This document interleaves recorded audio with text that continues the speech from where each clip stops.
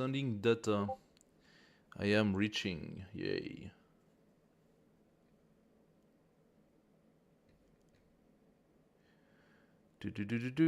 Alright. Let's bring them down.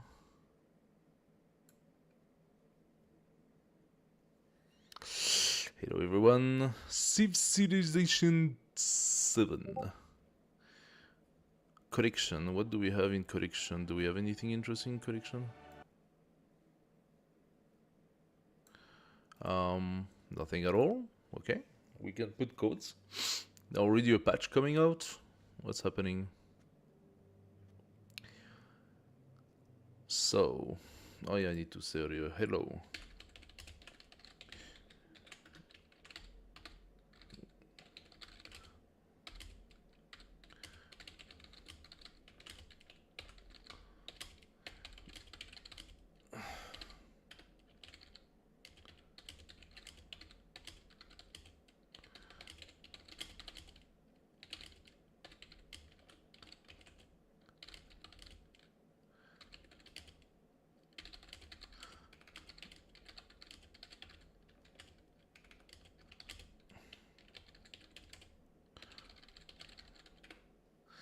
All right.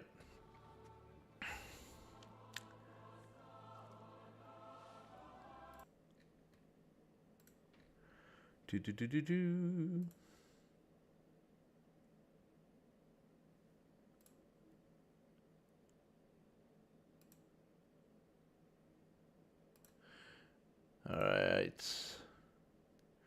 All right. Good stuff. So, Civilization 7.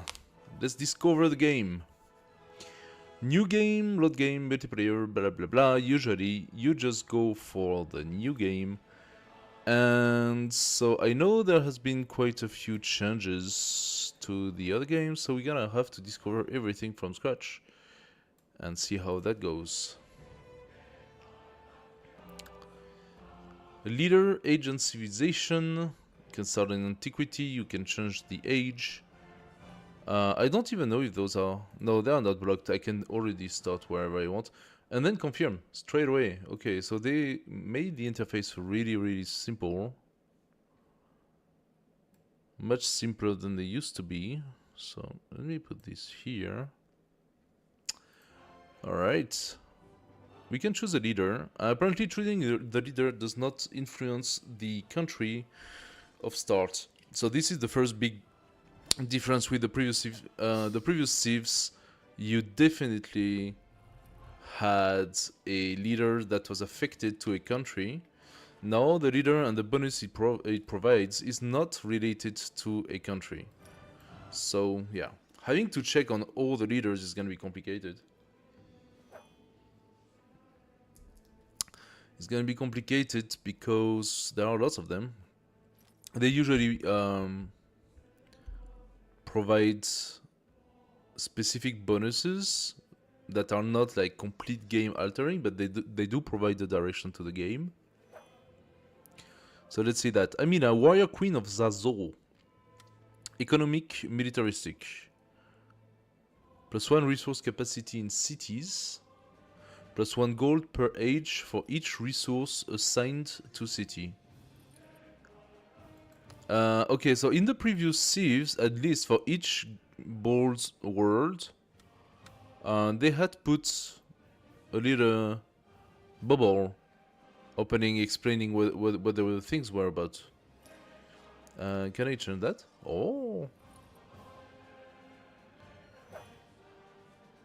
Bear number blah blah blah. Yeah, I don't like that name, but progress challenge, customize. Yeah, we can customize. Oh, okay. Lots of badges to open. And then you can change your badge here and make something cooler. Reach level 10 with successes. So, we are starting a 1-week stream of Civilization 7 Discovery. Meaning that we are going to progress in the game a little bit and see maybe if we have some interesting things to unlock. That would be pretty cool. So, yeah, that doesn't really tell us much. So, +5 combat strength on all units in plain and desert. This is a basic combat bonus, which is good.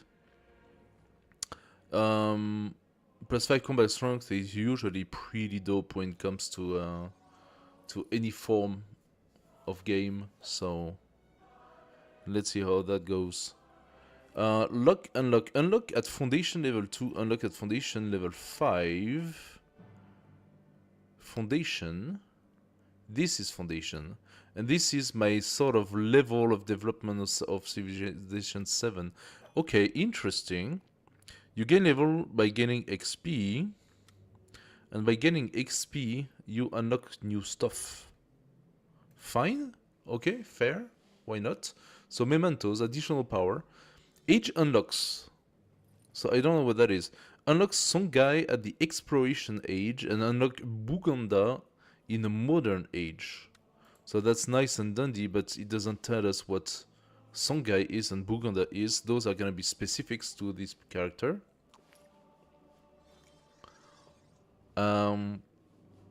Takoba. 2 something. A traditional Hausa blade. Plus 1 combat strength for all units in Planet Desert. In addition to that. Next level unlock. I wonder what that is, next level unlock. Weird. Anyway, what do we have with this guy? Ashoka, World Conqueror. Okay. That is domineering. Devaraja. Also, that's his title. Okay. He has a lot of titles. Diplomatic, militaristic. And this one was economic, militaristic. Okay. So this guy does +1 production for every 5 excess happiness in cities.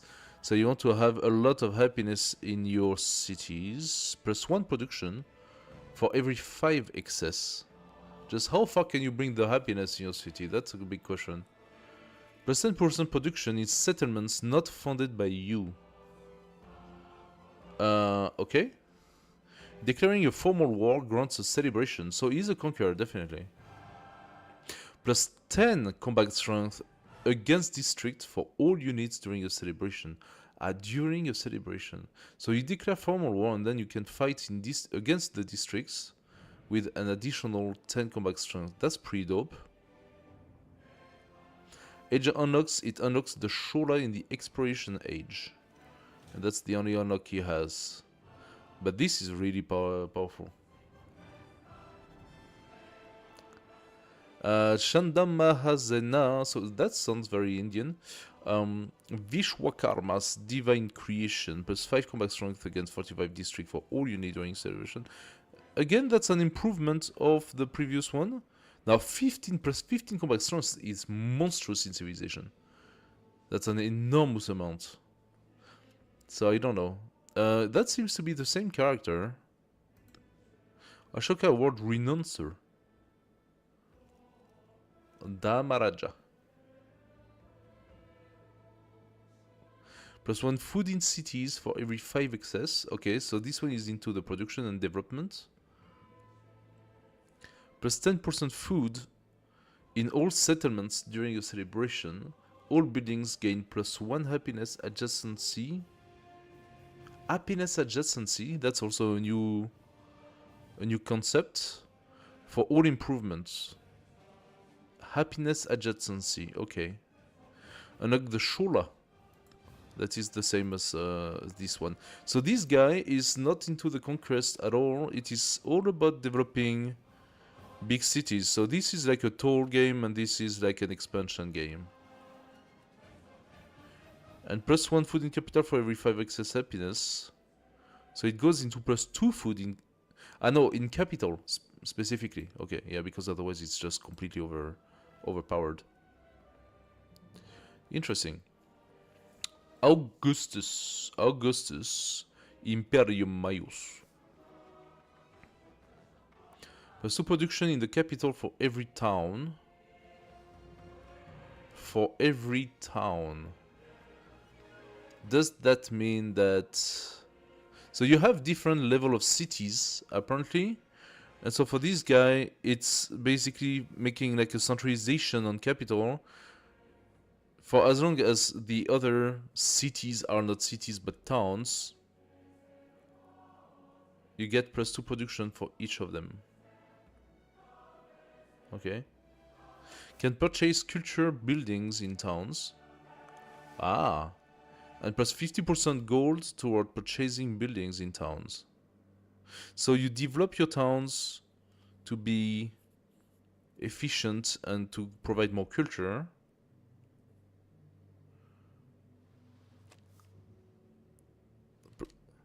Plus 50% gold toward purchasing buildings in town. Not entirely sure what that means. Does that mean it's cheaper, or does it mean that you gain more gold? That is confusing, this one.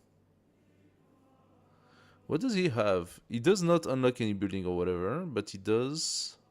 And it says next level unlock, so I think you have to play it at least the first time. Corona Civica, in honor of life saved.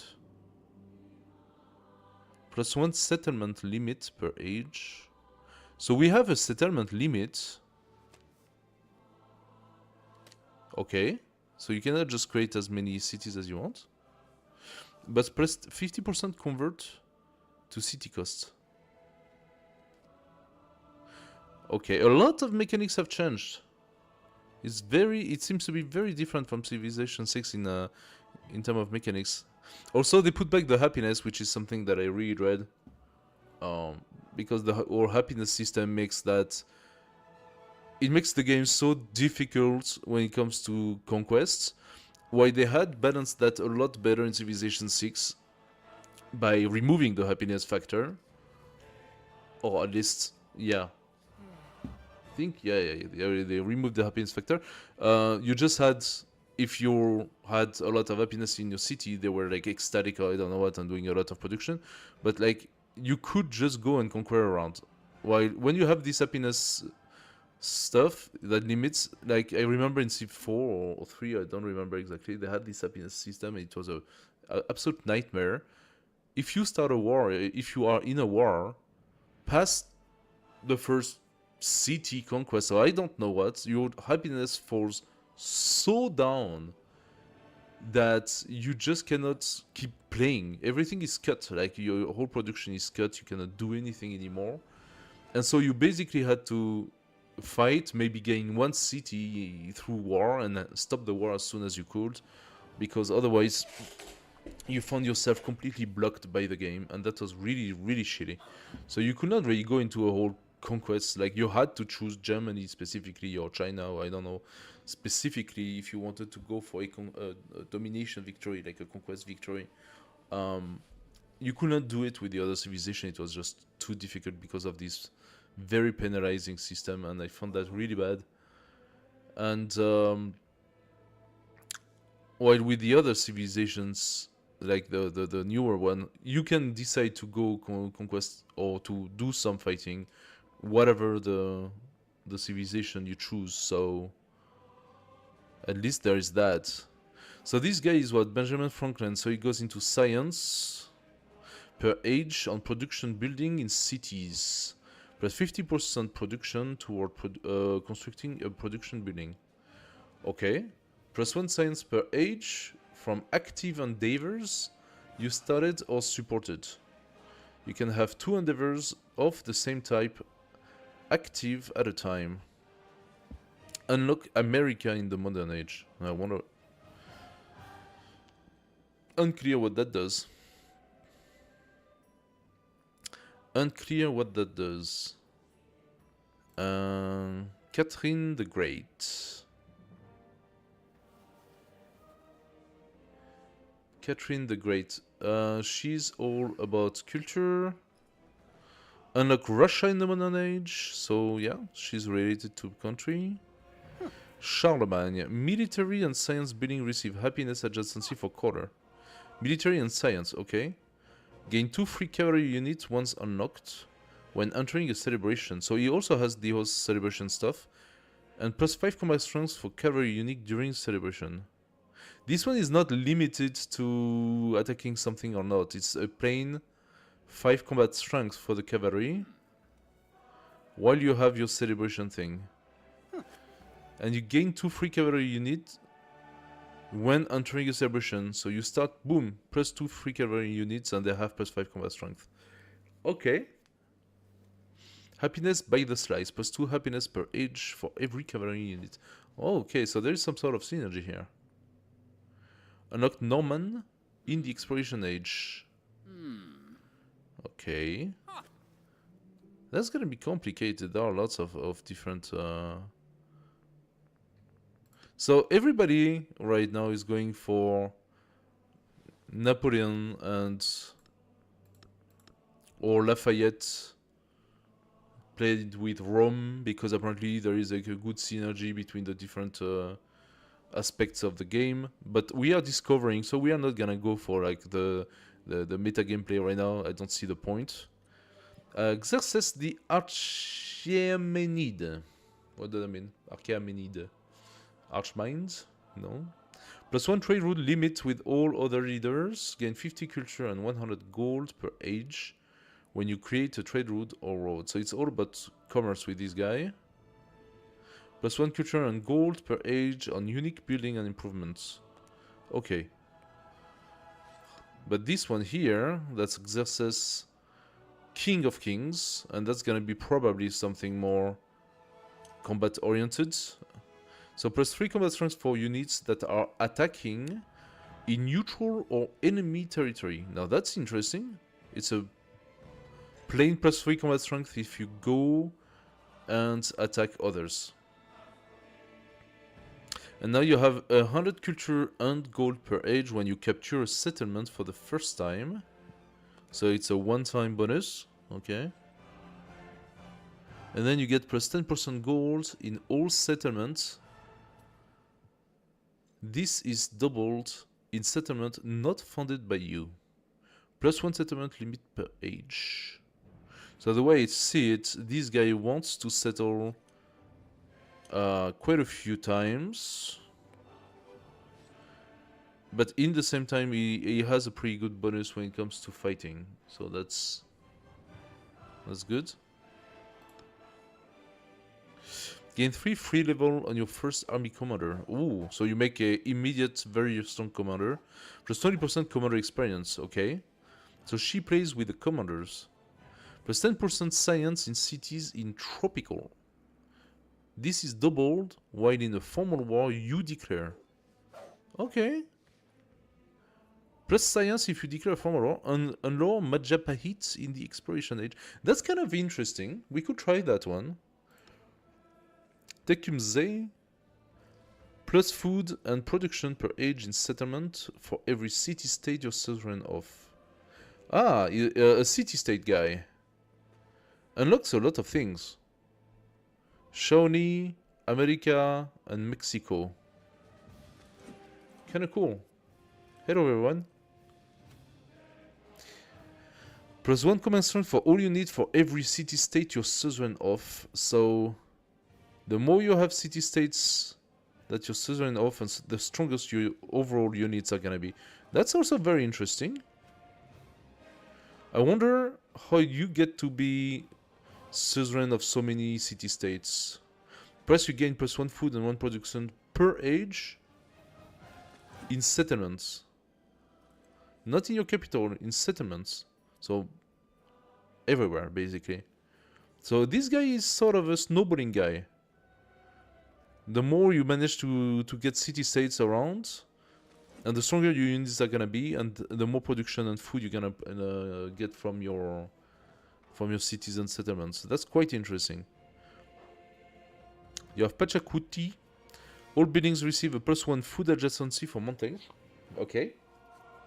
Specialists adjacent to mountain pay no happiness maintenance. So he's all about the mountain, the guy. Unlock the Inca in the exploration age, of course.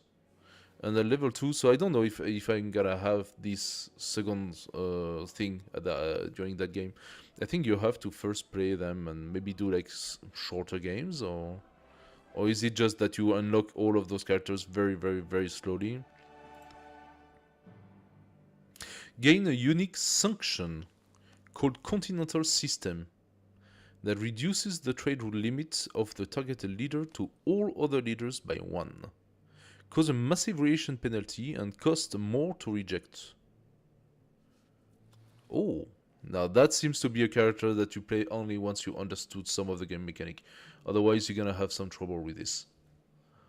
Plus 8 gold per age for every leader you are unfriendly or hostile with. Okay, this guy is a warmonger. He needs to go and be unfriendly with everybody. Can reject endeavors for free. Interesting. Unlock the French Empire in the modern age. Okay, let's try with her. I have a good feeling for that girl. Trunk track. Probably not the way you say it. High Batrung. High Batrung. Trunk track. Militaristic scientific. I think that's quite interesting. Let's try it. Continue. Khi tất cả đấng nam nhi ở đây cúi đầu khuất phục, chỉ có mình ta đứng về phía chính nghĩa. I wouldn't have said better than that. Alright, let's start by the antiquity. We want to see how things are evolving. That's our first game. Let's go. Oh, she has a sign. How about this one? Oh, okay, basically she has a... Oh, no, it's not a sign. Look at that. It's not a sign. It's the actual civilization you're gonna play. So they basically say was from the same region as the Khmer, was from the same continent as the Maurya. Okay, it doesn't mean you have to choose those, but probably it sort of says that you will have a sort of good synergy with those guys. Oh god. So now we have to check on each civilization. Aksum. Kingdom of Natural Wealth. Plus 2 gold on resources, plus 30% production toward constructing the Great Stele. Ah, so this is how you get to unlock the specifics that will go with the guy, with your leader. So basically they did that in order to create even more possibilities for your game. Because before, each leader would come with all the specifics. You had quite a few leaders to begin with, but it came with all those specifics. And now you choose the leader first, and then you can change the specifics that goes with it. So that's kind of crazy. Now she has a bonus that gives her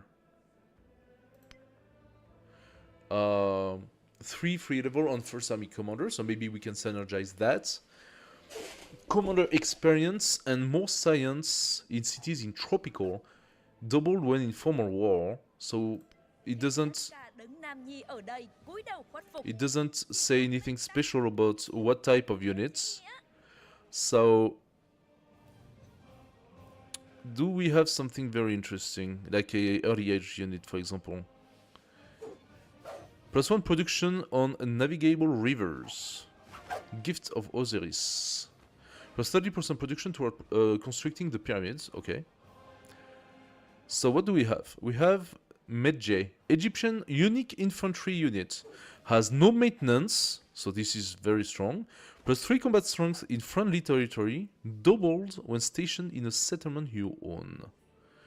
So this is more like a defense unit. Okay. A great person, so Chati, a great person with 1 charge, can only be trained in city with a necropolis, and the specific Chati you receive is random. Each Chati can only be received once. Cost increases per Chati trained.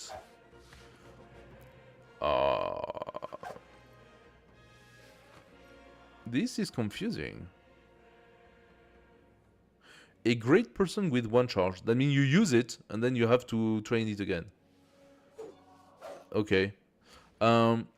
So that makes use of great person separately, like punctually. That's kind of weird. That's a very strange game mechanic. Necropolis, Egyptian unique quarter, created by constructing the mastaba and mortuary temple in the same district. So we're gonna have to check those. Grants 100 gold on standard speed with any wonder is 100 gold when any wonder is completed in the city. Okay, interesting. Mastaba is plus 3 culture plus 1 gold adjacency for desert terrain and wonder. So that does not synergize very well. Because this is everything related to, you know, to Egypt. So desert and maybe oasis or these sort of things. I don't think that combines very well with her. Now, what about Greece? We have the Hoplite. Greek unit infantry unit plus 2 combat strength if adjacent to another hoplite. Now, that can be very strong. Logio. A great person with 1 charge, again, can only be trained in cities with an acropolis. And the specific Logios received is random. Okay, each Logio can only be received once, cost increase per Logio's rank. So it is the similar as what the Egypt had, but this time it's related to Acropolis. So Greek unique core created by constructing the Odeon and Parthenon in the same district. Plus 2 gold in the Parthenon for each city-state you are suzerain of. So that definitely synergizes very, very well with the Indian guy. Gain plus 2 gold on the Parthenon. So that would be like a big gold generation with the Indian. With her, I don't see really. The Hoplite is very strong for her. But I don't see very good synergy here. The capital and new town gain an additional population with their first growth event, plus 30% production toward constructing Wei Yang's palace.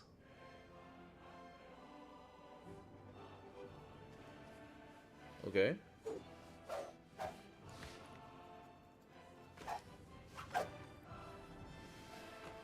I want to check something.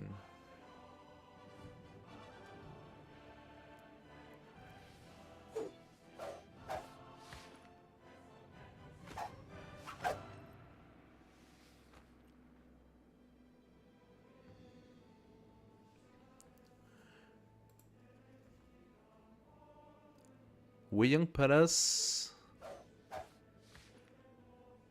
is not explained. Okay, Han, that's for the China. Okay, 9 province. Han unique range unit has zone of control and a higher defense strength. Plus 5 combat strength when attacking adjacent unit. That could be a very strong unit using her synergy. Shi Dafu, a great person with 1 charge, blah blah blah. Can be trained in cities with at least 10 population. So it cannot be done immediately. But if we set up a city that's going to a fast growth, then you can start training your Shi Dafu. Then the Great Wall, plus 2 culture, plus 1 happiness for adjacent Great Wall. Segment. Han unique improvement, yes. Ageless. Counts as fortifications. Plus 6 combat strength when defending. Does not remove warehouse bonus on a tile. Not sure what that means. Can only be built in a line, cannot branch or fork. Okay. So you really need to figure out how you're going to like connect them. There is some synergy with this one. But I don't know if that's the right one again. So unfortunately, like at the moment we haven't really found like a big synergy on things. Now maybe those are really the ones that are easy to play with her. I don't know. We'll see. Geographic choice. Why is this? Because it's from the same region. Does it mean that when you choose a specific civilization, it puts you into a different type of region? Because if that's the case, it's a limiting, no? District on river do not remove the natural yield of the tile. That means that districts usually remove the yield of the tile.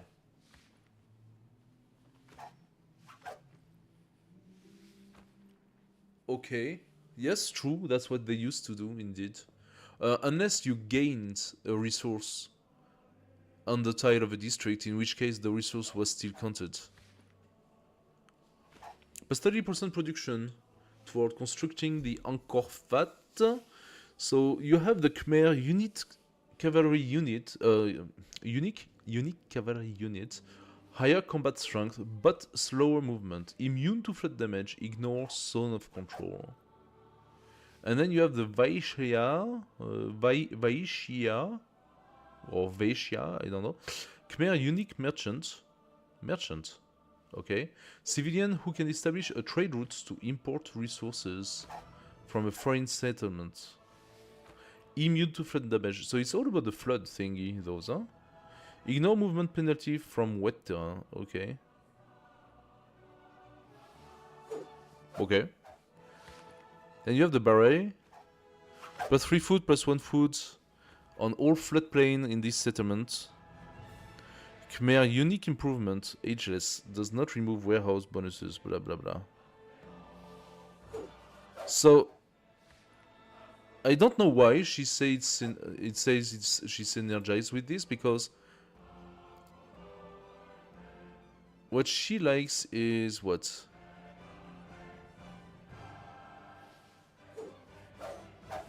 Tropical. So does that mean that the floodplain and stuff necessarily... Plus 10% science in city in tropical. Yeah, we're gonna have to figure out this tropical thing. That doesn't mean that there is like a sort of vertical outline for the cities, and this is double when in formal war. It's quite confusing. We're gonna have to start looking at this. Another geographic choice. You can choose an additional pantheon after unlocking mysticism. Okay. Plus 30% production towards constructing Sanchi Stupa. So you get another type of elephant. Moria unique cavalry unit, plus 5 combat strength against 45 district. Interesting. Ignores the zone of control. And then you get a civilian, so a unique settler. Civilian unit capable of founding new towns. At plus 2 happiness on city halls. Morian unit quarter created by constructing the umbrella, plus 10% happiness in the settlement. So this is all about happiness, interesting. And those give a lot of happiness. Plus 1 science adjacency for quarters and wonders. Unique happiness building, ageless. So you can do both. I see why that synergized pretty well with her. The other one, not so much, unless this whole floodplain thing is related to the tropical. Now we have the Maya, should also be tropical logically. The palace gains plus 0.5 science for adjacent vegetated terrain. That seems tropical to me. That seems tropical. Hey, salute! Nice of you to join.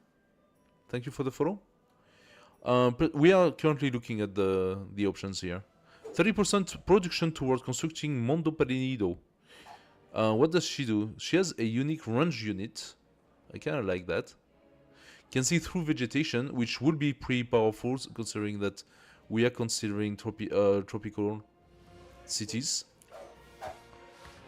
Ignore movement penalty from vegetated turn. Okay. And the Jaguar Slayer, Maya unique scout, can initiate combat. I kind of like that. Kind of like that. Huwei Bil Ku. Maya unique corner. And then we get happiness and culture adjacency for corners and wonders. Or we get science and plus 2 science if based on vegetation. I kind of like that. I think that's a pretty good mix. Hey guys, thank you for joining. I think that's a pretty good mix. She goes tropical. The Maya seems to be vegetation oriented, so I would rather say tropical. I haven't checked the last 3. We're gonna check the last 3 quickly, right? And then choose. But I have, for the moment, I have a real liking for this guy, for the Mayans. Mississippian. Economic expansionist. The Mayans are what? Diplomatic scientists? Oh, really? With like 2 troops that can immediately attack everything around? Goose societies. All buildings receive plus 1 food adjacency for resources and plus 30% production towards constructing monk mounts. No idea what that is. We got the burning arrows, Mississippian unique range units, increased bombard strength, plus 3 combat strength against siege units, and applies the burning status to tile for 2 turns. This seems kind of weird and does not really I don't know if that really works with her. Watonati, Mississippians unique merchants, civilians who can establish a trade route to import resources from a foreign settlement. So that seems to be very much into the merchant style. She, as a remembrance, sorry, she's more science. Persia.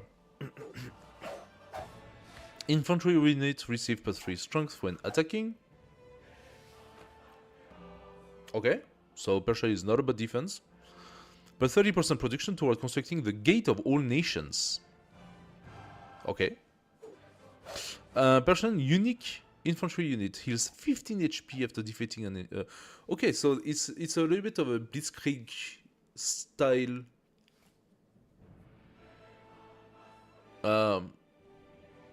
Nation. Persian unique army commander starts with the initiative promotion. I kinda like that.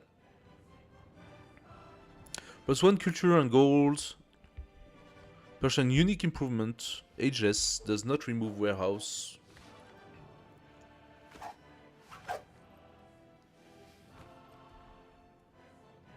That seems kinda standard. Does not provide much. This commander seems to be really good. Start with the initiative promotion, so it immediately has a promotion. She also provides a lot more promotion, so maybe that's too much.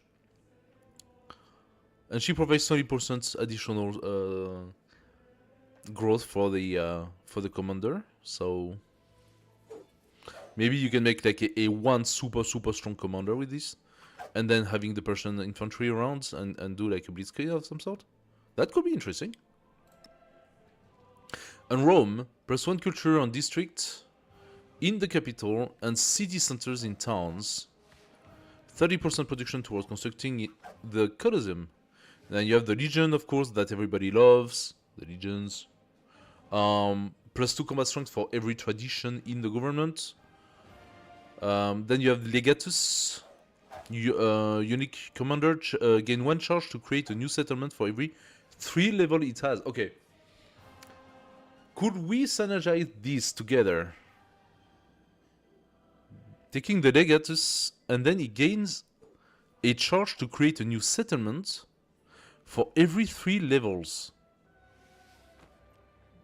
As a reminder, she does gain 3 free level on your first army commander.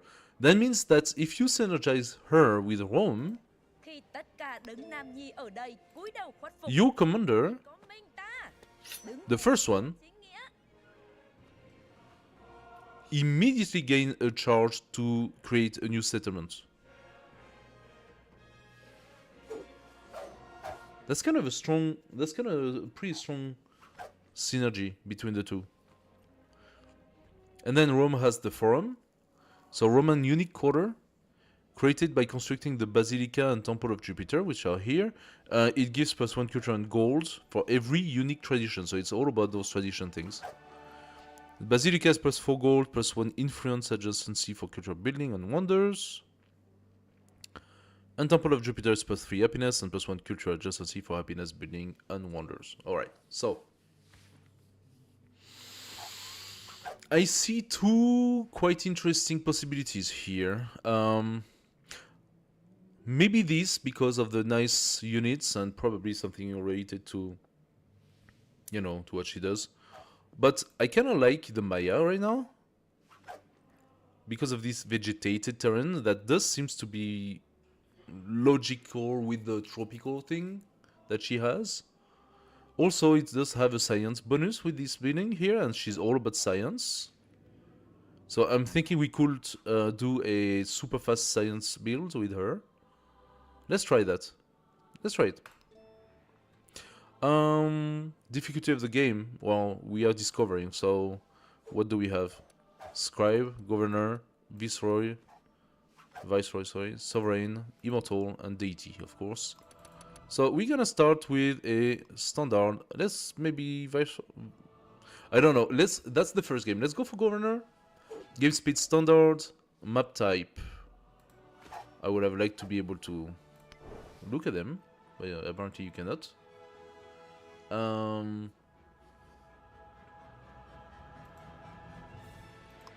Continents, Archipelago, Fractal, Shuffle, Terra Incognita, Continent Plus, and that's it. Then we're gonna shuffle. I don't care. Map size. Do we want to do a quick one? Maybe we do. Maybe a quick one is a good way to introduce, so we don't have too many people. Or standard. Depends how quick we want to do it. Maybe let's go standard for now, for the map size. Age length. So what is this? Determine how much age progress is required to complete an age. You have long, standard, abbreviated. So we're gonna do standard. We're gonna do a standard game. Disaster intensity is gonna be light, crisis. Yeah, we're gonna do normal. And that's the seeds, if you're interested in doing it. Let's go.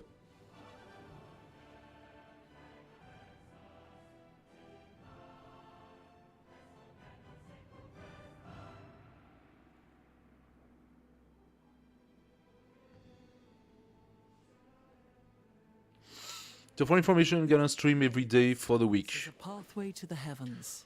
Come, they like to cut talk. Ahau, and assume the world's throne. Yeah. I'm gonna stream the whole week on Civilization 7.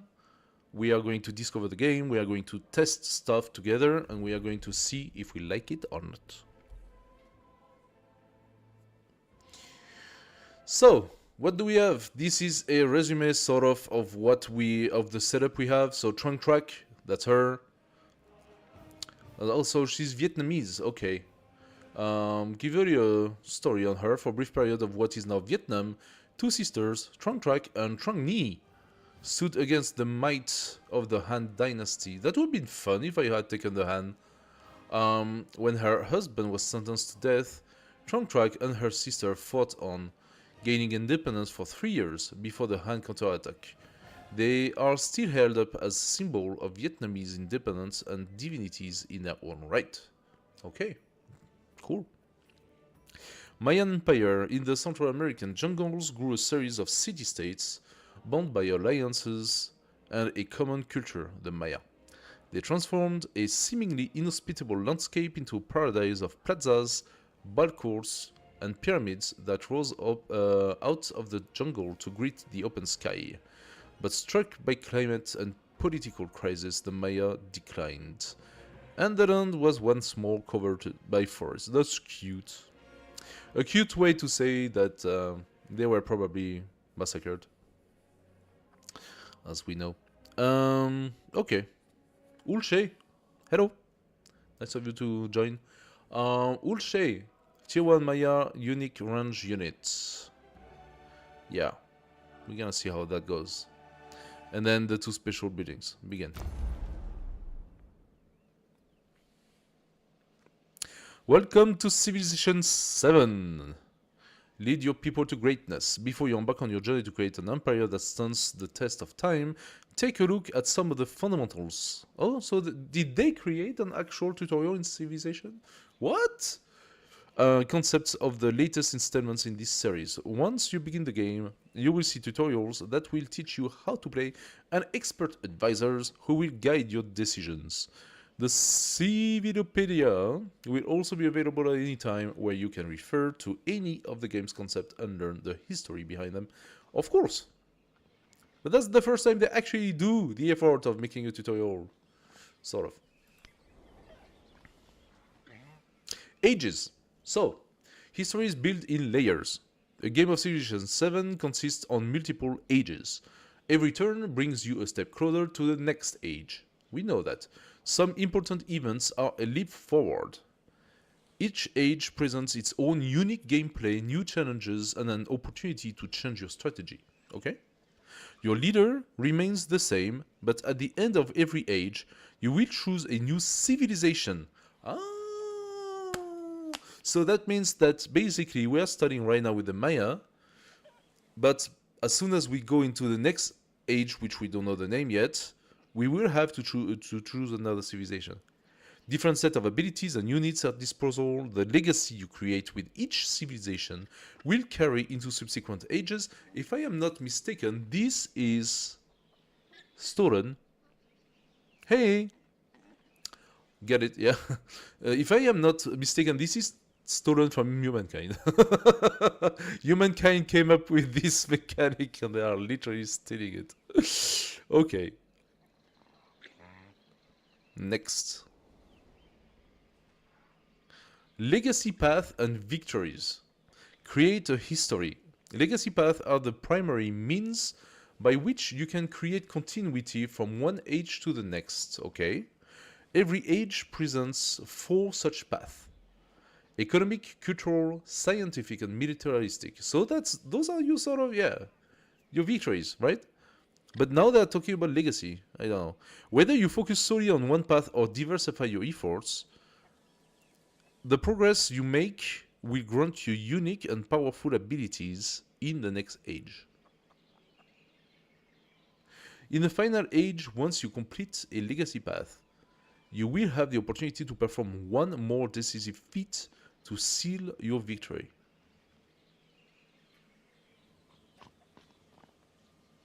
So that's kind of confusing. How exactly do you take the upper hand on the other civilization? Do you just try to run through the different ages and validate your legacy as fast as possible? Is that the idea? So that you can gain the victory path before the others? Is it like all of a game of it's a big run, it's a big like course after the age? Challenges and opportunities. Changes on the horizon. Every game of Civilization 7 is its own journey. Yeah, that seems that way, definitely. And as you will see from the following tutorials and advisors' messages, there are countless ways to build an empire that stands the test of time. To make the most of your journey, try to remain open to these ideas and be willing to adapt when necessary. Yeah, you say nothing here. Good luck. Remember, you can always open the Civilopedia. Yes, of course. The dawn of civilization. Here your journey begins. Raise an empire from humble beginning to greatness and write your own version of history. Okay, so the very first thing we want to check in this... Oh, I really do like that new interface here. I don't know if those symbols are just random or if they are meant to hide something. They do seem random, but it looks good. It looks a little bit like if it was a board game. That's kind of cool. Greeting, Trunk Track. With a new vision come the Maya people. Ready to put down roots in these fertile lands, your founder has the ability to establish your first city. Select them now. We really have to go through the basic tutorial, right? Your first city, your first settlement is sure to thrive near source of water and abundant resources. This location is well suited to your needs. Does that count as water? Because in Civ 6, the first tile of the river was actually not providing the adjacency to river. Now you can settle on the river. You can settle on the river. Look at that. Now, we do see a thing that seems quite interesting here, is that we have science on what seems to be rainforest. Can I click on those without doing anything? I can, but it doesn't let me. Okay. Your first city, your first settlement is sure to thrive near source of water and abundant resources. This location is well suited to your needs. Order your founder to establish your capital city. Click the font settlement button, etc., etc. Can I just, if I do that, do I stop the tutorial or do I just close this one? I can click to reopen. Well. So, do we do what the game says or do we do something different? We could settle here. There is here a source of gold. I cannot click on anything. I think because this is my first one, it looks like I'm actually being guided.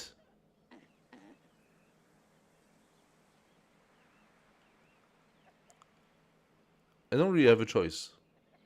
So found settlement. Oh. Alright. Beginnings. Behold back. The cultural center of the Maya people. This city and all your future settlements provide your civilization with specific yields. Food to feed your people, production, etc., etc. We know that. Did they reduce the amount of resources? So we still have the gold, we have influence, which is a new resource, influence.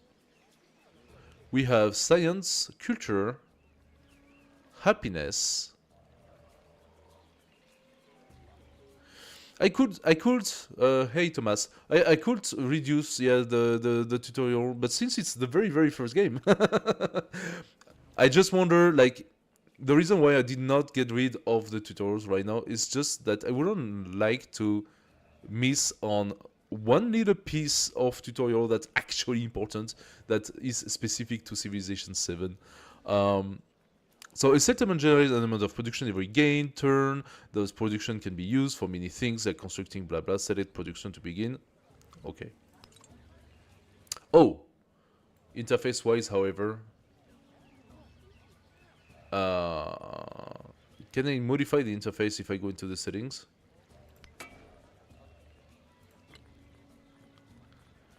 Tutorial level, only warnings.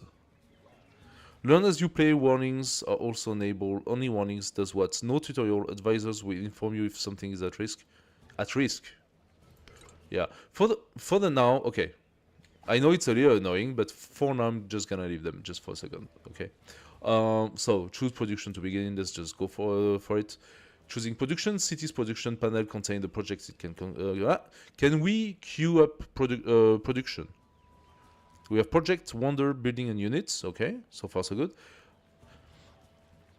Currently, you have the option of producing two different type of units: the Jaguar Slayer and the Warrior. Of course, we're gonna go Jaguar Slayer because that's the specific of this civilization. So we really do want to do that. The Jaguar Slayer unit can navigate difficult terrain to explore the world, revealing it quickly. Can also fight, and that's pretty good. The Jaguar Slayer, blah, blah, blah. The Warrior is a military unit that can attack hostile enemies or defend your city from invasion. True, but if you look at its combat capacity, the Jaguar Slayer is actually as strong as the Warrior.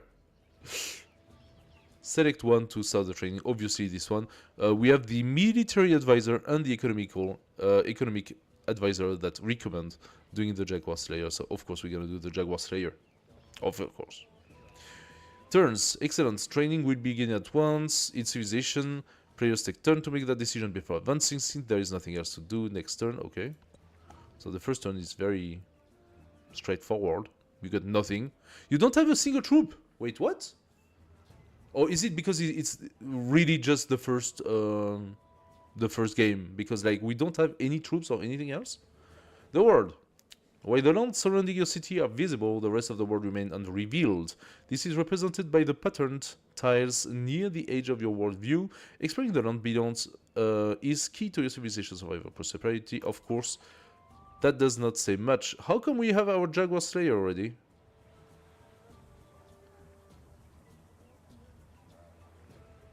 It takes 2 turns. Or maybe we started with one. No, wait, what? Did we? Did I just miss that? I'm just looking. We have 2... how do you call those already? They are... special resources. Luxury resources, I don't know what.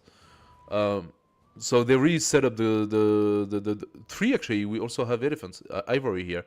We have ivory, gold, and gypsum to our...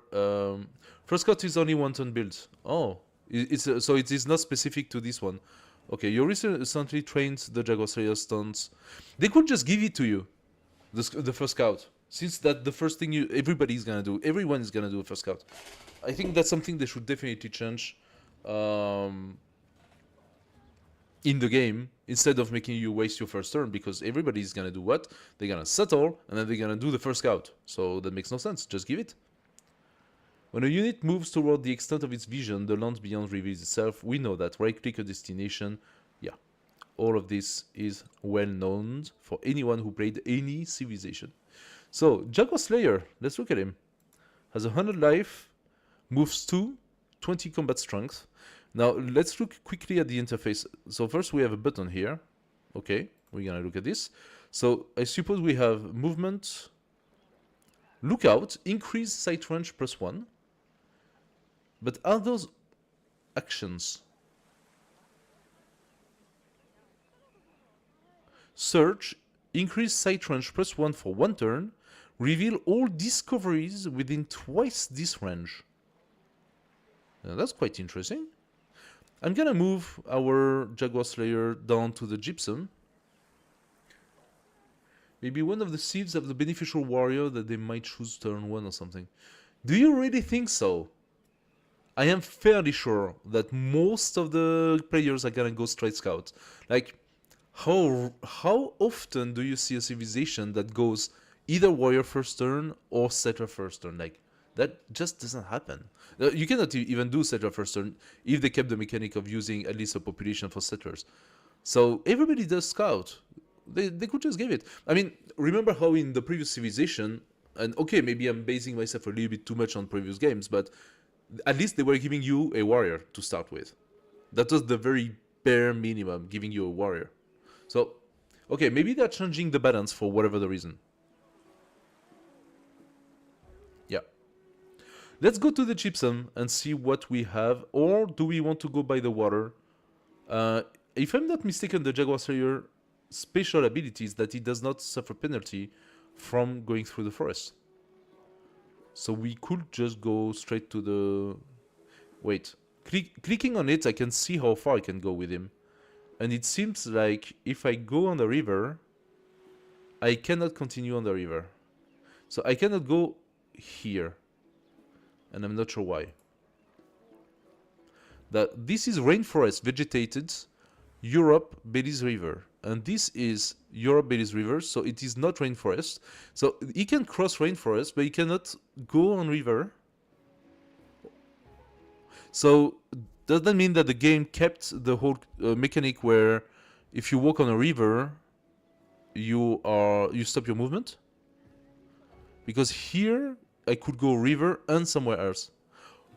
Or if I move here, it will stop my movement. And to go here, it considers that I go from that tile. So let's see. Let's go into this rainforest first. Yeah, exactly. It went through that tile.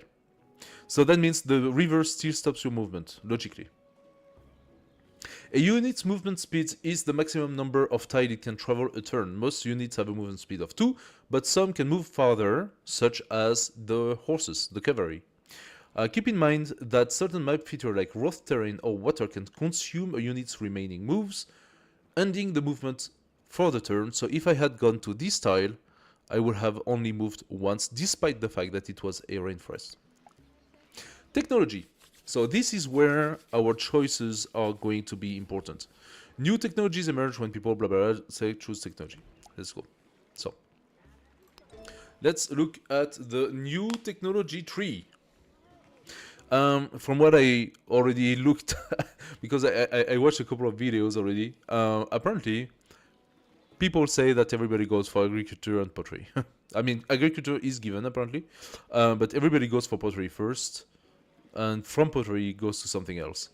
Now, apparently, you do not have a direct path anymore, meaning that if you go pottery, you can choose directly another one. You do not need to have both sailing and pottery unlocked for these, but I might stand corrected for other things. So let's quickly have a look at the tech tree, because the tech tree is definitely one of the most confusing things in Civilization. So we have agriculture, research completed. that gave us the granary, base yield +1 food. This is always the same. What is the +1 here? It's +1 food on farms. So we have granary and we have farms. Wait a second.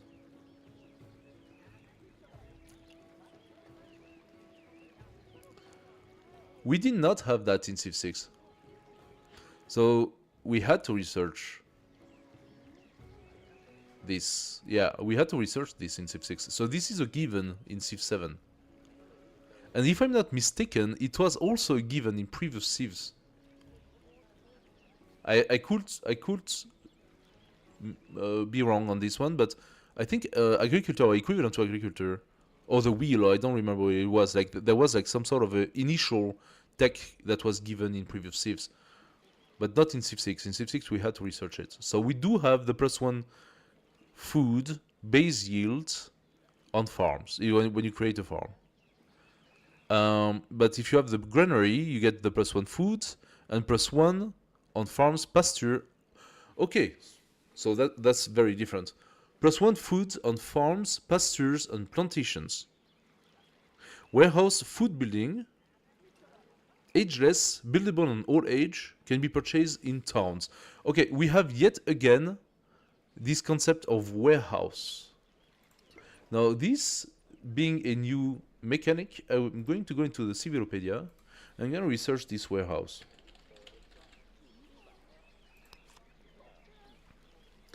A warehouse building provides bonuses based on the number of improvements of the same type within a settlement.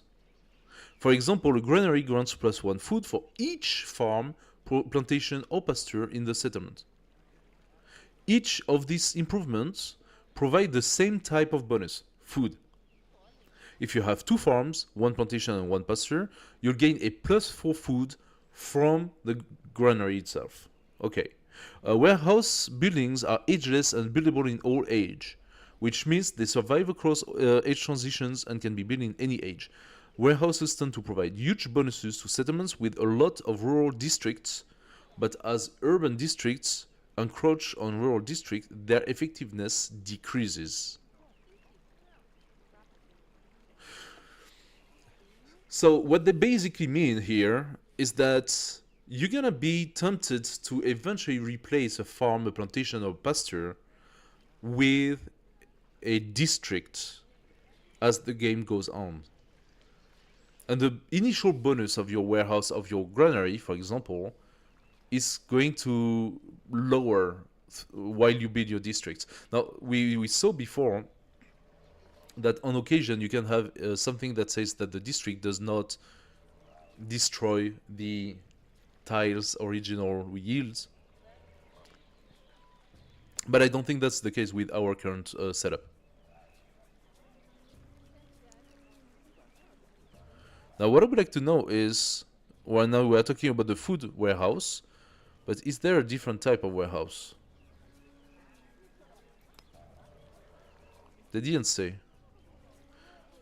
That could seem logical. Okay. So, sailing, no. We don't need sailing right now. I do not see the point. It does give fishing case, but we are far from water. We have 1 tile here. Mangrove, wet, okay. +1 food on fishing boats, warehouse, food building. Oh, so the fishing case is also a warehouse. +1 food on fishing boats. So this one cumulates the food related to the fishing boats. Must be placed on coasts, lake tile, or navigable river. Are those considered a navigable river? I think not. I think this is a navigable river. But I could be wrong. Yes, they reinstated the concept of navigation here, navigable river, which we didn't have before. So that's something we're gonna have to look at. What else does sailing give us? Embarkation. Allow all standard land units to traverse coast terrain. And gives the galley. Is it me? Or did they reduce the tech tree? I think they reduced the tech tree. We have embarkation with sailing. Turn 7, we can embark.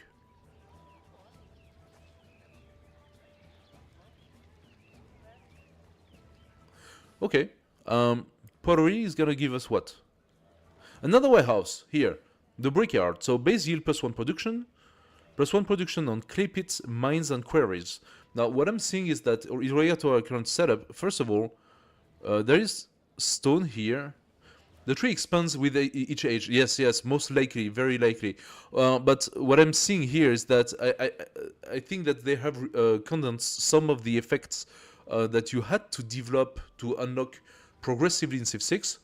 And Civ 6 had really expanded things a lot. Here they seem to have recondensed some of them together. I see stone here and I see stone here, but I think it is just visual because those tiles only give 1 food. This tile gives 2 food and this tile gives 1 food. I do not see the production. So wait a second, that might be a question of interface. Let's toggle. Yields. How about you give me the yields?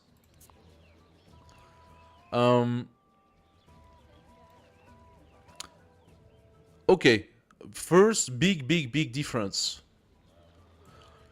You can see the yields on the city that contains the production. But this time, they have removed production from the map. And I stand corrected again. No, those tiles contain a production. Flat plain. That means that we are on flat tropical. We are on tropical lands here. And tropical lands do not have production. Now that sucks. That sucks terribly. We have 0 production on any of those tiles. This one gives us a little bit of happiness. This one is a flat 1 food, and that's it. We're gonna have also to check if the food system is the same or if it's been changed.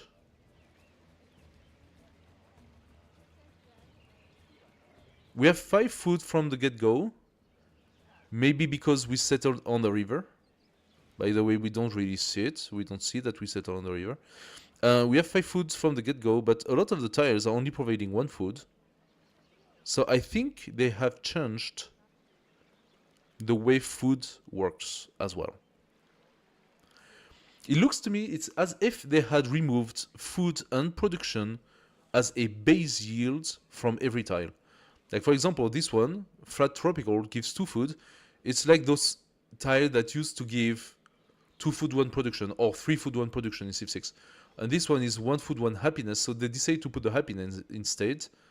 And here we have the research related to rainforest, but I wonder if that's not the effect of our leader.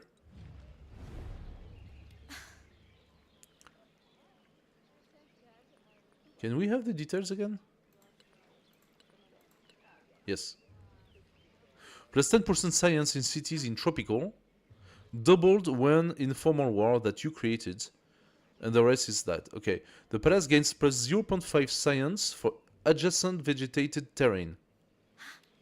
30% production towards constructing Mondo Perdido. Okay. So we should have... This is vegetated terrain. And this as well. And this as well. So we have 3 of them. We should have a bonus of plus 1.5 science in our palace.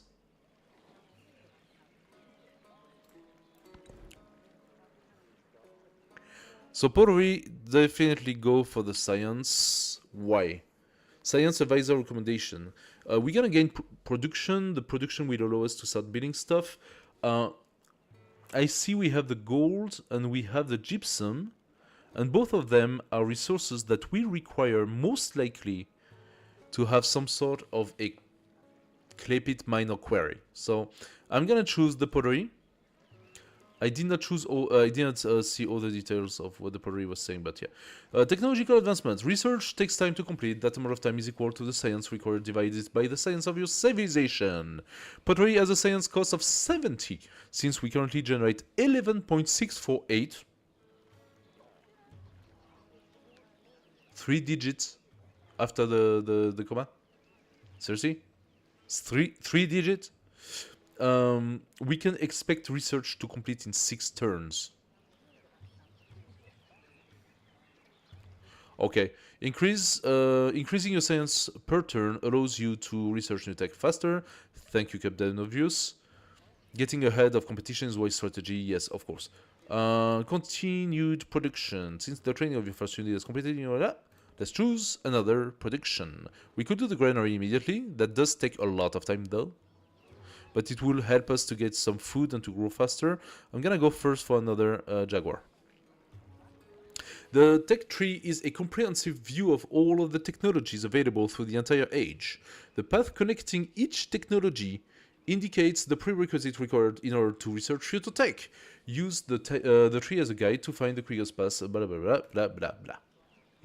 So, I would like to get back to the tech tree. Why? Because it's like one of the most important aspects of civilization ever. So let's go back here. First of all, pottery. We're gonna get +1 food and plantation. Why? Because. So we get +1 food and plantation thanks to the granary. Now we get +1 food and plantation because of brickyard. +1 production on clip it. Makes sense? Wait a second. So first we have the yield gain from the building brickyard or from the building granary, and then we have the bonus, and I think that the plus is a bonus that is applied. It's a yield bonus applied to the tile. So we have +1 food on farms thanks to this, but we gain +1 food on the granary thanks to the plantation. Now the pottery gives +1 food on the plantation tile, but we get plus production on clip it mines and quarries. We get plus production in the brickyard from clip it mines and quarries. However, we also get +1 production on the clip it. Okay. We have animal husbandry, so this is logically related to having animals on the map, but I could stand corrected because everything seems to have changed. So we should definitely look at it. Plus, it unlocks one of our special units. So I should probably go this first or second. We get the slinger. Okay, another example. Typically, we get the slinger out of animal husbandry. Okay, in Civ 6, this is a complete different path. You get the slinger out of going into the whole archery stuff, or the slinger was one of the first units. No, I don't think the slinger was one of the first units. But basically, it was not related to attack like that. So they condensed different aspects of the game into a different organization. So we saw the sailing. Sailing is all related to the water. So right now we don't need it at all. Animal husbandry, however, could do something for us. So first of all, animal husbandry gives us +1 production on camps and woodcutters. Woodcutters, okay. Sow pit, base yield is 1 production. Wait, are those districts? The sow pit? No, those are buildings, right? So, +1 production on camps and woodcutters. Warehouse production building. Ageless, buildable in all age, can be purchased in town. So, yeah. Sow pit gives us production, and +1 for each camps and woodcutters. Unlocks the slinger, so the basic tier 1 unit, and unlocks the Ulche, which is the specific to the Maya, tier 1 Maya range unit. Okay, so this is kind of interesting. The reason why at the beginning I had either the warrior or the jaguar hunter, whatever the name, is because they did not remove the similar unit from the special unit. Here the Ulche is a tier 1 Maya unique range unit. The Slinger is the tier 1 antiquity range unit. In previous civilizations, or maybe just Civ 6, but that's the most recent in my mind, I think Civ 5 too, the Ulche would replace the Slinger. So you will not see the Slinger, because we are Maya. So let's see. Let's see if by doing the animal husbandry, we're gonna have both units in our production line, or if we're gonna only have the Ulche. Ignore movement penalty from vegetated terrain, yes. So we get with animal husbandry +1 production on camp and woodcutters, and +1 food on pastures that combines with a +1 food on farm from agriculture. Okay. So this is all very confusing. Plus, we do not see exactly where our population is and if the population is using those yields. We have purchase, we have view hidden, and we have something weird. Jaguar Slayer, why does it say it's gonna take 6 turns? Because only the first one was 1 turn. And then we have projects and wonders. Unavailable. I'm gonna keep them open. Okay. But yeah, I still want to have another one because we need visibility. Okay, here we have our production. And we are at 1.6. Wait, what?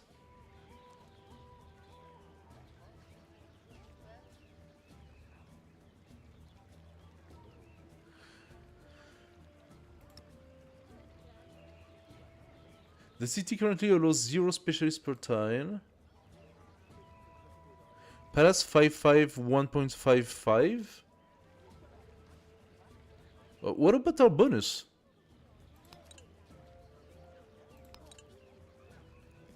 From building 1.5. The palace. It gives us a total 1.6. But our special ability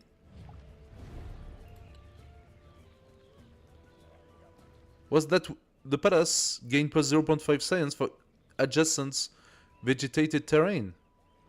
And since we have 3 of them, the palace gains 1.5. But wait a second. How does that translate? I'm confused. You read your screen, yeah, don't annoy me with that. How does that translate? Do you have a luxury item that gives a plus 10% science bonus or something? I should not. There are 4 panels. Diplomatic action, independent power. You have encountered your government. And I don't know what. You can return to this menu anytime. Yes, okay. This is very confusing. Total income 11.5. That's why it was written 11 here. So we have a 10 base plus 1.5. I think we have a 10 base plus 1.5, and the 1.5 is our bonus, because otherwise that makes. See, other yield income, and you have just other, and you have 5 here, 10 science, 10 culture, 10 influence. I think this is our base here. This is our base from settling the first city. And this here, the city center, giving us additional 1.5 plus 5 food and plus 5 happiness. The 1.5 would not appear on a different civilization. This is my understanding. I could be wrong, but this is my understanding. We have this extra 1.5 thanks to our special ability. Now, why is it written 1.6 here? Please don't ask me. Like, oh,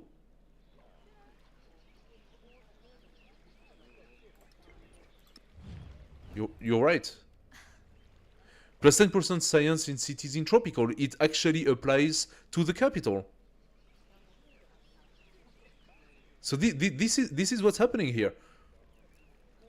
We have 1.5 because of a Maya specialty, and we get a plus 10% science in our city because we are in tropical. We are on flat tropical. That's why. That's why the 1.6 instead of 1.5. This past turn. Okay. Thanks to the amount of food your city has generated, it has grown in population. Alright. Oh, so it actually creates an event, the growth city? Yeah. That was confusing. God, okay. Like, in Civilization, remembering every single little thing adds up because it's all a game of cumulation, right? It's all about incrementing our generation here. So when a city grows, it can expand into an adjacent tile. Okay. Gaining the yields it offers. When you set... Oh! So... Weird. So now, instead of just allocating our population to a tile and having the possibility to reallocate it the way we want it, now we are expanding our city physically. When your settlements move people... when your settlements people move to this tile, they will create an improvement. This is an old mechanic.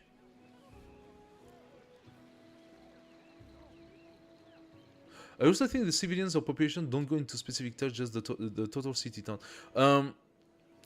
So look how the growth is happening here. That's an old mechanic to create improvement from the city. It was actually...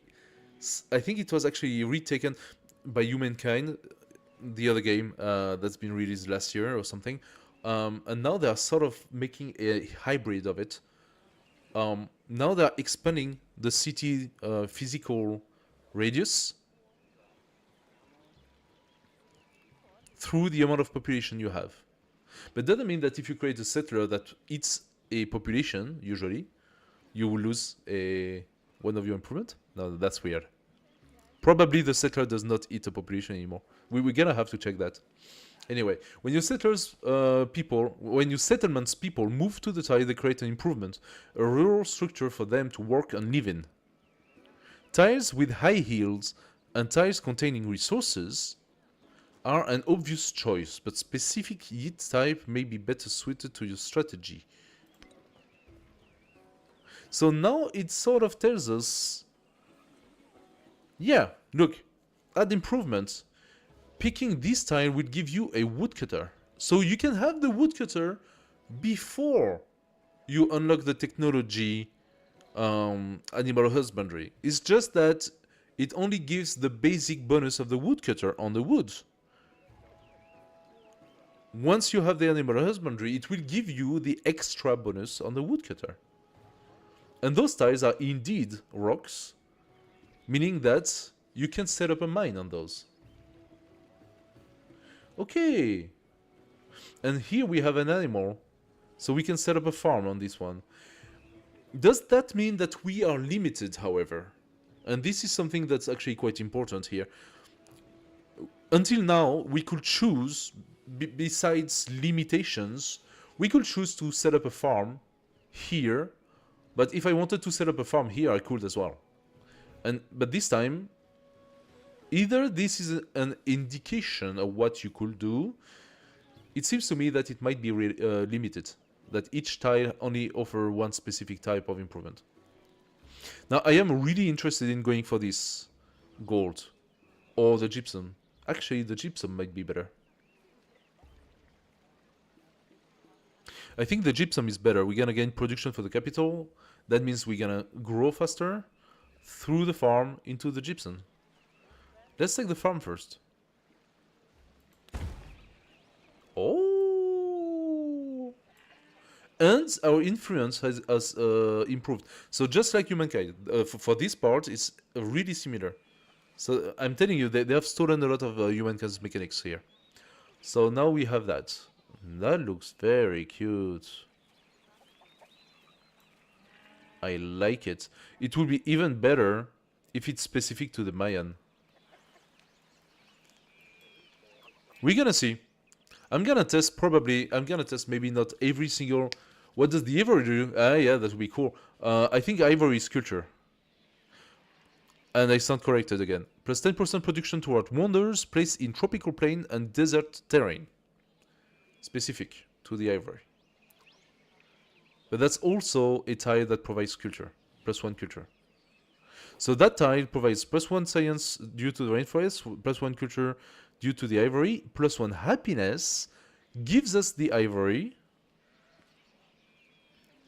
and the ivory itself gives plus 10% production toward wonders placed in tropical. This could be a pretty cool combo if we consider the initial... Like, yeah, look at that. We have the unique buildings that gives adjacency bonus for color and wonders. So if we consider building wonders into the rainforest, and we have the Ululala, the Uwalbilku, which is created, it's a district created once you build those two here. Every time you research a technology, these settlements gain production equal to 15% of the cost. Okay. No, that's what I wanted to check. Plus 30% production toward constructing Mundo Perdido, which is specific to Maya. Mundo Perdido. So let's check what Mundo Perdido is. It's definitely a wonder. Mundo Perdido is here. Plus 1 happiness and science on tropical terrain in this settlement. So we are starting to see some very interesting synergy here. Does it have to be built on tropical terrain? What's the requirement? It just requires civics. So it's a civic. Okay. I can see an interesting path here. So we go ivory as soon as we can. And ivory is gonna give us a boost in culture, which is going to allow us to unlock some civics. It's also going to give us a percentage of productions toward the wonder placed in tropical, which is a good synergy with the Mayan boost to create the wonder Mundo Perdido. So we're gonna try to get into Mundo Perdido as soon as possible. Okay, now let's take our unit here and let's start looking a little bit more. Okay, so we have some more coast over there. Okay, we have a source of marble. We also have a source of kaolin. Now this is new. I don't know about it. And that looks pretty nice. Kaolin. Plus 2 food to capital, plus 4 food to any other city. So this is an incentive to maybe create a new city around here. Like we could set up a city here that would not only have fish in quantities, but would have access to this luxury and also access to this luxury. Or we settle here, since apparently we can settle on the river. Maybe settling on this river here is even better. If we settle here, we have access to 3 fish. The question is, do we benefit from the river bonus if we are next to the river, or do we benefit from the river bonus if we are on the river?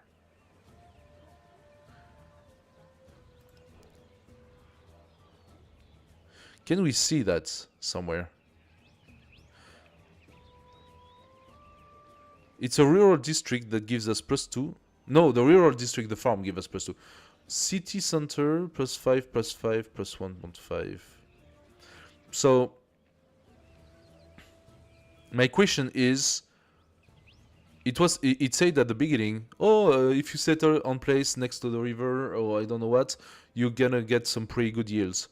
So, plus 5, we're gonna look once we have the possibility to create a new city. We're gonna look if it's still plus 5 or not. And I think that could be a big differential. Okay, so we're gonna pass the turn. We're gonna have to pass a few turns now. The pottery is advancing a little bit.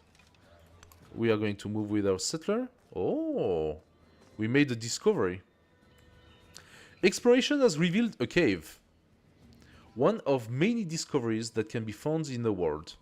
Closer inspection grants a hidden benefit or opportunity. Try moving one of your units there to see what it provides. But we saw, so there is this here, and that's lookout. Increases sight range +1, requires movement. So I can decide to sacrifice a movement in order to see farther. So for example, I don't move here because if I move, I go on the river, which ends my movement entirely. So I could say, no, I want to see farther, just do that, and logically that should unlock all those tiles.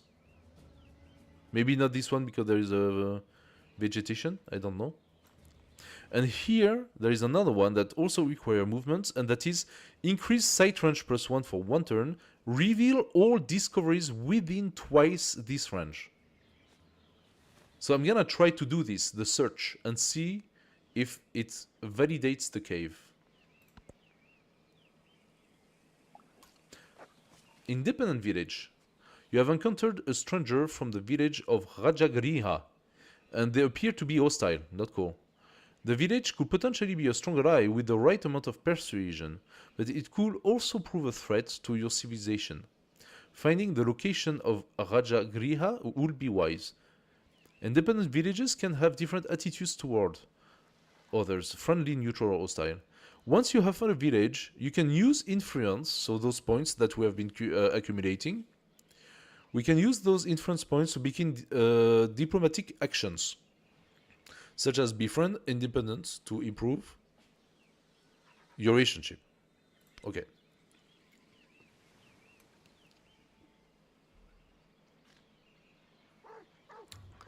But this guy is what? This guy is a scout.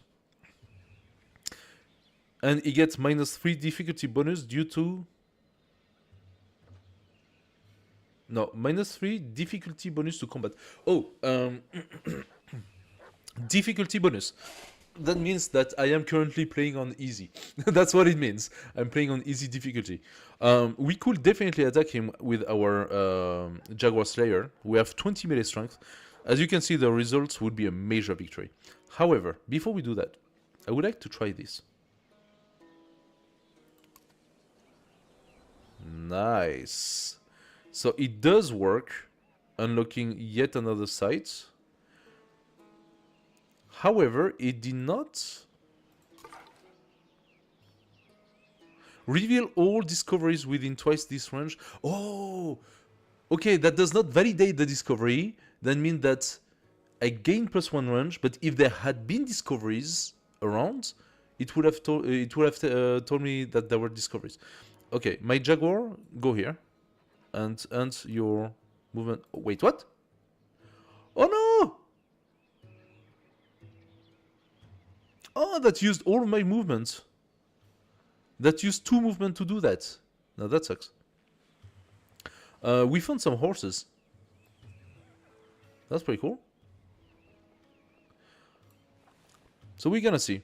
I think I'm gonna attack those guys, because why not? They're hostile. So he's moving here. This guy is moving next to me.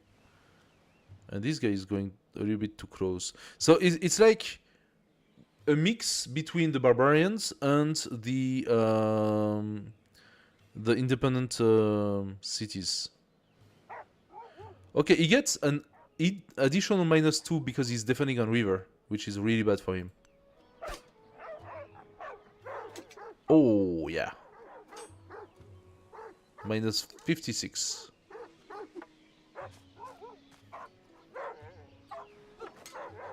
No, that's funny. They keep on they keep on fighting for as long as I don't stop them. The animation doesn't stop.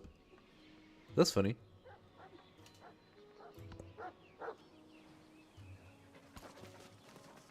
Okay, he's fleeing.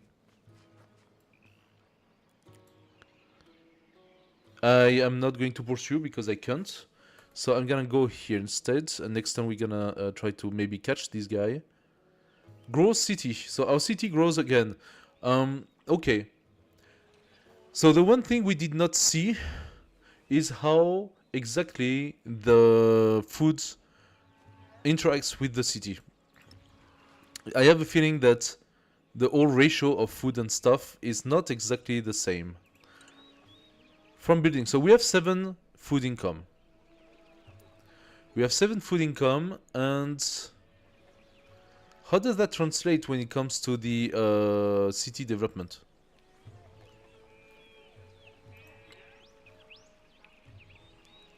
New citizen in 6 turn. Can you please explain that? Oh, here. Food. Food per turn, so plus 7. Food needed to grow population, 45. Hey Doku, thanks for the follow. Nice to have you. 45 for the next citizen. What I would like to know, I would like to understand... Oh, look at that also. A new settlement limit. Minus 5 happiness in all settlements per settlement over the limit to maximum of minus 35 happiness. Now this is definitely a new mechanic. So they're trying to slow down expansion in Civilization 7. There are 2 things. Happiness is going to be a huge impact, right? So the happiness, as we know, affects pretty much everything in the city in terms of production, in terms of everything that you try to do. This is a mechanic that I absolutely hate, because that was really impactful in the previous civilizations. Thanks for the follow, man. So the playing with the whole happiness system, I'm not a big fan that they decided to bring it back. I would have much rather gone for like a new mechanic of some sort, but like, well. However, this here is absolutely new. 3 settlement limit in this age. I mean, don't get me wrong, maybe it's super hard to actually settle 3 cities or 3 towns in one age, I don't know, but that seems very limiting. Now, some leaders clearly had indicated that they could have 1 more settlement, so they could go up to 4. I suppose that if this is a new important game mechanic, being able to settle 3 cities or being able to settle 4 cities maybe makes a huge difference. So we grow in our city, and we said that our next... So there were 2 things. We really do like the ivory, but right now we are really far from civics. I'm gonna take the gypsum first, because we are almost on time for the pottery to finish. New resource. Recent expansion has allowed you to improve the gypsum resource. Now, resource grants bonuses and abilities to the city that holds... I think you can earn a higher settlement limit cap in some of the trees. Maybe. Let's see. Okay, let's have a look. Resources grant bonuses or abilities to the city that holds the resource or to your entire civilization. Now, gypsum has this effect: plus 2 production to capital, plus 4 production to any other city. This is something that's kind of funky. Just like the other one over there, I forgot the name, the Kaolin. It provides more production to other cities than to the capital. And the Kaolin as well. 2 food for the capital, but 4 food for the other cities. Now, this is a city resource, so it can only be assigned to cities. Remember, buildings cannot be placed atop a resource. That's similar to Civ 6. So growing atop them is always a great idea, of course. Tell me more? No, I don't think we need to know more. What we need to do is to validate the query. Did we validate the query? Wait. Okay, no. Okay, so again, something. Clipits, mines, quarry, farms, plantations, everything is immediately available. You do not need to unlock it anymore. It's there. And the proof being that I do not have pottery, I have pottery next turn. And you could think that pottery unlocks clay pit, mines, and quarries. It does not. It doesn't unlock anything. Everything is already unlocked. It gives you, when you build the brickyard, a production bonus for each clay pit, mines, and quarries you own. That means that putting my guy here automatically created a quarry. Now that's a major modification of the game. You say you think that maybe you can get additional settlements through the tech tree.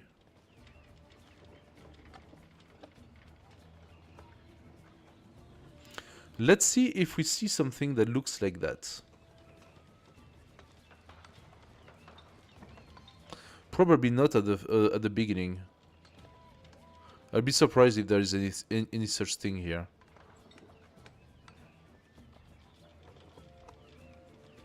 Gonna look at the bonuses first. Codice? What's Codice? At least not from here. +1 wildcard attribute point. Future tech. Oh, okay. So at the moment, I don't think that within the first tech tree we're gonna find something to unlock more settlements.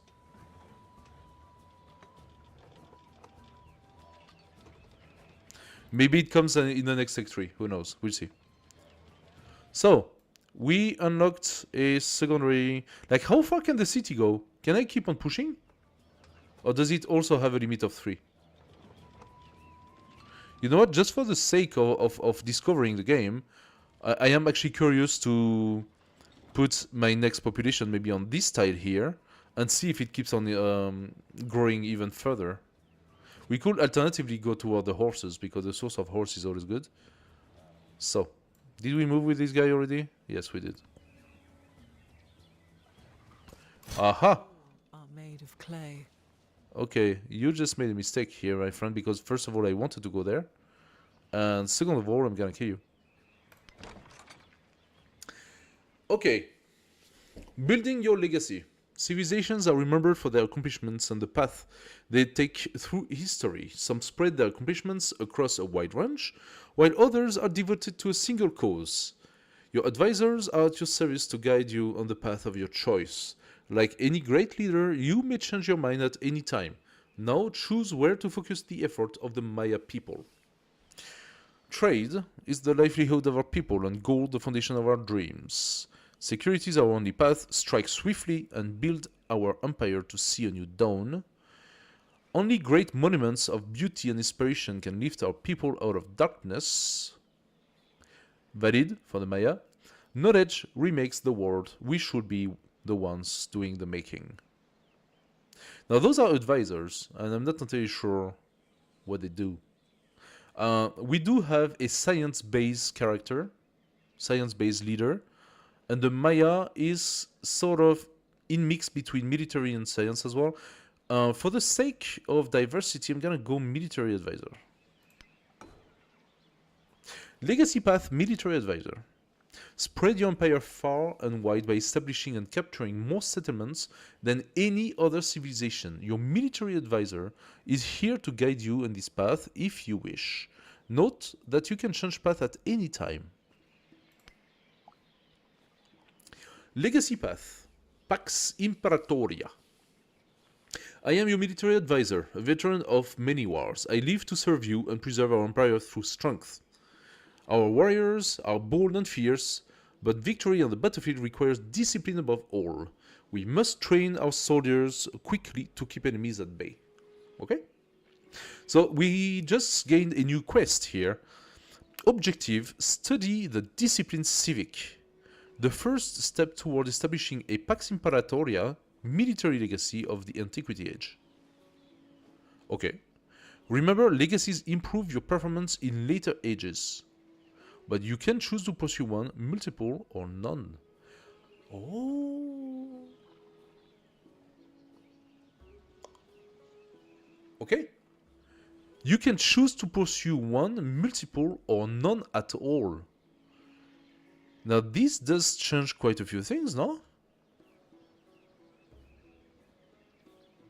I chose this guy because we have a very neat synergy with the leader that is to start with a very, very strong, how do you call that? General. So let's see what we can do with this. You can check your current tracked goal and objective as a glance in the journal. Legacy progress. Checking your overall legacy progress as well as other legacy paths can be viewed in the age progress panel. There we go. Age progress. Legacy and ranking.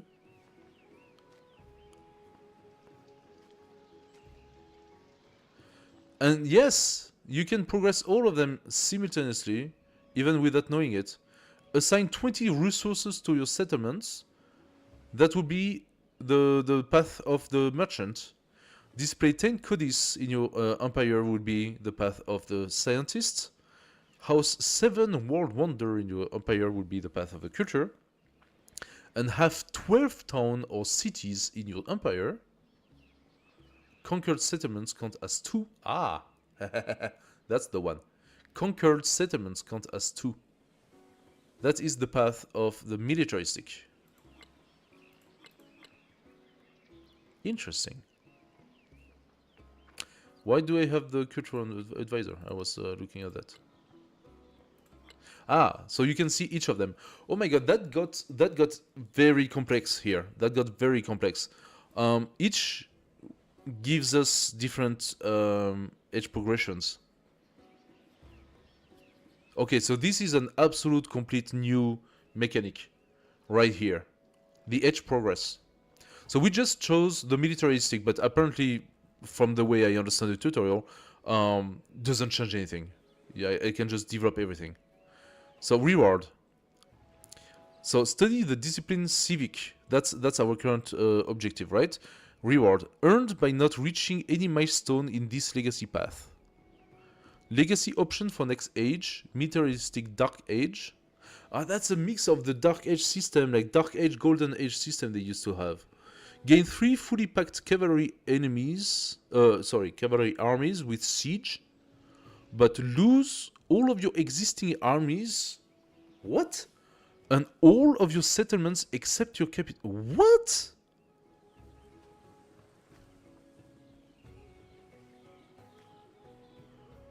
What the? Seriously? Who would want to do that?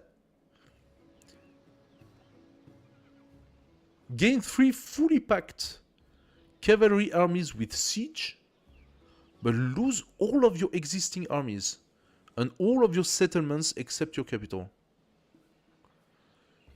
So if you played with only the capital and did not yet do anything and you go into a dark age, that's sort of okay. But if you just miss the normal age or whatever they want to call it by a fraction, the penalty is very tough.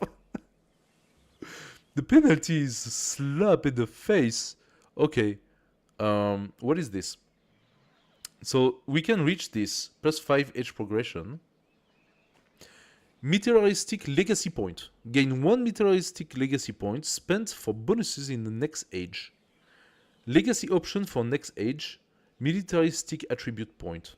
Gain 1 militaristic attribute point. Legacy option for next age. Expansionist attribute point.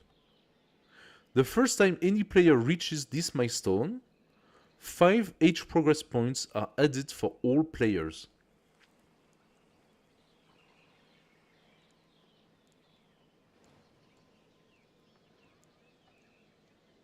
Okay.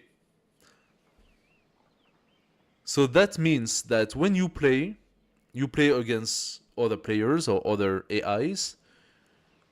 Every time one person, whatever the player, validates one of the legacy points or one of the legacy milestone, 5 age progression points are being added to every players. And that means that the age is finished faster, if I understand properly.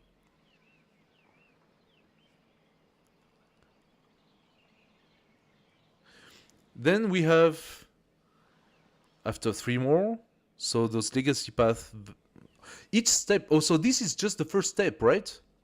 Study the civic. It's just the first step that brings me to the next point here. Okay. After 3 more steps, we have militaristic legacy point. Spend for bonuses in next age again. Legacy option for next age 30 plus 2 settlements limit. Here you have it. Here you have it. Plus 2 settlements limit. That is one of the way to unlock your settlements. So plus 2 settlements possible. But it says that to do the Pax Imperatoria, you need to have 12 towns or cities, and conquered settlements count as 2. Even if they do, I currently only could have 3 cities. So that means that to avoid suffering a major happiness penalty, I will need to gain some of those things to up my settlement limits to avoid that terrible penalty. The first time any player reaches this milestone, 5 age progression points are added to all the players. I can already see the next steps. Interesting. Wow. The final step is earn 12 legacy points, the third and final step toward establishing a Pax Imperatoria, military legacy of the Antiquity Age. All of this is just for the Antiquity? You gotta be kidding me. Funded settlements grant 1 point, captured settlements grant 2 points.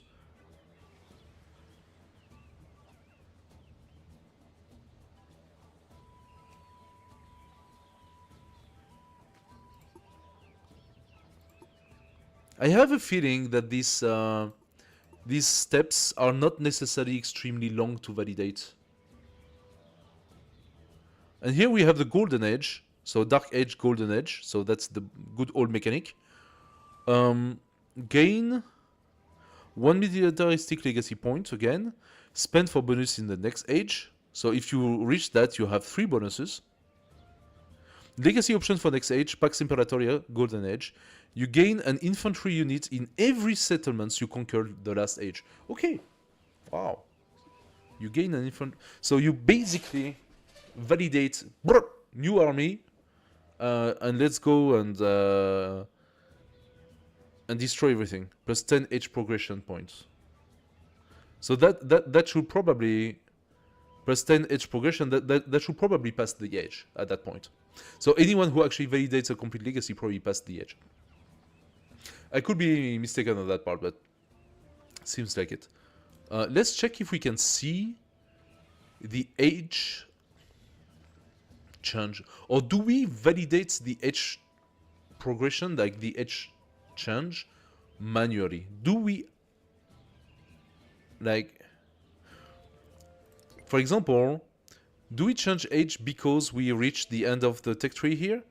And once you validate this future tech, then you pass to the next age automatically? Or do we need to validate some other conditions first? So I am very interested in going animal husbandry right now because of the additional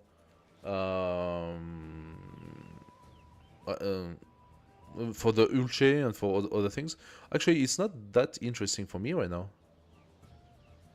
I could get more production on camp and woodcutter, but I just beat the quarry.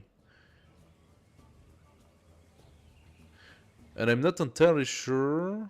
We wanted to go ivory, right? We wanted to go ivory, so what is this writing? So everybody says, oh, the entry of the game for every game is going to be pottery first and writing second. So let's see why. And why is irrigation not validated? So irrigation apparently needs pottery and animal husbandry to be validated. So writing says what? Library, base yield plus 2 science, plus 1 science for each adjacent resource, plus 1 science for each adjacent wonder. Has 2 codex slots. Antiquity Science Building. Okay. It does unlock the Great Star Wonder that gives 200 gold when you construct a wonder in this settlement, including this one. Its edges must be placed on flat terrain. Aha. Do I have that? Is that flat terrain? No, this is rough tropical. This is flat terrain. This is flat tropical. So I could maybe place a wonder here. I could place a wonder here, surrounded by forests. Probably that would give us a lot more synergy.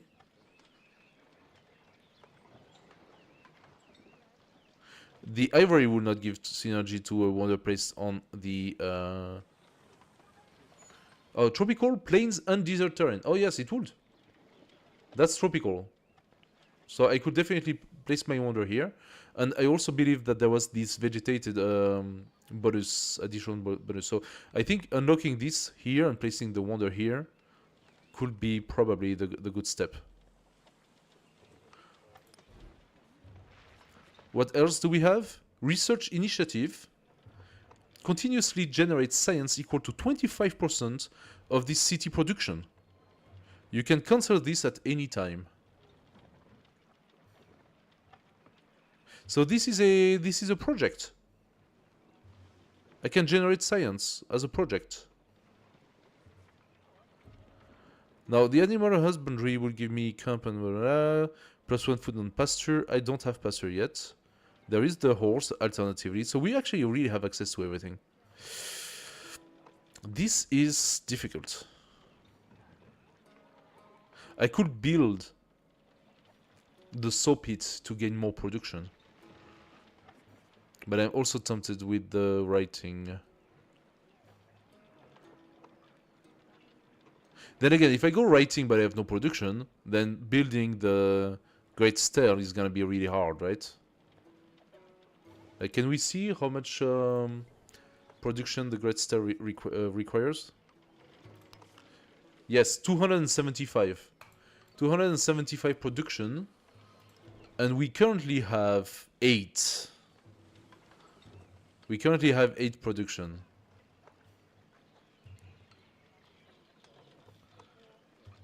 Why do we have 8? We have 5 from the city center, +1 rural district. Hello.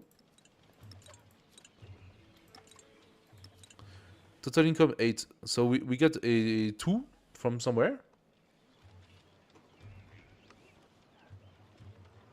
Oh, okay, so that's the base yield. Okay, no. Wait. No, I'm confused here. I am just confused. We get +5 for city center, and we get +1 for our district. That's 6. Where's the +2? Why do I have 8?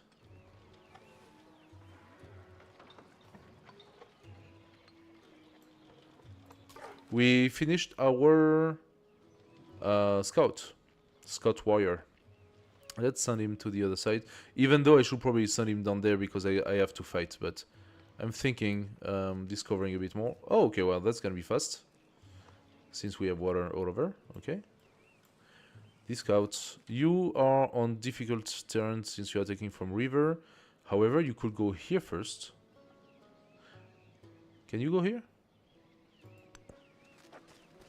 Yes. And now we don't have the negative. He has a +2 modifier from dense foliage. Doesn't matter, I'm going to attack you. He's not even okay. Interesting, he cannot fight. He actually cannot fight, so I can easily kill him. Alright. There are so many resources here. Look at that. Look at that. We have ivory here. We have pearl here. That could change our strategy to place the next city, by the way. If we have ivory here, it depends entirely how far the city can reach. Actually, if I place the city here, I can still reach the pearls. Question is, can I settle the city on the Kaolin? Next to the river. Is that still next to the river? Again, is it next to the river? We're gonna have to figure that out. I'm gonna go for the writing. Despite the fact that I think maybe animal husbandry could be the good one. But yeah, let's see. In terms of production, what are we gonna do? I'm considering brickyard. Yes, the granary does give us more population faster. That's definitely a good stuff. Because then we can expand to other interesting tiles. The brickyard will give us an immediate +3 production. I'm thinking brickyard. Oh!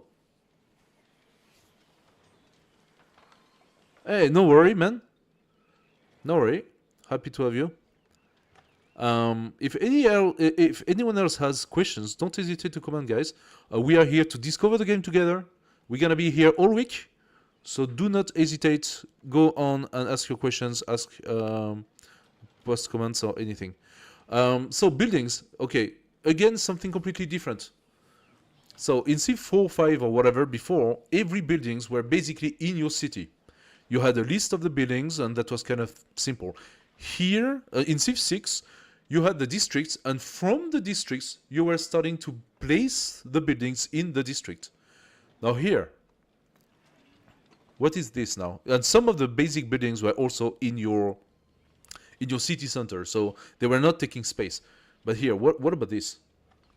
When constructing a new building, you must choose a placement location. Buildings can be placed in an urban district with an empty slot, represented by the dark green color, or you may annex a new urban district tile, represented in light green color. Yellow tiles contain existing rural population, and their improvements. Placing a building on this tile is possible, but will replace the improvement. So you have to be very careful. You have to be very careful with your buildings now. Red tiles, such as the resource or mountains, cannot be built. So here's yellow, that means we do have a rural one. If I click here, I'm going to replace my tile by the brickyard. We had a tile that was kind of shitty, if I remember well, and I think that was this one. It's a 1 foot, yes. I could replace this one by my brickyard, which, if I am not... Yeah, if I'm not mistaken, doing so will convert the tile into an urban tile. And I think that's sort of like a district. Now maybe I can build additional building on that tile once the urban stuff. I could also alternatively put this brickyard inside my capital. Apparently there is one slot I can use, because I got the palace, as you can see, but apparently I have yet another another building I can put, and here I will have 2 possible buildings. What if I place it here? If I place it here, you can see that the little rooster has a sort of download sign on it. And I think that this download sign means it replaces. It does not accept that the brickyard and the rooster and the farm coexist. But there is a plus. So the plus, I believe, will apply to a building that is fit to this sort of district, sort of. So let's see how that goes. Maybe the granary can go where the rooster is. I'm gonna make it here. There we go. Now look at that. That does look really cool. It's in progress. That does look really cool. I do not know if this is the graphic of a standard district in antiquity, or if these graphics here are specific to the Mayan. But they look really nice. Let's pass the turn. He's trying to flee, of course, but I can still attack. I also want the cave here, so show me what else is here. He's not dead.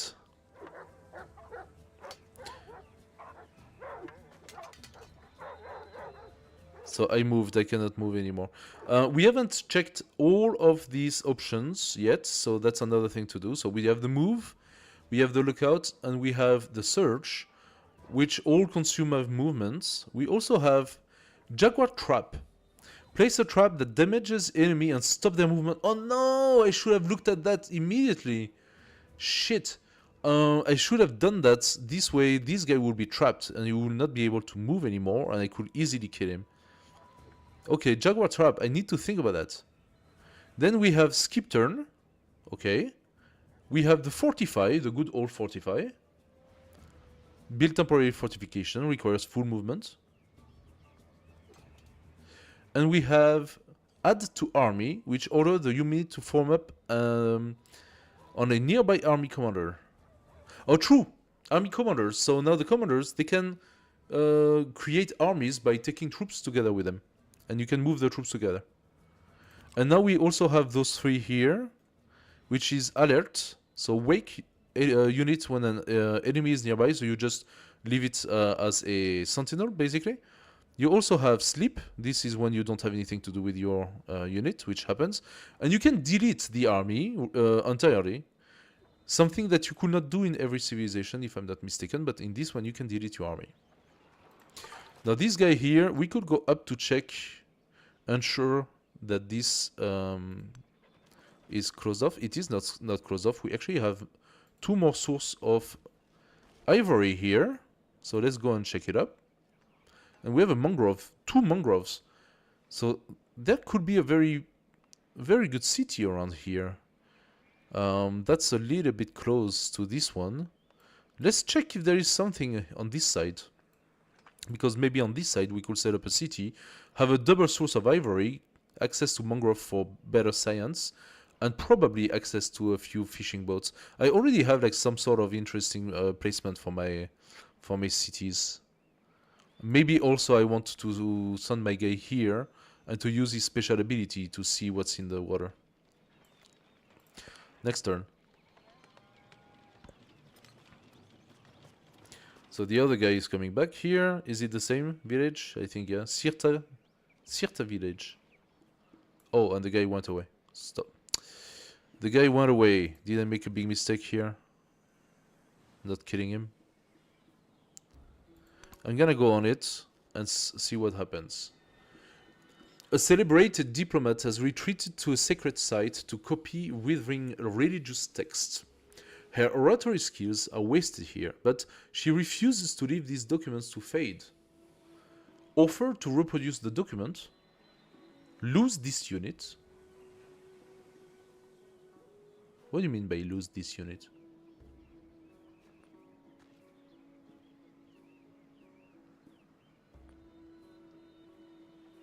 I will lose my warrior if I do that? Gain plus 60 influence and 50 gold coin. Or I can move on and gain plus 50 happiness toward the next celebration.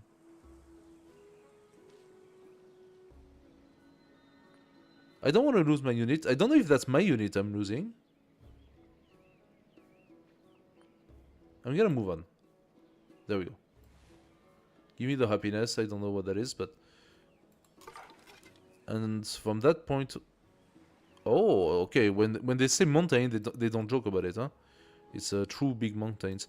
The guy went back in that direction, so I'm gonna try to go and see if I can catch him. Choose a civic. Let's go. Each civic unlocks new social policies, well, we know that, as well as unique effects that benefit your civilization. Once you've decided what to study, first click on the civic to start. So we can see the civic tree now. Antiquity civics and Mayan civics. Look at that! There are specific civics for each civilization. And they actually take a lot of turns each. I believe that the guy wanted us to research discipline for the military, yeah? Discipline, yeah, that's the civic he wants me. So, do I want to go and research discipline? We have achieved chiefdom. +2 culture in the palace. tool making, +1 production, and science in the palace. Okay.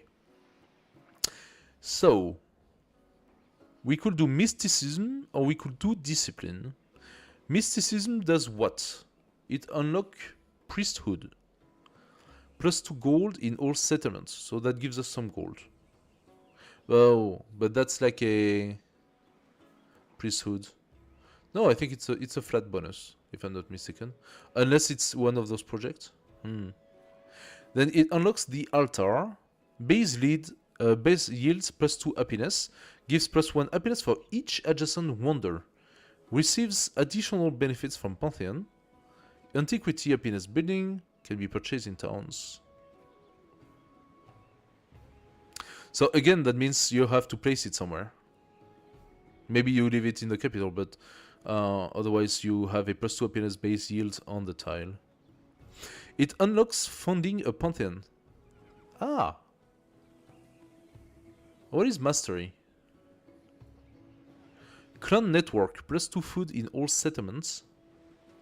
And Mondo Perdido!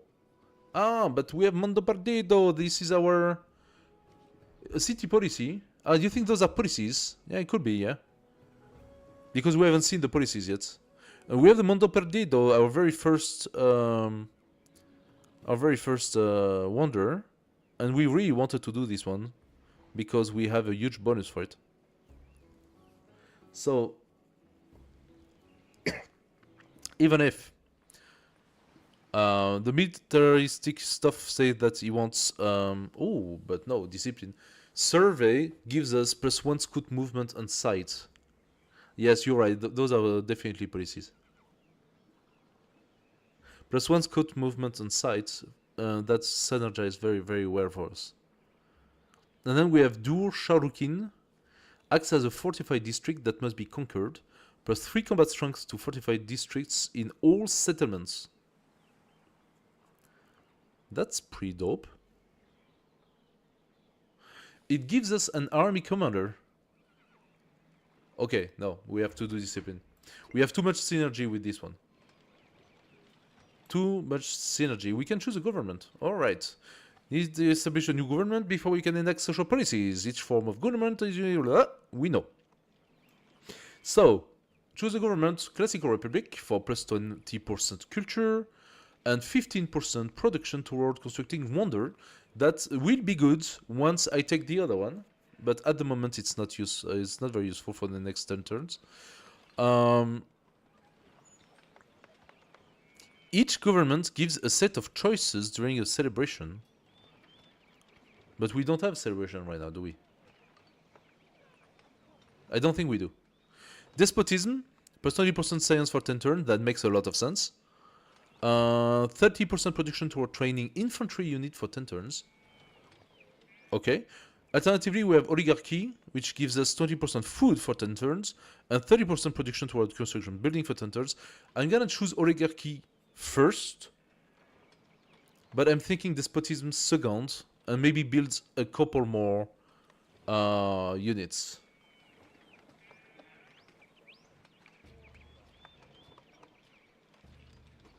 Those are the choices you get during the celebration.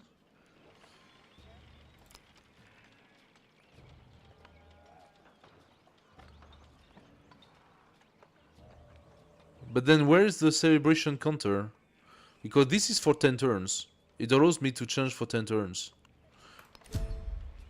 You talk about celebration right now. Currently, so writing and discipline, etc., etc. Where is the celebration thing? So that's related to happiness, the celebration, is it not?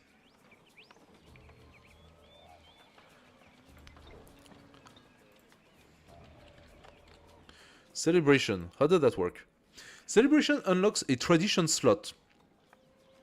Additionally, thieves experiencing a celebration can select one of two duration-based buff from government-specific effects. For example, in the city information, wait, let's check. For example, during a celebration, a classical republic civilization unlocks a tradition slot and then picks between +20% culture for 10 turns, blah blah blah. each successive celebration costs more happiness than the previous one. So happiness creates celebration. Oh, this is weird. Monitor the number of turns remaining until your next celebration to strategically plan and maximize the benefit of your celebration effect. We have 10 turns of additional... It's happiness, it's not culture based. Celebrations are based from happiness.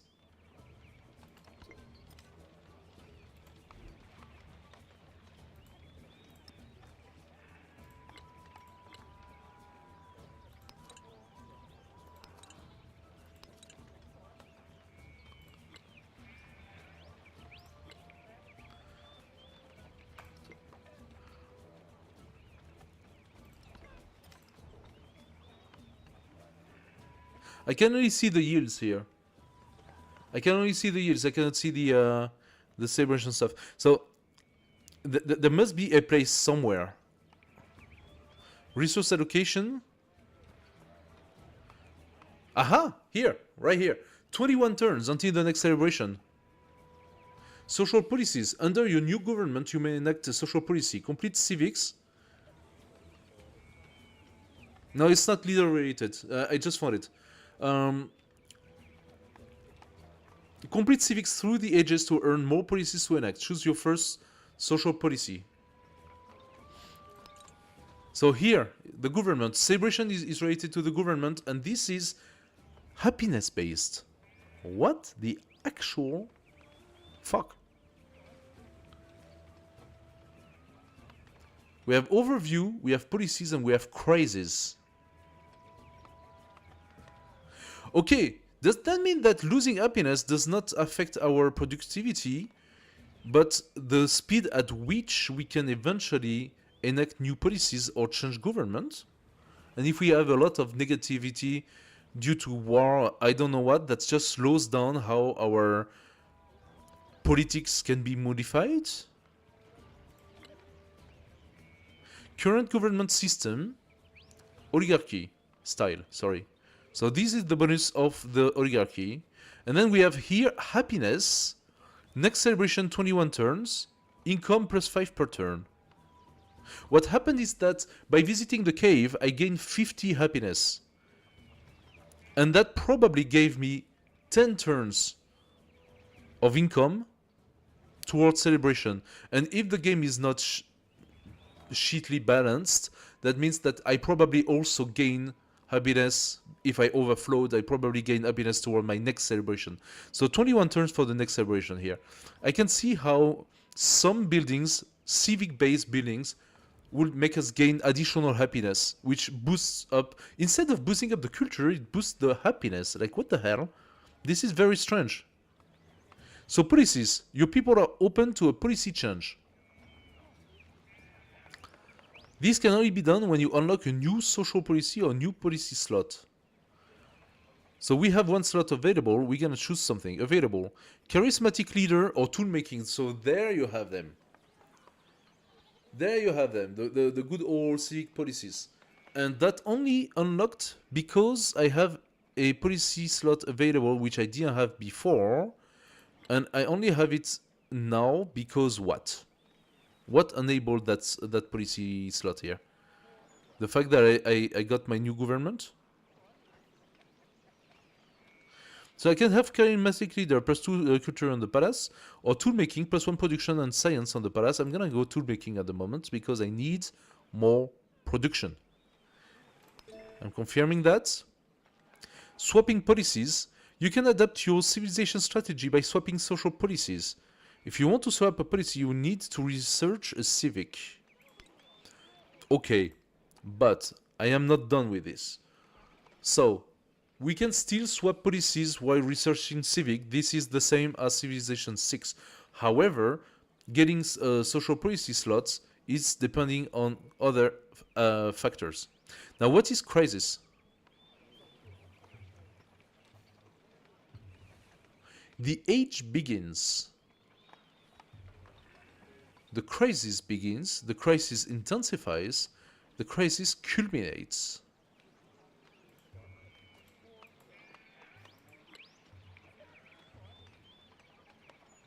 What is that?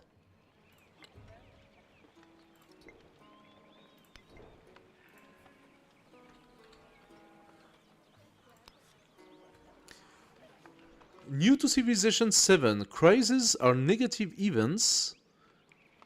At the end of each age, there is a crisis. So that show me basically the timeline of the age? Natural disaster, plague, etc. I think there's some war related. Really? Fun. Okay, that's a fun mechanic. If that's related to where the age is. Ah, is it some sort of like scarcity-based mechanic where basically, oh, you're too slow, you're changing your age, so now you're gonna get a crisis in the face? If that's the case, that would be really fun. New to Civilization 7, crises are negative events or effects that force players to make difficult choices toward the end of an age. These emergencies cannot be solved or stopped. They can only be managed until the age ends. So if you end the age before the crisis,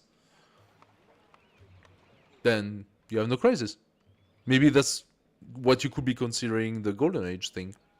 Crises push players to deal with escalating negative events, ranging from hostile invaders, spreading plagues, open rebellion from settlements during a crisis. Players must slot crisis social policies.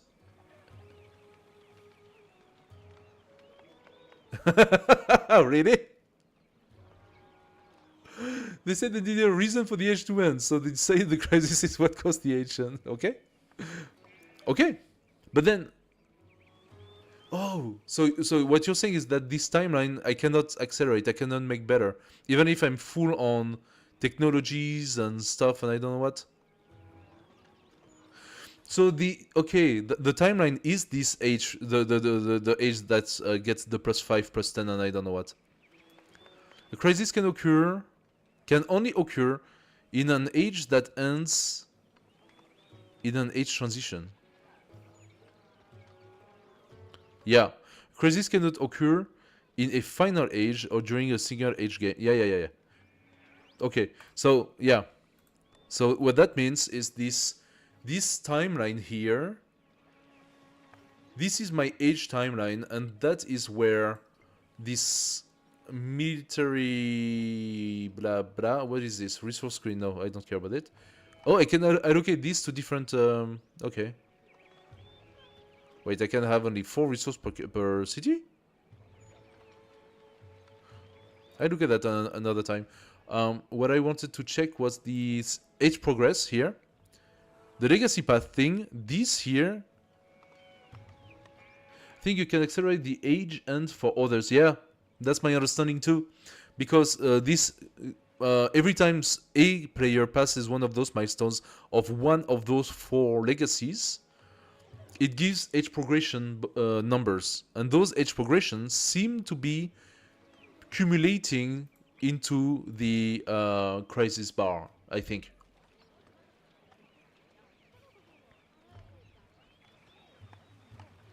I don't think the age then will end quicker. Let's say that it will take other players by surprise, sort of, because then if you progress faster than others into your legacies, all of the accumulation goes into the age and then the crisis happens.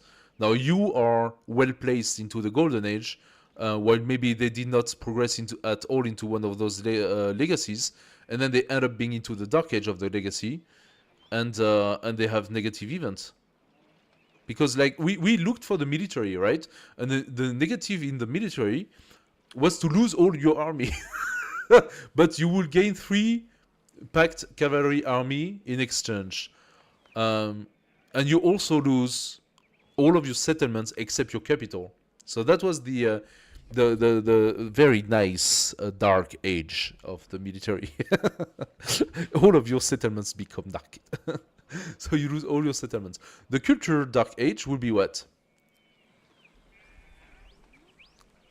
Legacy option for next age cultural dark age. Missionaries have +1 charge and +1 movement, but -3 happiness in all settlements once you have founded a religion, doubled if the settlement does not follow your religion.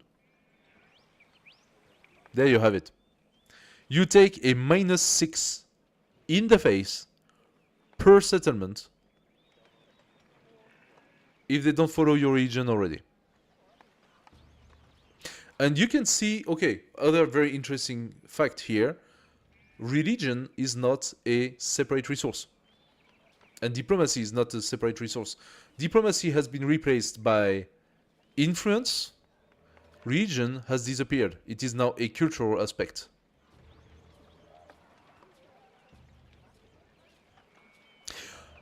So it's important to be balanced in each of the 4 legacy paths. I will say no, not necessary. Because think about it. You go full militaristic. The full militaristic will make you progress on the path of military. And logically speaking, if you don't want to have the game completely unbalanced, the path of the military should logically give you things that are going to strengthen your influence, but also how your armies provide bonuses probably to happiness and other things like that. Right? Because this is the militaristic way. Gain a lot of settlements through conquest or just basically gain a lot of settlements. So expand fast. Now, why would you be very majorly impacted in your gameplay if you go the militaristic way? Well, because mostly the problem comes from the happiness thing, right? So logically speaking, if you go militaristic, you should have, through your development, something to counterbalance that. Unless they completely fucked up their balance. Then again, those are mostly... I mean, yeah, you have those militaristic attributes points and I don't know what else, right? So probably they give you some sort of things that counterbalance it. So if you focus on militaristic, obviously, then you did not necessarily have the possibility to focus on the culture, or you did not have a religion. And so even if you have negative happiness because of the religion in all your settlements, you end up with a lot of negative happiness. That means that it will sort of slow you down, and then you have to sort of figure it out, right? Science and economics, we haven't checked them. So economics, you're asking what's the negative for economics? So that would be not having resources in settlements. If you go militaristic and you have a lot of settlements, I think that achieving getting resources should be pretty fast and pretty easy as well. But let's check it. Legacy option for next age, economic dark age. Novel commanders gain a charge to create a new settlement for every 2 level earned, but settlers cost 100% more. There you have it. Creating new settlers is very hard because it costs a lot. But if you have naval commander, so if you are on the water, you gain a charge to create new settlements. So typically, you see that would be a way to counteract the idea that you did not develop economically because you were so focused on military. So you already have quite a few settlements, and creating a new settler costs a hell of a lot. But you go Dark Age in economy, then your commander himself gain an ability to be able to do the settlements, but not the settlers. And then you have those different levels here. So I suppose that as soon as you validate the first level, you get out of the Dark Age. So think about it. Maybe achieving Dark Age in some of the legacy is interesting. Maybe it is interesting. Plus, you get this economic Dark Age card sort of thing, right?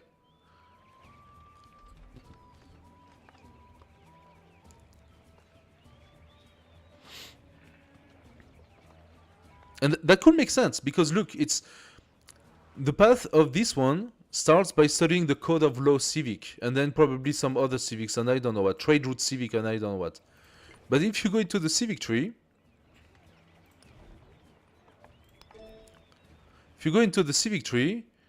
the Code of Law is here, and then literacy is here, and I don't know what is here.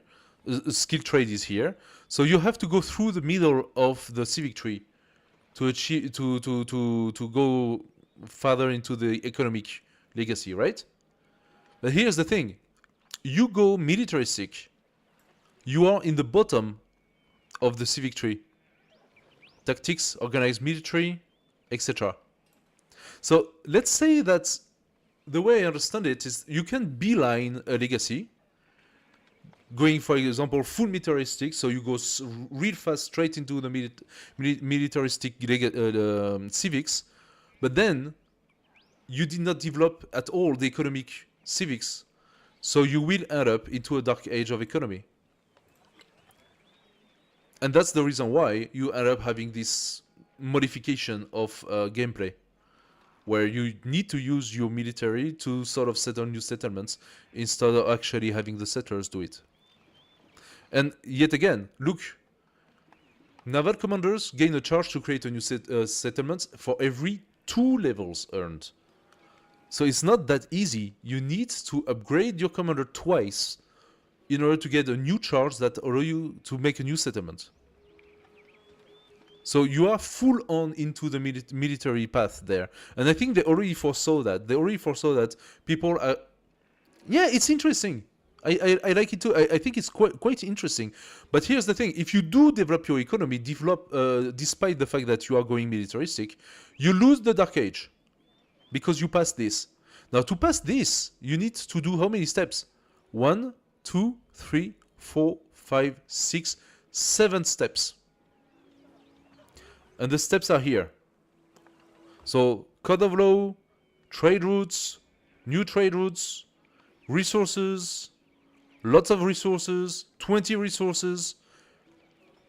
To validate this, you already validated a lot of economic legacy. So I suppose that if you validate it and lose the Dark Age of economy, that means that you already have an economical power that is enough to cover for the huge increase in cost of a settler. That's my understanding. And since you can cover for the cost, then you don't need this modification here. Now, if your economy is in the gutter, they are sort of creating this to make up for it. Let's check the science as well, because what happens if you're in the gutter for the science? I think that's very important in civilization, the science, right? So, research writing, etc., etc. So we are immediately going to start going forward. Okay. First fact here. The Dark Age of Science is only 3 steps, not 7 like the other one. Look at the difference. Economy is 7 steps, and it advances with a lot of trading, a lot of different stuff, while science is 3 steps.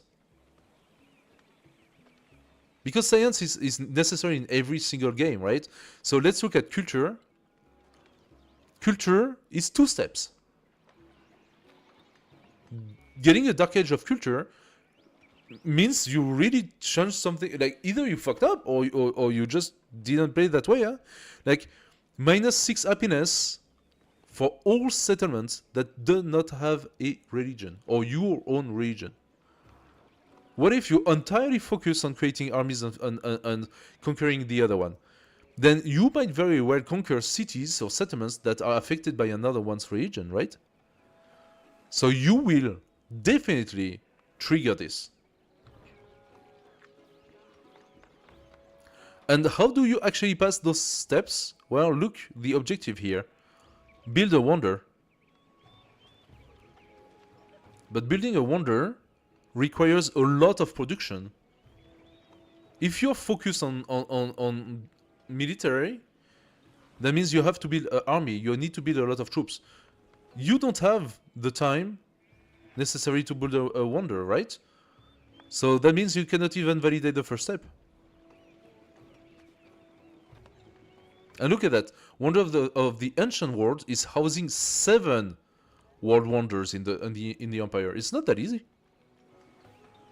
So you will get a huge happiness decrease.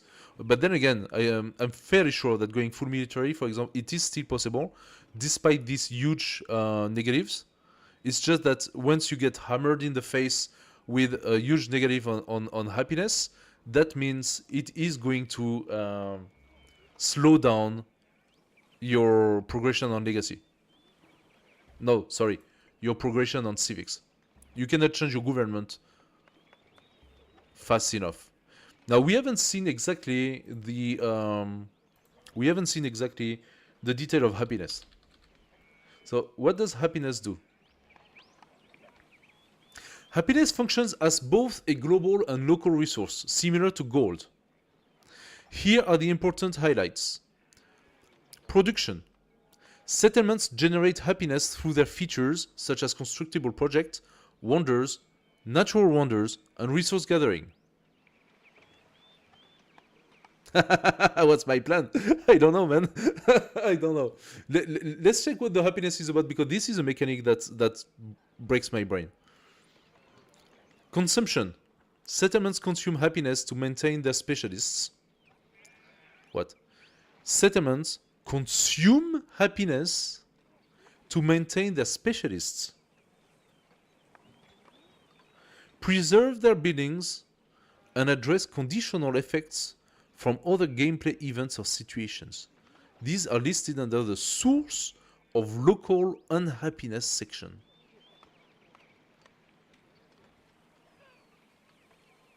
Okay, buffs, technologies, civics, traditions, and other gameplay elements may introduce new source of happiness. Fine. And global yield. Happiness can be granted to civs directly in lump sum like we had before. We had 50 happiness. Now, what does that do? Happiness influences your civilization on 2 levels. Global level, happiness allows you to earn celebrations. So you don't have happiness or you're negative on happiness, you will not get celebrations, which means you cannot change your government. Second level, city level. Happiness is used for the upkeep that's not English, my friend, is used for the upkeep of local specialists and buildings.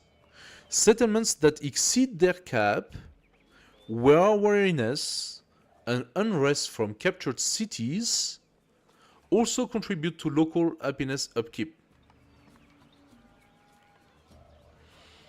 If your settlement's happiness dips below 0, you will trigger the consequences of unhappiness. Please see the unhappiness consequences page for... I'm not gonna like it. I am not gonna like it.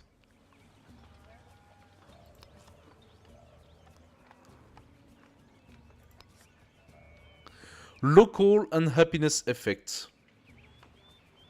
Failing to maintain positive happiness in a settlement results in reduced yields. Each point of net local unhappiness conveys a minus 2% penalty to other local yields such as gold, production, and science. This is what I hate about happiness. It fucks up your production, your gold production, and everything else. So what? You go militaristic, you start conquering the other guy, and then you just get straight up negative happiness in all your cities, all your civilization. Nothing works anymore? I'm not okay with that. An efficiency model is used to calculate the penalty to prevent yields from going negatives. So you cannot go into negative yields. Good stuff. Negative happiness from a settlement does not get added to the global happiness yields that advance celebration. Negative happiness from a settlement does not get added to the global happiness.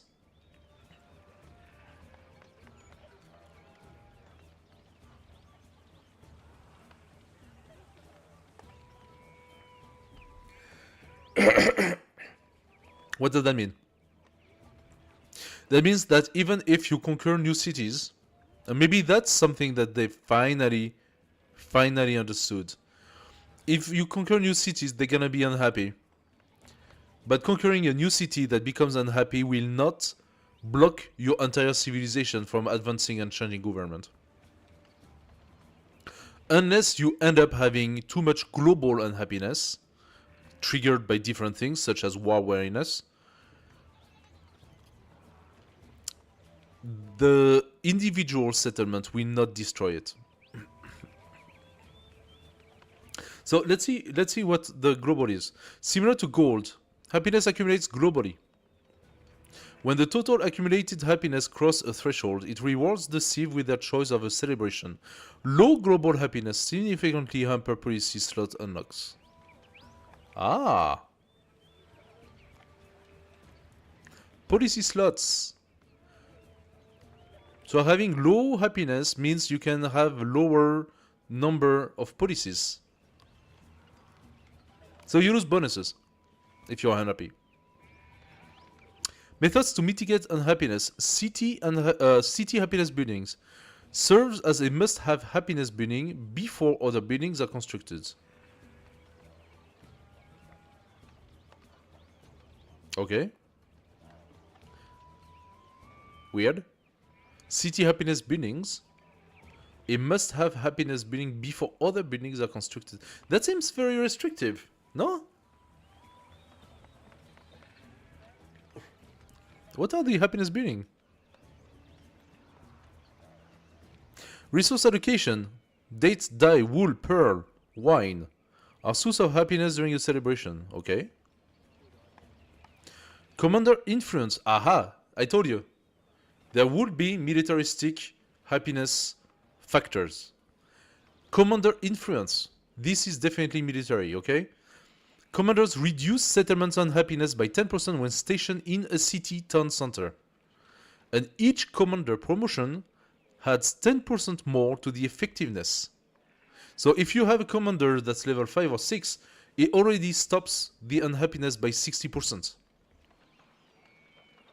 Basically, he beats people down with a big stick and be like, you're gonna be happy, you're gonna be happy, you're gonna be happy, you're gonna be happy. And people are like, yep, I'm gonna be happy. This effect is removed from the settlement as soon as the commander moves away. That's not a problem because, okay, that means that you cannot just like blitzkrieg everything super fast. You're gonna have to settle your armies or your commander or whatever for your wide. Also, do not forget that you have civics that most likely gives you bonuses when you, for example, station troops into the cities. It will probably give like happiness or like reduction of unhappiness by having an altar would be a happiness building. Yes, definitely. I think you need an altar to build other region-based building. Yes, probably, yeah. But like, what if I don't want to build the altar? What if I don't want to go region at all? I have the right not to go region if I don't.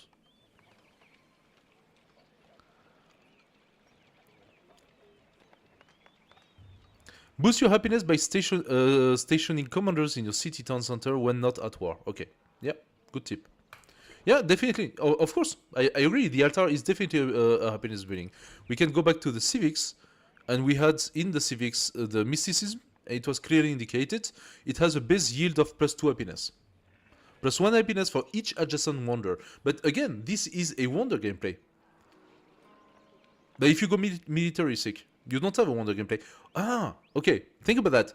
If you go militaristic and you start stealing a lot of other cities, the other players or the AI or whatever, they might have build wonders. That means that they might have the altar in the city or the wonders. So maybe the city by itself generates a lot of happiness. So you calm down the city having your commander on the city after taking it over. You beat up the citizens, being like, you gotta be happy, you gotta be happy, you gotta be happy. And once this war weariness goes out, sort of, then the city generates its own happiness. And you can go forward and do something else. So you ask me, what's my strategy? What's my plan starting there?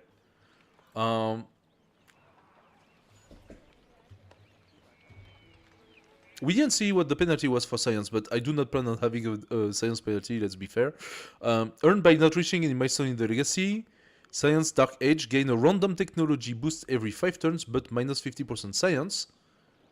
Okay. I don't know what technology boosts are. We actually didn't see any technology boosts. But every 5 turns you take a random technology boost, so it tries to put you back on track, basically.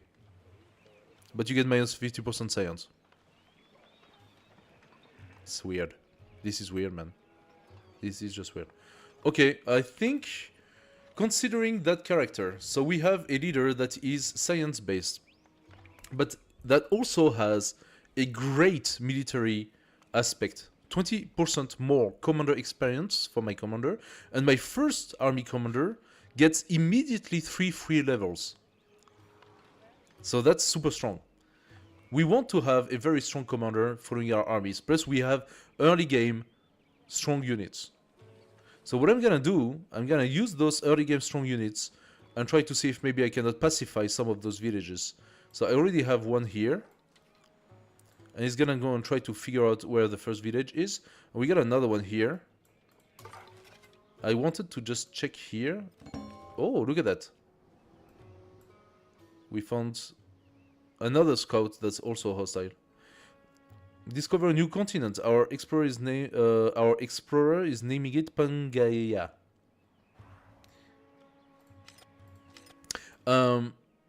Wait, can we see? Do we have boosts? Civic and technology boosts?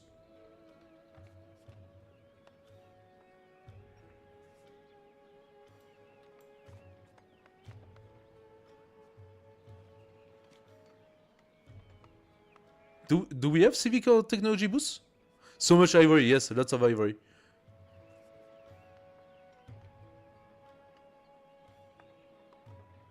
Like it was indicated in Civ 6 what would boost the tech, right?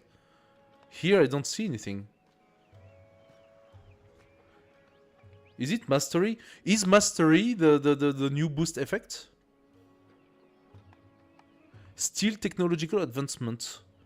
Gain a technology from the target that you have not researched. I don't know. Like there is yet another element that we have to discover. Let's pass the turn and continue. So my objective right now is gonna be. You don't know, in Civ 6 you had the technology and civic boosts. For each technology or each civic in the tree, you had the possibility to boost the research by something like 40%, and some leaders had a extra or 30 or 40%, and some leaders had some extra percent that you could boost. And if you submit, like if you followed some conditions, specific conditions, you would gain a boost to either a technology or to a civic. In Civ 6, the whole concept is to fly through the civic tree or the research tree using those various boosts that are really a little bit like the steps of this legacy system. So it's not in the city production research.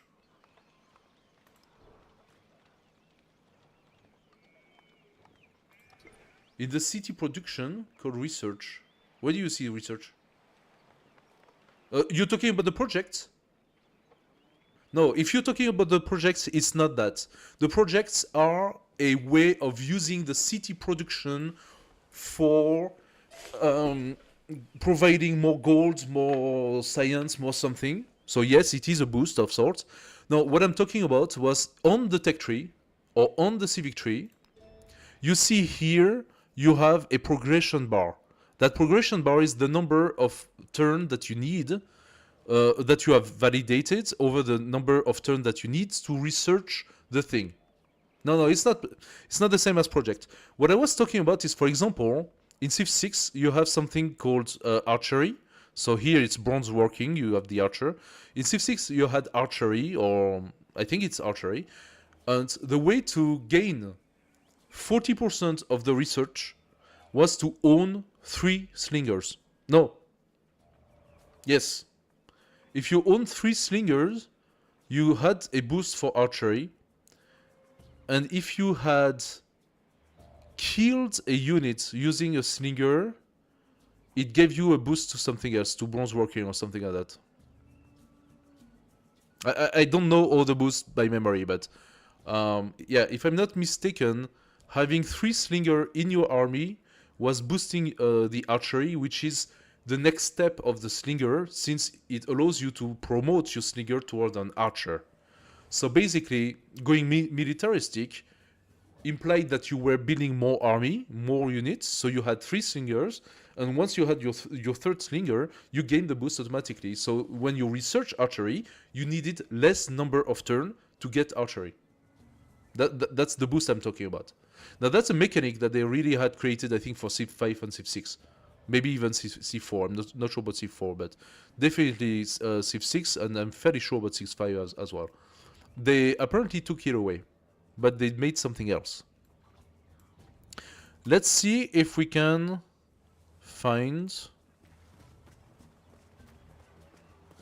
we need to pass the forest. We cannot see through the forest. I just wanted to see if there is a piece of land here. I think not. I'm probably gonna waste my turn, but it doesn't matter. Yes, that's what I thought. So now this guy is gonna come back and he's gonna go south. I'm gonna pass my turn now. I'm gonna go a little bit faster. We have looked at a lot of the game's mechanic. Hello guys, thanks for joining. If you have any questions, do not hesitate to put them in comments. And we're gonna explore the game together, so please do not hesitate. Ask me your questions and we're gonna look at it. There! This is the guy I was looking for. And you're dead. Do the search feature of the Jaguar guy to see if you can find anything out there. I could, but that's use my movement. And we found some incense. The search feature of the Jaguar guy, which is the search here, requires movement. So I don't know how much movement it requires. Can I actually move still? I cannot move still. Why do I see that? I'm confused here.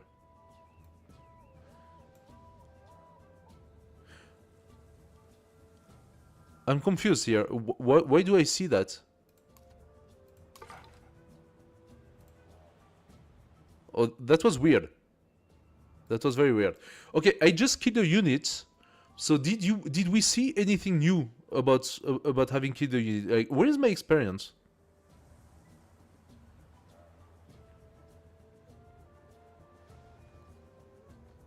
Does my Jaguar Slayer not gain experience?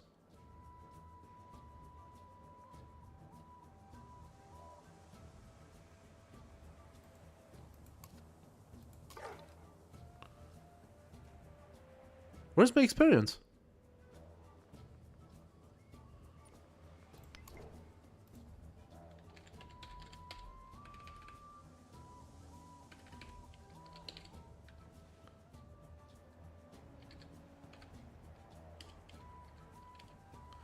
Wait, units don't evolve anymore?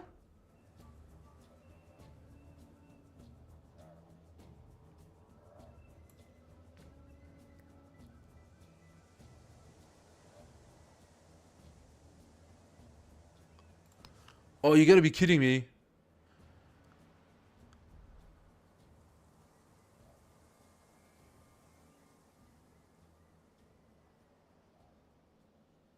Combat in Civilization 7 retains many core principles from previous titles. Each military unit has a set of statistics that defines its combat capability, which can be enhanced through commander promotion, terrain advantages, and other special bonuses. Key statistics include hit point, combat strength, range, movement points, sight, combat strength, etc.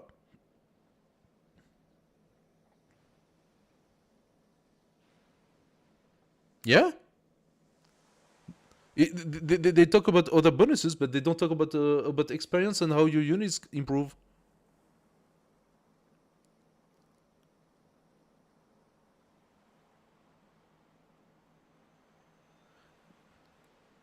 Can we see commanders?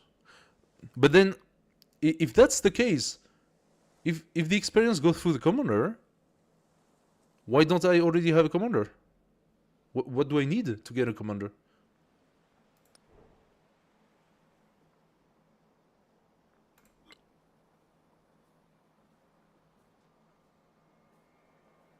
Does the discipline give me the commander? Is discipline what I need to get my first commander? Discipline is what I need for my first commander. Does that mean that everything I do before validating discipline is basically wasted?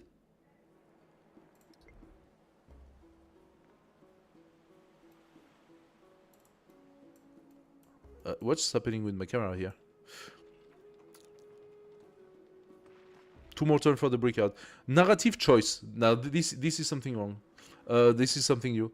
We will see. We will see if it all goes through the commander. If that's the case, I'm gonna be real sad because I just killed a unit and apparently it doesn't give me anything. Narrative. What is this? Cyclical in nature. A battlefield nourishes the soil with iron. Deep within the layer of earth, life begins anew.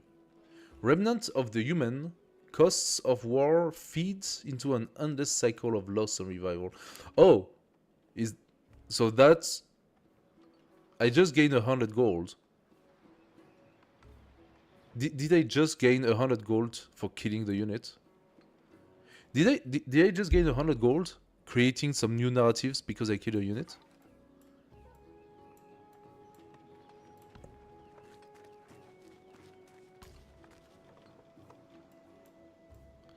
You said you wanted me to do the search. Let's do the search. I wonder how much I need though. Do I need all of my movement or just one movement? I'm gonna move one and then do the search. And we just found Sirta. Sirta, the warrior inside...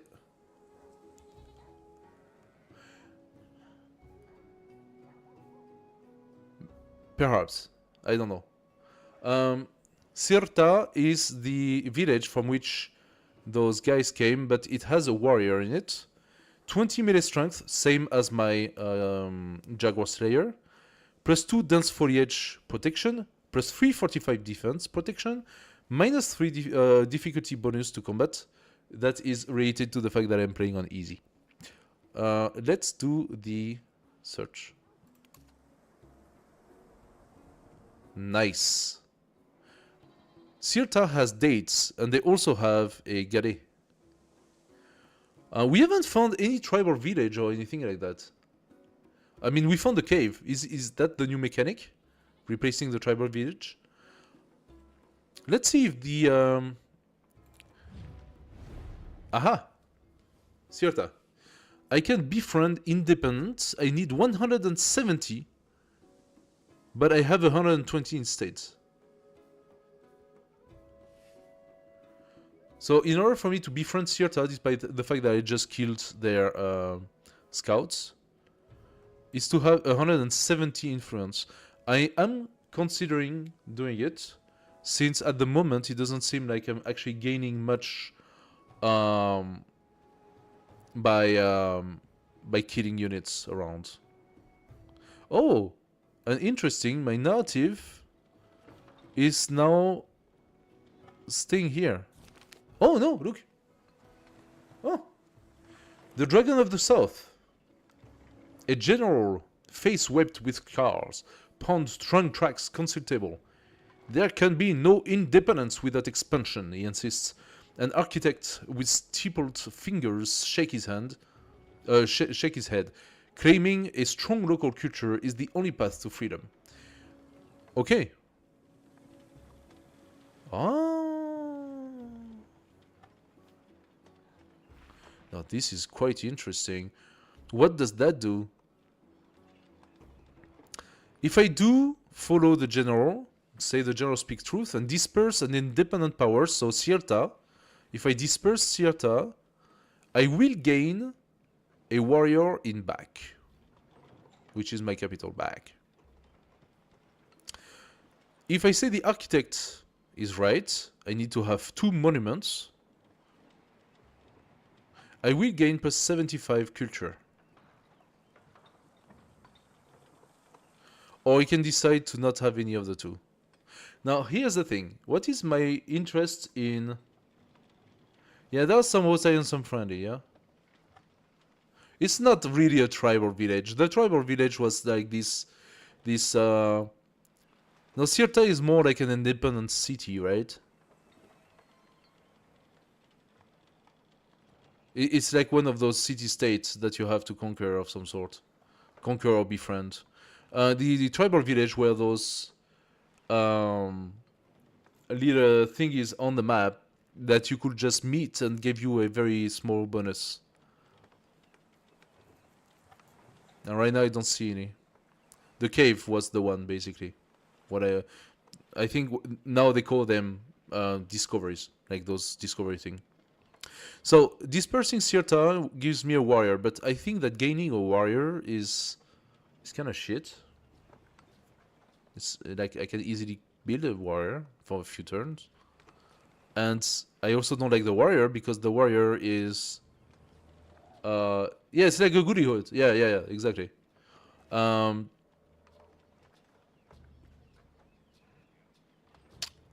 The warrior is not interesting for us because it's not even better than our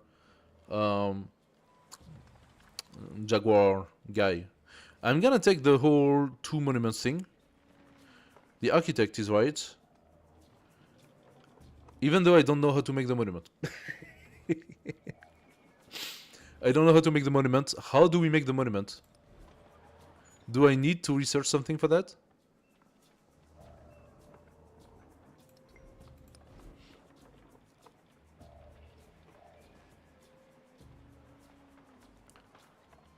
Is it into the region thing, the monument? In that case, that will not be into research. It will be into social. Where is the religious thing? Code of law. No. Public life. Oracle.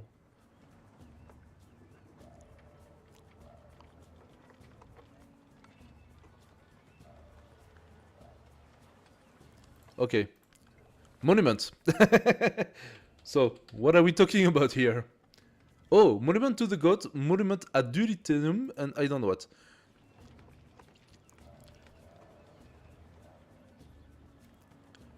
Requires tech masonry. So it is in the tech. It is in the tech tree, and it goes into masonry right here. Monument. I got it. Ancient wall and monument. And I need 2 monuments, which means that it implies that I need 2 cities.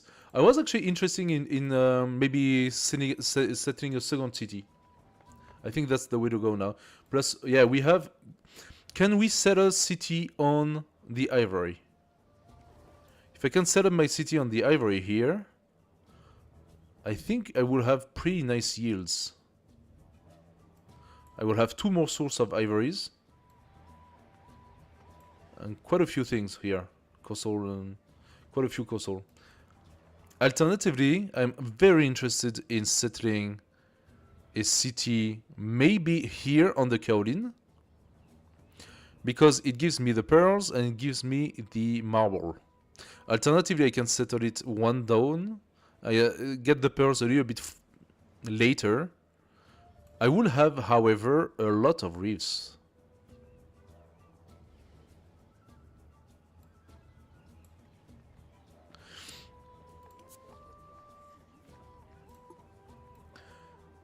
Oh, you gotta be kidding me. They refuse the setting. Oh. Thank you for the tip. They refuse to settle on the ivory.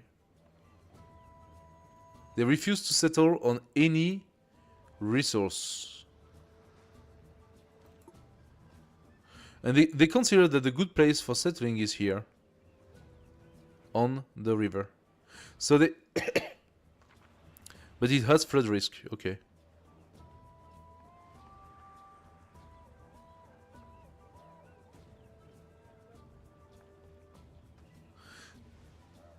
Okay, in this game, they think that it's better to settle 4 tiles away? That seems pretty far. And then I will definitely lose the pearl. I think I'm gonna settle here. It's more interesting for me. Your abilities benefit from settling in this biome. Yes, okay. What about here? It does not? Abundant resource nearby. Seriously? Where?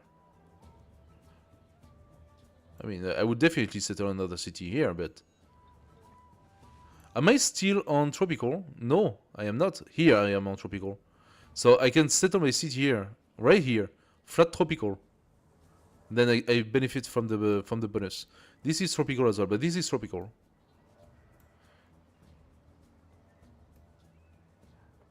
Okay. This is strange. So, we have done our gypsum. We have done our... almost... our brickyard. Next growth will go towards the ivory. So I am thinking...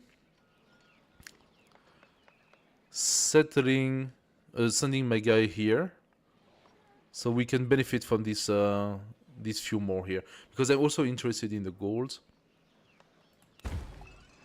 There we go. Improvements. When you direct your people to live on a rural, they create a structure to work the land log improvements. Some policies, we know that. So this now is a woodcutter. It is a woodcutter and it provides me with 1 research and 1 happiness. That is due to the river. But we should logically also have gained a production.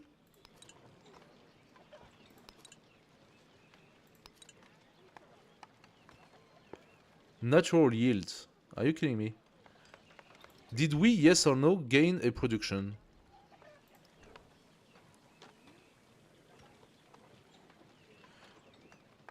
Rural district 1. 9 total.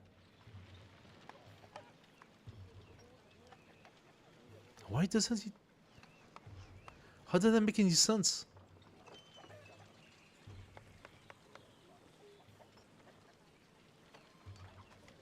We are missing 2 productions. So that must be a bug somewhere. Urban district, rural district. I get +1 on the rural district, but if I'm not mistaken, that is the rural district. No, here. Flat plain. This is a rural district, right? So I just placed a woodcutter. Or maybe it's not updated. Maybe it's the problem is that. Let's update. Warehouse building. Yay! A brickyard has been built in back.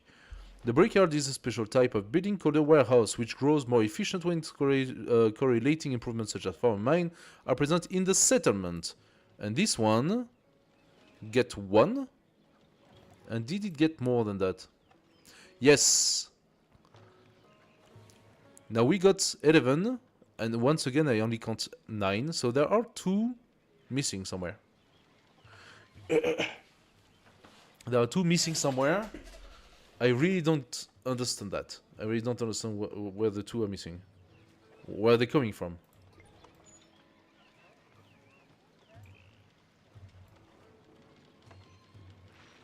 I mean, if you look at the area of influence, we do have 2 tiles with production on it, but I seriously doubt that we are counting those tiles at all. Or are we? How much food are we producing? 7. Yeah, so definitely we are not counting those tiles. All those tiles are not being counted, so those 2 tiles are not being counted. This is very, very confusing.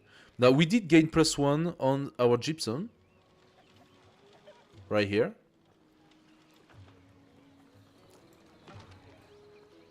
But I do not understand why our woodcutter is not doing anything.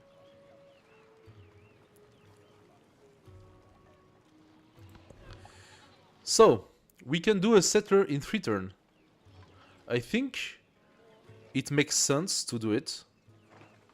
You now have the opportunity to train a settler unit. These units can fund your town, an essential part of your civilization growth. I think I'm going to go for Not one, but 2 settlers. And I'm gonna put a settler by the ivory here, and a settler by the kaolin here. A 3rd settler will go in that direction here. Common units. We have this guy. Can we attack? That's the big question. Can we get some bonus by attacking? Flat desert, flat deserts. Flat desert. There isn't really much we can do. I don't know if it's very wise to attack. Plus, we just said we wanted to befriend Cirta because ultimately that's more interesting for us. So let's go and visit. Oh, this land is very strange. Look at that. This is very strange.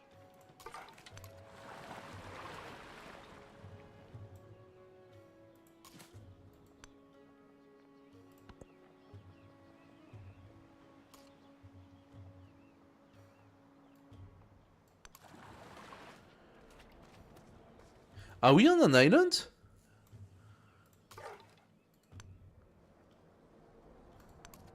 We might actually be on an island. I didn't see that coming.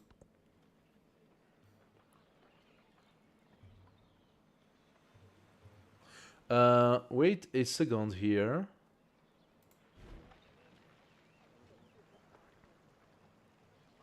Why is my settler still at 3 turns? My settler was indicated as 3 turns 2 turns ago. Why is it still 3 turns?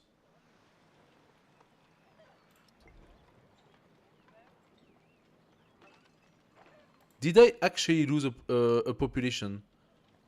Or something like that? Because like there are 2 things here. There is a 5 with an 8. I'm not sure what that is. And there is the settler with a 3. Did we lose some production? No, we are still at 11.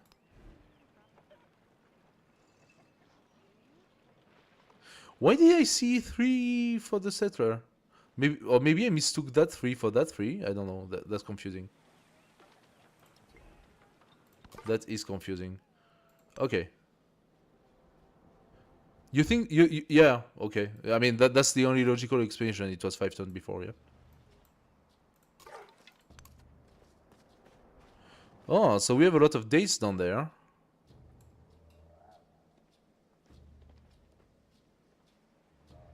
Yeah, that's what I'm saying. I don't understand what's happening here.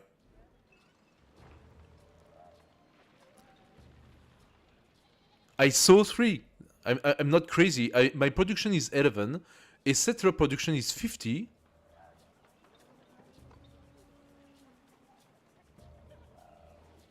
Unless, if I replace the settler, it sends the production to the next whatever is... I don't know. I am confused here. I am confused here. Let's pass turn and see what happens. The spoken word conquers all thought, but the written word commands it. Okay, our research is done. So, the settler, the number of turns for settler is actually the number of turns for the active researched one. And 3 is the warrior or jaguar slayer. But the settler has gone down to 2. So it must have started at 5. And now we are at 2 because that's where we are. I am really surprised that I cannot queue production. That's really annoying actually. Now that we have done the writing, we have the project research initiative. And we also have the wonder, Great Stell. I could immediately go for it, but that will take quite a few turns, 25 turns. I don't think that building the wonder now is interesting for us. We have a new narrative. The first codex. Strange figures garnish the fig tree bark as the Maya scribe records the words in symbols by torchlight. The people gather round each offering an account of their own to immortalize. So, describe recent experience of agriculture. We gain plus 25 culture for that. We would gain some culture for discipline. That's actually pretty good. Recount a pivotal battle. We gain 25 science for that. That will be a bonus to our next science. Or we can preserve children's legend and gain 50 happiness to change our to gain our celebration faster. I think I'm gonna go for the culture. I am interested in getting discipline faster. And yeah, we gain 3 turns of culture. Next technology, what do we do? Aha! Writing 2. Writing 2 takes 6 turns. We gain plus 1 science on science building. Do we have science building? We need to create the library first, right? So we will get plus 1 science. We will gain also a codex. And I am not entirely sure what the codex is. So I am very curious in doing that. And finally, we will steal technological advancement. Gain a technology from the target that you have not researched. If the civilization has no eligible technologies, gain science instead. So I need to find first a new civilization, and then I can do that. I am very curious about this codex thing. Neighbor's boundary, would that give me something? It would give me the saw pit. Will give plus 1 production on camp and woodcutter. So I would have a gain on that.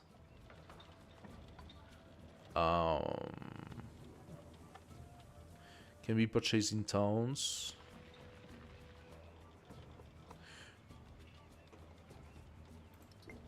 Science legacy path.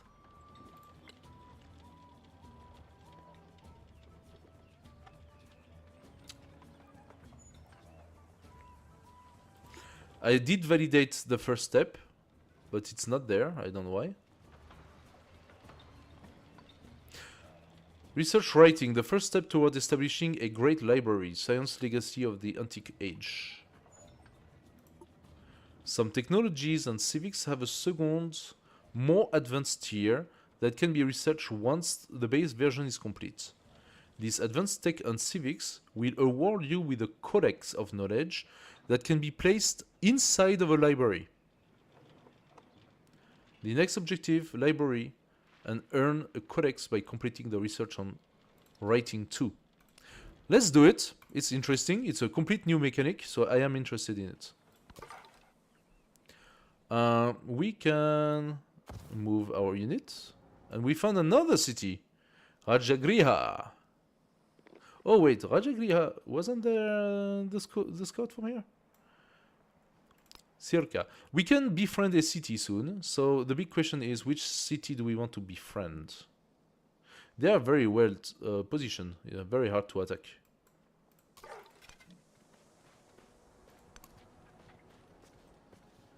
Okay, we are going into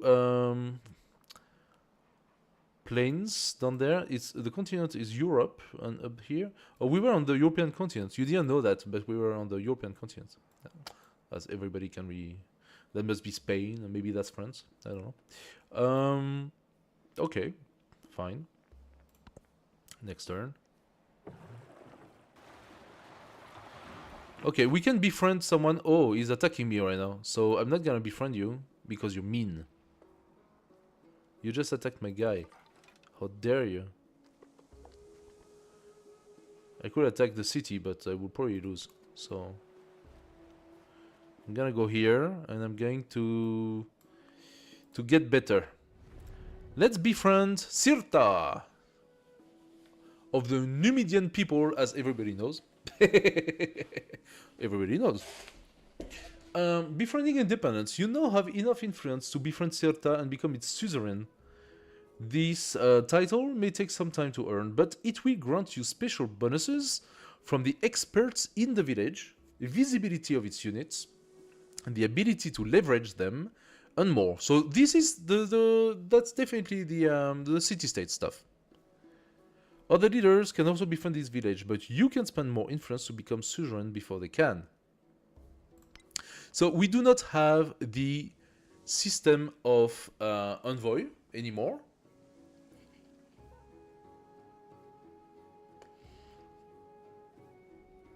The envoys have been replaced by a quantity of influence, which reminds me a little bit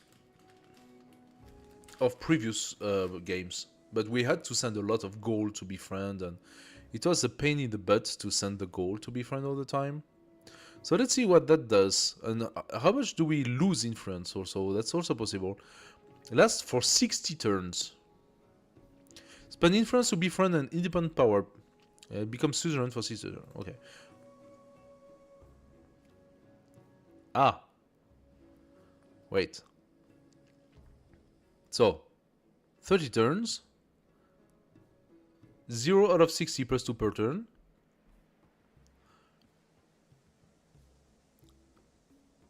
So, the independent power is friendly with you after 15. 23. The independent power will convert to a city-state soon, with you as its suzerain. They have bestowed another gift. Okay. I can add support, but not now. I can add another 100 influence. You are the suzerain of the city after 30 turns. Let's see what happens. 30 turns. That's a long time. 30 turns. So that gives other civilization a lot of time to contest my suzerainship. This is a very... maybe we are on the fractal sort of map. This is very strange.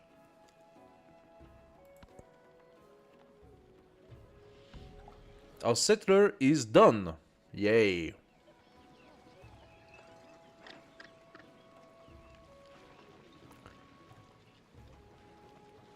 As with the first, look for fertile land with good yields and close access to water. Now, this close access to water is something that's a little confusing to me right now. So, let's take the settler. And we know that we can settle in those two positions. I'm gonna send the first one here. Oh, they actually have a lot of movement. And I'm immediately going to do another one. The next settler is going to take 6 turns. Maybe we should do the granary first? Alternatively, I could purchase... No, I don't have enough. I am interested in purchasing another Jaguar Slayer, to be fair. How much do I need to purchase the granary? 220. And that's in like 6 turns. Maybe that's worth it. So let's go for another settler.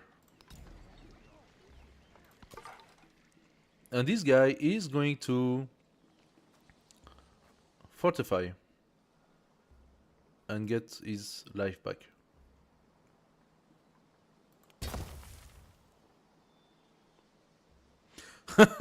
So for fortifying for him is to put a tent. He's in a tent. I'm protected. I'm protected. Yeah. When the bear comes to eat you, the tent does not protect. Aha! A scout from Cirta. My relationship is hostile with them. Why is my relationship still hostile? Okay. Maybe killing the scout can do something for me? Do nothing which is of no use. Good, good, good, good. My scout has +1 movement and sight. I do like that. And we have now our first army commander. Yes. Change policies. Your army commander has earned enough experience from combat to earn their first promotion because they were born warriors. You don't know that, but they were born warriors. The guy just got like out of the womb. He knew how to command armies.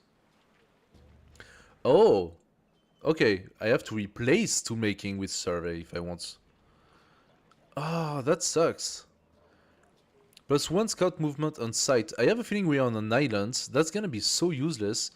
While the production is still useful. So, I'm not gonna change that. Now we got our first commander that should have a lot of promotions. And that is definitely what I was looking for. This guy can move quite a bit. I am thinking, in order to promote, do I need my movement points or not?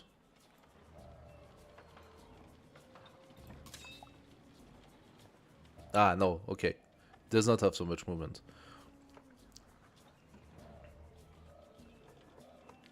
Promote. Grant a promotion to this unit. What happens to the movement point if I do that? Let's try it. Aha! So this is the new Army Commander interface.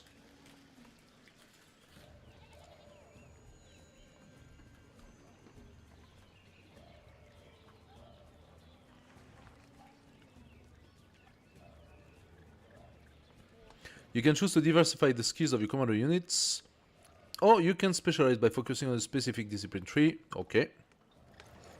Combat experience. Commander units earn experience when one of their nearby units engage in combat. After gaining enough experience, you can choose powerful promotion that can enhance the combat effectiveness of nearby units. So it is as you said, the units are now providing experience to the commander. This is very frustrating because then I really fought for nothing. Or I got the 100 gold out of killing the thing.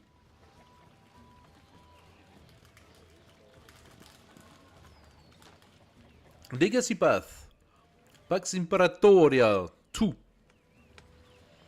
Our army is now a well-horned sword, and like a sword, it needs a strong hand to wield it.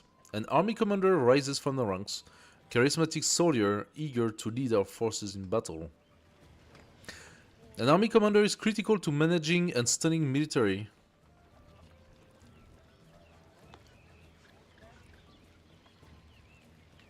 Yeah, they are the generals.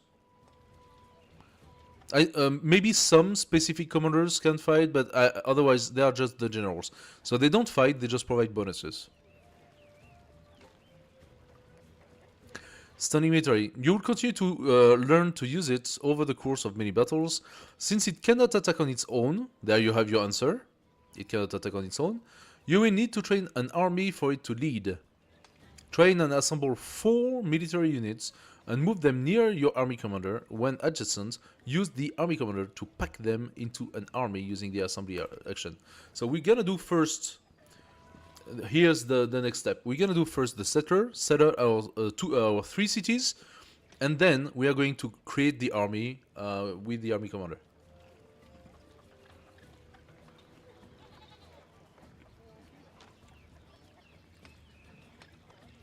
Now our army commanders start with 3 points, and that's our leader special capacity. Now we have Bastion, Assault, Logistic, Maneuver, and Leadership. Now what do they do? Plus 2 combat strength for land units within the commander radius when defending. Okay. Units can move after unpacking from this commander. Okay. Plus 1 gold for each unit packed. Plus 15 production toward training land units when stationed on a district. This is quite interesting, especially for the beginning. This commander has plus 1 movement while on lands and ignore turn movement restriction when packed. That is also pretty interesting. Plus 5% to all yields in a settlement when stationed in a district. 5%.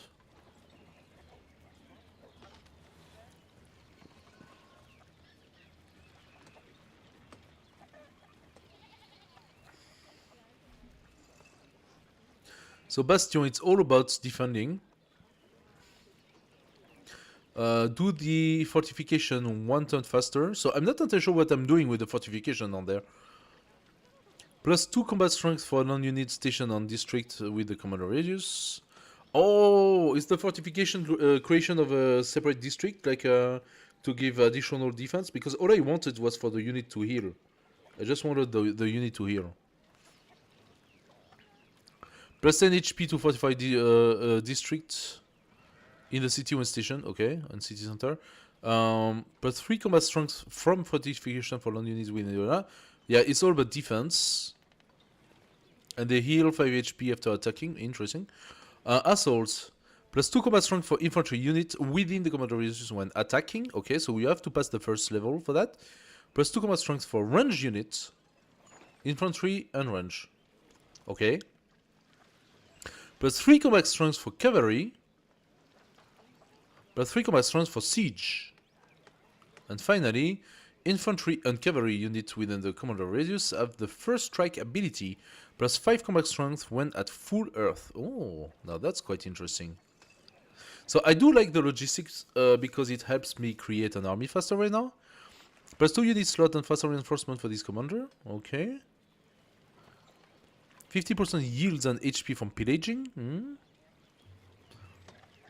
Land units within the commander's radius gains 5 healing in enemy and neutral territory. Aha! So my units will heal faster.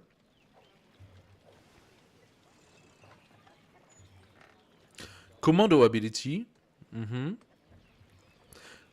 Terrain combat bonus are doubled. Infantry unit can move and attack through cliffs. And now that does what? Flanking bonus. It's very complex. All of the bonuses are basically summarized here within one commander. But that means that you definitely... You are definitely limited in what you can do, huh? 1, 2, 3, 4, 5, 6. 6. Okay, so they each have 6. No, this one has, yes, 6 as well. So that's 30. And then commander point. So I'm sure you need more than one commander point as soon as you get into the... And what is that 0 out of 60? Is that his experience? Is there a limit to how many...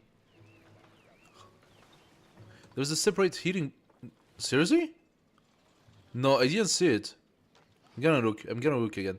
So, for him, 15% production toward training non-units when stationed on the district. That makes sense, I'm gonna do it. Plus 2 unit slot, no. Unit can move after unpacking and... I have to validate.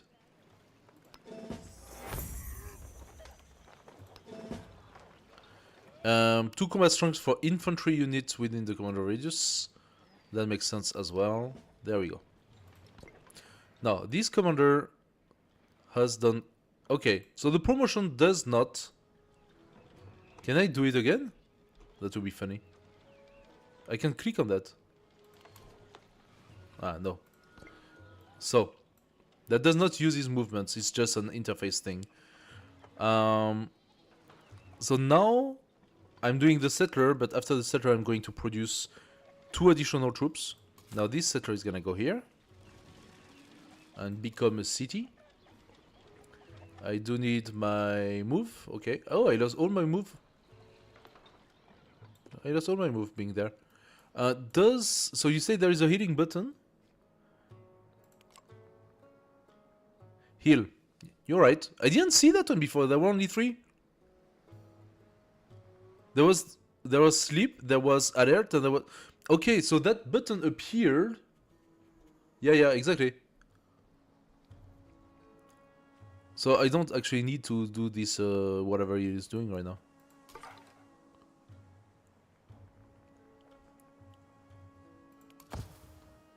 Does he stop doing his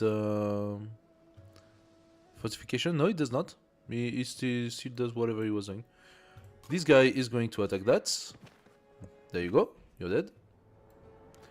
I don't know if my commander benefited from that. And then I'm going to go and check this. Promotion to award. One of our great commanders is a hero to soldiers and civilians alike. The battlefield ingenuity has earned them several promotions, but these have yet to be awarded.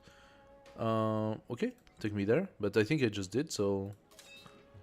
It was just pending. And this is... Command unit, which... This unit. Well, this unit has to wait. Because... Move to specific location, no. I'm just going to make him sleep. Now we have a new civic, finally. Now what are those? Lord of Chibalba. Unlock the Jallow. Base yield +3 happiness, +1 culture for each adjacent wonder. So as of now, it does not really serve any purpose. We were really interested in... Oh! There is a discipline 2. And then we have tactics.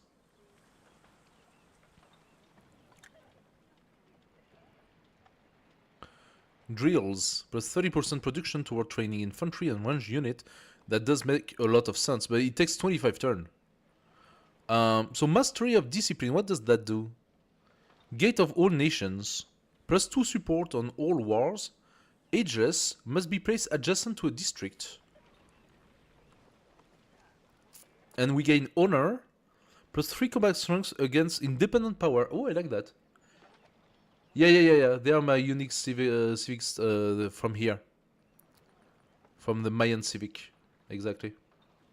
Those two I can create and put them together into the same district, and they are going to create my special district. So as of now, they take so much time to build, and they really like to have wonders around. I can... No, not quicker. Look at that. 15 turns each. They are quite slow. But I will wait. I suppose what I need to do eventually is to boost up my civics. However, I do like the honor, so I'm gonna take mastery first.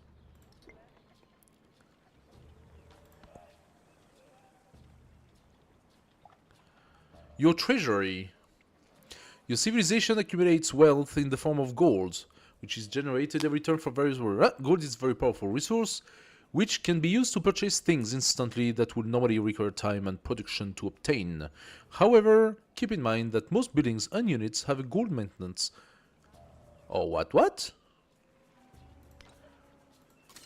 My buildings have a gold maintenance.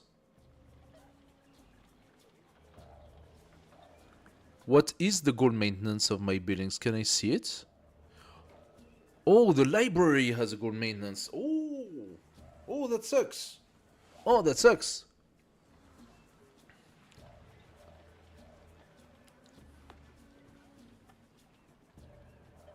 Yes, you are right. The one so Rome has the Colosseum faster. I have, because I am the Mayan, I have 30% production toward the Mundo Perdido. That's my one building that I can get faster. And then the other two things here, they create the Owarbilku. And so this, every time you research a technology, the settlements gains production equal to 15% of the technology we gain production by researching technology. So yes, it is interesting to build it. I will, definitely. But not just now. First, we need to expand a little bit. I'm gonna settle my second city.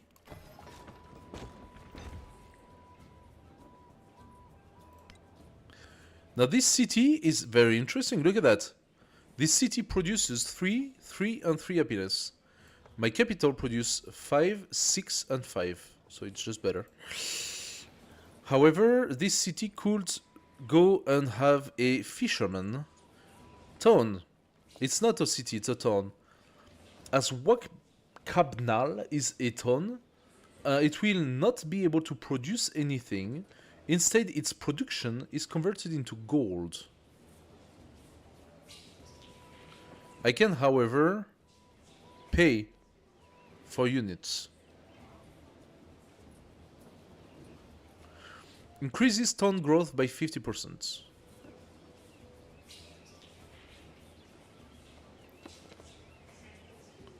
The town's focus.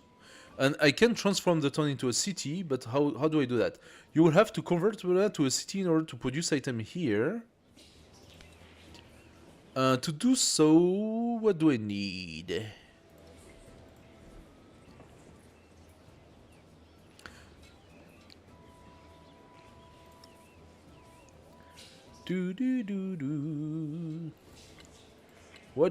What do I need? Increased town. Can I change this? No, not yet. Huh? So for the moment, we need to grow our town. So let's just do that. Let's just do that. It's 120 for a Jaguar Slayer. How much is it in my capital? If I want to purchase, it is 120. I could do the research initiative, which does what? Okay, so this is new as well.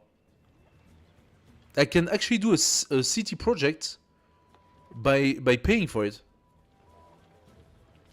Continuously generate science equal to 25% of the city production.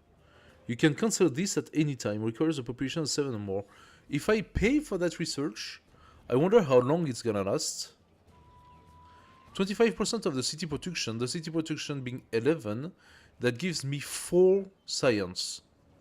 Which is a very neat increase if you think about it. Alternatively, I could pay for my granary in 3 turns. Expand my town. Oh, already? Very nice. Very nice. Should I expand? No, I'm gonna do the camp. We said we wanted the... Oh, and this city is gonna grow pretty fast. Nice. So now we have a source of ivory. That should boost up... Yes, that boosts up my happiness. Now, this guy is fully healed, and this idiot came out. Very good. Flat desert. I don't know if that's a very good idea. Yes, dense foliage. I'm gonna attack him, I don't care.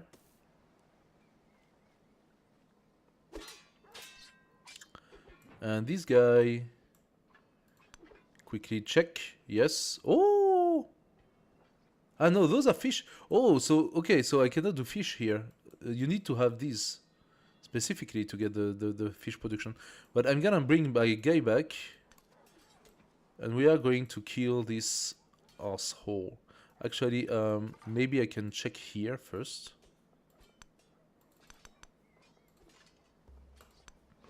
Dude. Cancel. Thank you. There we go.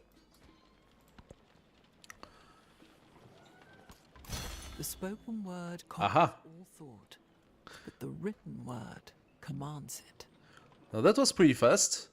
So we get the writing tech too. And now we gain +1 science on science building, a codex, and finally the seed technology, which we cannot really use right now.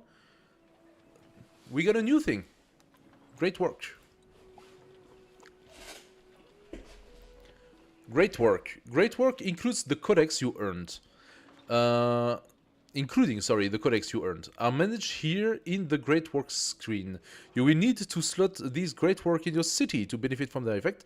This codex is now here and give me flat +2 science. Nice, okay. The archive is the center. The archive in the center shows all Great Work that are not slotted. Oh, you can have non-slotted Great Works.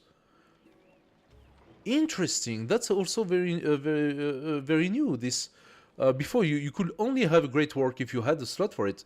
Now you can actually choose the Great Work. On the right, you can see all settlements and their available slots. Your first codex has automatically been slotted in your capital, but you will need to revisit the screen to move it or slot more codices. You can increase the number of slots a settlement has by constructing specific buildings or wonder. This is normal. That's the standard. So we get a flat +2 science. Very nice, very nice. That's gonna boost up our science. I love it. Animals boundary. That's yours. Narrative. The Bark Paper Book. After years of diligent study, one priest has recorded the ritual movements of the stars into a folded bark paper book, studying the pattern of Chak-Ek, and how this great star rises and falls in balance with the sun, could predict the prosperity of future events. Okay. I can insist on good fortune to appease the people, gain 100 happiness toward next celebration. Do we need the next celebration? Did we finish the previous celebration? I don't know. Don't remember. I can also preserve this holy work. +1 codex. I could have +1 codex, but I cannot use it. I would need at least to set up the library first. Can I do that? Do I want to do that? I think I'm gonna take the 100 happiness. And how is the celebration doing? 3 turns until the next celebration. And we had +20% food and +30% protection toward construction building. Maybe we could change that to something more functional for us. The age is advancing. So, how are we doing in terms of attack? Not too bad. I believe I can kill that warrior. Should I heal, however? The thing is, so I can rest until fully healed. The whole fortify does not really exist anymore, right? I mean, the fortify, build temporary fortification, wait for him to attack me. I don't know if that's a good idea.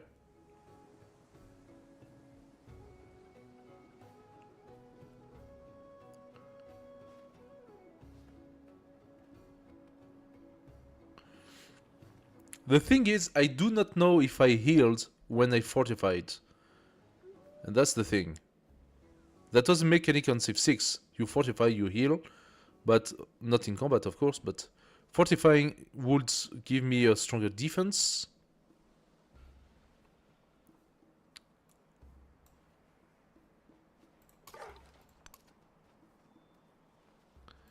What do I do? I'm gonna attack.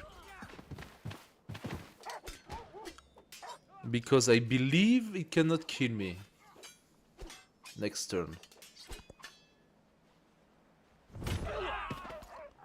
And I believed right. So I am going to come here and heal. In the meantime, this guy is gonna come close to the city from the south. No, he cannot. There is a mountain. So you're going to come and protect your friend. And we just validated our settler, and we also have a growth in our city. Yay!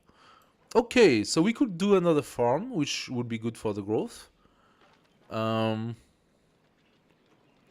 Alternatively, we could take another source of ivory. But we already have a source of ivory.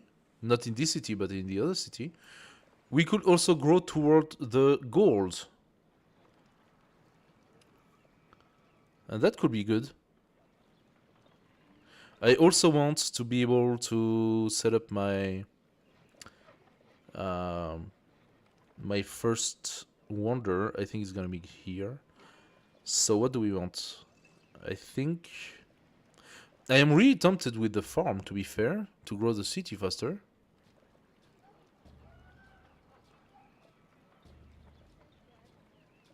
The ivory is interesting. It actually has the culture. I think ivory gives me culture and science, so let's go for this one. Yeah. I think that's a global bonus, taking this one.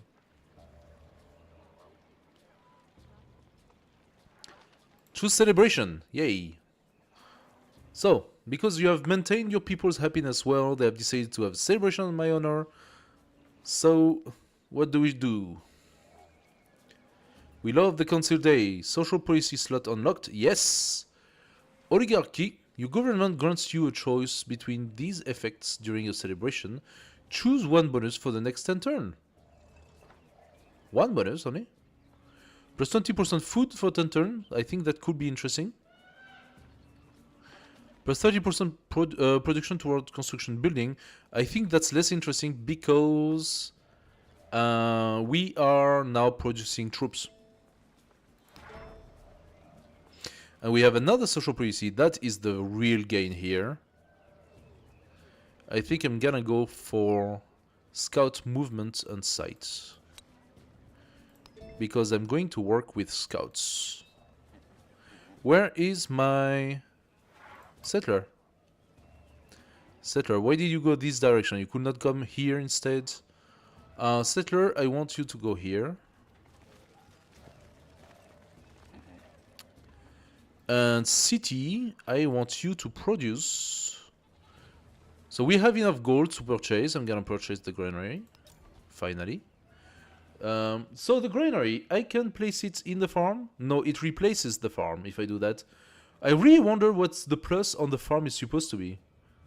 Can I not build another farm or another equivalent building? What's the plus?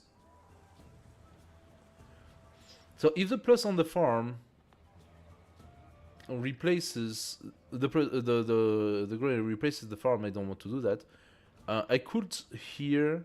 It's a forest, so in the forest I should be able to create additional food or additional sawmill. I'm considering putting the granary maybe here.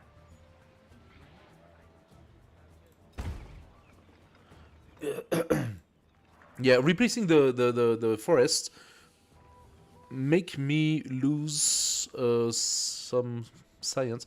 Wait, this is confusing. Are those forests actually giving me... No, this forest is giving me science for my capital. I don't want to replace that forest. I'm gaining 1.5 science in my capital thanks to it. Now what I want is...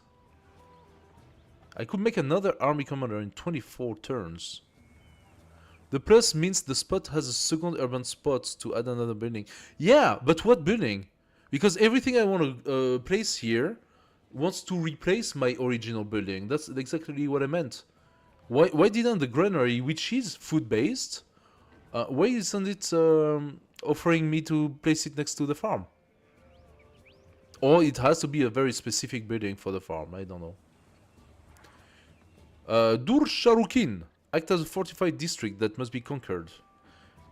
Yeah, no. So right now what we want is Jaguar Slayer.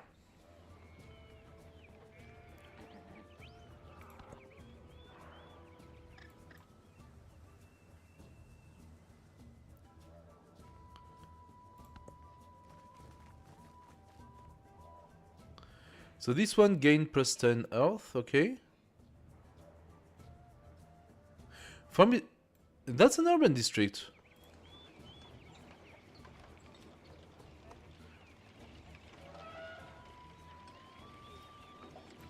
Okay, but then why, if only those are districts, why does the farm have a plus next to it?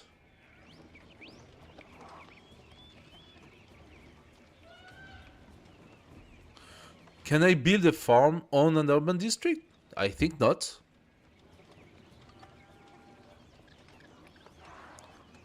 So if the farm has a plus next to it, that should mean that I could build something else, no?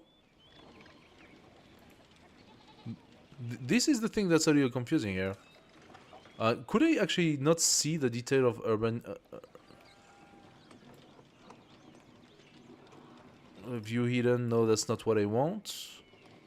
I wonder if there is not a... Exactly.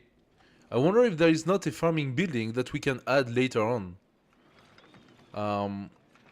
Like, later, once we have unlocked some sort of sow pits, base yield. I wonder where I'm gonna put this one, maybe here.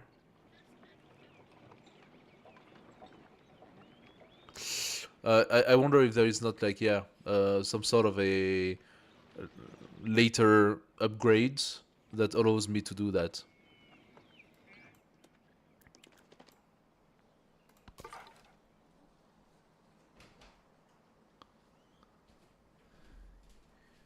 Thank you very much. Oh, food. Food. Good food. Okay, so.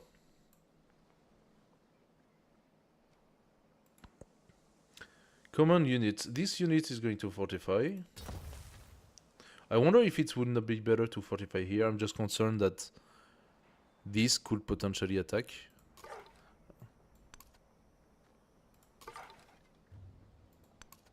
Wow. I think I just cancelled whatever I did. Okay, stupid mechanic. Very stupid mechanic. I just fortified that unit, right? It was on fortify. Requires full movement. Used all of my movement. And then I just take that unit and I right click on it saying I want you to move to another thing. And the fortify disappears. It destroys all of my movement for nothing. Now this is just bullshit.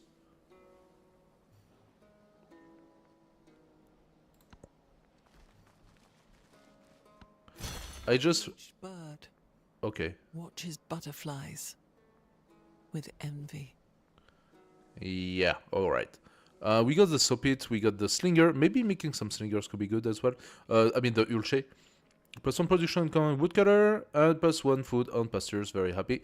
Tones, growth and economy. So, the town of Wakabamla has truly begun to establish itself as a home for the Maya people. Tones are critical for your economy as their production is converted to gold. Yeah, we know that. You can spend gold to upgrade the town to a city. Now, that is what we wanted to know. Though there are trade-offs. The upgrade cost decreases the more populous the town becomes. But as a city, it won't bring in as much gold as before. Consider keeping Wakaldang as a town for now so that it can adopt a focus later. Okay? Sounds good. You, however, I want you to become a city. Now, big question. Am I gonna benefit from the water being settled here? Or am I not?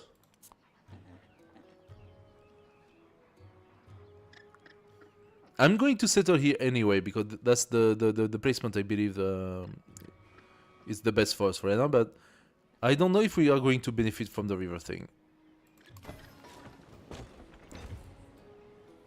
So again, we have 3, 3, and 3, which is the same bonus as we had from here. Now that city is by the coast, but not by the river. And this city is by a river, but not on the river. And it's also 3 and 3 and 3. Now I am confused. Do I need to settle on the river if I want to benefit from more? Or is it the bonus that you get by being next to a river? That's... I don't get it. I just don't get it. So, let's see. City growth. Yay, number 2. We are going to take the other camp. Thank you very much.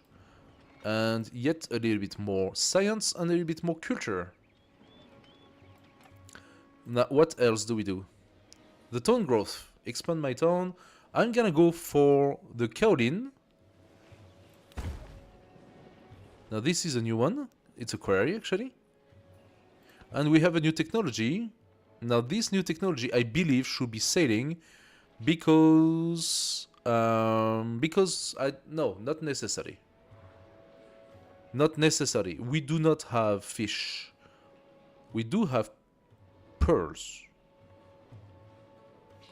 And I'm not entirely sure what needs to be done for the pearls.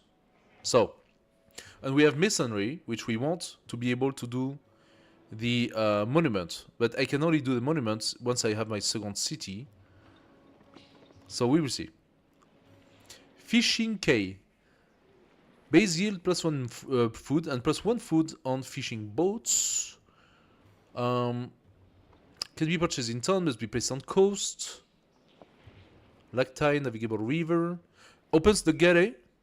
I think opening the gate is probably the way to go now. Again, I need that to be a city. So embarkation, allow all units, all standard land units to traverse coast terrain, +1 food on fishing boats. So it's unclear. What about irrigation? Takes 6 turns. We get the garden. Base yield +3 food, +1 food for each adjacent coastal navigable river. Blah. What do they call navigable? Is that navigable? How do I know if that is navigable?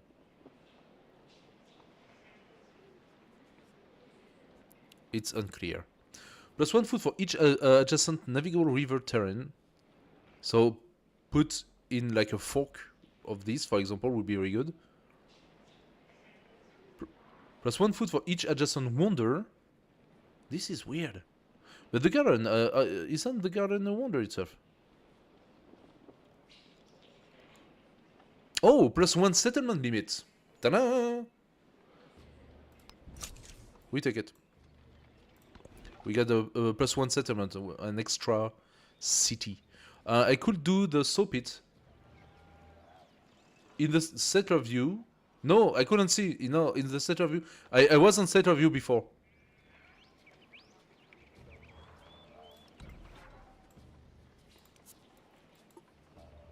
So this here is floodplain. It's a river that can flood.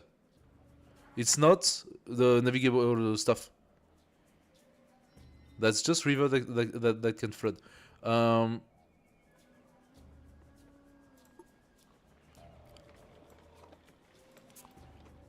We already know that this one is navigable because our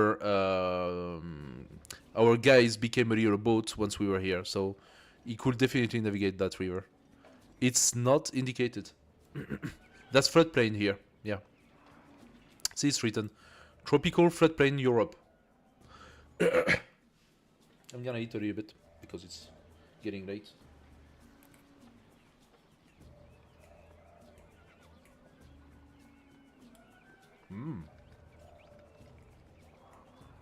Now that's very good.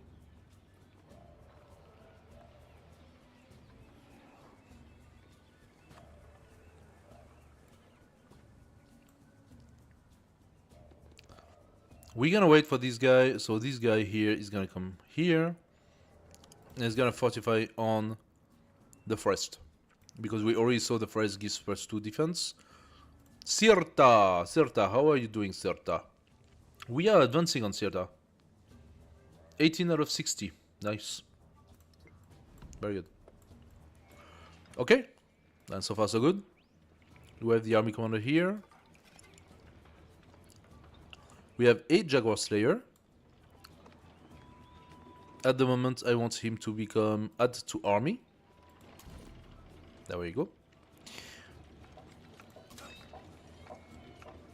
Yes, perfect.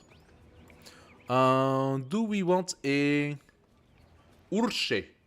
I think we want an Urche. Unique range units, yes. Resource assignment available. Now, explain that to me. Wait a second. So the kaolin is a resource, but the ivory is not. +2 food to capital, +4 food to any other city. So I am thinking, even though the capital is really important, for sure, I'm thinking to assign this to Tikal itself. Can you please? I can only assign it to the capital? Okay, because the others are not cities. I understand.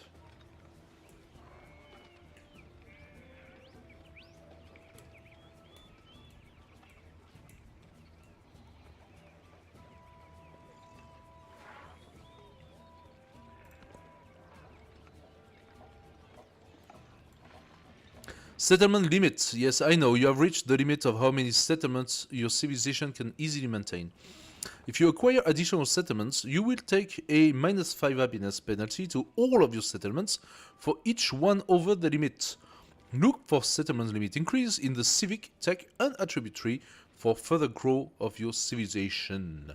I know. That's why I'm currently doing the irrigation. Which also means that I'm gonna do the 2 Ulche and then I'm going to straight up. I actually already have 4 units with the Ulche. I want another Ulche first. There we go. Which is of no use. What do we have? Honor, +3 combat strength against independent power. Yes, please. Plus production and science.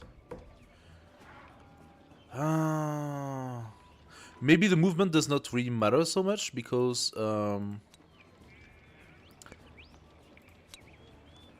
we are going to move with our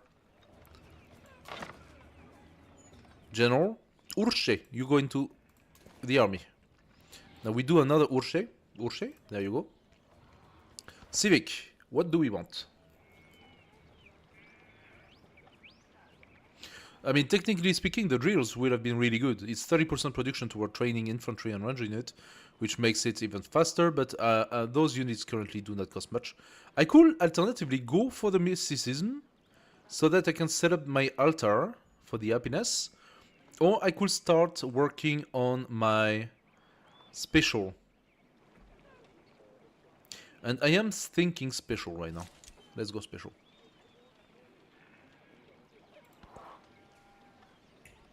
So we have reached a little phase of the game where we are producing. Aha! There we have our fortification. Oh, we actually got attacked. We didn't see that. We got attacked and we didn't even get a notification or anything. What the heck? So they attacked us, but we were fortified. They lost half of their life. And we barely lost anything. We lost 8. That fortification here gives us a huge advantage. We got +3 combat strength against the independents. They get -5 damage because they are damaged. Okay, and we have only 1. Okay, next time they attack us... Oh, these guys might have shot us as well. But we are fortified, so let's see how that goes. The unclean animal. In raising animals, one sees the extremes of life beauty and fullness alike. Manure and flies, the sunrise is an egg, baby calves bursting breathless. The sunrise in an egg, sorry. Bursting breathless from bloody coals. People may be inclined to stop eating an animal who is too unclean, or who is loved too much. Disagree. Disagree completely. Pigs are protected, +50% happiness toward the next celebration. Cows are sacred, +50 happiness toward the next celebration. Dogs are friends, +50 happiness toward the next celebration. Since I do very much like pigs and cows, I'm going to go for the dogs are friends. I wonder, I would like to see the percentage of players depending on choice. Because technically if you don't choose the dog, that means that you want to eat dogs. So yeah. Another one. A story to tell. Satisfied at last, the writer sets down their quill. They have spent countless hours writing down words only to scratch them out and rewrite them. All will be worth it if just one reader finds joy in this text. One must write every day to improve. Gives us a codex. But we have only one codex place for that. Inspiration only strikes when it wields, and that gives us +175 influence points, and I'm gonna take that. We actually do have quite a lot of influence, and I'm considering boosting up Sirta.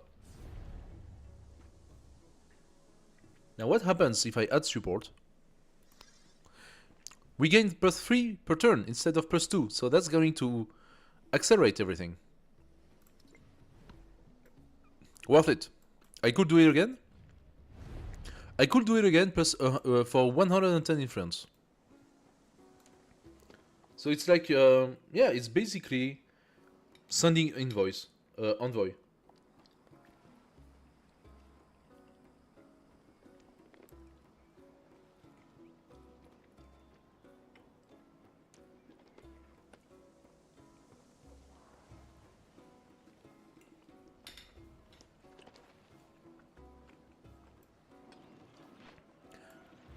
All right. By the way, Thomas, what's your activity? What is your doing?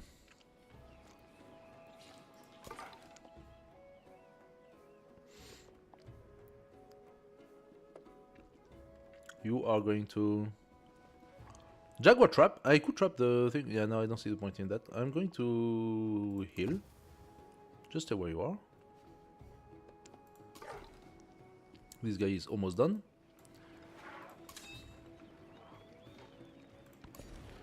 Okay, so we can extend our new city. And I do see something that I like very much here. Picking this time will give you a clay pit. Yes. Give me a clay pit. Did I even see that there was clay there?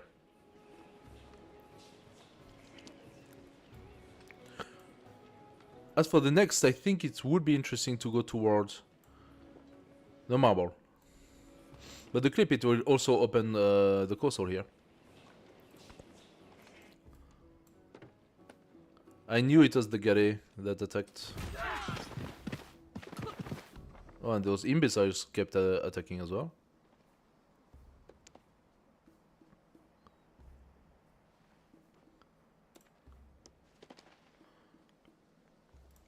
Okay. There we have it. Let's go into the army. And now it is time to move the army and come here.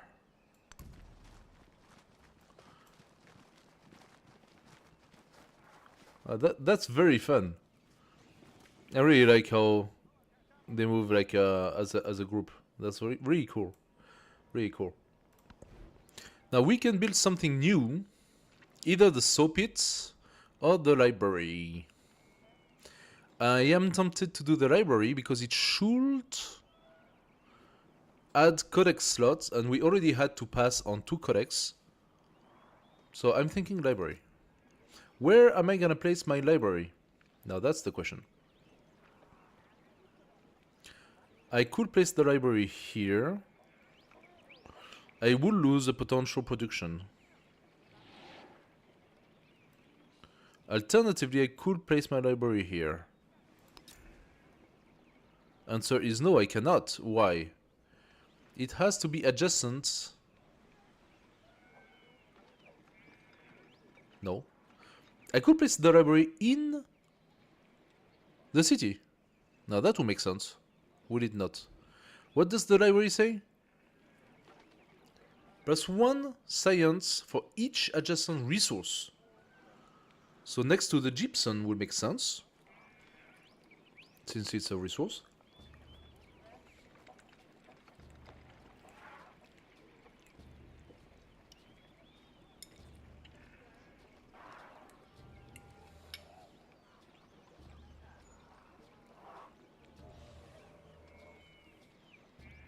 +1 science for each adjacent wonder.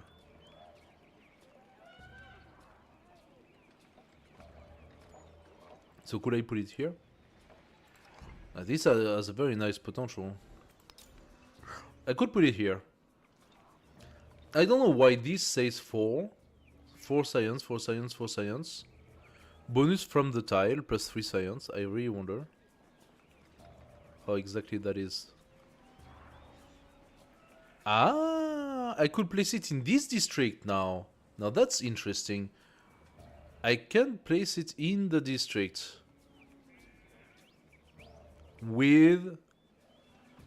together with my granary. Can I place it here? It's even better. No, it's not even better. I do like the idea of placing it here because I want to place a wonder here. So I will gain additional science.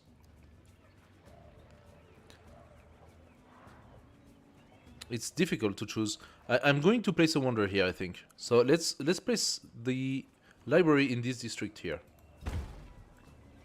Ah, and so that's how it transforms things. That means if I place it in this district, this lot of houses will be replaced by the other one. Very interesting. Very interesting mechanic.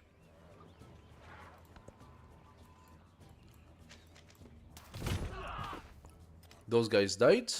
No big surprise.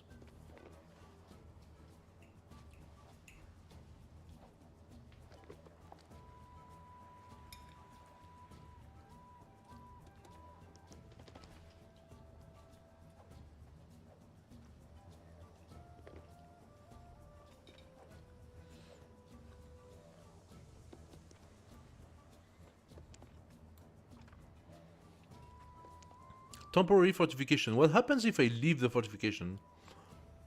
I think that's gonna take them out.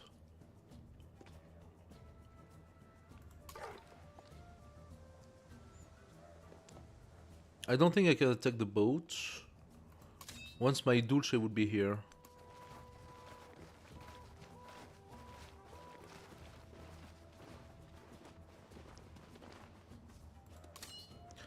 Can I unpack my army?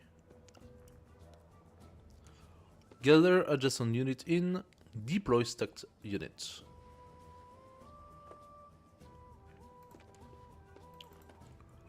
How do I do that? Doesn't want to.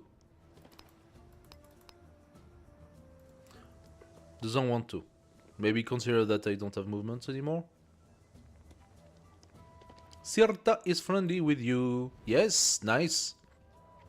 Cirta is friendly with us. I could boost up my influence even more. And get it like in a matter of turns. I'm gonna leave it as it is. It's gonna come.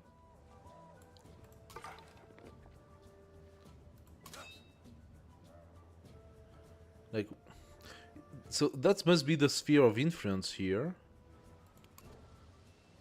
I suppose.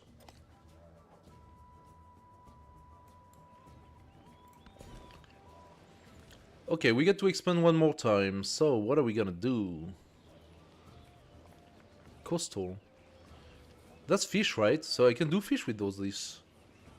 Let's start working towards fish. Fishing boat, yes. So we can do fishing boat. Okay, I was afraid I could not, but I actually can.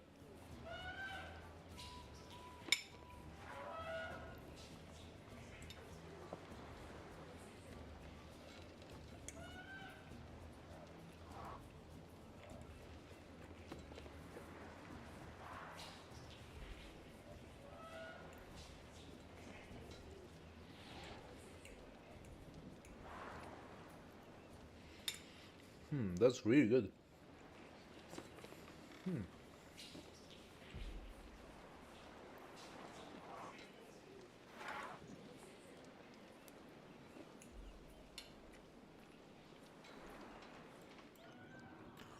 My wife is the best cook.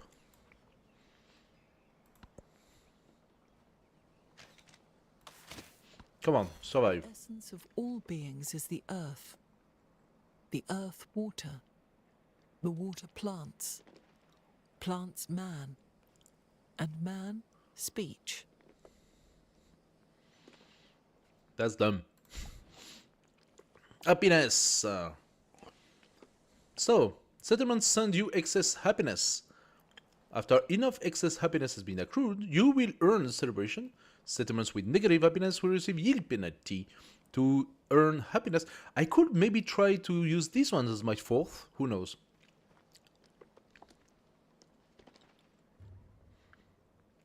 So, don't write your advisor here to monitor your happiness, blah blah blah. Does not really... Oh, what is this?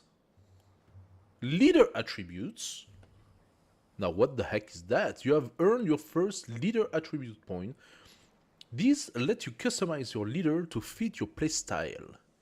To choose your first attribute, click the attribute button. What? What is that? Leader attributes: cultural, diplomatic, economic, expansionist, militaristic, or scientific. Attribute you choose will apply for the remainder of the current age, as well as all future age. Some points are for specific attributes, but wildcard point can be spent anywhere. So those are legacy cards, not legacy, policy cards. Plus 1 culture per age on the palace and city hall. Plus 1 science per age on the palace and city hall. Why does it say scientific 1? Doesn't that mean that I should already have it? Additional wildcard point 0. Plus 1 happiness per age on the palace and city hall. Plus 1 influence. Plus 1 gold. Plus 25% toward training settlers.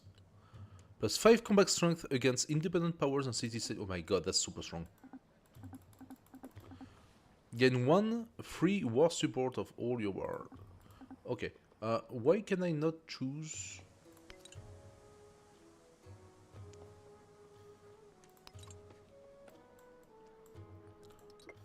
Okay. Can I choose my attribute? No? It says scientific one, so... Oh! So that's legacy based. Okay, that must be legacy based. So I got +1 science per age on palace and city halls. Cool. Do I have city halls on my town? I think not. They have to become cities. Super good.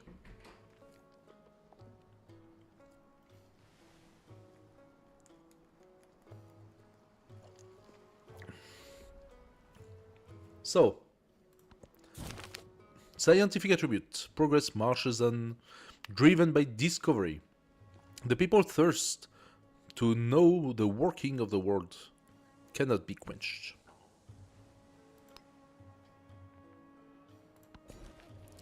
Expand my town, yes please, let's take the pearls, thank you very much. Is it normal that I can do that despite... Oh, because I validated the sailing. No, I did not validate the sailing, so the sailing will give me a bonus, but I did not validate it yet.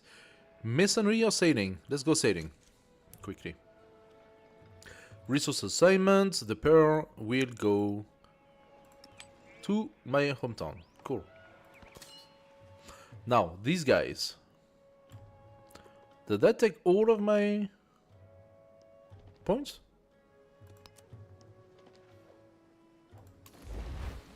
Ah, there we go. And these guys can attack. Maybe I want to... I want this guy here. This guy there.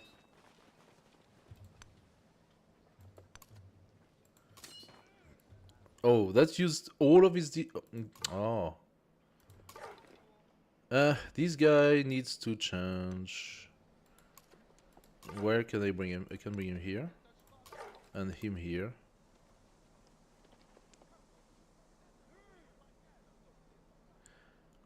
And now this guy is going to attack. And this as well. Very good. And next turn I can get rid of this and start attacking the city.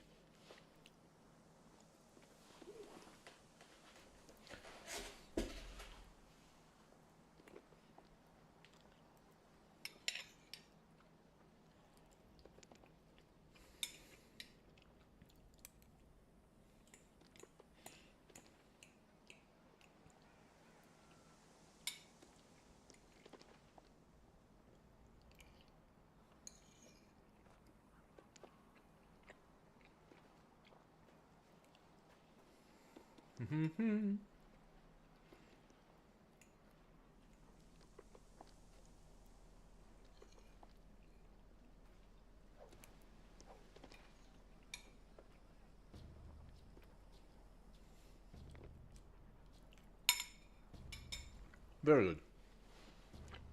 Okay. So. Wait a second, can I attack again? Nah.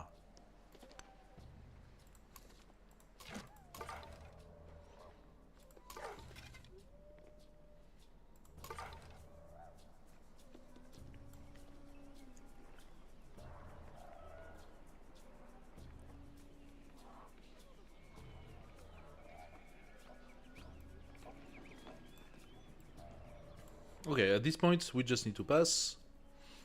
Now what is this guy gonna do?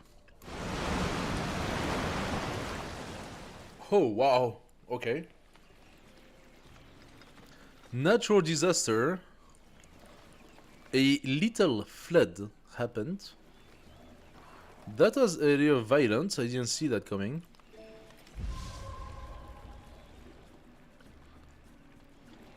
unfortunately happened right south of us. Those were floodplains?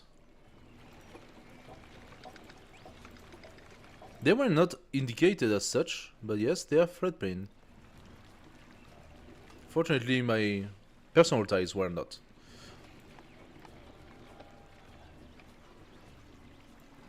Ah, those gain some valuable yields. Maybe I could set up at some point a city in this area. That would probably give me a lot of yields. I mean, those yields are now in my city here, but in this city's sphere of influence. But what can I do with that? Can I settle farms? Anyway. This guy is gonna heal. Well, this is going to advance a little bit. Thank you very much. And provide his bonus to everyone. So, what are we doing? Bombard strength 5 plus 3 combat strength against independents. Do I not benefit from more bonuses than that?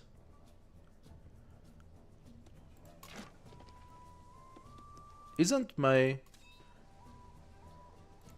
Oh, my commander does not give bonuses to focus fire. Order all range units within command radius to fire on the specific target. All units have plus 2 combat strength for this attack. Yes, please, let's do that. There we go. Ah, that's very interesting. It activates all the units at the same time. You are gonna come here.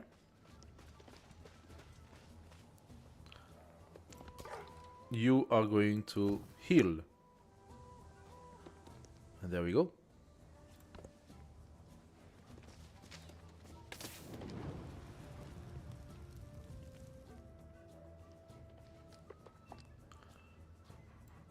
Okay. You set up your fortification. While you do the whole focus fire thing.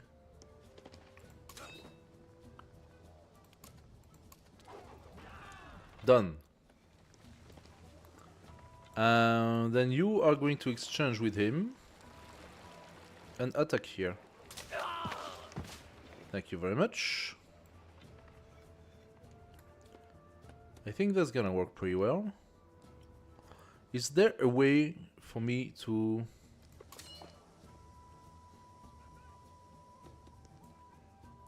attack with the mountain in the middle? Probably not.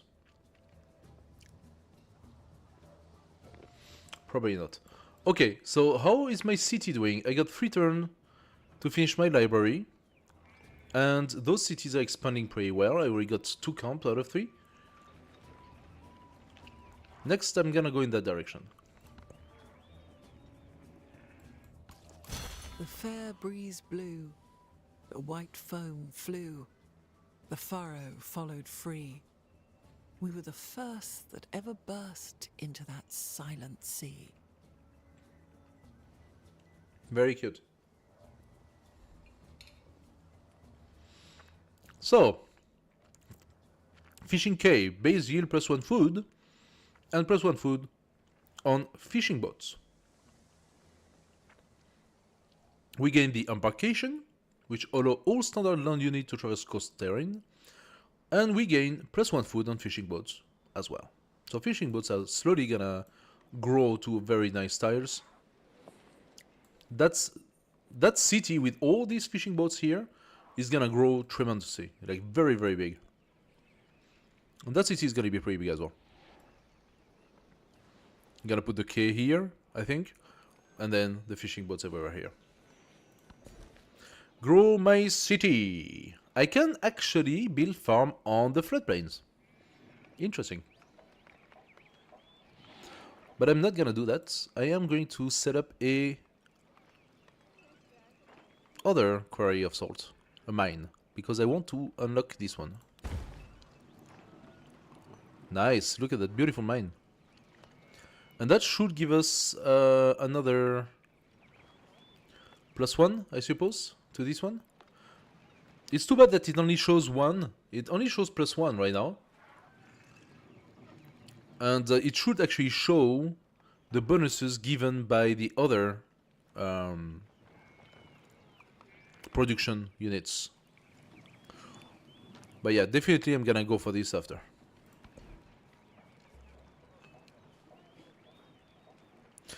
What should be next? I could go and transform... Wait, what? Urche tier 2 Maya unique range unit. So my Urche would go tier 2? Is that what you're saying? If that's the case, I say yes. Urche. That's the same Urche.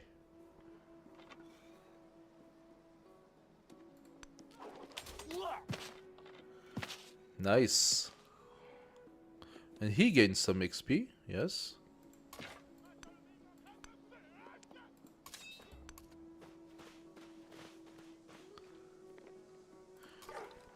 Now the Jaguar, can you do something?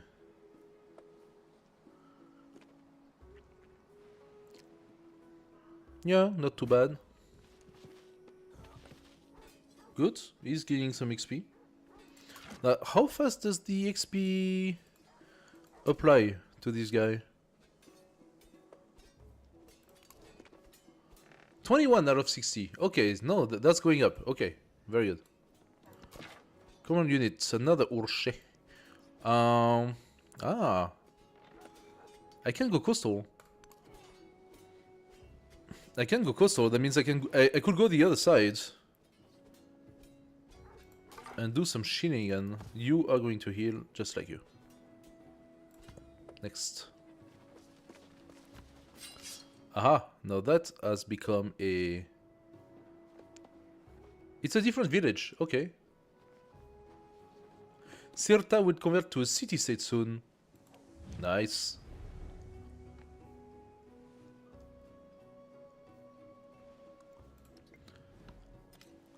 What gift did they give? They have bestowed a gift of what? Gold?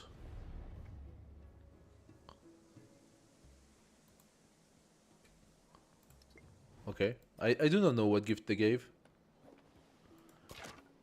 Command unit. Urche. You go. Oh, yes. Now that was effective.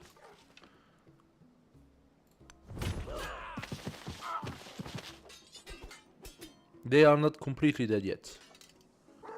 They will, soon. Ah, there you go. Emissaries from Cirta has arrived and pronounced that Maya Empire deserves all glory and respect. To honor the friendship between two people, they present a generous gift. What's the gift?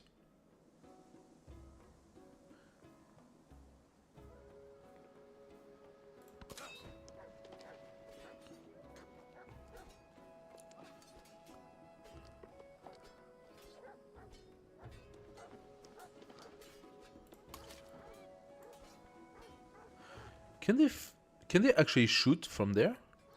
No. Those guys are hostile. I don't know if it's an excellent idea to actually go next to us, next to them right now, but they should not be able to attack me.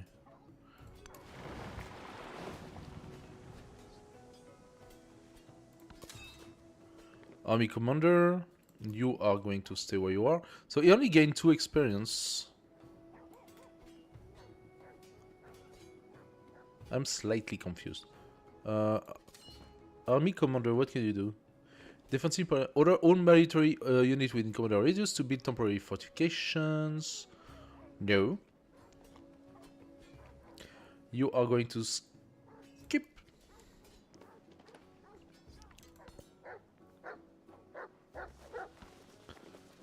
Aha!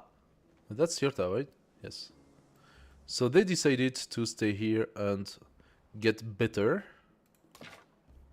My Urche, however, sees otherwise. I'm going to move my commander because this guy is going to take this city. There we go. Now what exactly do I do with that? Disperse independent.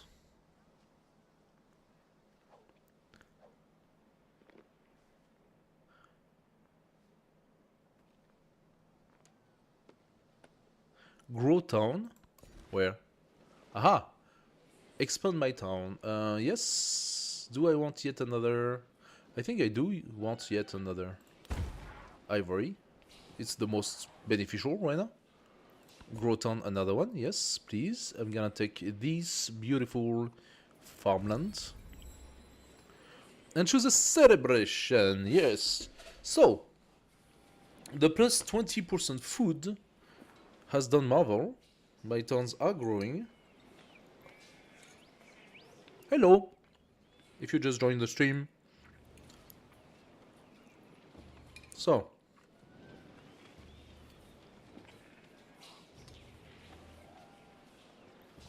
Do I want to boost up constructing building for 10 turns? 30% is very attractive to me right now. And I wonder to what extent I should keep on growing before transforming that into a city. So I'm gonna go for that. And we gain a policy! Ah, so I think it's now interesting to have the culture. The Scots movement and sites is not that great at the moment, so let's do that. We also finished our library that now benefits from 3 science. Beautiful. I could build a fishing quay in the town. Wait, can I build fishing quays for my other cities? Future cities? Ageless. Ah, no, because I obtained access to those tiles here. Yeah, no. So, however, we have the garden. Now, the garden is quite interesting. It provides +1 food for each adjacent coastal terrain, but also +1 food for each adjacent navigable river terrain. Here would have been a beautiful garden. And 1 food for each adjacent wonder antiquity food building. So I am thinking, since once again, I do believe I want to do my... Oh, I could do the hungry garden. +1 food on farms in this settlement, +10% growth rate in all cities, +1 expansionist attribute point. It is interesting. Definitely. Another settler also would be pretty good. Can I maybe buy it? I cannot buy the settler. So, what is this? I am thinking soap pits that benefits from camps and woodcutter. Where exactly am I gonna put it though? Can I place it here maybe? No. And here I want to put my wonder. I could place it... No, if I place it here, I replace the mine. I replace the farm. Is it bad if I place a soap pit here? I do believe I will lose the... I will lose the science if I do that.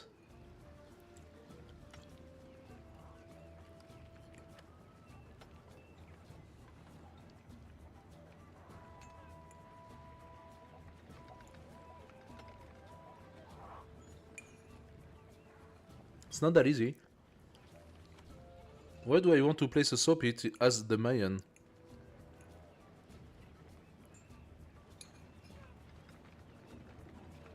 Trying to finish, but it's small. It's all small food. There we go.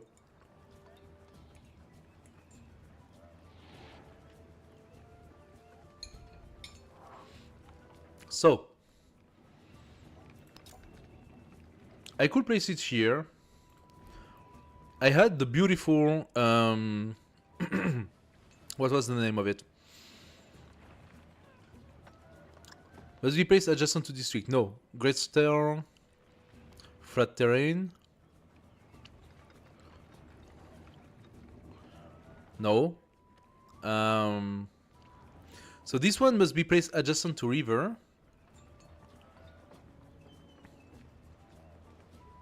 If I wanted to do that, I could place it here. So this could be a placement for wonder here. So I could replace that, definitely. I could replace this farm. I could decide this is not a farm. It never was. Adjacent to river. Gives +1 food for each adjacent wonder. That would only give literally just 2 food. Like, that's not that good. And the building maintenance is 2 gold. The only way for this one to be good is to be maybe here with a wonder here and a river here, and maybe even doing another wonder or something on this side. This way we start directly with a base yield of 3 food plus 2, so 5 food, and it makes sense. Now in terms of wonder, I want to... How come I do not have access to my main wonder yet? I don't get it. What am I doing? Where's the special wonder that I am supposed to be so strong at building?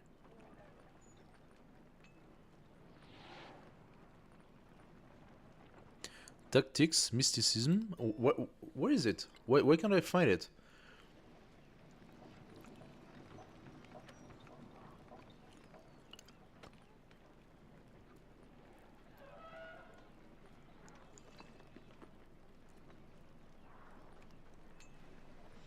Those don't actually give wonders. Yes, Colosseum here. Wayland Palace. Mausoleum of Theodoric, Terracotta Army. Emil Bell. Petra. Oracle. That's the one I want, Mondo Perdido. So, +1 happiness and science on tropical terrain in this settlement. That's what I want. It must be placed on tropical. So, why can I not find this wonder in my list of wonder? Has it been built?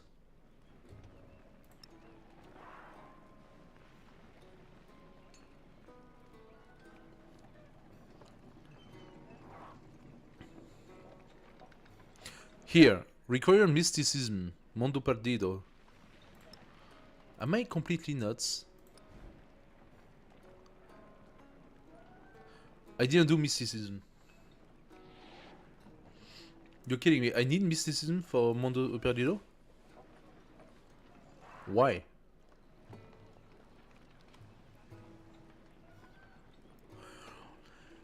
Because it is the mastery of mysticism. I missed that from the beginning. I need to do mysticism. Okay. What am I doing right now? Am I doing tactic? No. I'm doing a Mayan one. Okay. I'm gonna finish this Mayan. Then I can place that. Okay, so this one is special. And that's the reason why I kept all the vegetation. It must be placed on... it's a unique building. It's HS and Barbara. The altar gains a +1 science adjacency from vegetated terrain. The altar... Science and vegetated terrain and city. So this one is base yield +2 science if placed on vegetation. Yeah, so, and +1 science for each adjacent wonder. So this is a normal building-ish. Urshe and Jaguar Slayer against stealth and vegetated. Okay, I do need to do those. And then I'm going to place them here. In this forest, with the wonder next to it, and the wonder next to it that I wanted was what? Great Stare? 200 gold when you construct a wonder in this settlement, including this one, must be placed on flat terrain. So that made sense to make it. Otherwise, this one is not... So this one needs to be placed adjacent to river. +2 support of overall adjacent must be placed adjacent to district. Yeah, no. Yeah, only the Great Stare makes sense. Was there anything else, like a building that made sense to me as well? I feel I'm missing something here. Placing the garden here would benefit from... Then let's say that I access to this tile here. Then on this tile I can place the wonder, the hungry garden. And... because this is still next to river, right? So, hungry garden here, the great garden here, the garden, yeah, and here the stair. Then let's do that.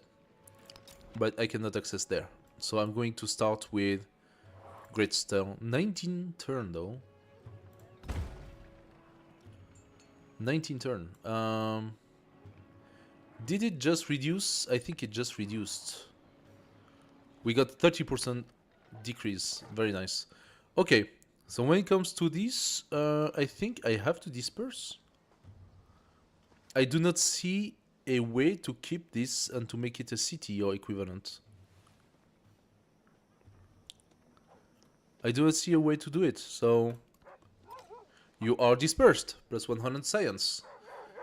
And plus 30 XP to my commander. Excellent.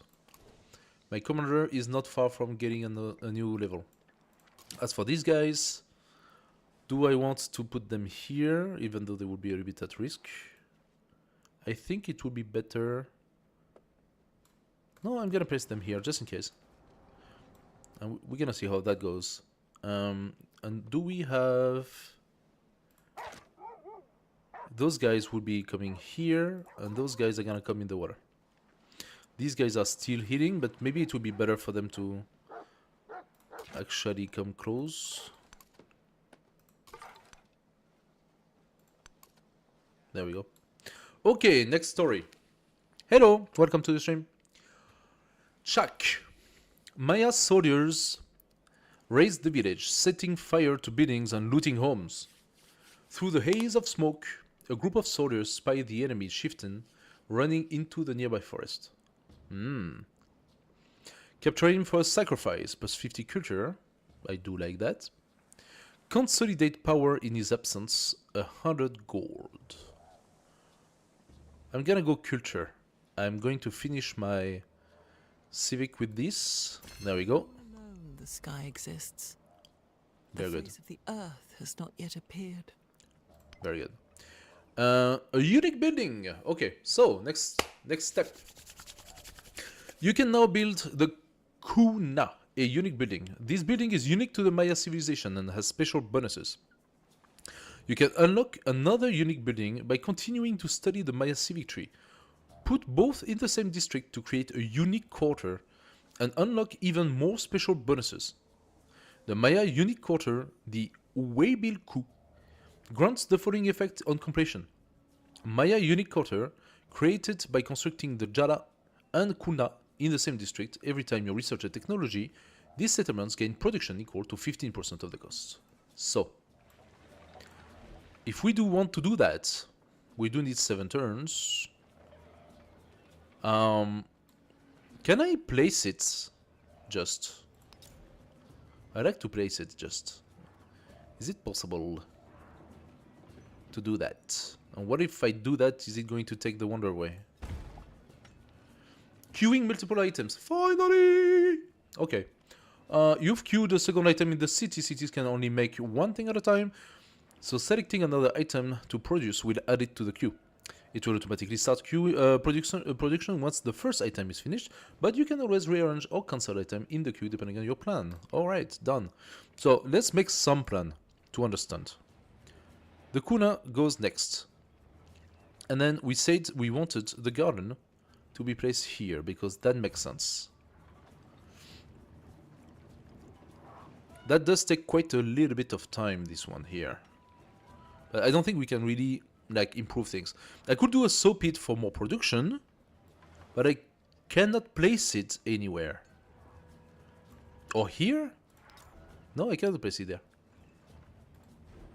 I don't know where to put the soap pit. That's a woodcutter here. I could replace the woodcutter with soap pit, but I will lose science doing so. Hey Goripi! Thanks for the follow. Nice to meet you. If you have any questions, don't hesitate to ask. Huh? We are here to discover the game.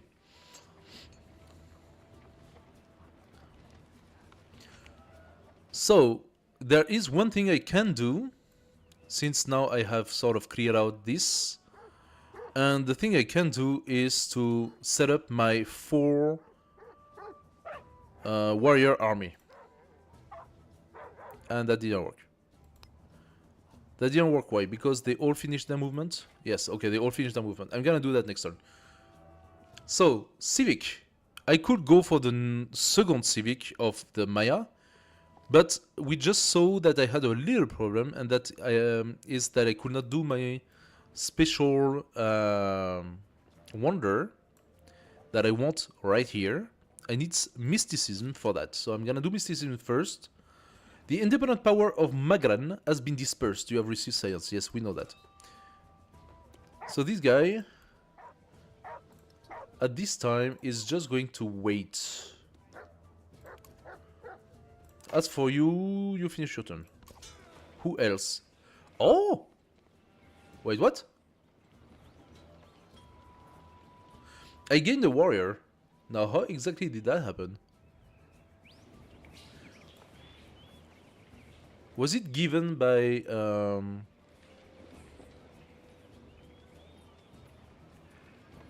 I'm going to reinforce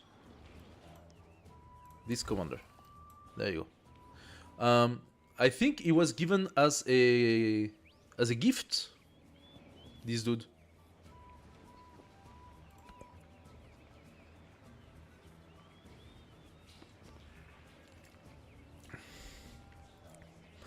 Who else? We do have this guy who wants to travel around, and we are going to do that.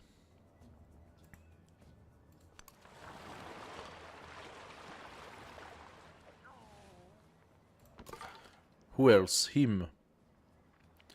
Come here. And finally, you. So, okay, so now they all have their... There we go. So you got 3, you need 4. I just need the last one to... next turn to get into the army. Or the other guy is going to arrive. I don't know how long he's going to take for that, but... this guy, shoot. Did he get experience out of that? He did not. So if he's not next to the battle, he does not gain any experience. This is very limitative. Very limitative. Oh, I like the boat.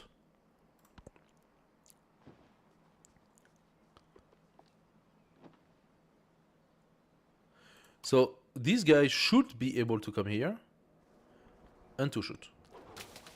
Now he got the XP. Okay. And this guy is going to add to the army of this guy, which should give us the 4 army.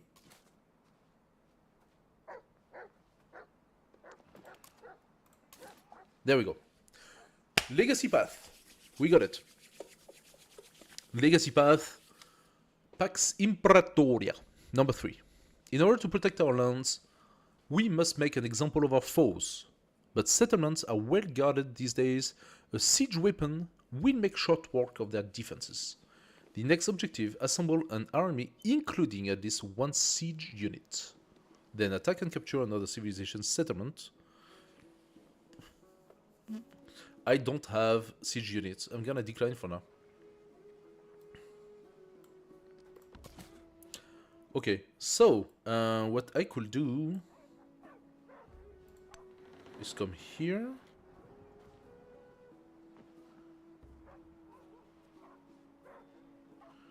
And wait. You come here and you wait. I don't have siege army because I do not have the means to make them. So, in order for me to be able to go into siege, I need to take the wheel that will give me the ballista. Why does that ballista... No, it's a ballista. Oh, okay, it's a ballista. That's siege, yeah? Yeah, that's siege. Okay. Wait a second. Tier 2? What do you mean tier 2? What do you mean tier 2? Tier 2 antiquity siege unit. Where is my tier 1 then? How did that make any sort of sense? That's tier 1. That's tier 2. So where is my tier 1 siege unit, if there is any? The trebuchet. Where is my trebuchet? I am confused. There is no tier 1. Okay, whatever. So, this is not going to grow anytime soon. The reason being that I have lowered the input on food. What I could do eventually is purchase something. So the fishing case would only really benefits if I did stuff up there. I could alternatively do a research initiative for 200. Is that any interesting for us to do a research initiative? I mean, it's always pretty good. No, I need the gold if I want to age this. Wait, I can build? I thought I could not. Convert to city. I need 450. So forget about it. I'm gonna keep my gold. I'm gonna keep my gold and convert. Foreign leaders. You have just met Himiko, High Shaman. Good diplomatic relationship with other leaders can yield powerful benefits for your civilization, but they also your main rival to achieve victory. Before starting diplomatic relation with other leader and their people, we should greet them. You can give a friendly, neutral, or hostile greeting. The choice is yours. Himiko, where are you? Oh, you are here. You are here, Himiko. I could do a friendly greeting with a lot of spears in your face. First, I'm gonna kill that guy. There you go. Himiko! Hello. Your coming was foretold.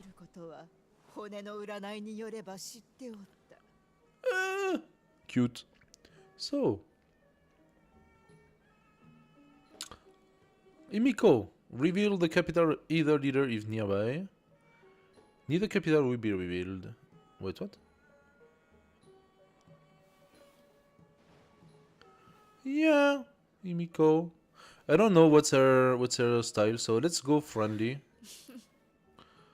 Because it's more interesting for me to attack city-states than to...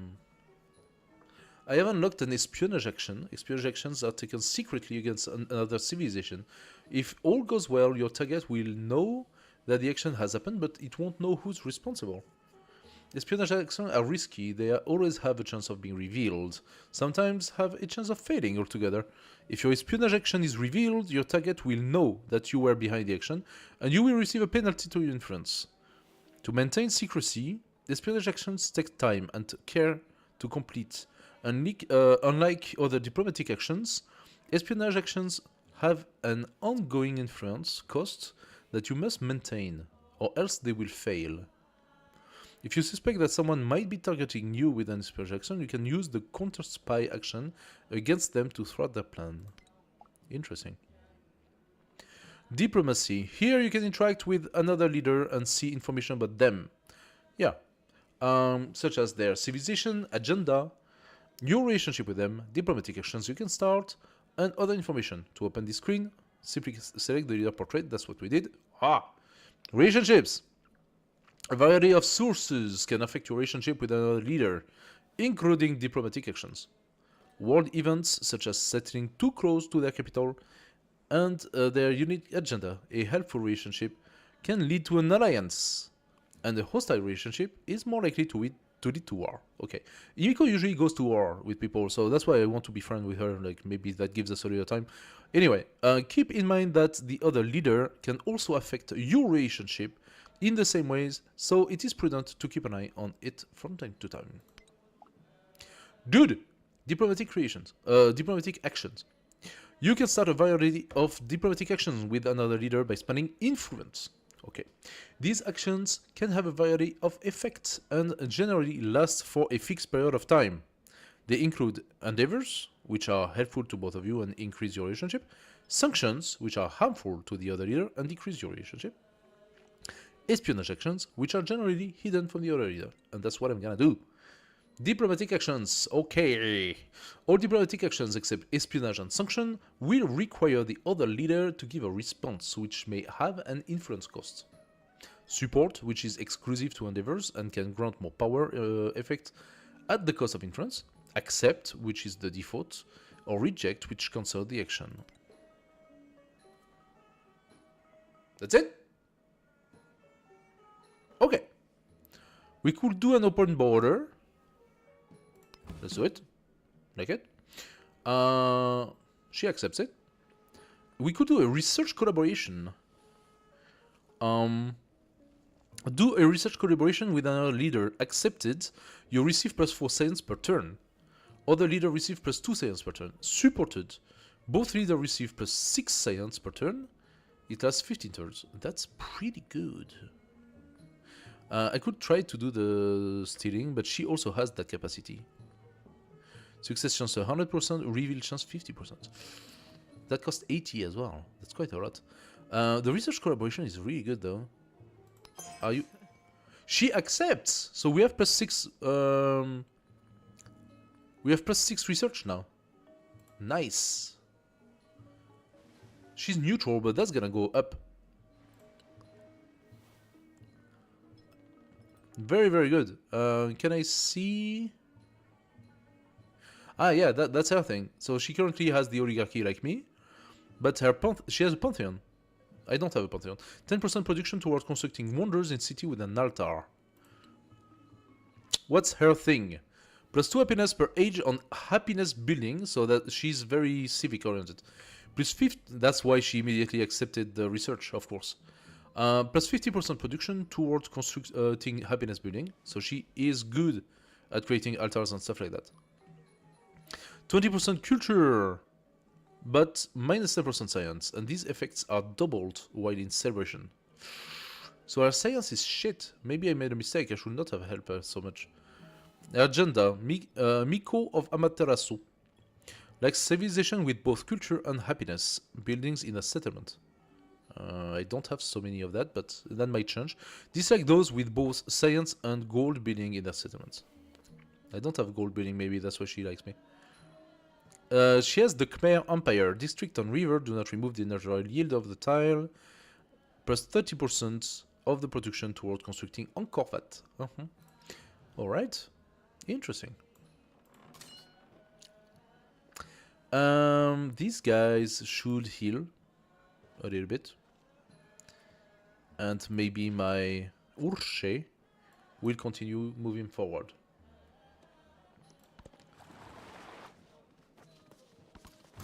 He heard these horrors and his spirit stirred, and spurred to action he sheathed his skin in burnished bronze. Okay.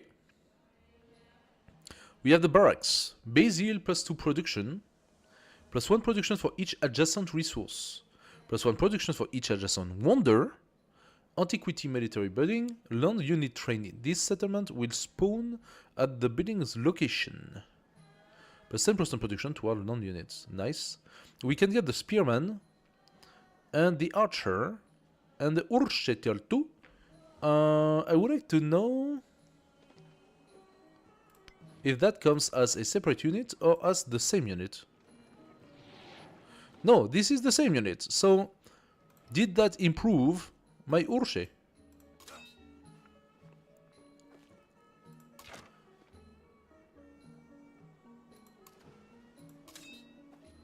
Our Urche is still an Urche.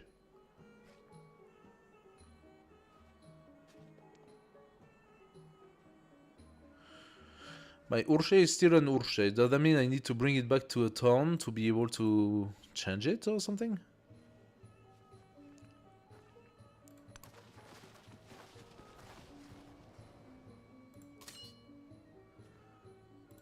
You people, get some rest. Come here. We have a warrior to kill. Nice. What else can we do? This really expanded very well. What do we have here? You have met a new civilization. Oh, another one. That was from Imiko, I think, or Miko, or whatever her name, or Sirta. Sirta was the one who gave us the information. Sirta should now be our friend, are they not? Yo soy doña Isabel, monarca de estos reinos y señoríos. La reina acierta a decir siempre. La reina es siempre cierta. Ajá.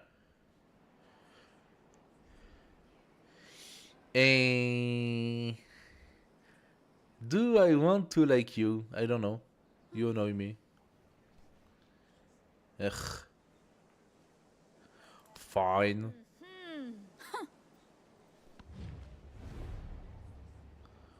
Alright. I'm gonna try to steal technology. Does she have good technology, this one? Classical Republic. She's a lot into culture, and she's a lot into culture, okay. Like civilization that don't have any natural wonder in their borders, dislike those that have. And +3 influence per turn on the palace, +30% production toward constructing the oracle. She had the Hoplite, Acropolis, Orion, and stuff. She's not into science at all. So stealing her, I don't even know if that's worth it. She has a lot of influence though. She's a dangerous one. Sirta. Sirta, there you go. I could levy the units.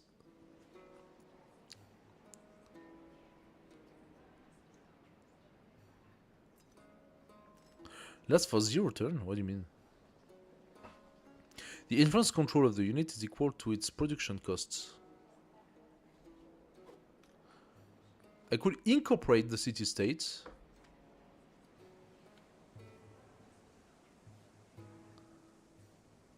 Okay. 240 influence. That's gonna take some time. I could promote growth.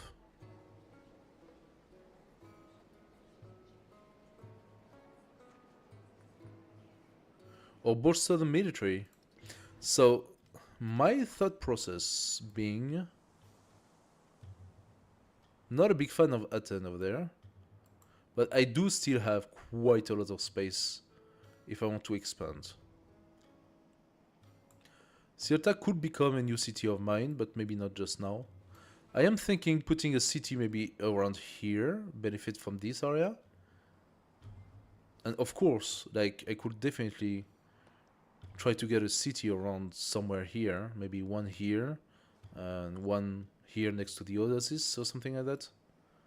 And yet another here, which benefits from a lot of things here. So I do have space for quite a few cities.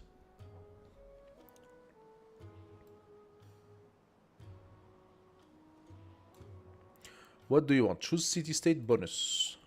Ah.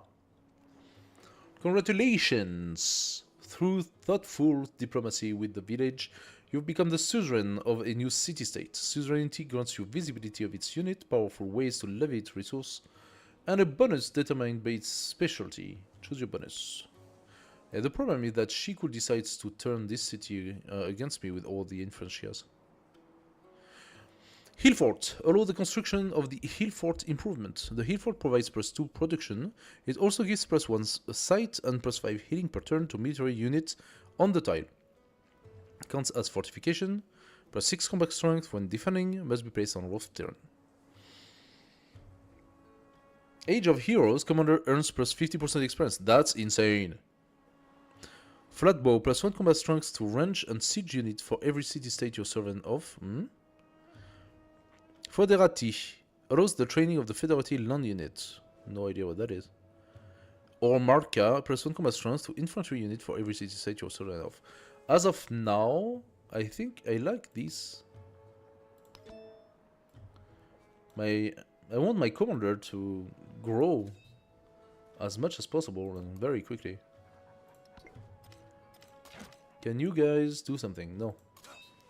And you are healing people. Okay. Duty to one another is duty to the self. Diplomacy grows more powerful with practice. Cute. I got another attribute. Nice. Diplomatic attribute. +1 happiness per age on the palace and city hall. That will put me at 20. Or +1 influence. Let's go for influence. Very nice. Very nice. Hola. Okay, so the movement of camera is kind of weird. I am still working on the wonder right now. Okay. I need to research something. I could do bronze working too, or go into currency or masonry. I'm thinking masonry because I need to start working on the monuments. Maybe I can even buy them. Who knows? Trading in civics. What is the latest style in Greek Empire? It is a question I hear daily. They appear to be ahead of us by several civics, and people are starting to take notice. Perhaps some more cultural output is in order. Can I do that?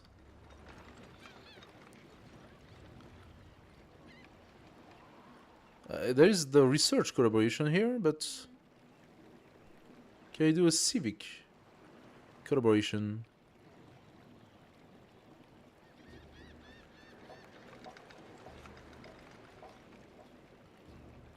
Or is it here? No. What can I do? Civic related. Do I need to do the open border? I don't know.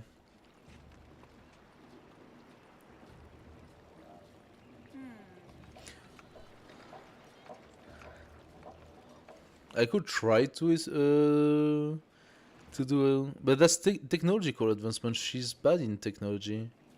She's just very good in civics. I don't understand. What exactly can I do? The Orota River is flooded. Yes. Diplomatic action. Befriending. Yes, done.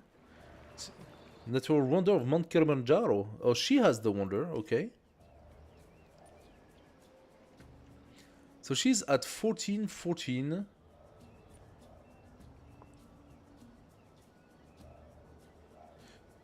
But I am currently with a stronger culture than she is. Strangely enough. I'm thinking of maybe doing another settler. How much time would that take? 7 turns. Anything I could do that would help?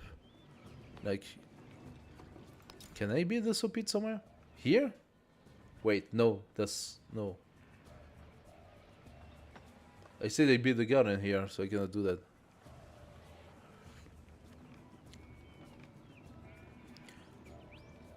I could convert this tile, but that would destroy the... Oh. I could add it to the...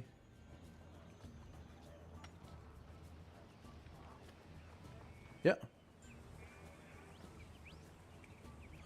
+1 production compound, woodcutter, warehouse production, blah blah blah blah blah.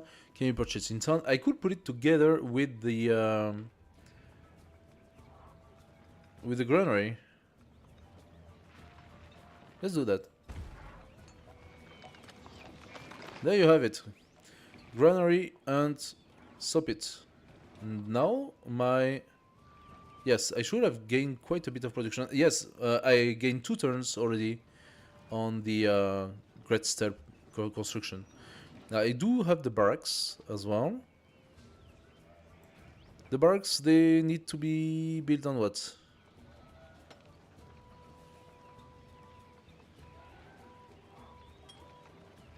And clear.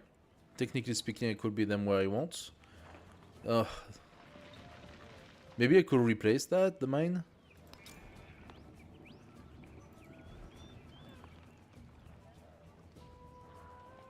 Because I have a feeling I cannot even build that mine if I wanted to. I first need to build a district before being able to access it. Yeah, we'll see. Relationship agendas. Looks like your relationship with Isabella has changed due to their agenda. Remember, you may not need to directly communicate with a leader for your relationship to strengthen or deteriorate. Isabella, you are the one. What happened to our relationship? Leader agenda, yes. So my relationship is getting better because I follow her agenda. I do not follow hers, apparently.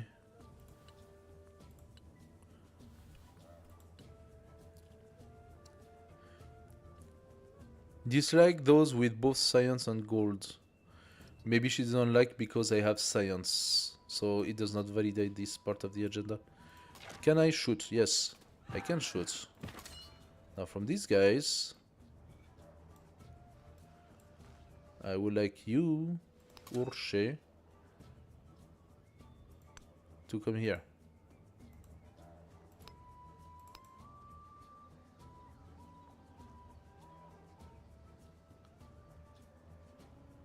Is it possible for the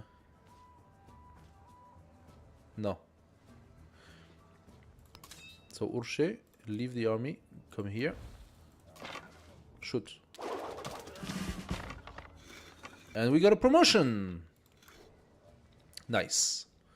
Let's give our Urshe a bit more combat strength, huh? Makes sense. Now those guys should be able to attack as well.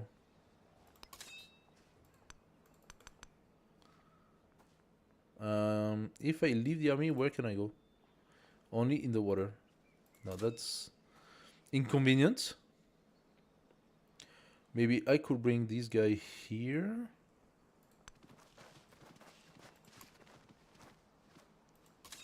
Which will lead this guy to be able to go here. Attack. Why didn't he gain experience from that? He was next to it.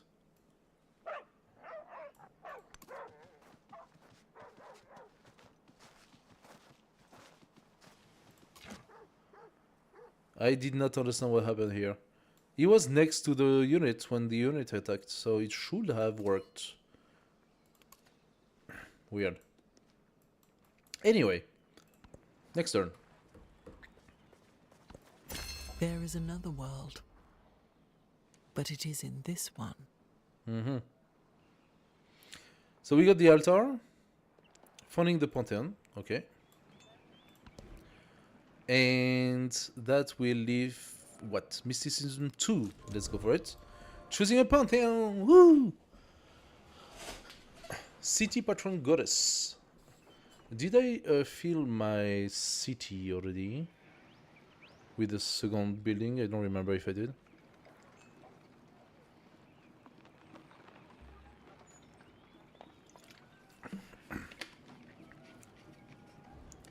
It is time to choose a Pantheon to represent the ethos of your civilization. Once you or another leader has chosen one of the available Pantheon, it becomes unavailable for any other player. That is not true. Ah, no, it is true. Oh, so they already took everything. Oh, wow. Okay.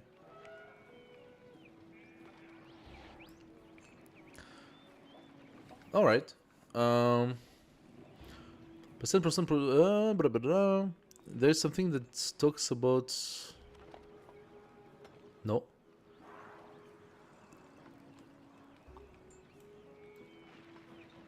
Is there something that gives a... Yeah, constructing wonders?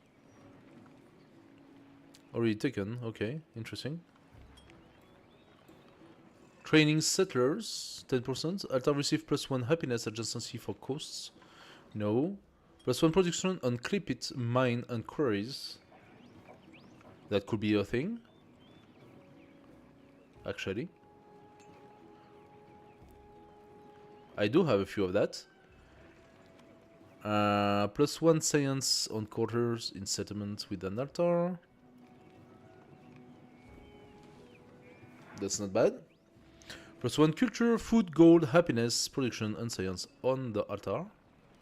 That is quite a thing.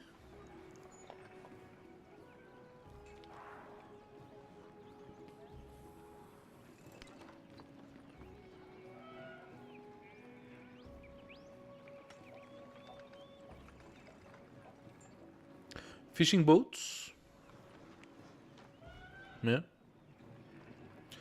10% production toward constructing building. That's a flat 10% production on every city where I will put an altar.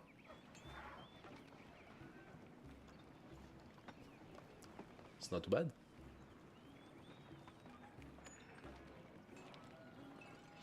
%15% production towards training military units. Also pretty good.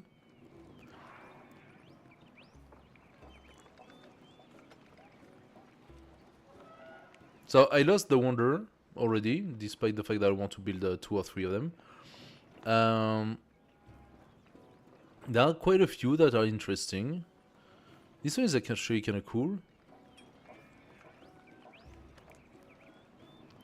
+1 culture, 1 happiness, 1 food, 1 gold, 1 production.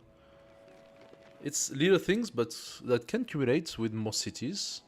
At the end, it can be quite a few points of culture. But I think that the 10% production towards constructing buildings is flat good.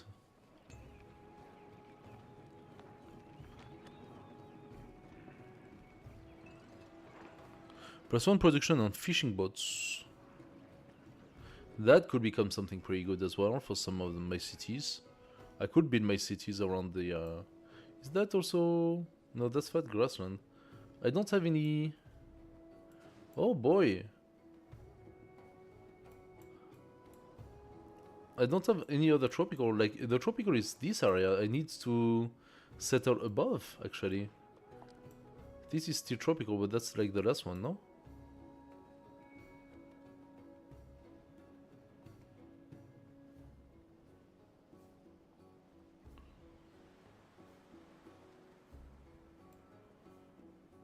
What's the next one? Wait a second, what? Ah, that one is flat tropical. So I might have to settle above starting now. Because there is no tropical down there.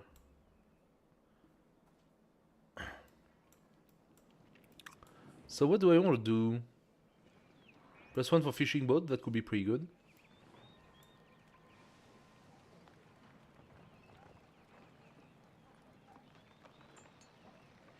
That could be pretty good.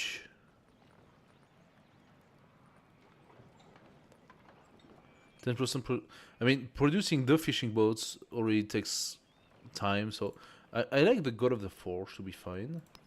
There we go.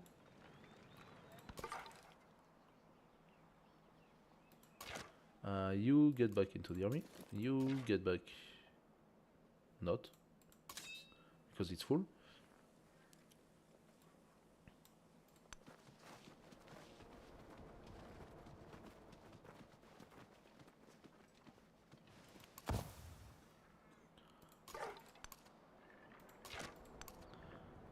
There we go. What do we have here?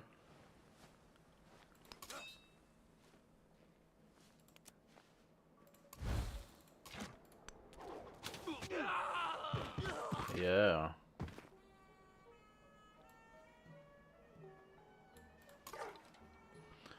Yeah. Sounds good.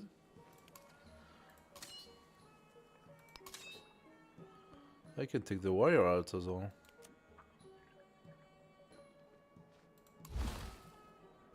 Oh! Jade. Okay.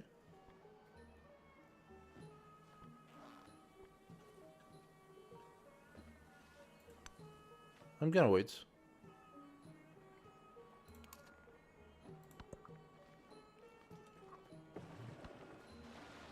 Relations with Emiko changed.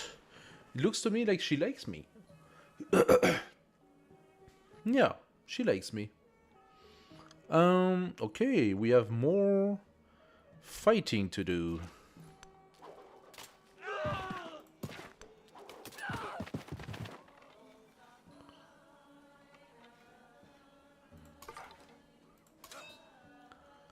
Army commander, you come down 1. You are gonna come. No, you're gonna stay where you are. Nice.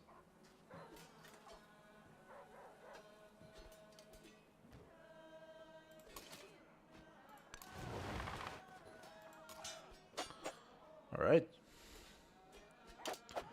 I'm gonna clean up that because I'm getting good experience killing those independents. And they have a lot of bonus against independents, so...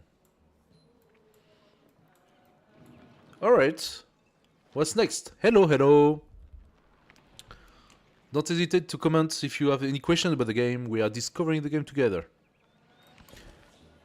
It's not a one-man play. The marble. I think we're gonna go for the marble now. Yay. That's gonna ask me probably to send the marble somewhere else. Unless the marble does not count as a resource. He was the first to construct a wall, 80 miles in length, which was to separate the barbarians from the Romans. Mm-hmm. Ancient walls. Alright. So, what else do we want to do now? Himiko is my friend. She likes me very much. Declare war.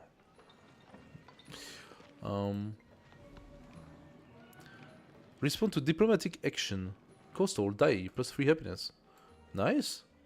Diplomatic action. Who is taking diplomatic action? Himiko, my friend. What do you want? You want to exchange culture.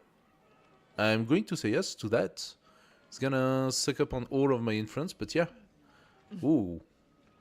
Now those are nice numbers.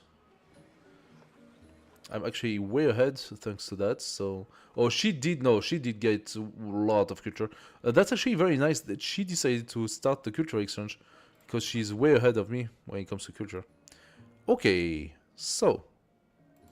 We have those guys and those guys who are going to do some work. And these guys as well, so... First, advance here. Then advance here. Now we are next, so Phyto. That's right. And I could bring my warrior to attack here, no?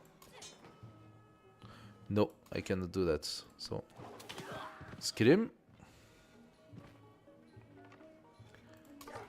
Then I'm gonna bring my chief here on this tile. And tell him to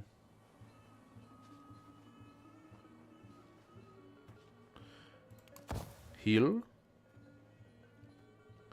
Not entirely sure what they are doing, but okay. They are doing some crunches, like. Okay. You are gonna come here and be a good buffer to these warriors. As for you, you're gonna come here.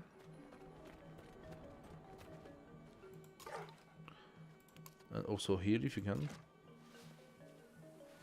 Alright. Still a small army, but doing some work. Now in terms of research, what do we want to do? We could go missionary number 2, but do we need any of that? Bronze working number 2 would make sense. Yeah, that just makes sense. So let's do it.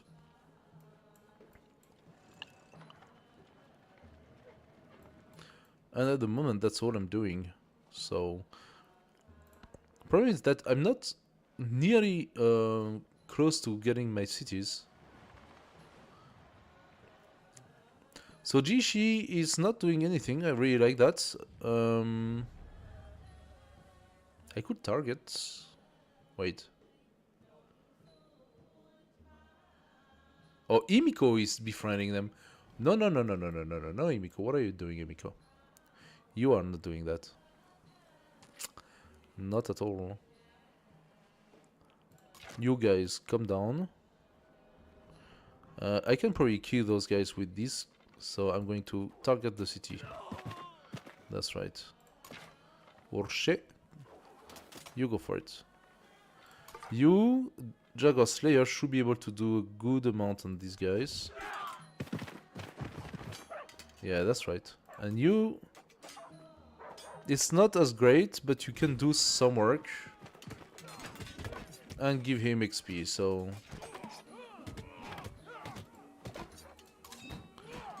How's the XP situation here?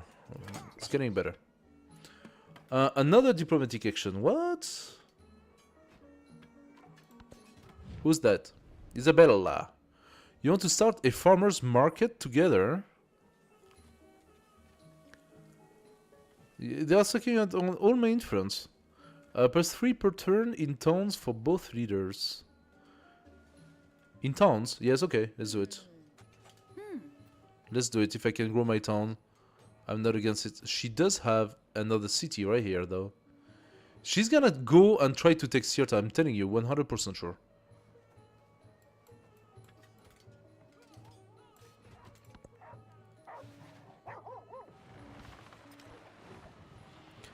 And Jieshi is not even trying to fight me, so I like it.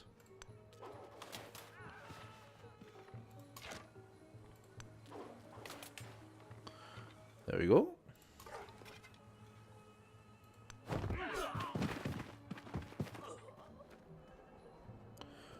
Okay, why doesn't that give the experience? I don't get it.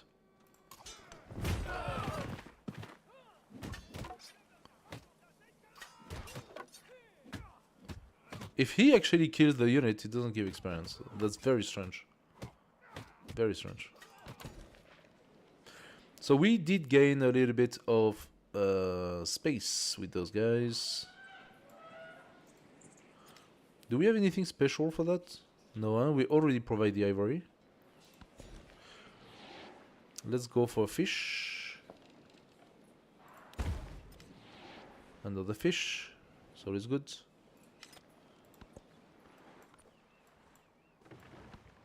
There is another one, Aha. but it is in this one. So +2 food in all settlements. And I also got +2 gold in all settlements and +1 science and vegetated terrain in cities. Okay, so that's quite a few things. What do I want to do?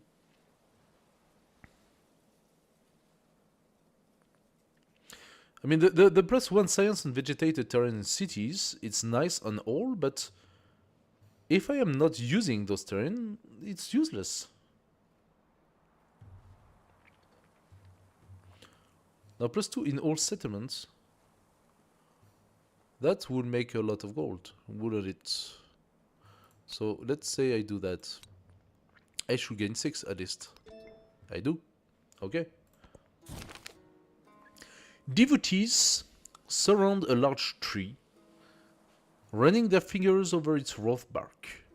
They believe it is the home of a lucky spirit. Collect tribute fee from believers. Well, good idea. 50 gold for free. Embrace the legend to attract farmers. +1 food. Yeah, okay. Or dispel this foolish superstition to gain 25 influence.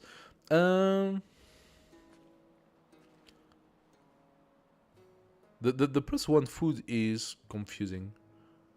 Is on in every cities? I think I'm gonna take the gold.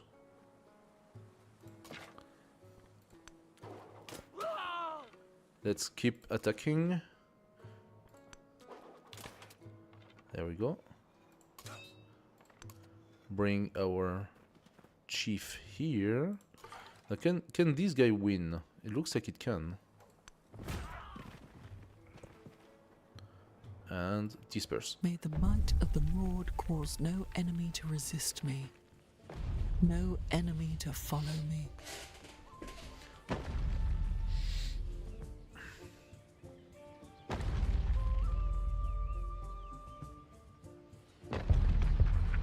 Wow.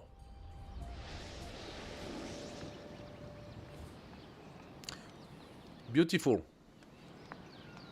And it does work perfectly with the civilization we are having right now. I do like that very much.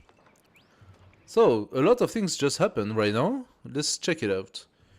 First, my army commander has been promoted. So we could go for cavalry unit with the command radius or siege unit, but all of this is useless. We could go bastion. 2 combat strength for land unit within the command radius when defending. Yeah, that makes sense. Logistic. +1 gold for each unit packed in this commander. That could be something. 2 unit slots and faster reinforcement. Okay. +1 movements while on land and ignore tyrant movement restrictions when packed. +5% to all yields in a settlement when stationed in district. Meh. Ultimately, I would like to have that. Because +5 combat strength when at full earth. That is some serious punch in the face. So, when do I get one of those things? Commendation point. I wonder when that arrives. How about we do the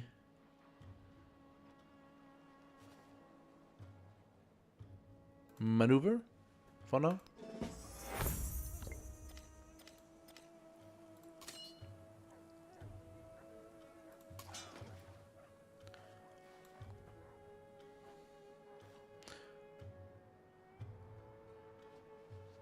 Gonna bring this guy here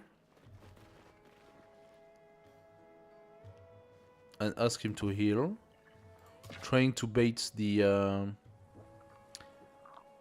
warrior out of the forest. Probably gonna come here and attack my Ulche, but that's fine because then I can just kill him. Okay, Civic. We should have the necessary now to build our wonder. So, what else do we want? We are still interested in our special. Let's take the special. Oh. Relationship with Himiko, High Shaman, has changed from friendly to neutral. Oh, wow. I lost 30 by dispersing the independent power that was being befriended. Okay. Okay. This is good to know. That was a major blow. We still have actions together though, so... Wow.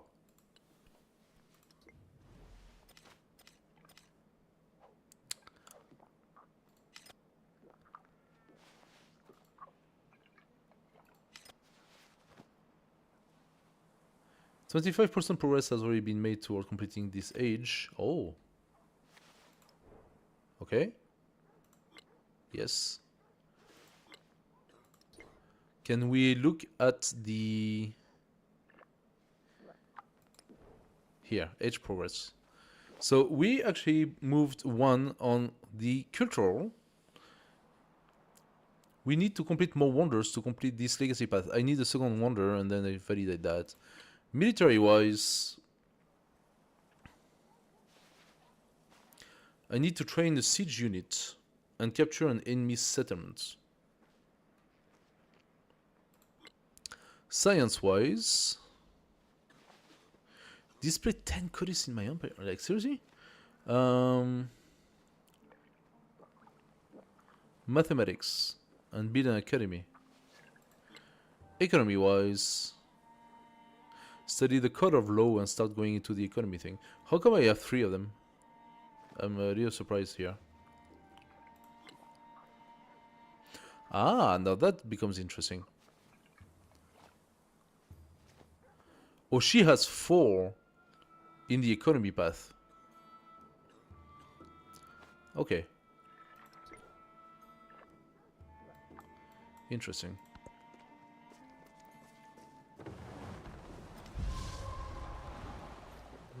Did she just get Cierta influence right now? Is that what just happened? No. Oh! Haha! She got completely flooded. Yay. Good for me. Units. My commander, you come here. This guy is gonna need to heal.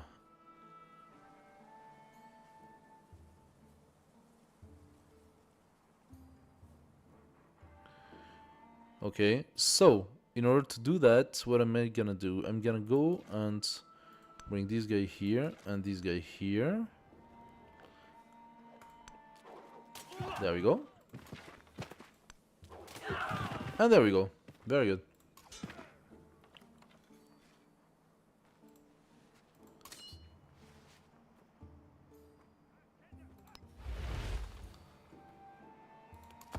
Alright. Now these guys can also heal a little bit, and these guys will be the one moving around and showing me if there is anything interesting. Alright. What else can we do? We are still producing stuff here. Now we are going for the garden. Nice, beautiful garden. Why is it 11 turns? It's not 11 turns, is it? You can now build an altar. Depending on the pantheon you choose, you may need an altar to receive its effects. Contribute to the happiness in your settlement. Sure.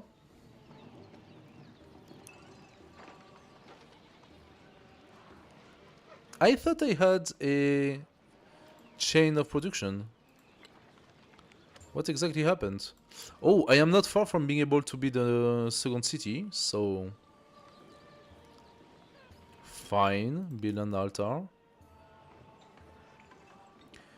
In the city? I could build an altar in...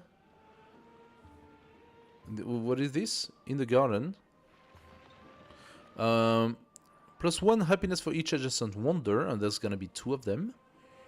Plus 1 science for each adjacent vegetated feature. Is there any? So that's gonna be pretty good here. There you have it. Did I finish all of that? I'm very curious. Oh, is it that I gained a massive increase in production? By killing the... I think that's what happens. Because that was taking at least 7 turns or something. I think I got a massive increase in production. I could also do the monuments. Where can I do that? Plus 1 culture for each adjacent mountainous terrain. Plus 1 culture for each adjacent natural wonder. Plus 1 culture for each adjacent wonder, antiquity, culture, and diplomatic building. Yeah. Not so sure where to put that. Here.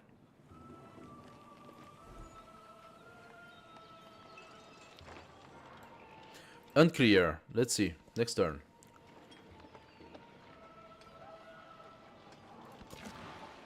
Come on, unit. So these guys, you were sleeping because you wanted to get better. There you go. These guys are sleeping because they need to get better. These guys, however, are showing me around. I think I'm gonna need another settler soon. I do have enough, however, to build my second city. And the most developed right now, despite the resource here, this one has good stuff. The most developed is probably the boat, no? Unclear, actually. Unclear, no, I'm gonna develop this one. Convert to city for 400. It actually gets... that's what they were saying, it gets less expensive as the city develops, as the town develops. So, this one is also 400. And for the moment it increases the town growth by 50%. Need 8 turn and 5 turn, so... What do? I could wait 5 turn for this one to grow even more, and then eventually I develop it. There are some interesting tiles here.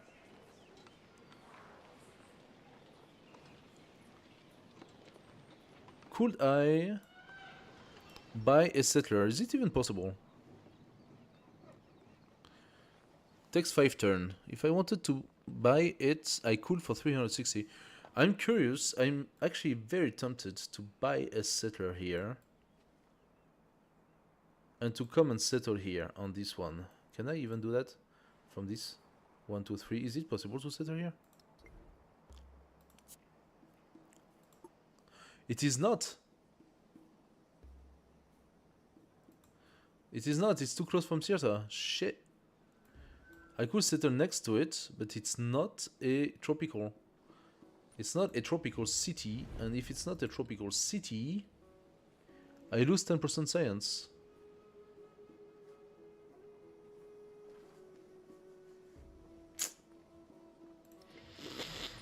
Am I gonna have to declare formal war on Emiko? Because I could double my my bonus of science. And Emiko is not the one providing science right now, is she? Are you the one providing science? You're the one providing science. No. Okay. I don't want to do that to you, Emiko. I like you, Emiko. So, I could, however, maybe go up there. And do another one up there. So, how about...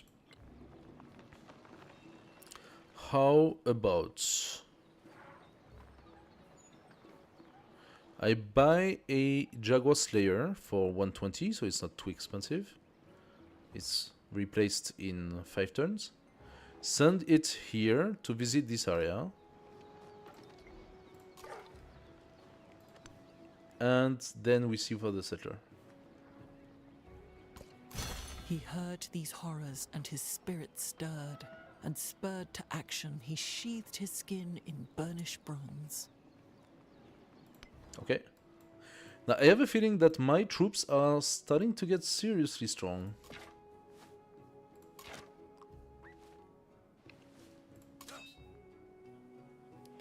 My Jaguar Slayer, how long do you need to heal? Globally. I would actually rather have my Jaguar Slayer out, this one.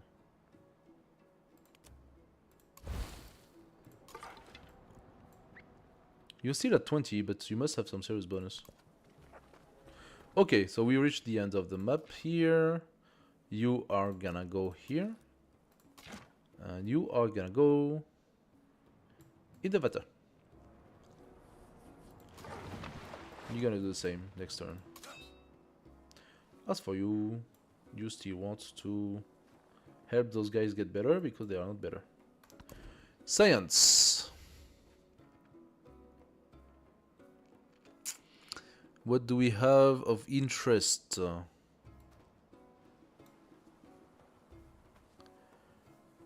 Mastery and currency. The bath for more food or the market for more gold. Alternatively, we have amphitheater and blacksmith. Or we could go military training for more happiness. With arena and unit flanking, that is a perk. Range and siege unit, and this is movement for siege units. I think I need the siege unit thing now, so let's go siege. I do have plus 19 happiness, so I'm doing good in terms of happiness right now. 15 turns until the next celebration. Okay. Could probably do better, I don't know.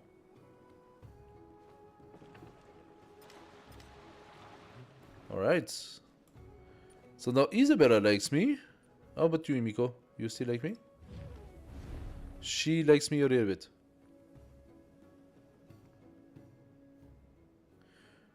Support endeavor with another leader. So the fact that I'm doing stuff with her, she's supporting it. She's all about...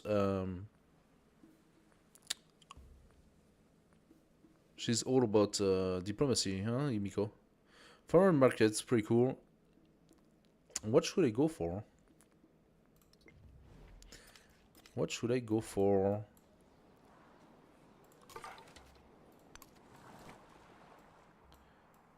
Yeah.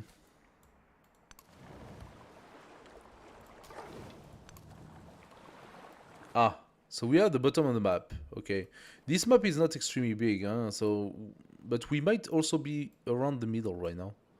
So we need to go up and see a little bit better what we got around. Aha, what is this? Her river flooded again. Oh my god. Okay, she's not having a good time right now. Alright. We finally have it. So do we take the gold or do we go for something else? I'm thinking to take the gold. Very nice. So, I definitely could check what's happening on this side. And they are still hitting, but they are hitting pretty well.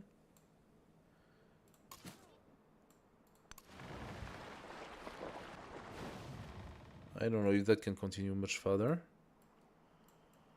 And then we have this. I'm thinking of maybe attacking at some point Isabella, despite the fact that she likes me. The monarchs of Xibalba requested to be slain and resuscitated. They were killed, but the brothers refrained from resuscitating. Okay. Town specialization. Okay. The town of Tikal has grown enough to focus. Focused town will generate extra yield and other benefits. But be careful, towns can only focus once and are locked into that decision for the rest of the age. While a town has its chosen focus active, it will stop growing and instead send all of its food to cities it is connected to. A city and town are connected if there is a road directly between them, or if they are both coastal and on the same continent. Once unlocked, you can use merchants to build roads between settlements to ensure that they are connected. A town can continue growing even after you've chosen a focus by switching between your chosen focus and the growing town option. So Tikal has grown, and I could change. First of all, I can convert to city for 350 now. I could also set up the altar. Or I could change the focus. Oh, now look at that. Plus 5 hitting to units and plus 25 earth to walls in this town. Plus 1 culture and science in quarters in this town. Plus 1 food on farm, pastures, plantation and fishing boats. Plus 1 production on camps, woodcutter, clay pits, mines and quarries. So, or I could make it a trade outpost, plus 2 happiness to each resource tile in the town and plus 5 trade route range. So, the way I understand it, I could grow this town, putting more stuff in it. Or I could decide to make it a city at some point. But then it produces less gold. That's my understanding. Now, what is really the interest for that? The interest is that instead of paying stuff with gold, I can start producing. Alternatively, I could start doing the brickyard and the saw pit in order to raise the town's production, which is wasted if I do that. No, there is no point. So, convert to city. Tikal is now becoming a city. I should have looked at what she said. Isabella did what? Can I look at the information again? I clicked too fast.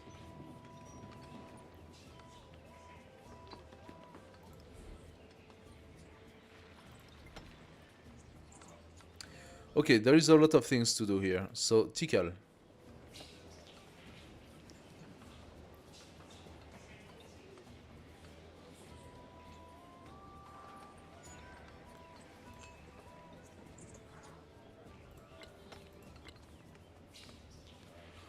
If adjacent to wonder. If placed on vegetation. Go place here.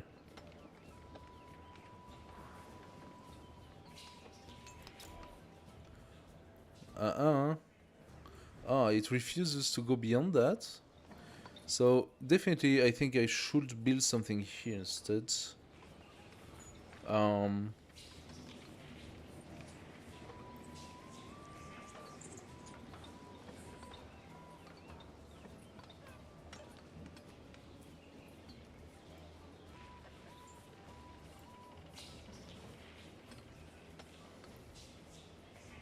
Or the granary maybe.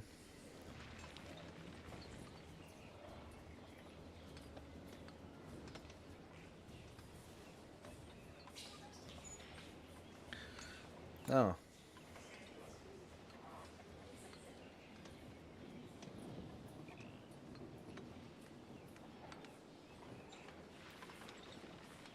Can we purchase in towns? Yes, but we have a clay pit, so that would definitely make something good. And we have a quarry as well. I think the brickyard is the good stuff to do. There we go. We can grow that city as well, in the same time.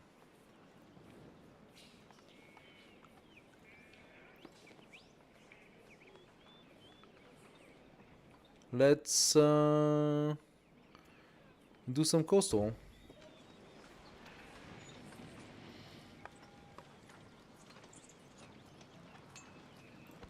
Civic. What do we want to do with this civic? Calendar round. After researching a technology, gain culture equal to 10% of its cost. After searching a civic, gain a science equal to 10% of its cost. That sounds actually very, very good. Alright. Now we have our... We have both our beautiful garden and altar. And we have our first... wonder. There are two more things I want to do. I want to do the hanging garden, but also the Mondo Perdido. Plus one happiness and science on tropical terrain in this settlement. Must be placed on tropical.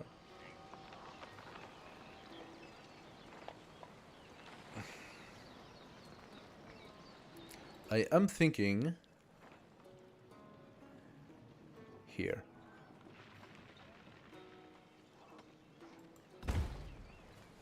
I am thinking here, and then I am thinking of those two.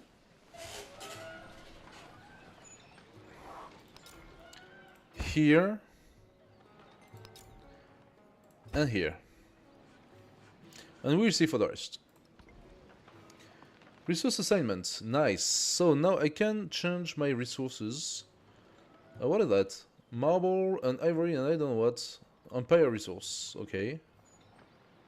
Do I want to do something? Could reduce the food a little bit.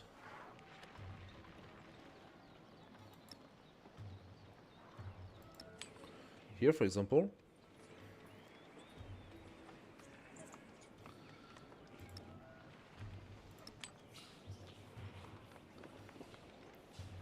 It does provide more yield here than if it was in the main city, so it does make sense, huh? Okay, so that was a mistake. Now you are gonna go here. You, can you continue here? Or is it blocked? No, it is blocked. Very well. So we have seen the limits of where we could go with this. Therefore, I'm gonna try to...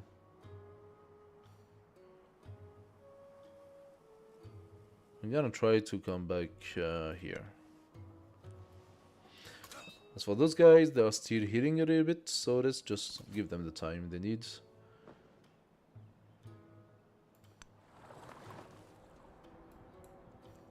What do we have here?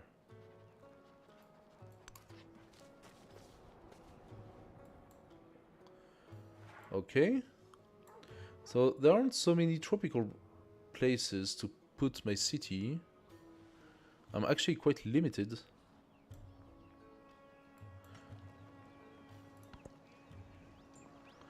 I just gained a turn. What the hell?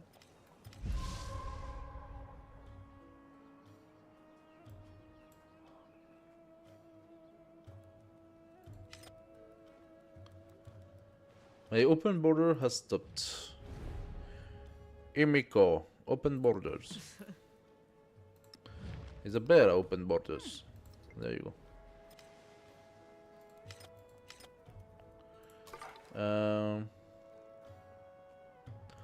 I could do the archer, some damage.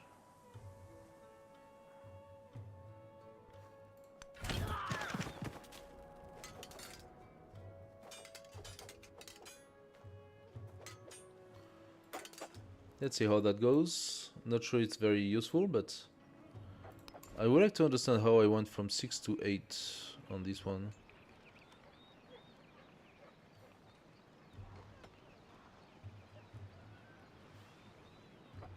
I should have a minus 30% for this one. Mundo Perdido.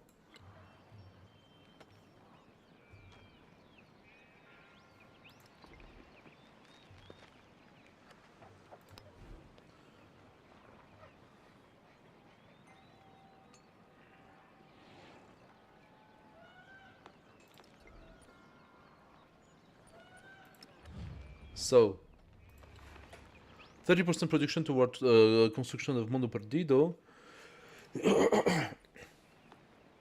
Maybe it was from the start indicated. I don't know. I hoped it would be better than that. Okay, at least it didn't go up again. They are dying, sort of. But I can kill them. So there's that. And now those guys are going to sleep. Alright. How much money do I need if I wanted to buy myself the settler? 400, right? 300 something.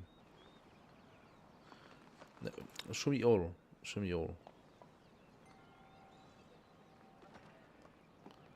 I'm confused. Where is settler? Here. 360. This one is gonna grow very soon. Maybe I could do the settler on this one.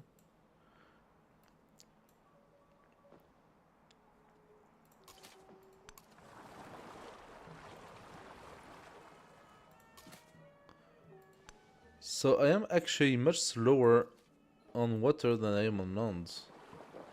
Interesting, good to know.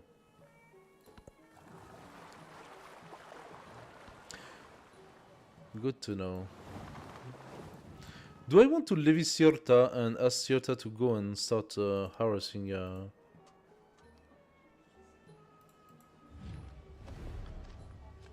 levy units?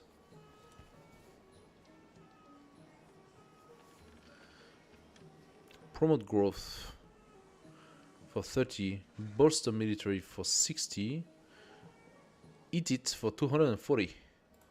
I'm gonna wait. I'm gonna wait when I'm gonna have enough. Tone specialization available. Where? Here. Okay. No. You keep doing what you do. Need a lot of things to build all of this, but yeah. 650 for the city. Oh, wow. Okay. No, no, no, no, no, no, no. I'm not gonna touch it. As for you, you have yet, yeah, okay, you have yet another thing. So I'm gonna continue, I think, doing the same work as before. Get some more fish. I should at some point maybe buy the fishing quay, because that will give me a lot of things. I just need 180 for that.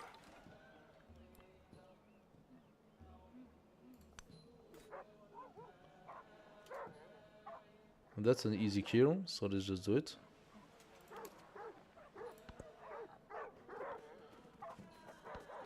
Even a great carpenter does not abandon his string.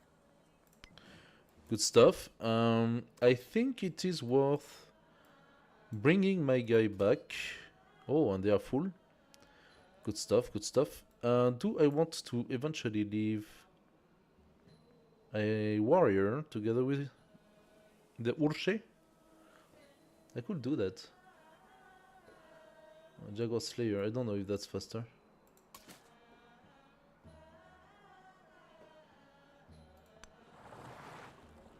No, that's what, Imiko? It's not Imiko, it's a Kimiko or something like that. No, it's someone new. Haha! 至于斯为至矣。 Hello, you look nice. Open border. Yes, okay, good. I could exchange stuff, but I'm losing so much influence doing so. Ugh, what is your spec? Ah. Okay. Likes the civilization with the most specialists, dislike the ones with the fewest specialists. Meaning that you're not gonna like me so much. He has a lot of science, so we could do a research collaboration. He does support it. Okay, let's do it. I don't have influence no more. It's gonna be hard for me to get the city-state. Destruction in the round. An ambitious group of workers unveils their latest project, the biggest wheel ever constructed. But amid the celebrations, the wheel rolls away down the hill, destroying everything in its path. As a crowd gathers to survey the ruined homes, angry cries for compensation drown out the apology. Creative risks are worth what they cost. 25 culture. Is it any worth? I think I need the gold right now, so let's do that. The wheel. Let's do it. Movement for siege units. And we found something here. So it was absolutely not here that I met with the guy. Himiko. Where is it that I met with him? It must be up there. No? Oh, that's Isabella. Where is it? Here. It just arrived here. Confucius. So, what do I do with my Jaguar warrior? I could go and keep on attacking, but he's a little bit damaged. So let's bring the guy back. Now these guys here, let's have them travel around. Himiko, we do have the open border, yeah? I don't know, I just...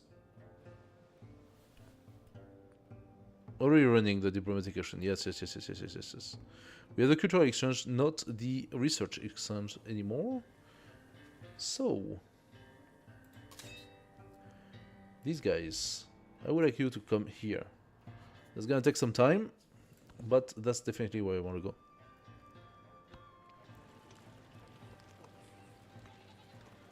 And the river. Ah. On south of Tikal, once again. The Hondo River devastated the area as never seen before. Okay, not a problem. Not a problem. Open markets with Isabella. What do you want? +6 per turn for both leaders. I don't have the means to.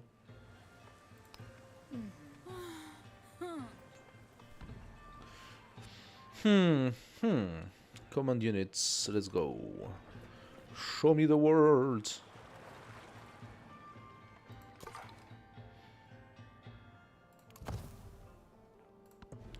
Okay, so how much would take a settler? 6 turns. It's actually not that terrible. I could also make a ballista or Gadis. I'm very happy that now I do have a little bit of production. So much to do, so much to do. We could also go straight for the new corner. Let's do the settler and then we see. Confucius, what are you doing?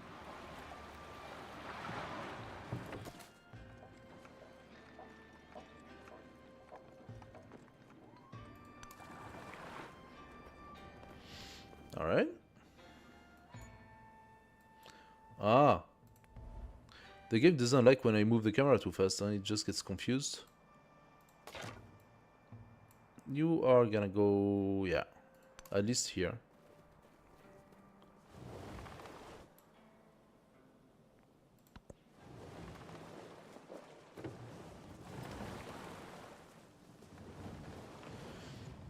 I think so. He does have already 4 armies, but first of all, I would like to see if I can upgrade my Ulche. I should have maybe taken both Ulche for that. I'm gonna pass by the city, that's for sure.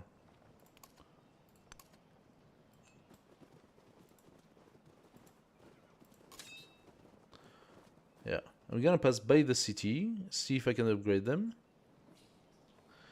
And then also I want a siege, because after that I'm gonna go and attack a city with the siege engine. You are going to look out.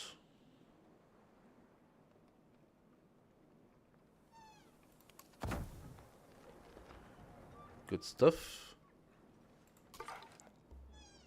It uses all my movement. Okay, that sucks. What is this? Silver. So that city is pretty big. They really grew like in a circle. Not like me at all. I went into like some sort of a potato.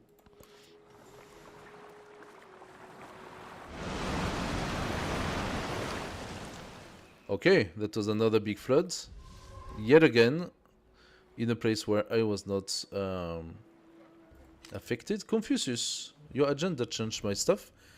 You like your agenda, why? Because I don't have... No, you dislike people with few specialists. I don't have specialists. How come? How come I get your bonus? Unless I got specialist in my library, is that what's considered a specialist? Is there a specialist having a library?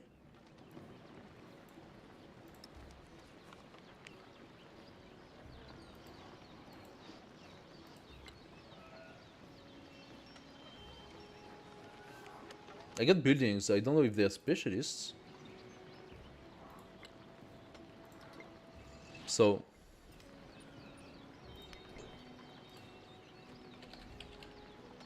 specialists. Assigning a point of population to an urban tile creates a specialist. Okay, I do have specialists. They amplify the tiles, adjacency bonus, and offer benefits like increased science, culture, and building adjacency yields. Blah blah blah blah. Assigning a point of population to an urban tile. Wait a second. They come with a trade of reducing the city's food and happiness by -2 each. Now, I will need to have a other population and assign it to a tile.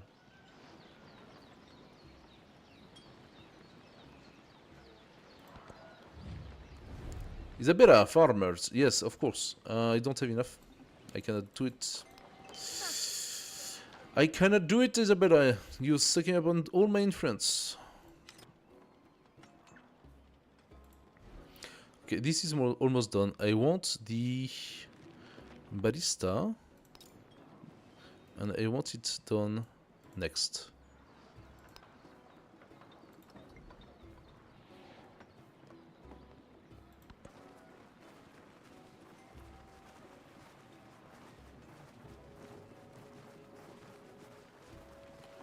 They do move quite a bit, huh?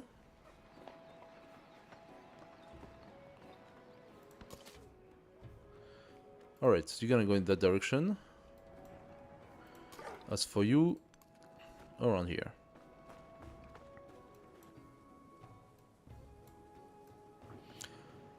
I am interested in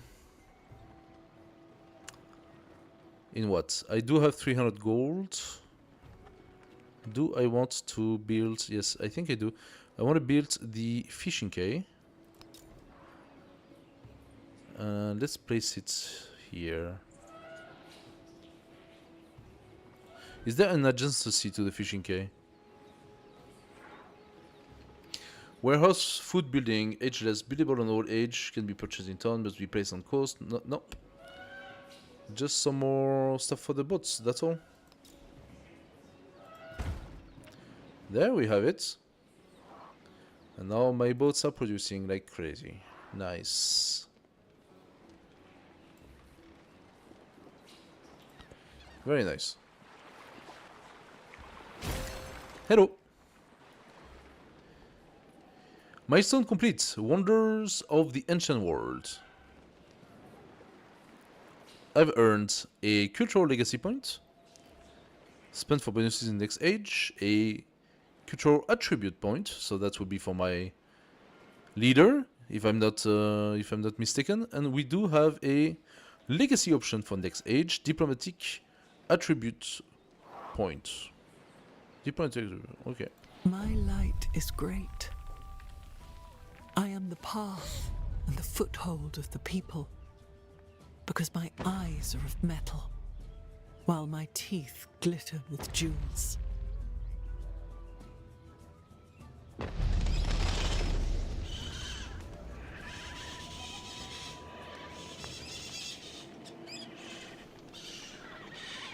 Nice.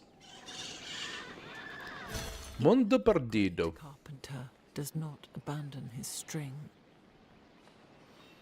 And we validate the wheel number 2, so we get a codex as well as a movement for siege unit. Age progress. Age progress increases a small amount every turn, but will also increase by a larger amount when a milestone is completed. Ah, true. That is true. A future tech or civic is researched, or a leader is defeated. Once the matter is completely filled, the Antiquity Age will give way to the Exploration Age, and all leaders will enter an age transition, where they will decide what civilization will carry their legacy forward. Complete milestones on Legacy Path to unlock more powerful legacy options. So we validated the cultural milestone by validating the second wonder. So, I have achieved your first milestone on Legacy Path. The first time a milestone is completed by any civilization, the age progress meter increases. When the age progress meter is full, this age will end. And we go into the age transition. Additionally, every milestone grants a legacy point to any civilization that completes it. So we have a legacy point. There are 4 types of legacy points, one for each legacy path, which can be used during age transition to choose which legacy you want to carry forward into the next age. Alright. Where are we with the military? We are still not there. But I want to validate it. I'm gonna keep on attacking. Science as well, we are not far from one. I need mathematics and build the academy. As for economics, I am very far. So when it comes to mathematics, where are we with that? Oh yeah, it really asks us to go pretty fast. So we could do the currency, or we go straight for engineering and validate it, the mathematics. Otherwise, I go military training to get happiness with the arena. I could also get combat strength for range and siege units, and another codex. Let's go engineering then. We get the blacksmith. Plus production for each adjacent resource and each adjacent wanderer. Yeah. I cannot do engineering. I need to do currency first. So let's go currency.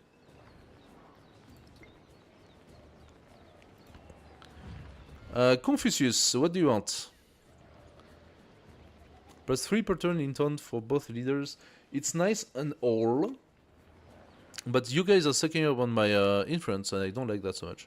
Then again, if I boost up my town, I will be able to eventually buy it for cheaper. That could be a thing. It's only 3 though. I have a feeling that he benefits more than they do. Give me the money. Give me the money. This town is going to grow, but only in 10 turns. I thought it would be more because I just I have so much food right now in that town. Can I maybe boost it up? I have 2 wonders here. If I build something, I want to build something that benefits from wonders. Happiness from adjacent wonder. So the altar would make sense.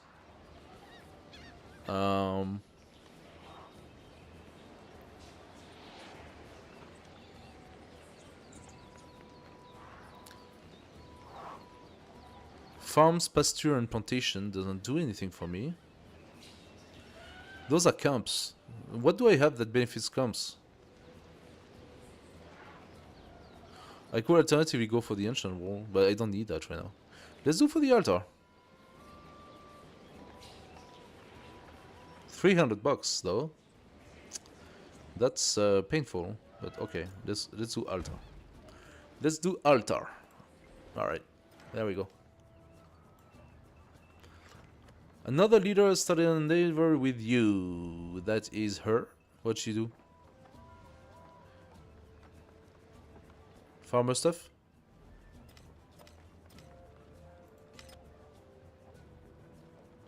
Settled a new town nearby? Who? Ah, yeah, she's expanding. Uh-huh. Yeah. We are not gonna like that so much, Isabella. Oh, but she's into Imiko's face. Okay, I don't care. Plus, I want to settle north, so that should be fine. This guy, however, has to go. Oh shit! There is a archer.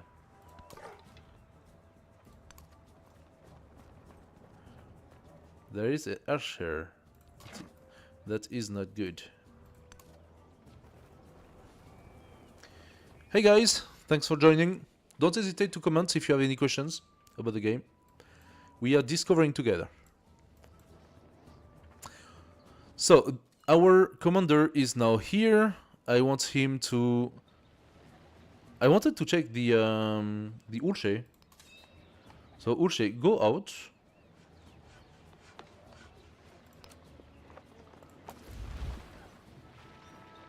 Urche, where are you? You are here. Urche, you should be able to go into level 2, no? Upgrade units. Upgrade to the next tier unit of the same class. Cost 80 gold, so I'll be able to do that in 2 turns. Okay, I knew I could upgrade the guy. I'm actually thinking that we could do... Jaguar Slayers. I don't really like the warrior, he could stay here. Wait a second, I can upgrade the warrior into the spearman. So maybe that's the way to go. How good is the spearman? 25. Ah yeah, well. Not that great. Not that great. I do prefer my Urche. And my Jaguar warrior. My Urche is at 15 and goes to 20. Okay, so it's 80 bucks for 20. That's valid. It's valid. So, what we want to do at the moment, we want that Jaguar Slayer to be part of the army. We want this Urche to upgrade. We want this Jaguar Slayer to heal. Why is it not healed? And this guy is gonna remain here at the moment. Or I can send him to... No, he's gonna stay here. Eventually I'm going to upgrade it, so... Just 45. Just 45 here. As for the Urche, you wait. There we go. Is he gonna attack? He's not attacking. Now that is very confusing. Why is he not attacking?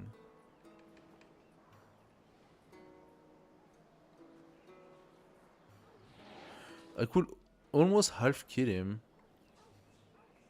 I think it's quite interesting. Celebration! Should I change my oligarchy into something else? 20% food for 10 turns or 30% production toward building. What should I do? What are my policies? Social policies. Current government style. Can I change my government?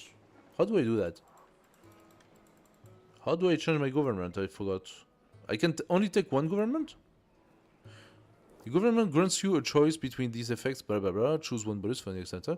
Yeah, how do I change my government? Construction toward building. Yeah. Let's do that for now. I get another policy. So that's good. Miracles of the Twins. All units gain the poison ability, excuse me, what? Plus 3 combat strength against wounded units. That is dope. Specific to the Maya. I could have plus 1 science on vegetated terrain and cities. Do I want now to change this? Because only the palace benefits from that.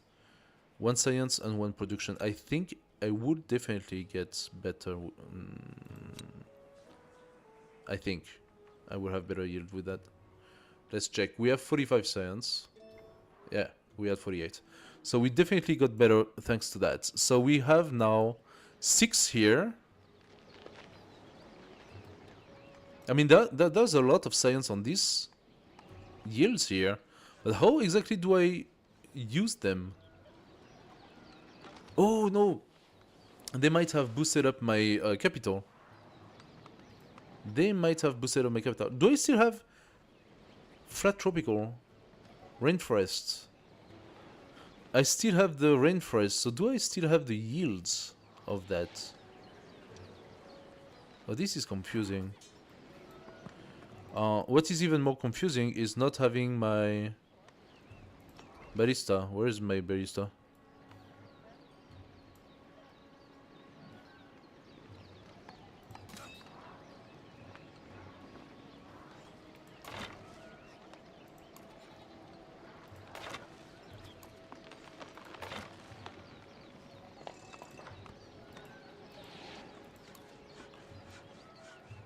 What?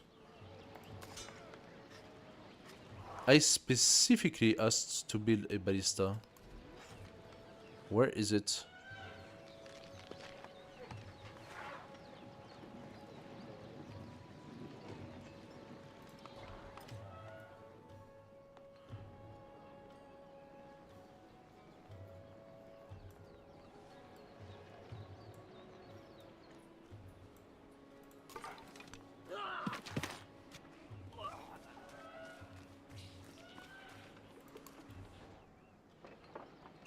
Okay, so the queuing system does not work at all.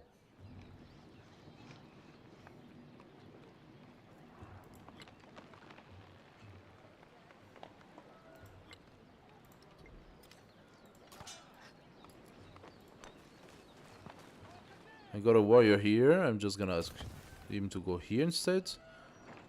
And I had queued the ballista. And I had asked the ballista to be built.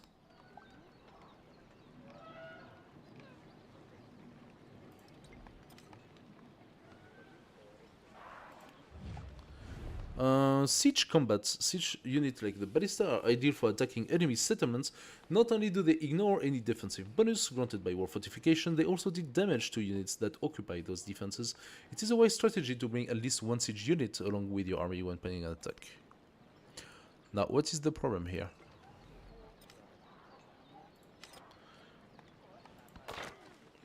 So, my Urche still needs one in turn, so it's gonna wait. This one, however, is going to visit. So go around. There you go. As for you, I would like you to come here and to do that. Nothing. I only ever found one cave as a special treasure whatever thing. One cave. That gave me a very shitty bonus, by the way.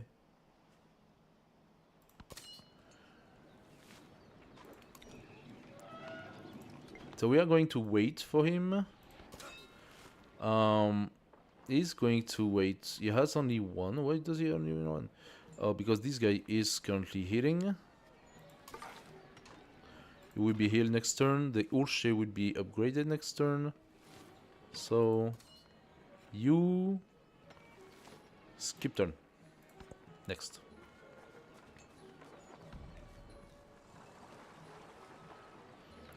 Good. So now Urche, you are upgrading. Nice.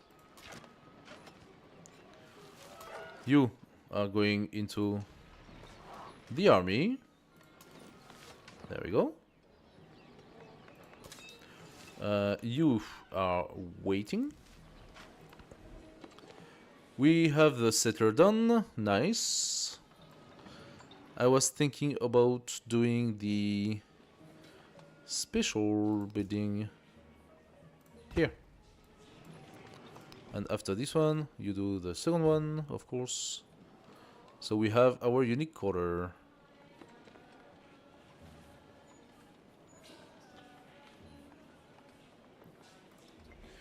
There we go. As for the settler, is gonna come up. We're gonna build a city over there. And we're gonna have some silk. Nice.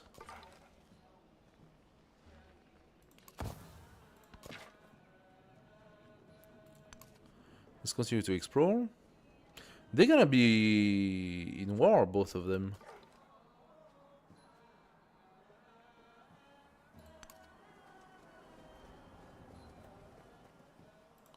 They are way too close to each other. Aha, what's that? Rota flooded again. She has great yields, but she keeps on being destroyed. Well, let's go here. Guinea. Okay. Maybe I could try to destroy this one. That's gonna sour our relationship with her, but I mean, we are really good on relation right now, so... Friendly. We are friendly. I don't like that we're friendly. It does give us a few things, but... she, however, is not so friendly anymore. It's still there. Dispersing an independent power that's being befriended. It's still there. Like, how long is that gonna be? Is it permanent? You are waiting for your barista. One more turn. You, however, join the army. There we go.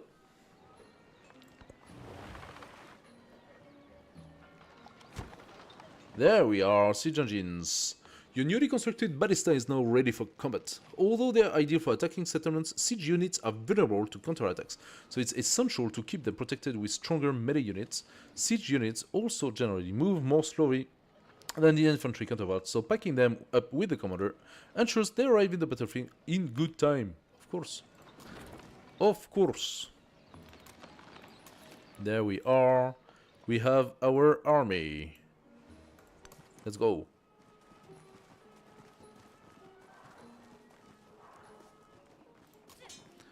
As for this guy, he is waiting to get his promotion.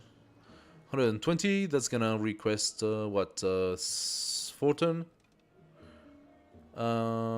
Please look around. Nothing in particular, okay.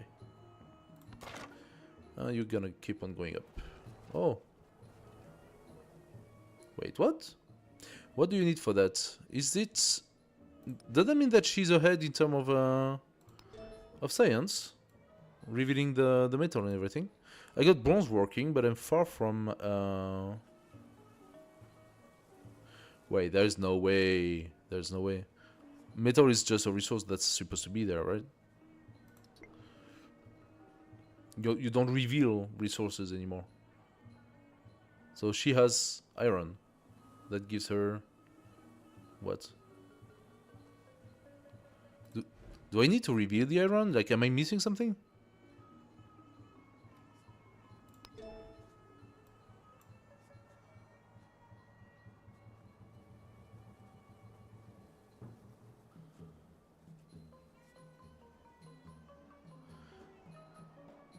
No, huh? No, I don't think so.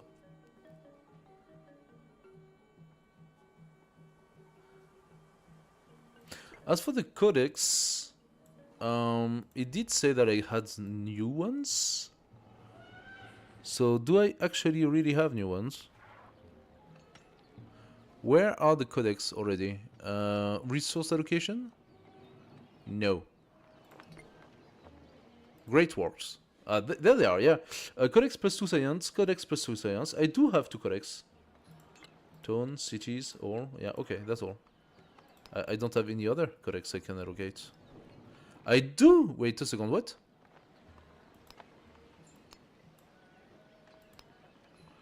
Showcase. Is that the sum of all the things, or is it what I could have? I'm confused. I think that's just what I have right now. Okay. Something's happening. Oh. 8 Pash. The Holy Lord of Ishtuts drives the stone into the ground.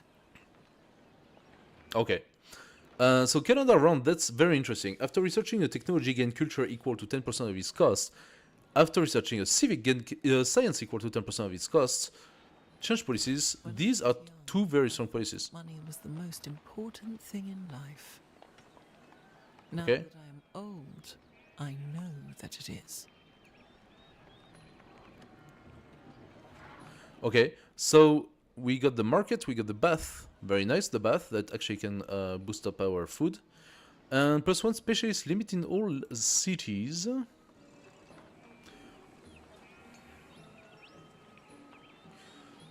Now, what exactly is the policy? Clan network, +2 food in all settlements. It's good. But I don't think I want to change them. As for the crisis, we are going toward it. 6 turns left to the next celebration. We do have a lot of happiness income, so I'm surprised it's still 6 turns. That must be incremental. We want to wage war to whatever city-state is over there. As for you, you go here.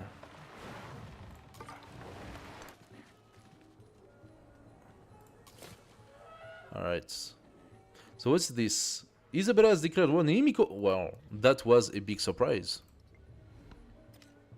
I think Himiko is gonna get destroyed. Unless... Oh, she even sent a settler over there. I could decide to join Isabella and just steal the settler.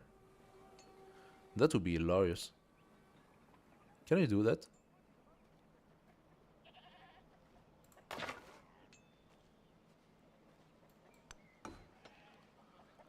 This will declare a surprise war. Since you do not have an hostile relation, they will gain 150 influence. Initial war support for you 0, for them 3. Bonus war support is impacted by relationship, raising settlements and other factors. Do I want to do that? Cannot start formal war without already having a hostile relationship. So it's a surprise war. Are we raising Himiko? Our friend Himiko that decided she's not a friend anymore. I mean, that's just too... that's just too tempting. I don't have much in this area though. I'm really tempted to do it.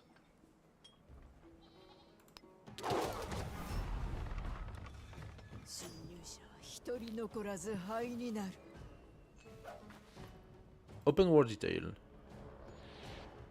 Okay. So, better war support cause war wariness for other side, which reduce happiness and combat strength. Oh wow. I lost 30 happiness? How exactly is that possible?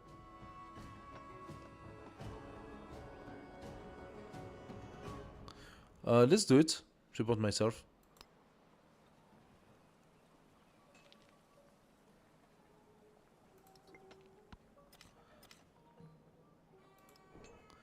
Okay, explain that to me now. How did I lose so much happiness?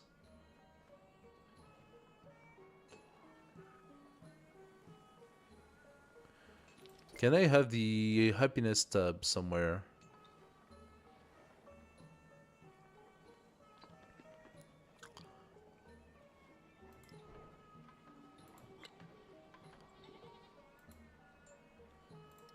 Where is the happiness already? I forgot exactly how to see that.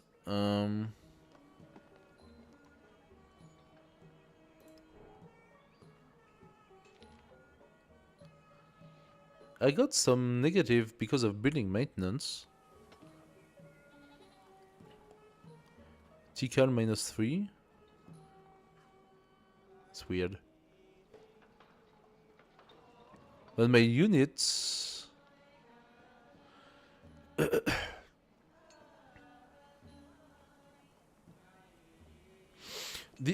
This is very confusing. Where can I see my happiness resume? The Night Sun. Beneath the reign of the ninth lord of the night, my astronomers gaze to the heaven. Scholars turn to the alignment of the planets to plan future settlements, while believers read the will of the gods in astral transit. The stars will guide expansion through power and wealth, +1 economic attribute point. The heavens speak divine instruction and hidden knowledge, +1 scientific attribute point. Okay, nice, thank you. +25% science toward researching tech masteries, or +15% production toward constructing building. Well, that's given, so I take it. So that's a settler, and I am hurting the settler. This is very confusing. Why am I hurting the settler? I cannot steal a settler anymore.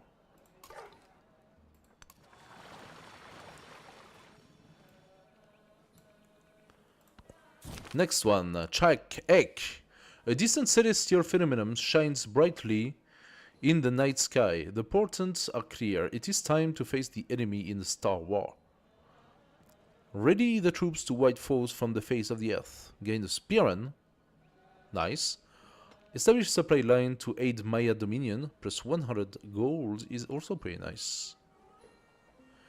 I could get another Spearman using the gold.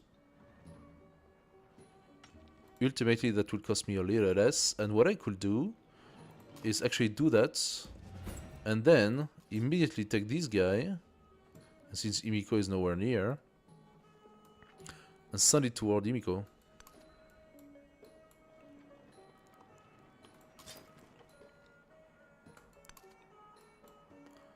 Why doesn't he want to walk?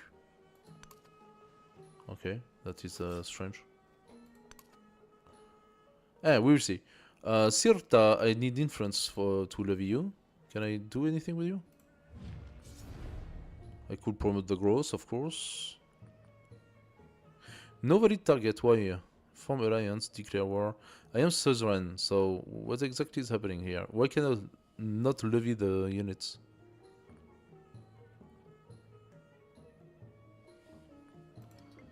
I would rather promote the growth, to be fair.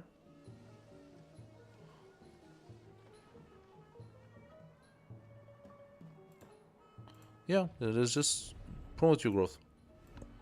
Let's do that. Choose a civic, choose a research. Military training makes sense to me. Engineering.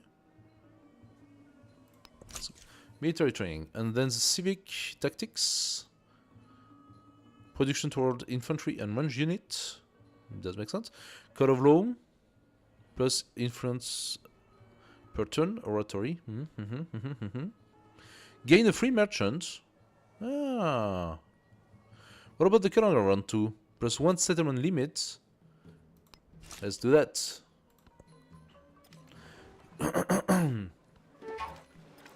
Okay, war weariness. The people of Tikal are distressed by ongoing war. You have committed less diplomatic support than your opponent, causing war weariness. Each point of war weariness reduces the combat strength of all your units against that opponent by 1, and reduces happiness in all of your settlements. The happiness penalty is higher in settlements you capture in your current age, and higher still if the settlements were funded by a civilization you're currently at war with. You can spend influence to add support to your war, and uplift the people of the... yeah, okay. If you add enough support, even impose war weariness to your enemy instead. Yes. -9? How exactly did that just happen? Just like that? Just because they decided to? I did not build the altar yet. So is it because Himiko managed to... She used a lot of influence, I think. That's what happened.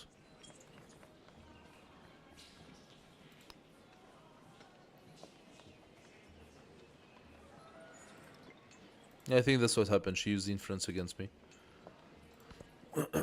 Low happiness. Wakabnal is brimming with discontent, and productivity is flagging. We should assign happiness resources, station a commander in the settlement, or invest in happiness infrastructure here.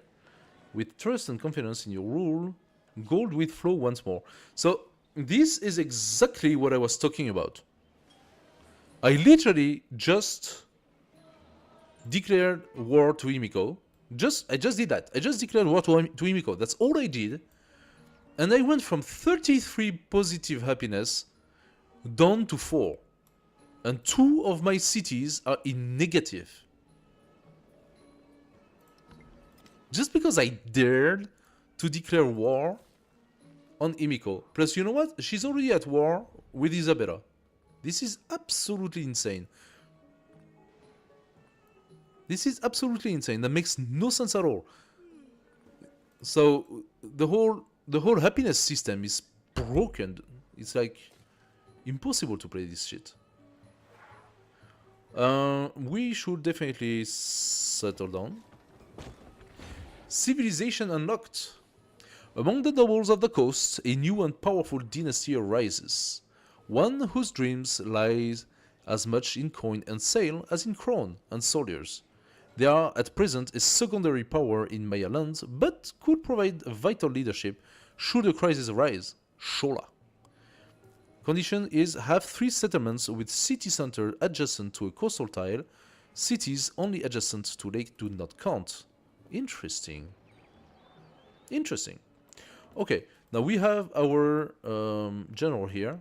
I do want to clean up the city-state up there.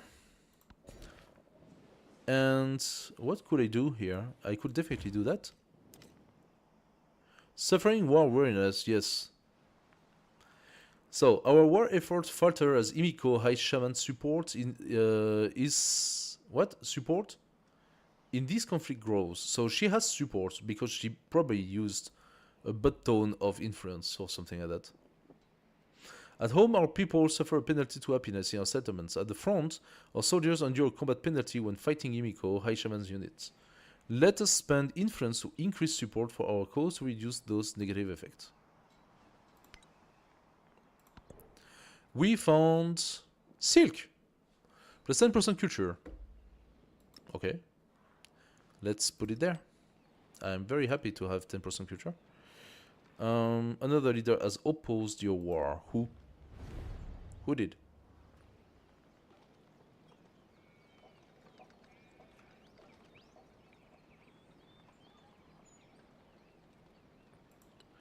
Who opposed my war?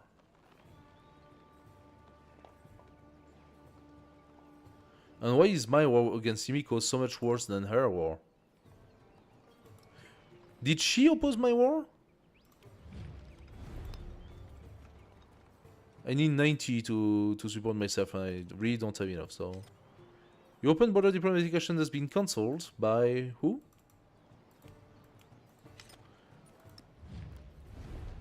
It's not Isabella, she still has them. Is it Confucius? No. So it can only be Himiko, but that's obvious, I'm at war with her. So isn't it obvious?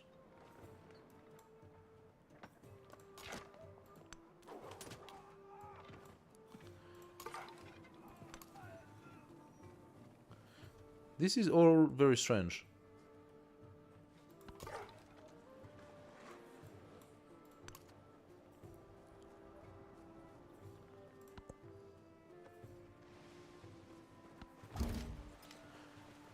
Okay, you now have the ability to play specialists in cities. I knew I couldn't have specialists, like there was something missing.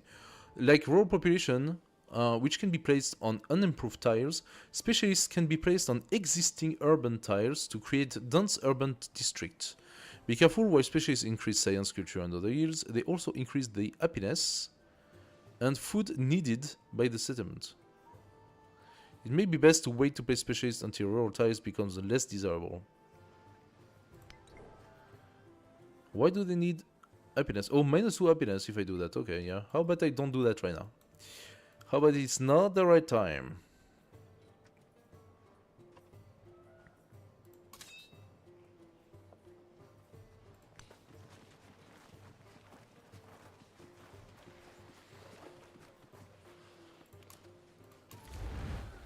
Alright, let's get going. So, Urshe. There you go.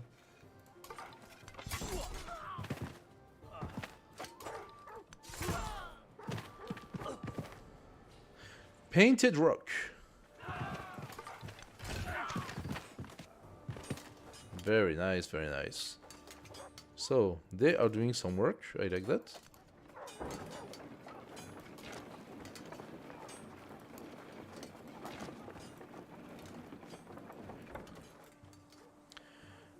This one already moved, so...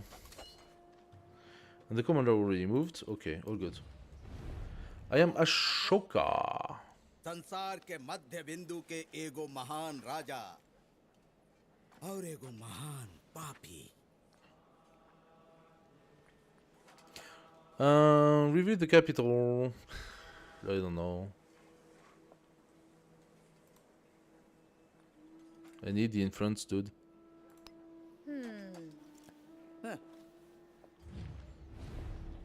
I need the influence. I cannot deal with you right now.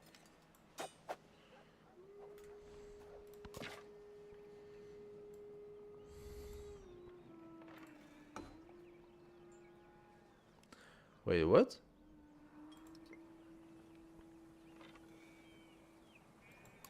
Oh, I need the open border with her.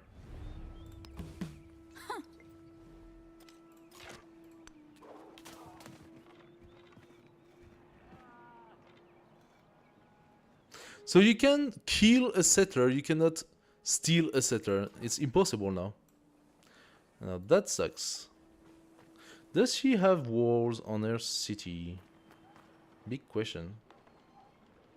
Your Jaguar Slayer has just set foot on enemy territory. To take Yasodhapura, you will need to destroy its defense and occupy all fortified districts and the settlement center. Occupy? Okay, we're gonna see that. Now here we have someone.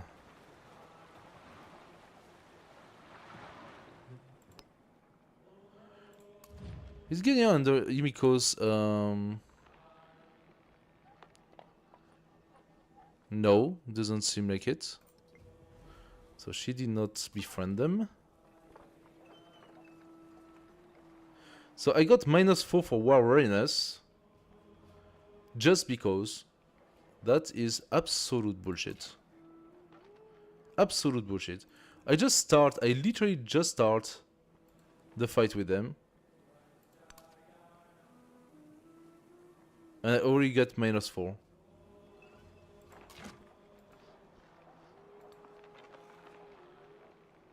Like, how can I have war readiness when I literally just start the war? That makes no sense.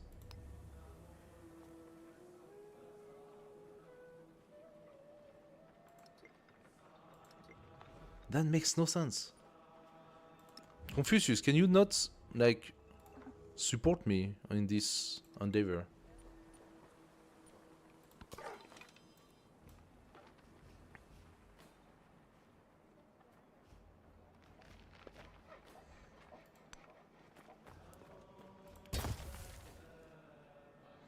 I'm gonna fortify. She's even being attacked. Like, are you kidding me? She's even being attacked. Like, what's that? How does that make sense?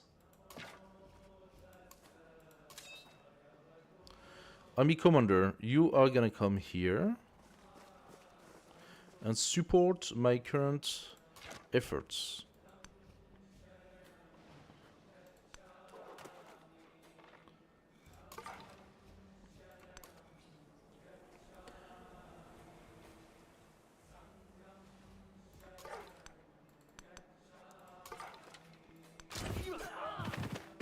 There we go.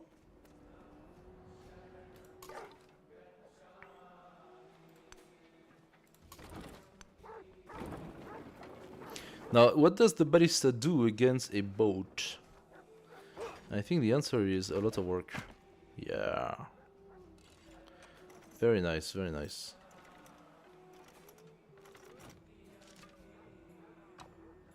So, how am I in terms of production? I'm still creating those special districts right now on both cities. I did create a spearman. Now, where is my spearman? Here. So slow. Why is it so slow?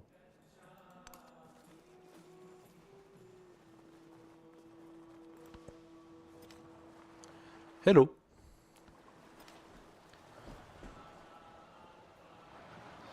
Okay. So spearman, I want you to come all the way here. 6 turns to do that.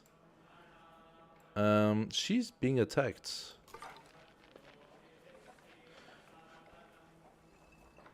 Ah. I can come here, but that blocks my... Oh, okay, and she has someone else here. I can, however, come with this guy, and Shlook. Ah, that's fine. She will have it. Next turn. Taunt specialization available. But we don't really want that, do we? I know it's available, but... Yeah. Or is it Chichen Itza? That's... No, it's this one. Because it's level 10. Wait, this one was not even level 10? No. What is this? -1 is not that terrible. I could do something about it, no? No, it has a lot of... It already has a lot of happiness benefits thanks to that. Can I do something that benefits the happiness? +2 happiness to each resource tile in the town and +5 trade route range. Yes, but no. Because those are not resources. They are not resources. So... Or are they? Empire resources. So do they count? Okay, marble, gold and ivory. Do they actually count as the resources for this?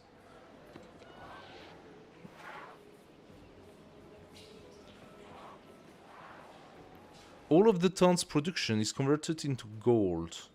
All of the town's food is sent to connected city. I can try that. Until the next age. Okay. Either choosing this focus or growing town. Which is fine. It's okay. Yes, okay, 5 happiness. Very good. So my happiness came back up. On this one, however, my happiness is not very good. -8. A unique quarter! I got it! Yay! Tickle can now build another Maya unique building, the Jalo. Building the Jalo and Kuna on the same district. Yeah, but I know that. I'm already doing it. What are you doing? What are you doing? I am building it, dude. I just need to do the altar. Where am I gonna put the altar? I think I'm gonna put the altar up there. The altar does what? +1 happiness for each adjacent wonder. I don't have any. Not here. +1 science for each adjacent vegetated feature. So if I put it on the vegetated feature, I destroy it.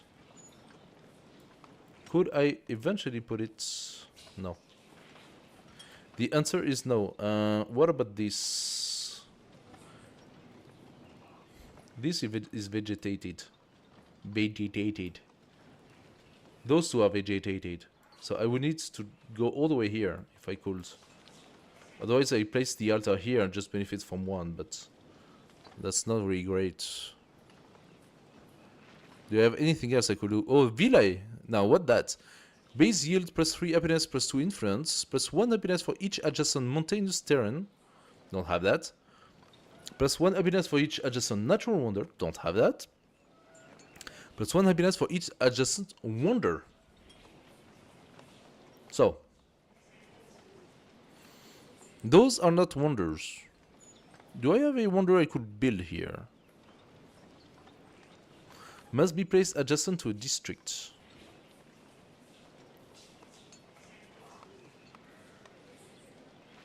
Plus 2 support on all war. Now, okay, that's interesting. Plus 2 support on all wars. Must be placed adjacent to district. I could do that. I could do that, but it's 21 turn. That's enormous. As for this guy here, why didn't I already do the Hungry Garden? I don't know. That's supposed to be made already.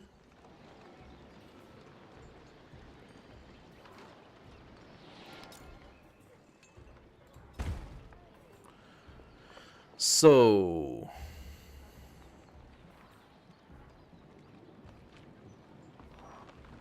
plus 1 gold for each adjacent wonder, increase number of resource that may be assigned to this settlement by 1, antiquity, gold building. Alright. As for the bath, plus 1 food for each adjacent coastal, navigable river, adjacent wonder, food building plus 10% growth rate. Must be placed, wait, must be placed on a river. Ah, I could place the bath here. Or here. That will give me plus 6. And 10% growth. Not too bad. That is a thing. Yes? Why do you say 6 here? It's not 6 here.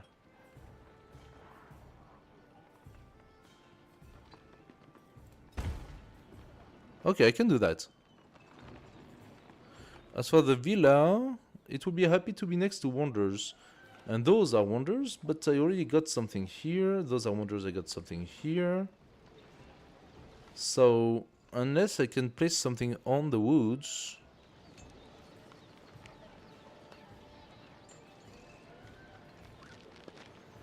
And I cannot. Eventually I could try to place something here next to the woods. But, yeah, it's not ideal. It is not ideal. Alright. I'm gonna a quick break.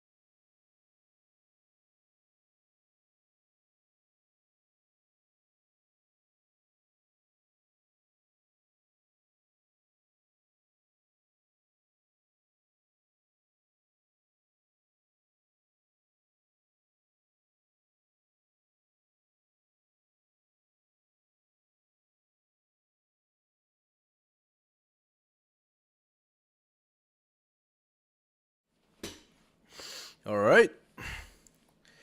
We are back. So, where are we with all this? Struggling with our war readiness. Let's go down. Can I do anything with those guys? So, this guy should go down. My ballista is gonna kill this one. Thank you. Very nice. Nice, very nice. Okay. Those guys are good and all, but they do not really do anything to boats. So I'm gonna start setting them up. Now they can attack me in the water, so I'm just gonna do that. I hope the boat cannot shoot at 2. Should be fine though. And maybe I can... So, do we still benefit from the healing factor? God of Healing. No, I don't care about God of Healing. I care about how the units heal. That's a bit annoying. Concept, no. Army.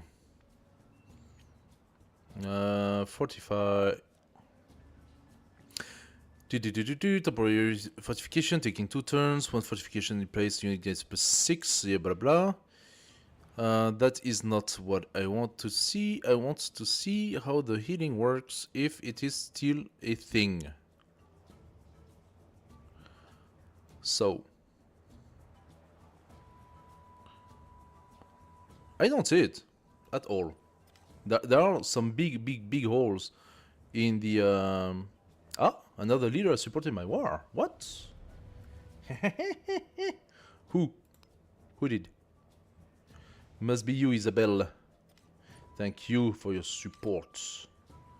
The agenda of Confucius has changed our relationship. Yeah, he likes me. Very good. Maybe Confucius support my war. Who knows? The agenda of Isabel has changed your relationship. How much do you love me, Isabella? Ooh, 82, look at that. From supporting a war. 15, she did. We have war against mutual enemies, so she's supporting my war. Finally, it's paying off. Finally, it's paying off. Alright. Then listen, my army commander is at 38. Oh, I need 90 for the next point. Oh, wow, okay. Whew. Like, we used to have proper unit upgrade, and now it's all about the commander. Maybe I should build another commander, because, like, to accumulate effects, because, like, this one commander right now, I cannot reallocate his capacities, so...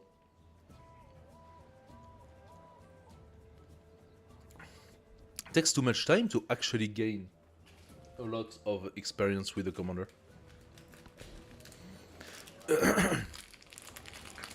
Now, what do we have here? Ah, that's how I could set up my my specialists. To basically put the population on those zeros, like on those tiles here. And that creates the specialists. Now, I really wonder what it will do. Because it doesn't exactly indicate what the specialists will do if I place it here. I'm gonna keep on making my fishing boats, because that's what makes more sense.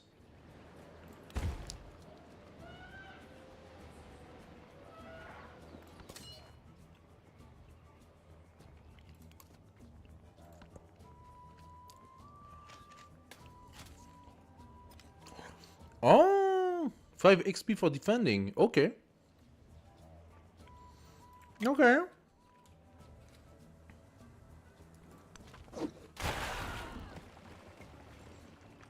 There you go.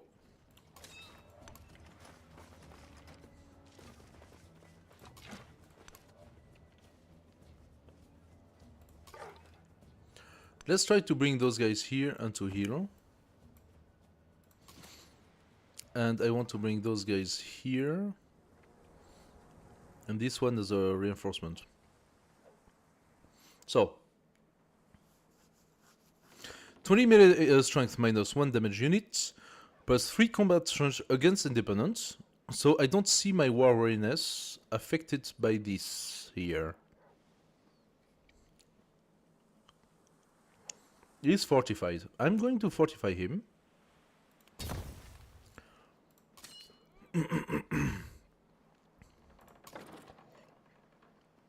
The ballista is going to defeat that next.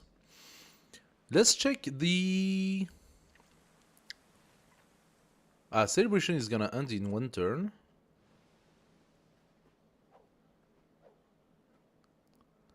Oh, I get +10 per... No, wait, no, that's my income. So my next celebration should be in 1 turn.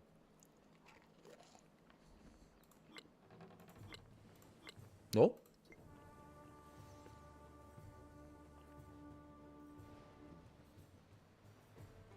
Unclear. How about... yeah, that.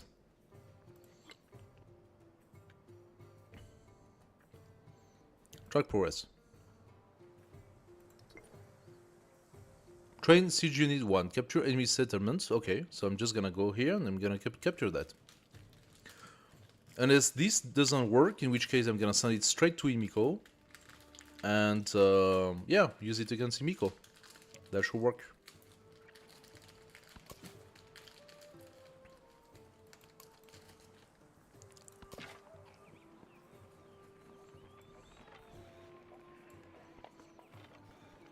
Okay, so they both attacked me.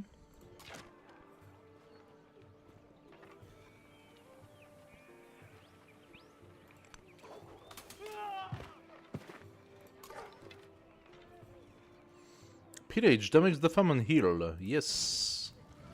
Good stuff. Did I use all my movements? Yeah. That used all my movements.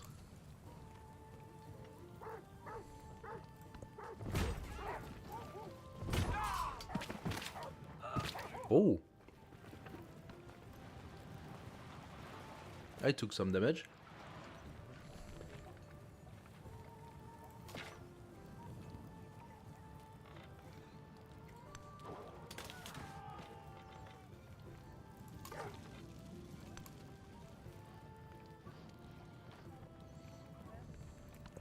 Narratives, gods of the earth. As the newly built Uwagbilku rises above the city, the people gather for their first ceremony. Oh, we have our special building, our special district more within its walls. So those are actually those events are the equivalent to the to what used to be the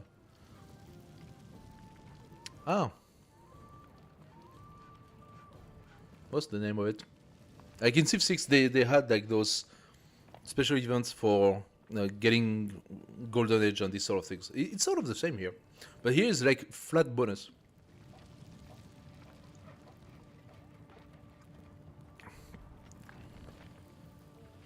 So, the people gather for the first ceremony within its walls, bearing sacred creation as gifts for the gods. The high priest will choose to carry the one that most honor them. A jade avian deity clutching his nest for 150 culture. That's a lot of culture. That could be really good. Or a ceramic fertility god emerging from an ear of maize. 300 happiness toward the next celebration. That is a yes. Plus 300 happiness toward the next celebration. 45 turns until the next celebration. That seems like a lot. My tone grown. Okay. Let's take the additional... I like the camel here. Increase number of resources that can be assigned to a city by 2. What? That sounds like a great thing.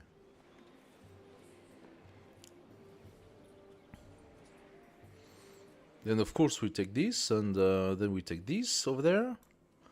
So, you start attacking the... Ooh, wow. Oh, now that is some good damage.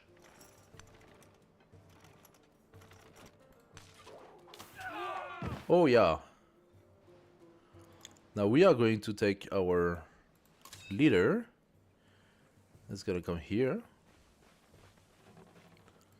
And you, Jaguar, are going to destroy Painted Rock.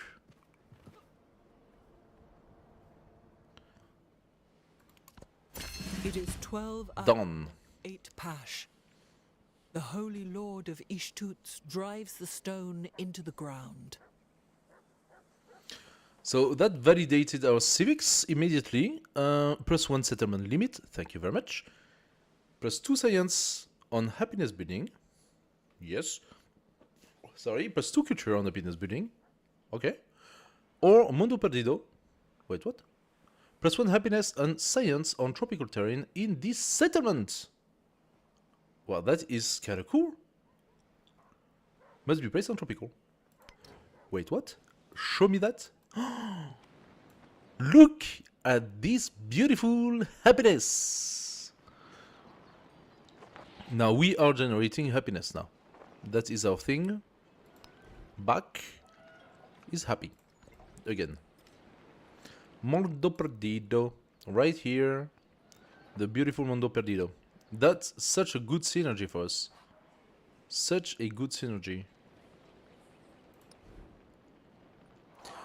Public life. City guard +3 combat strength for 45 district. Oracle. Some culture. The code of law. Plus influence per turn. The merchant gain a free merchant. I think the code of law makes sense. So let's go for it. We have the commander who gained a promotion. Nice. What are we gonna do as a promotion? The Bastion could be nice, maybe. +2 combat strength for non-unit within the command radius for defending. Maneuver does what? Land unit within the commander radius have +2 flanking bonus when attacking. Opponent has -2 to flanking bonus while attacking. +2 unit slots and faster reinforcement. Could be a thing. I could boost up the siege unit, but the siege unit is doing a lot right now. Land units within the commander radius can be upgraded as if in friendly territory and heal 10 HP when upgraded. Ah. Specific.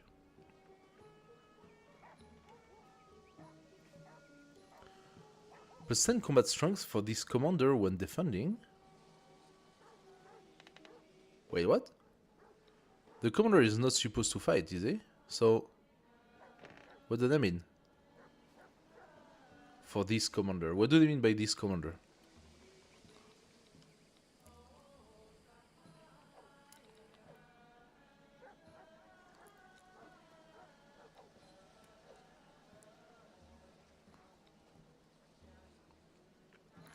What would be the most opportune? Maybe getting the gold when the units are packed in the commander?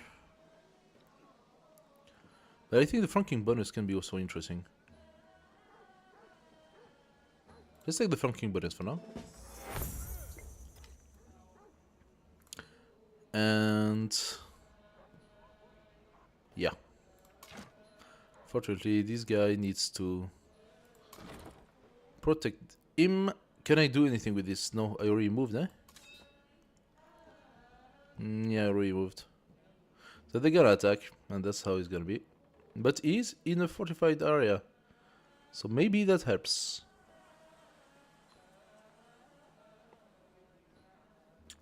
We'll see. He can, however, flank. Is he flanking? Does that create the flanking bonus? I don't know. It's not clear.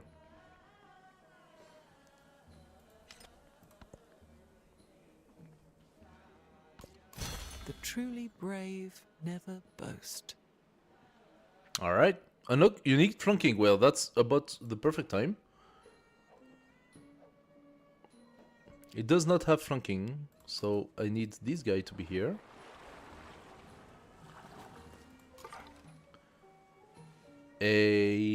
Why don't I have the flanking bonus now? I should. Why don't I have the flanking bonus?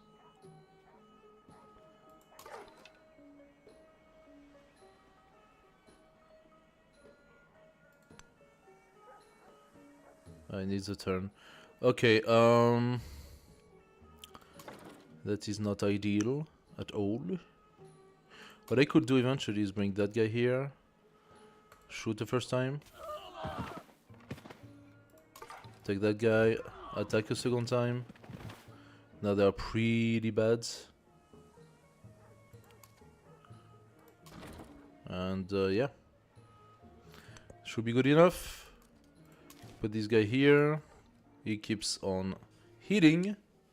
Hello, thank you for joining.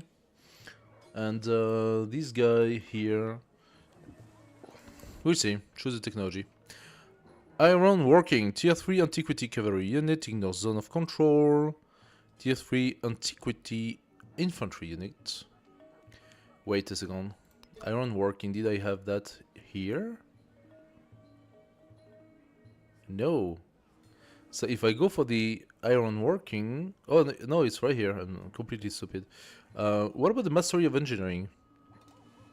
Gain a codex. I could also gain a codex here with navigation. But 3 combat strength for naval units. I could start working naval a little bit eventually. Lighthouse also is interesting. I don't know.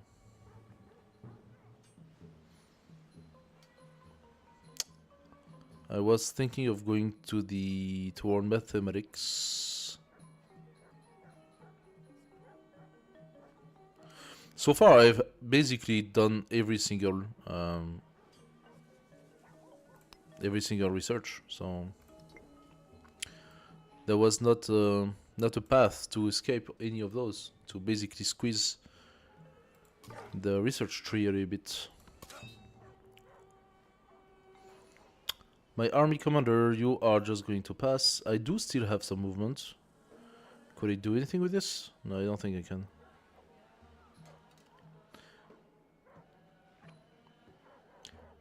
Can I take the guy in my...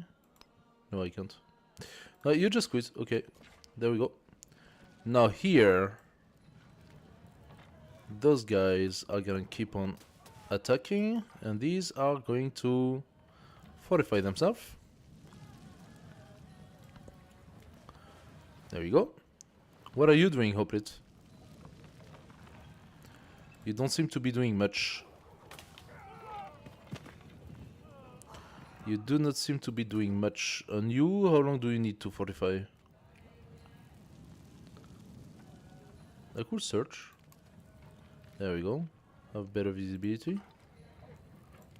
And here. Okay. Now that's a city. I could start putting some specialists, but my problem is... No, I could just start putting some specialists. If I did, I would get here a flat 3.8 research and 3 culture, -2 happiness, -2 food.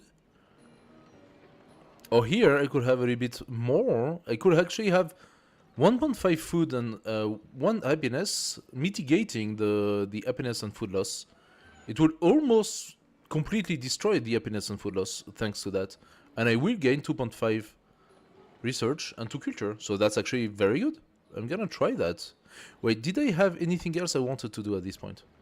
In this city? I'm gonna try to put a specialist. There we go. Now that's a pretty good tile. That's a pretty good tile, this one. Imiko, I have enough to support myself. And reduce it down to 2. Nice. And now that should give me some more happiness. 18. Nice. Respond to diplomatic action. Establish an alliance with another leader. Yep. Okay. Let's do it. We are now allied with Isabella of Greece. She's... Oh, I didn't see that. Okay, helpful. Wanderlust. Like civilization that don't have any natural wonder. We do not have any natural wonder. We have artificial wonders. Now, the army commander has stuff to do. This one also. And actually, this one can kill. But even better than that, we have our Ulche that probably can kill. Yeah. Oh, I don't like that boat coming here so much. So let's go here, and same for you. Go here. And as soon as you can, you are trying to leave this place. Oh, actually, no. I do that, but I have a very nice ballista that could go out right here. No! That is not what I wanted to do. Absolutely not what I wanted to do. I said the ballista, I didn't say the rest. You go back. Oh, am I gonna lose my movement with that? Of course I did. Of course I lost my movement. You gotta be kidding me. Okay, well, whatever.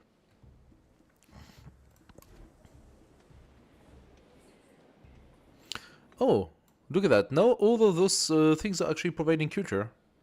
Funny. So, I could do what? What could I do in this place? I said I wanted to do the...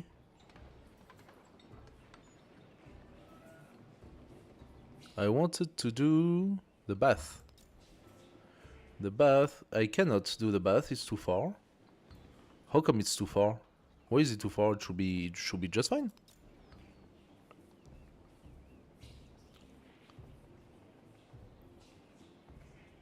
Okay, I can't. I could do the walls alternatively. What about barracks? Doesn't want to do anything here. So we have a forest up there. I also want to place the altar, so I don't know what to place here. It's rough.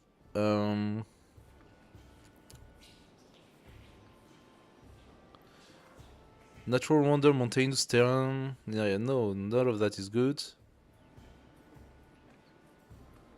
None of that is good.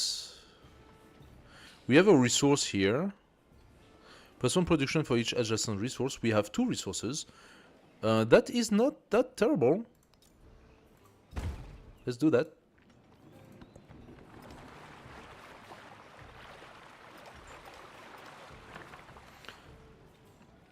Okay.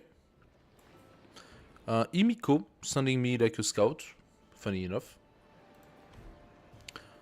I could just come here and purchase myself a ballista. For example. Like that.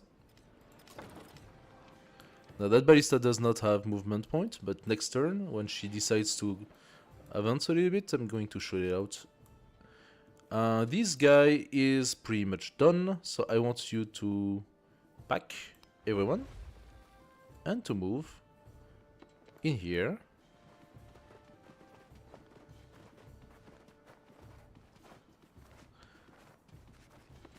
Thank you very much. And now that you are here, you are going to heal. And you keep healing. Thank you. Next. These guys. So first of all, I'm killing this unit. You, the hoplite, are going to... Wait, is that tile burning? No, the tile below is burning. You guys are... You didn't build the fortifications, did you? How about you heal? Next turn. I did not check what was here. The agenda of Ashoka, World Conqueror, has changed your relationship. Okay, what is the agenda of Ashoka? I do have 10. His leader agenda does not like it. Okay, so what is his agenda? Likes the civilization with least amount of land. Dislike the one with the largest amount of land. Okay. Well, guess what, Ashoka? I don't care. I actually do not care. You have a lot of influence, but you know what? You could become my next target, so you better beware. I have +1 settler potential. And unfortunately, I really wanted to set up a city here, but I'm losing my benefits. It says I should settle here. No fresh water, though.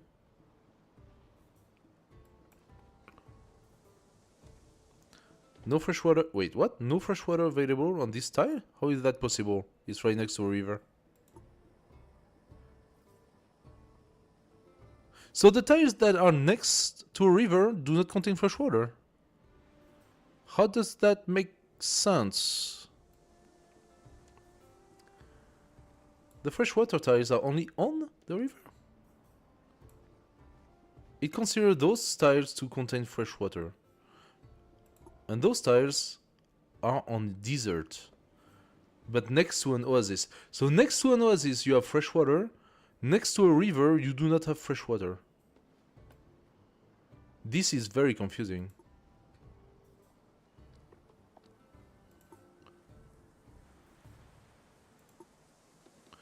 Oasis here, the tiles next to the oasis, fresh water. The tiles next to the oasis, fresh water. All those tiles, nothing in particular. A river right above it, no fresh water. A river right here, no fresh water. I actually placed my tile right here. So does that mean I didn't have fresh water on this tile? This is confusing. I am considering a city maybe around here, benefiting from the dates, from the flat desert. I have a lake and I have a oasis, even two oases. Like that's actually a pretty nice one here. That's a pretty nice one here. Why does he want me to settle here? What's the benefit of settling here? The access to the marble, maybe. But then we also have down there some very nice potential.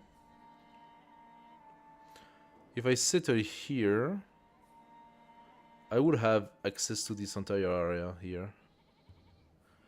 Too bad I cannot put markers. The marker system was actually good and they took it away, so that is a little bit of a bummer. Doing the hanging garden and the barracks, and then I will settle another settler. Oh, those guys are actual spearmen. I see. They are not nice people. They are spearmen.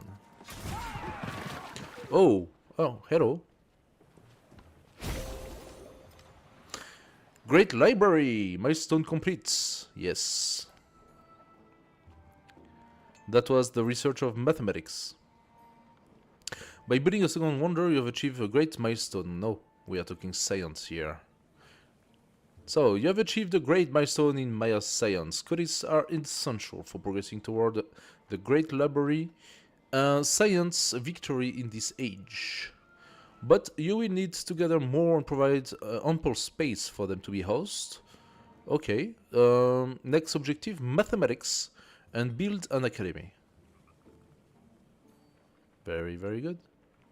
So I managed to get that because of When I was young, I thought that money the was codex. the most important thing. Making peace. Enough time has passed since your war with Himiko High Shaman has begun. And you may want to stop the conflict. You now have the opportunity to make a peace deal with them. And if they accept, end the war. You can do this on any turn in the... Yeah, well... At the moment, things are... not looking great. She is still pissed at me, of course. Then again, I only see her having one big city. Now that's not easy, one big city. I would have liked that Isabella do a little bit more effort, to be fair. What's the situation here? I got +3 with poison, +3 with bronze working, okay. -2 for the war awareness. It's not that bad. So you are going to kill that guy. He's not dead. Oh wow. As for you, you were supposed to heal. There you go. Fortifications. So, the Tech Wrangler. Ambition drives innovation. With still so much to discover and explore, Mastering a skill becomes the work of a lifetime. Mastery is found through meticulous research, +1 codex, or +200 science. Luck plays a role in all endeavors. Do I have the place for codex? I do not. Not yet. I could get the codex and wait for my library. Since I am... That could be nice as well. Look at that. +1 happiness on happiness binding.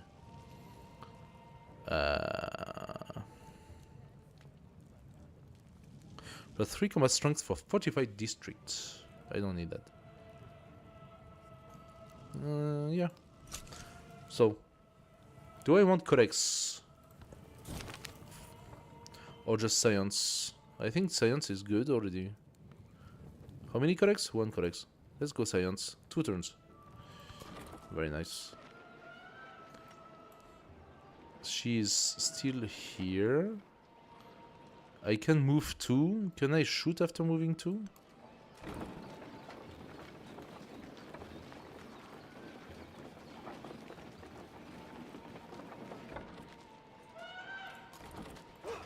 No. So she's gonna go away. Alright. So, what's their situation? Not great. What's his situation? Still not great. Let's see what happens here. Oh, they attacked me. Well, bad idea. Bad idea, my friend.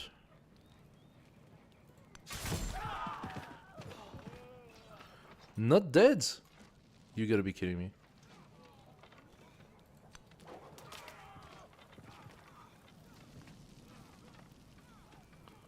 Alright.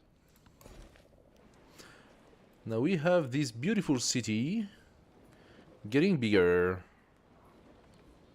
Now for whatever the reason, they don't want me to place anything here. I could try to place something here. Maybe I can access this one.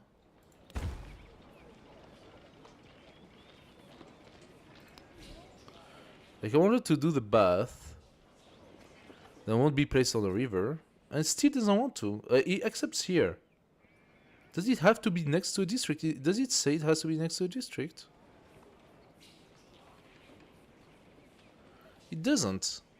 It doesn't indicate that it has to be next to a district.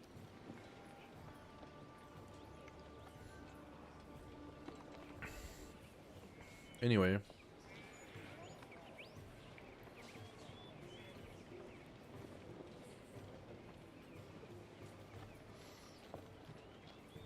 Yeah. Fine. Oh, Tikal finished already? Yes, Tikal finished. Nice. So this is our special district here.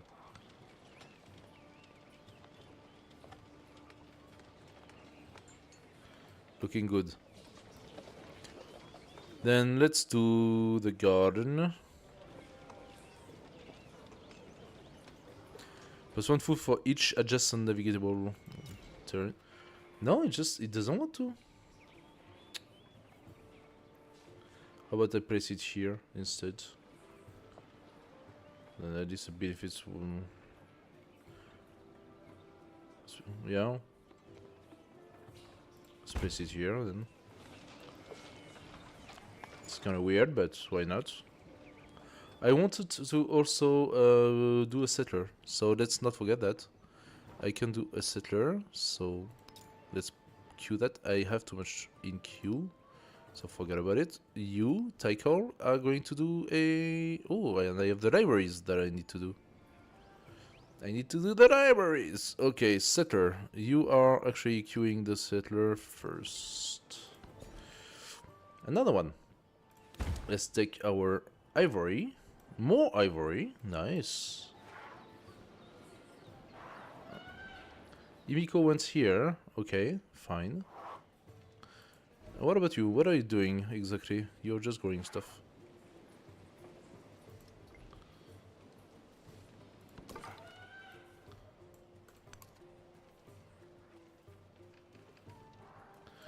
Alright.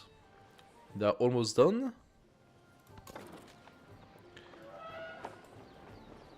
I'm gonna put the ballist here. I think that would be good to catch something.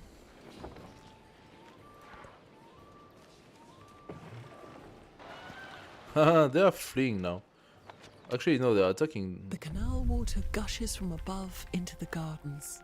Fragrance pervades the walkways. Streams of water as numerous as the stars of heaven flow in the pleasure garden.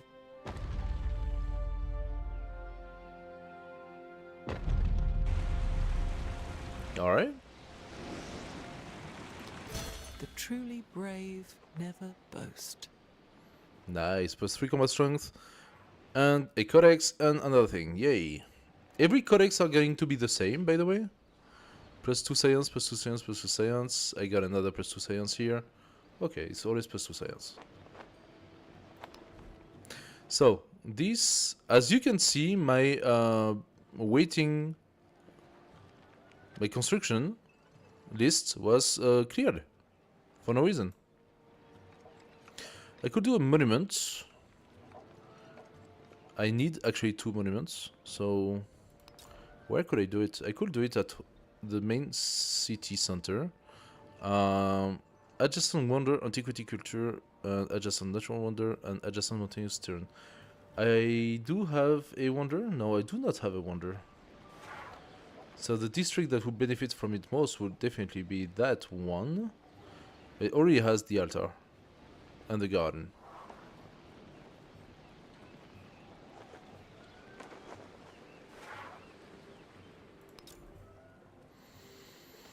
So yeah, I could do it there. Eventually.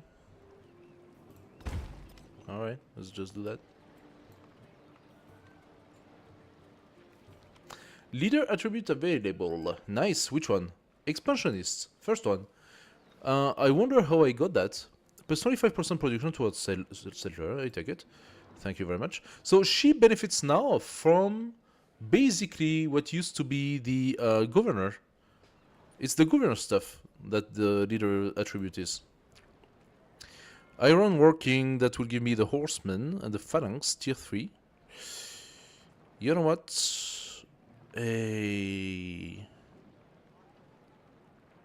Why not?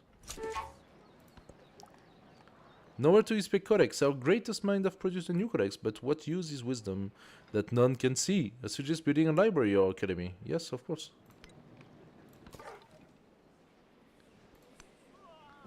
We are going to key that. Thank you very much.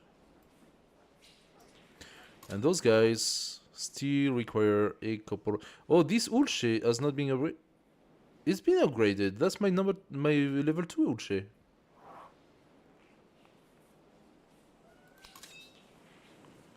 Is it not? Yes, it is. It's at 20. Here I have my level 1 Ulche. That still does quite a lot of work. So, we have those guys. We're going to bring them here. Very nice. Now they are going to stop here. We have those Urche are gonna come. Can I shoot? Yes, they can shoot through. There we go. And the others are still sleeping. And this one is gonna stay alert. Where is the alert? Here. For this guy to come. And then kill it. Wait, that's...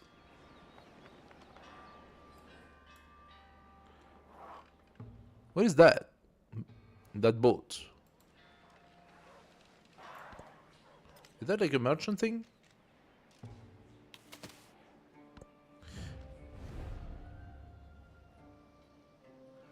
Oh, she wants a peace deal now. Hehe. An eye for an eye, a tooth for a tooth. You're gonna have to do better than that, Ivico.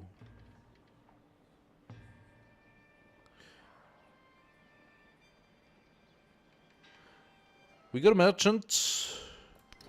Let's see what that does. New civic citizenship. That seems to be the next age already. We could maybe do the Code of Law, +1 culture from specialists. Yeah. Gain a unique diplomatic endeavor called Ginseng Agreement that grants food to both leaders. Wait, what? Really? To both leader capital, +1 diplomatic attribute point. Aegis. Okay. How about that? City Guard, Oracle, yeah. Casts. So that's a good policy, I suppose. I don't know exactly. Weiyang Pass, base yield +6 influence. Must be placed on grassland. Fine, let's do it. Do I want the villa to gain some more influence? Happiness for each adjacent mountain, natural wonder, blah blah blah. How about the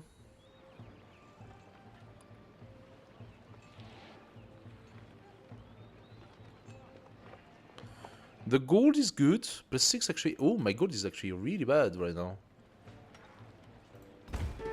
Let's do that. Trade opportunity. Athenai, part of the Greek Empire, is overflowing with valuable commodities and 4 resources. Thriving markets are a sign of thriving societies. To strengthen our own, we should dispatch a merchant to negotiate with them. Take me there.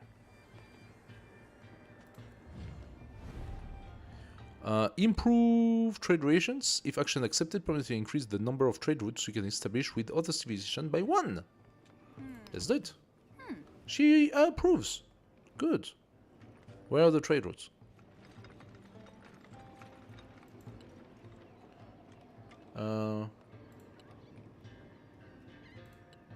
Where are the trade routes? How do we do the trade routes? Send aid? Yes, well. Sanction, espionage, military infiltration. Oh, that could be fun. Ah, can I do that to Himiko? Himiko. I need a bit more influence. I could do a military infiltration. Actually, pretty good. Gain vision of all of the target's commanders. Can take at least 9 to 15 turns to execute. Target commanders. I need 120 to reduce. She must have invested so much to be able to go straight to +4. All of an influence must have gone there. Okay. Are you guys finished? No, not yet. Oh, that's really annoying. I would like to visit a little bit this area here.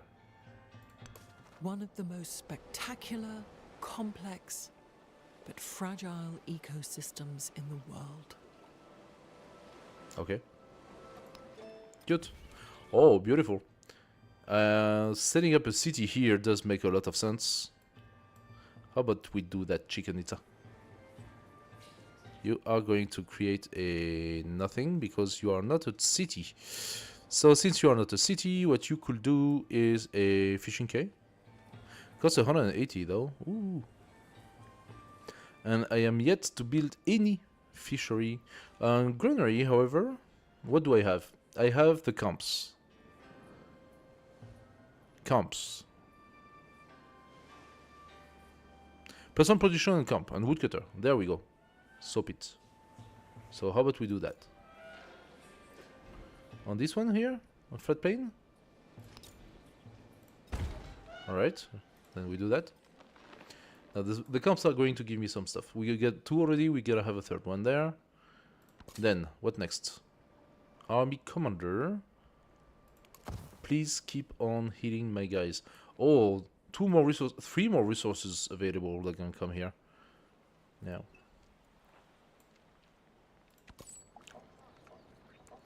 Possible trade routes. Send your merchant to a city to trade resource with. Athenai. That's what we say, huh? Of course. What is that gonna do? Plus 12 to Athenai. And what else? Our new support unit, the merchant, should be moved to a foreign settlement to establish a trade route. You will need to train a new merchant for each additional trade route you want to set up. A trade route grants you access to other settlements' resources, which can then be allocated to your own settlements. Okay, interesting. And Sirta as well, we could do the Sirta. Fine. Let's do that.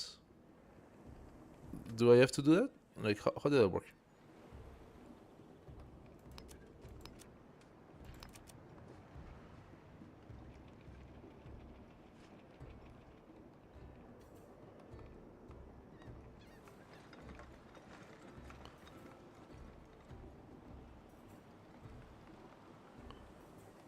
Plus 12, blah, to Atenai. Yes, I'm happy with that. Can you validate somehow?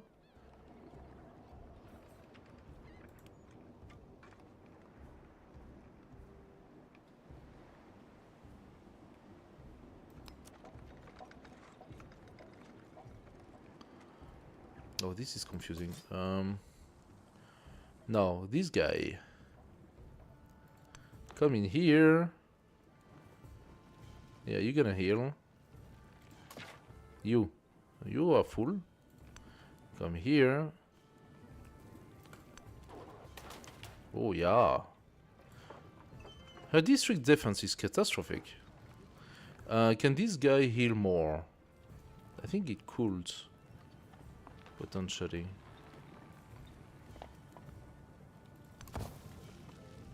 There is a guy here. It could be making some damage to him, but I will see how that goes. Why can't I use that? A recurrent movement, like a full movement.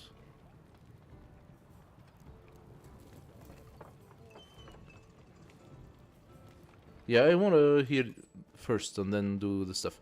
So I don't get it. Merchant, I am asking you to go to, let's say, Sirta.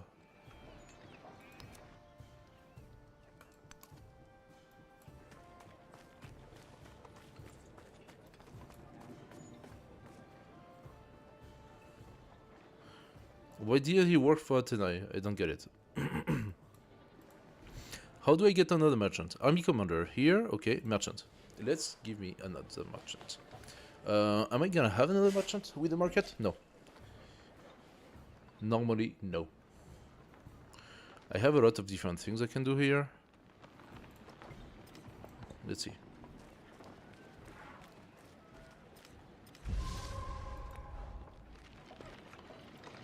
They killed my guy. Oh, I knew that was a bad idea. Yeah, I knew that was a bad idea. Okay. The agenda of Confucius had changed your relationship. How? Confucius likes me. Why? Plus 16 leader agenda. Oh yeah, because I put the specialty guy.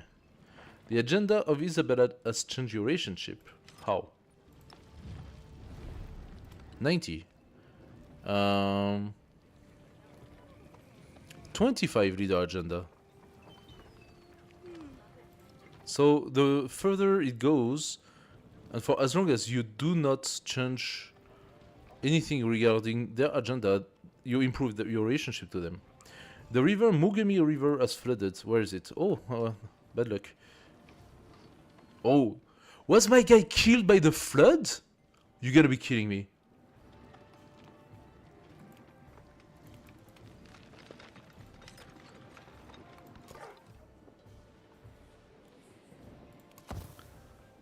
I lost my unit because of the flood. Can you believe that? I'm gonna put my ballista right about here in this city, because then that covers this entire area. I like it. Next, we have a settler, and we want that settler to come and to settle down. Which is the best? I think coastal. Let's go here. Next, we have those guys. Shoot. There you go. Pillage. There you go. Next turn.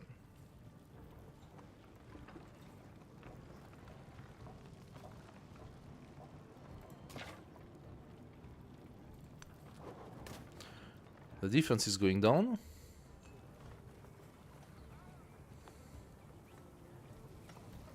we are going to... There's nothing, there's just like a... The districts... Okay, the city district does have some strength.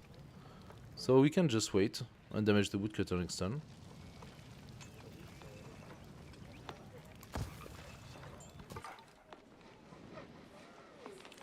This guy, the jaguar, is staying here. What could I do to block this guy?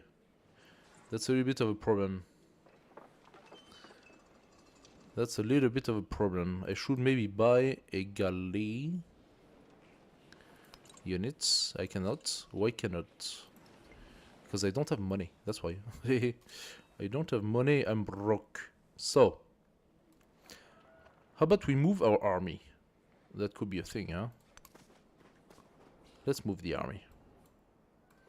And this guy, instead of getting damaged again, he's gonna go back to town. And he's gonna do boop. Right there. Good visibility. And that's it. Next is her. And that one is going to be put on alert. So next time this stupid guy come back, it will eat some ballista. I went up, apparently. Jaguar, you gonna stay alert, because I don't know what to do with you right now. So, you guys, what are you gonna do? Go south. Okay, navigation on water is not great. Let's continue our attack on Himiko. What's the situation? I think I could do it. Or I just... Oh, that's a healing, so yes, I can do it. Yeah, worth it, worth it. Next turn I can heal again.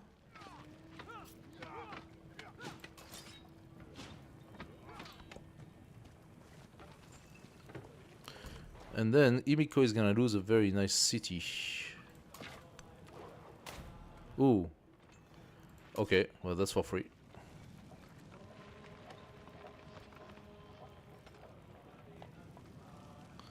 There is an army commander.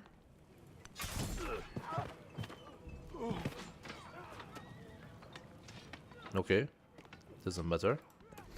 So what is next? Next should be the bath, logically. But the market could do something because I am really short on money. So I am thinking... I'm thinking market, that's what I'm thinking. Resource assignments. What is the problem with the resource the way they are? I think they're fine. I think it is fine.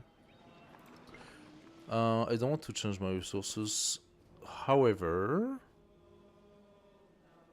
that guy just arrived there. Okay, I do not understand this trade route stuff.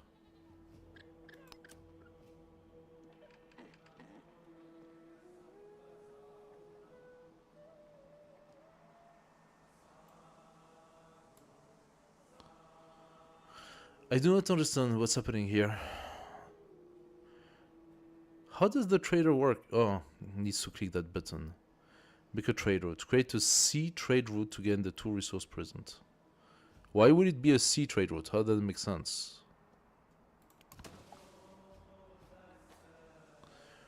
A trade route has been created with one of your settlements. Trade routes will award the player who initiated a copy of each resource, blah blah blah. You already say that. So we know. We know. We should then have the resources now available. Yes. What does that give? Number of resources that can be assigned to a city by 2. So how about... Why can I not modify that?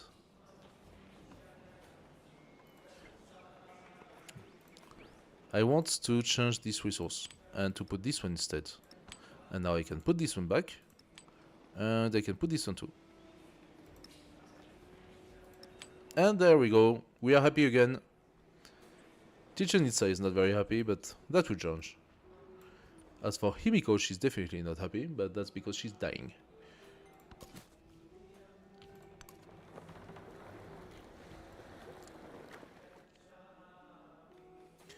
Alright.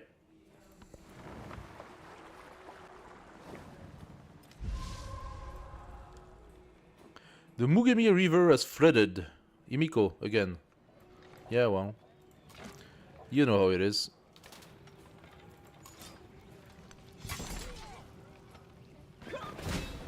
Done. Milestone complete. You have earned a lot of things. Military legacy points. Legacy option for next age. Legacy option as well. The two options here. And a militaristic legacy point.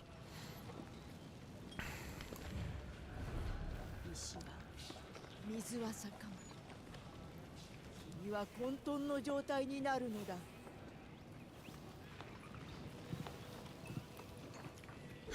Bye bye.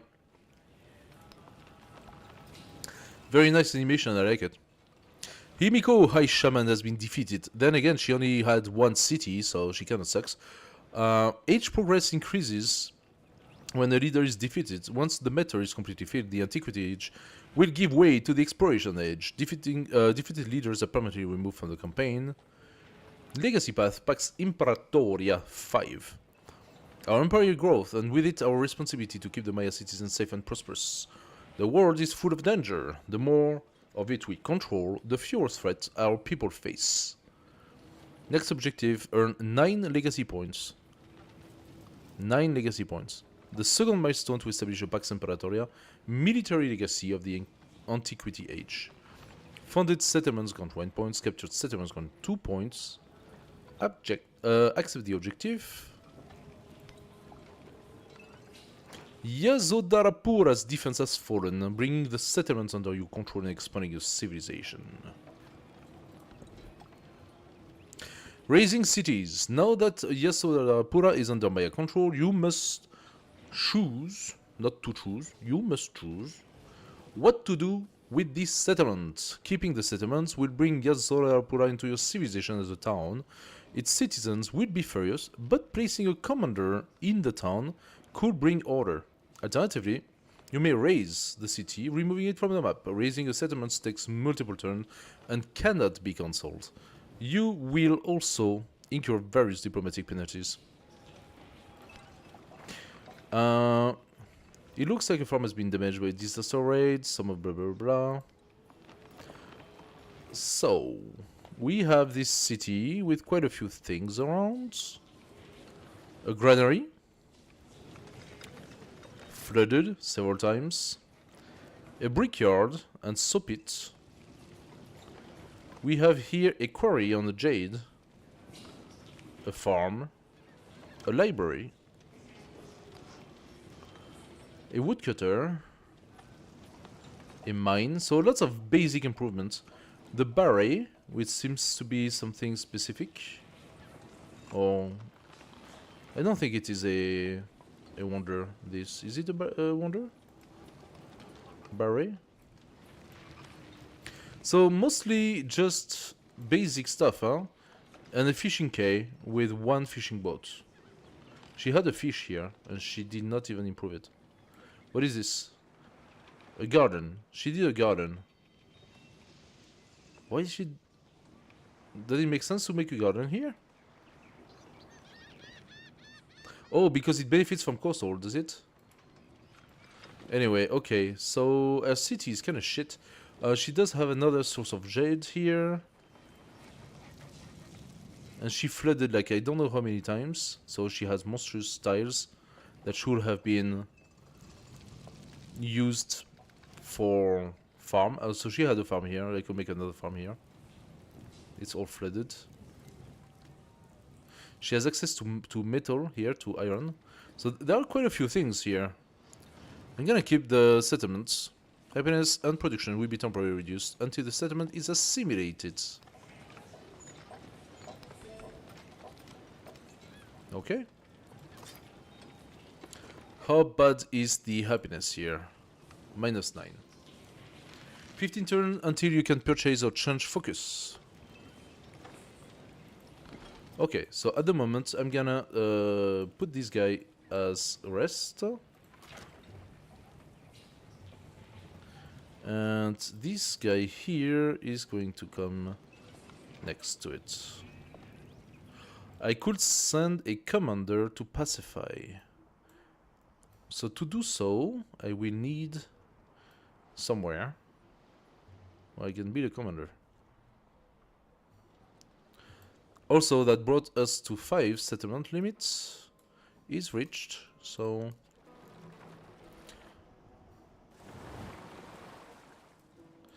and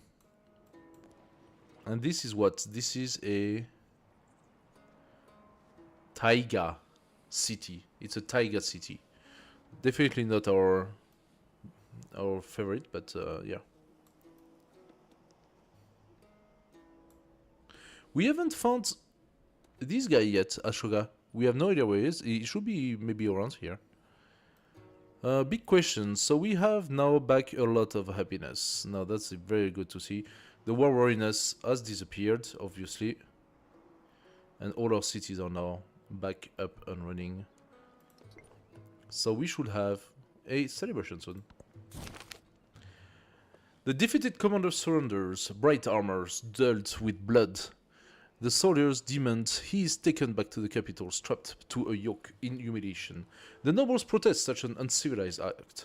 Treat the enemy with respect for 50 culture, okay, or prepare the yoke, +1 happiness in all settlements.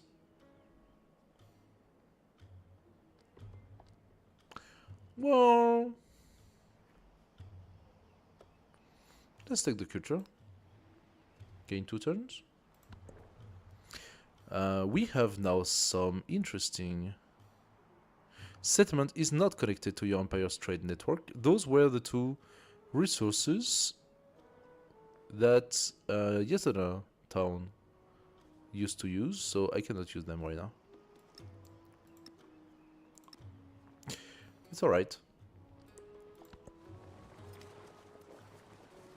So, I haven't looked at all of those little thingies here. Himiko High Shaman has been defeated. Ahsoka, World Conqueror, has declared war on Confucius. What? How dare you? Confucius is my friend. So, Confucius. You like me, don't you? Oh, -10 because I eliminated another Civ. Yeah, well, you know. Research collaboration. That's what we should do. Let's do research collaboration. You like that, yes? Yes, of course you do. Open border as well, yes? Yeah, you're gonna like me a lot more now. The agenda of Ashoka, World Conqueror, has changed your relationship.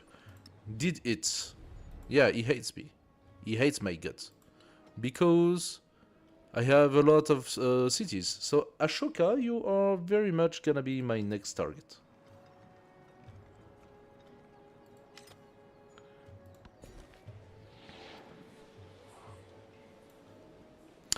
I can improve this. Let's go towards the next... Ah, depends. It depends. One more ivory? Or more resources? I'm tempting to say more resources. I cannot go further. Okay, I cannot go further. So, that was a miss. The ivory was the way to go. Diplomatic actions. What is it? Confusing. Yeah, research collaboration. What do you mean? That makes no sense. I just did it. How can you do a research collaboration after I do a research collaboration?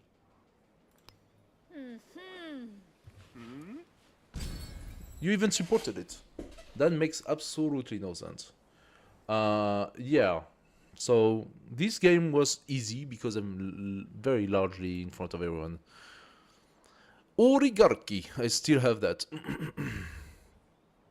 What am I gonna do? More food? Policies. Overview. Is it possible? So, I don't understand why I cannot change my government style. That's a little bit confusing here. Social policies are here. Do I want anything else? +2 science on happiness building. +2 culture on happiness building. I could decide to take both. Reduce free combats against independent power. Don't even know if there is still independent power, to be fair. 2 gold in all settlements, science, etc. So... +2 influence per turn. That's flat.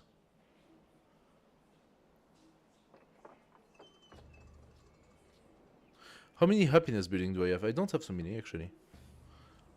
But it probably does work. Let's take that back and put those two and see how it goes. 77 and 30.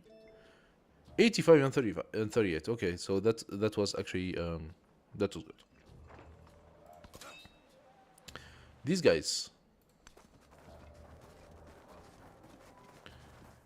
Ashoka is here. No, that's a merchant.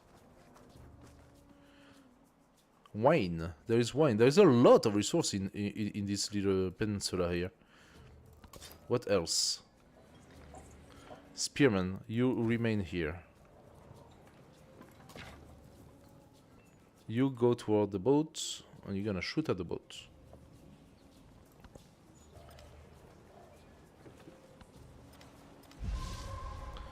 So what's happening now? Another leader has started an endeavor with you. Confucius. You did. Confucius. We are good, no problem. A gradient dust storm named Zotikos has developed and is headed to the west. The storm will cause destruction over the next 2 turns. With its arrival, there were 0 tile damage, 0 population loss, 0 unit killed, 1 tile gained fertility. Oh. It's gonna go to the west, so I'm not concerned so much about that. Finally, Isabella has completed a milestone for Silk Road. How far are we in terms of... We're at 67. She got the Silk Road, yes. I am the only one who actually validated the Pax Imperator. I also progressed here and here, while the others did not. So they are not really keen on boosting up their science and culture, huh? Okay. Science is simple. I'm just gonna go and start doing the academy and everything. Common unit, let's go in that direction. Nothing. That direction then. Nothing at all. Now that is a very nice little island here.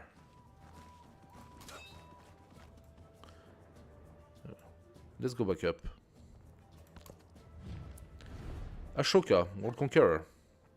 Inviting you to sell a local festival together. +3 per turn in cities for both leaders. Blocked from future project for 10 turn. Relationship worsen. I'm gonna worsen our relationship. I don't like you.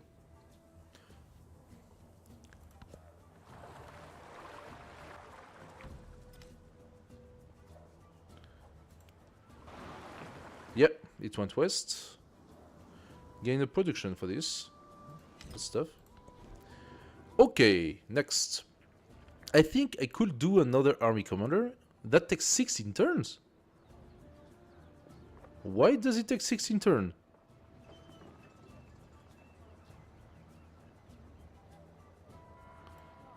Uh-huh. The barracks, adjacent wonder, adjacent resource. I could do the barracks here? No? Why don't you want me to do the barracks here? This is a farm. I need the food, don't I? Maybe I don't.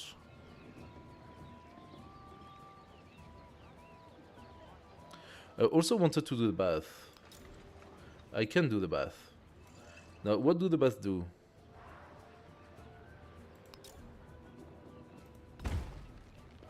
The baths seem pretty good. We're gonna do that. Now here, I actually have a much better production on this one.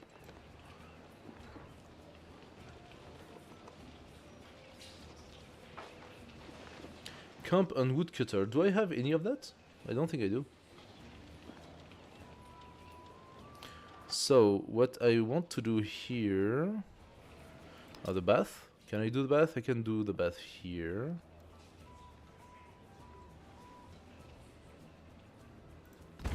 Fine. Let's just do the bath. Can I allocate those? No, I cannot. So for the moment, I'm gonna keep things the way they are.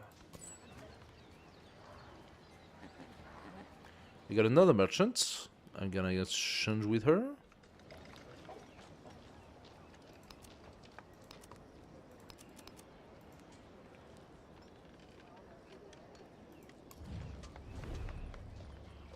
Okay, that doesn't work.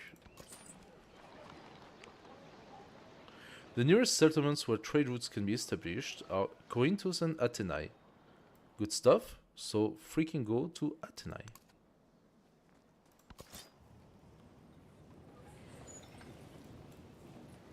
Spearman, there you are. You are going to keep sleep right here. As for you, you start shooting that guy.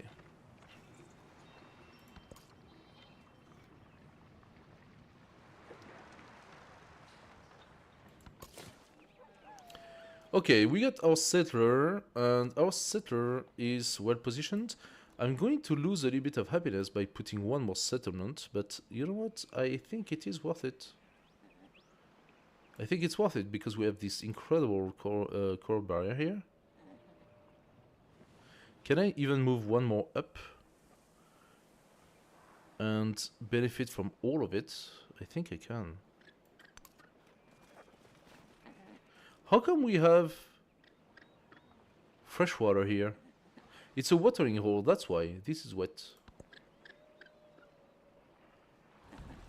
Iron made this promise. By the top. Okay, so this has gone all the way. No, it's good. We finished the bath. That was pretty fast. Next. Do I do a bath barrack? That makes no sense. I think I want now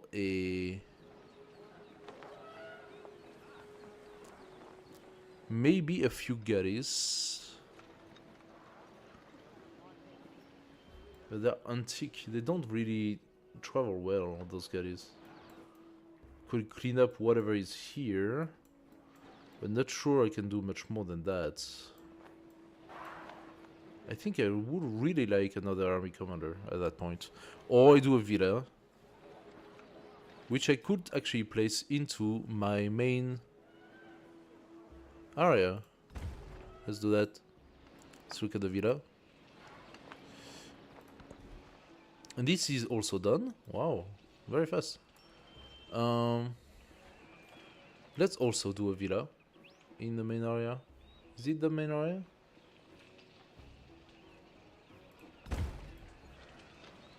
It's not exactly the main area. It's a brickyard, but okay, whatever. So, based on our research, to unlock the academy, we have to do engineering. So let's go for engineering.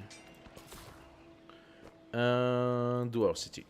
So we did lose probably a little bit here. We are going to take immediately the Cowdin.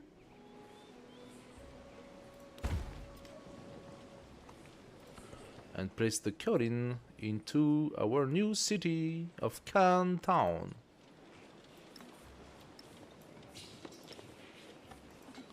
Why can I not do that?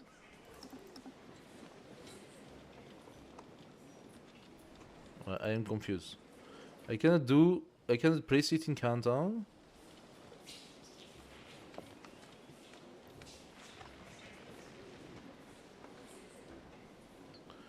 Okay, well, for whatever the reason, I cannot do it. I completed a milestone, however, which is pretty cool. Economic legacy points. And economic attribute points. Nice.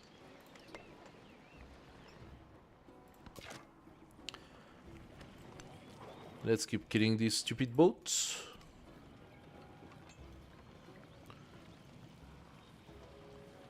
Aha! Ashoka is unfriendly, good for him. I will wait to be in a bad mood, and then I will just kill him. Yeah, this is an island, a very beautiful little island. Ooh, that's Isabella here. Confucius, merchant and trade routes. Okay. I am confused as to where this Ashoka is, but I would definitely like to have that island. Plus, we do have some tropical here. Very nice. That too. I can set up 2 cities on tropical. I could put one right here, take the middle of the city, and even that, the die, and I could put one right here, for example, and take this area.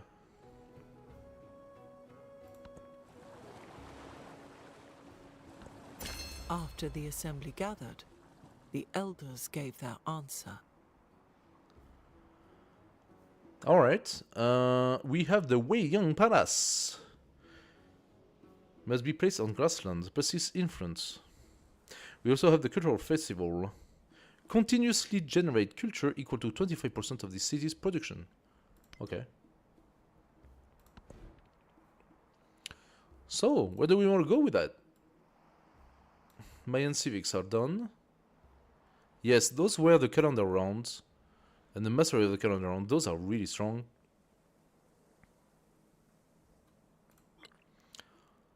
So...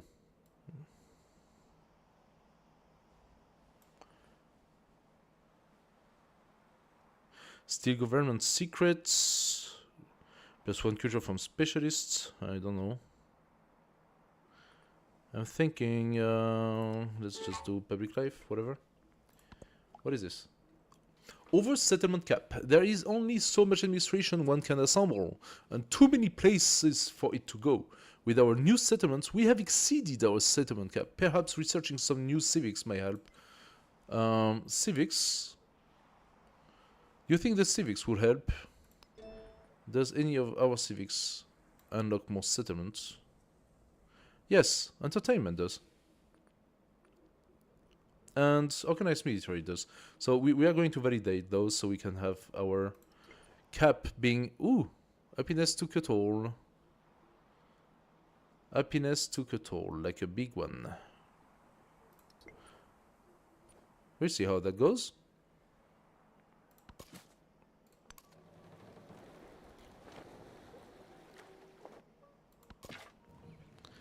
So, Yesodharapura is getting it's getting better. And these guys are killing slowly but surely this one. So, all good.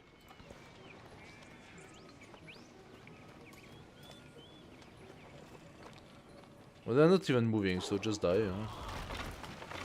There you go.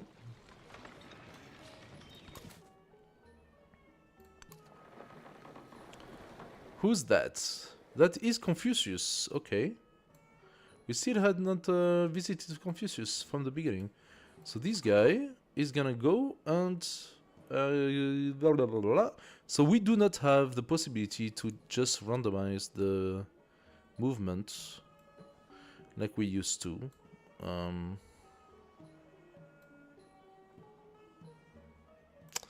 That is a little bit too bad. I'm gonna send him there.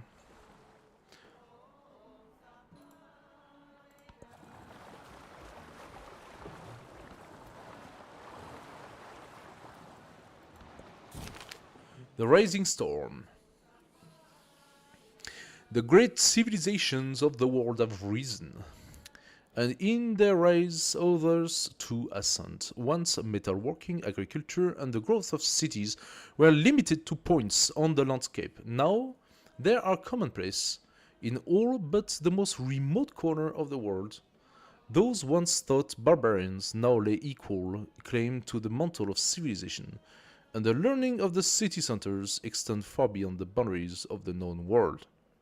With this comes the question, why are you ascendant and we are not?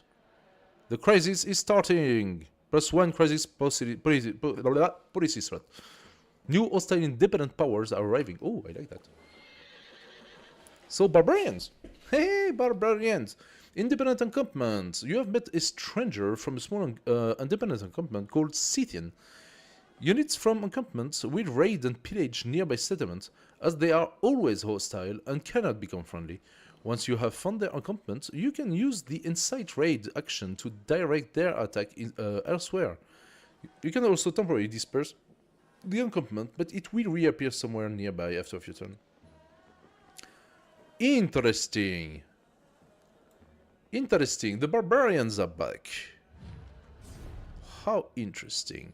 Spend influence to befriend an independent power. But they cannot be befriended. And inside raid, how does that work? So maybe what I can do instead is go to Cirta. And Cirta say, Cirta, my friend. How is my relationship not good enough to form an alliance? I'm suzerain to the place.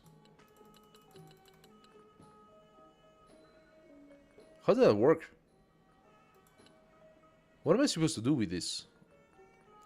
Do I need to incorporate it? Nah. That makes no sense. That makes no sense at all. So they just have a spearman right now. It's alright. I'm gonna wait for these two things to finish and then I'm gonna start creating some units. Okay, so expand our city, add a specialist. Yes, no. Do I want to add a specialist? We could. Lose a little bit more happiness, however. I am thinking I could add a specialist here.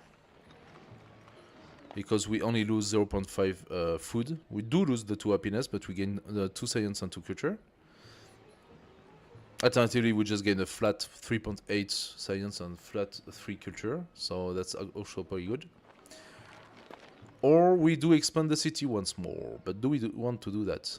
Is there anything that we want in this city? Maybe I could go for the woodcutter. I could go for the woodcutter. Do I lose happiness or anything like that doing that? No. I do not. I actually gain flat 3 science, flat 2 happiness, and 2 production. That's a good woodcutter. Maybe I could have taken it from this third. Who knows? But this city is pretty dope. Anyway. Now this one. This one we are going to take the gypsum. Choose a crisis policy. Ah, there we are. So, a crisis is growing in your civilization, unlocking a crisis policy. The negative effect of such policies reflect your civilization's difficulty in responding to the crisis. As the crisis deepens, you will unlock new crisis policies and crisis policy slots. Crisis policy slots can only hold crisis policies. Choose your first crisis policy now. The crisis begins.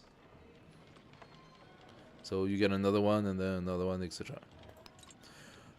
Inferior tactics. -6 combat strength against independent power. That would be really bad. -10 gold for each city-state you are suzerain of. Now that sucks. But I got only one. Plus 100% gold to maintain military units. How much does my unit cost? My units cost 4 gold. 2 for the ballista, 1 for the Ulche, 1 for the spearman. And that's probably only the Ulche level 2 that costs 1 gold.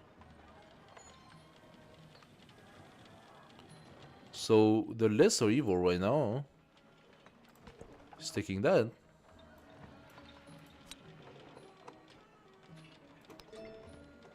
Plus 4.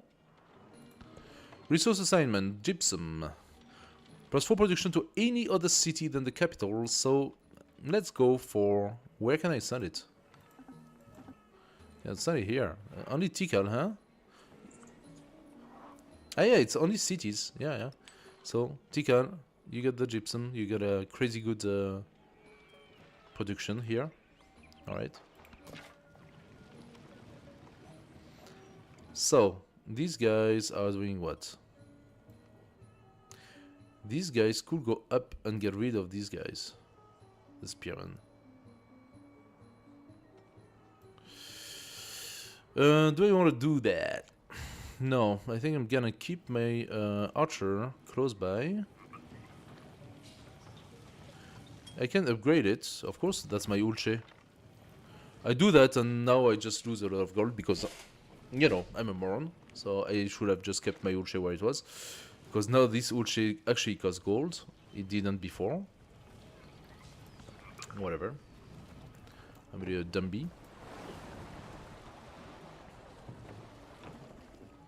So I should try to produce a bit more gold to make up for that. The city expands. What do I want to do with it?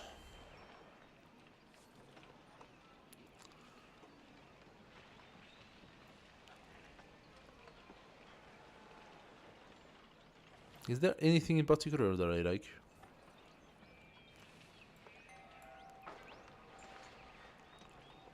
I mean, maybe the boats? Probably the boats.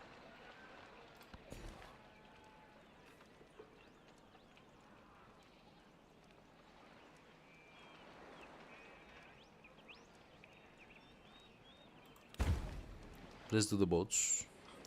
And then let's do a fishing quay, which I haven't done yet.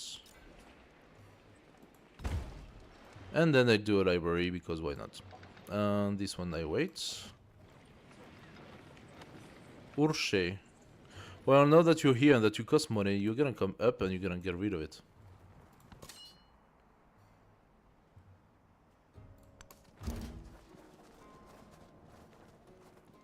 What are those? Seleucid warriors.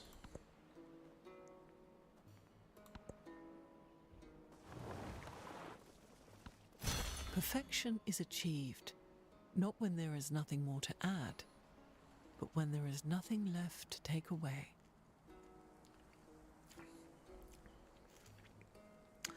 Now we have unlocked the engineering for the amphitheater of the blacksmith. Blacksmith could do something, I suppose. Alright. Do I want to kill those warriors? Seleucids. I don't know. Confucius, my friend! Sure. Let's do it. Confucius, are you at war with this guy? Are you currently at war? What's your where are you? Yeah, you're at war with this guy. I don't know where it is. I need to find out first, and then we decide. This here does not have fishing case, of course.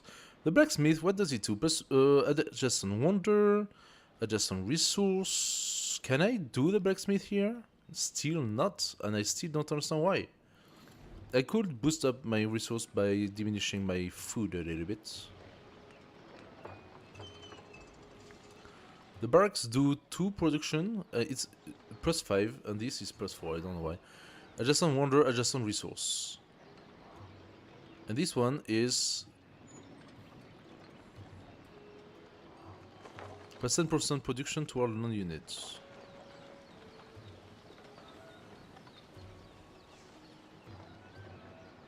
Maybe I can do both barracks and blacksmith.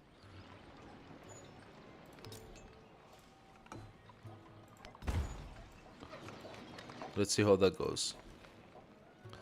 And I can expand, let's say for example to this place.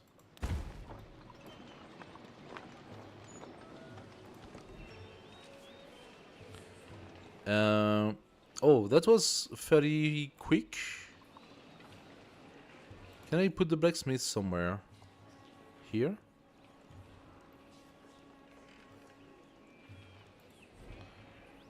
Arena. Happiness for each adjacent mountainous, natural wonder, or wonder. I haven't placed any wonder with this guy. +2 support on all war. Must be placed adjacent to a district.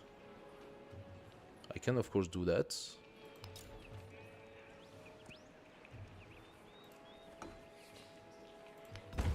Let's do that. Take 6 turns. fairly fast. I can also do a other fishing boat.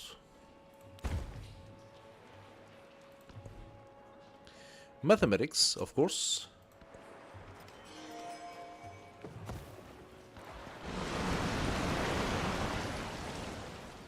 And a big flood. Less interested in who we imagine ourselves to be than in what we can do for one another.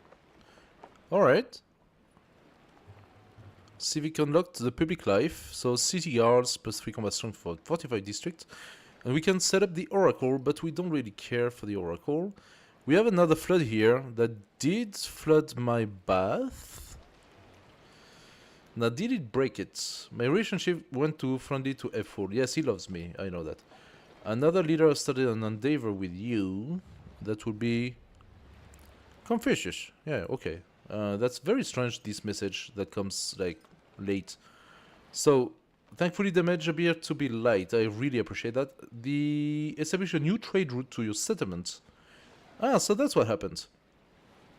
The route provides you with the following yield: 8 gold. I appreciate that, Confucius. Thank you so much. Thank you so much, Confucius. So, we have now 340 gold.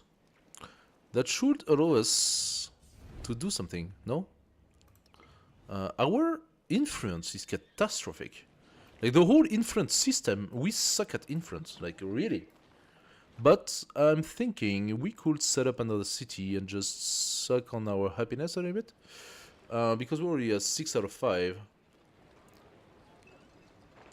We get -5 happiness in all settlements per settlement over the limit, with a maximum of -35 happiness. So we are currently at -25 settlements. Or -30. Did we get -25 or -30?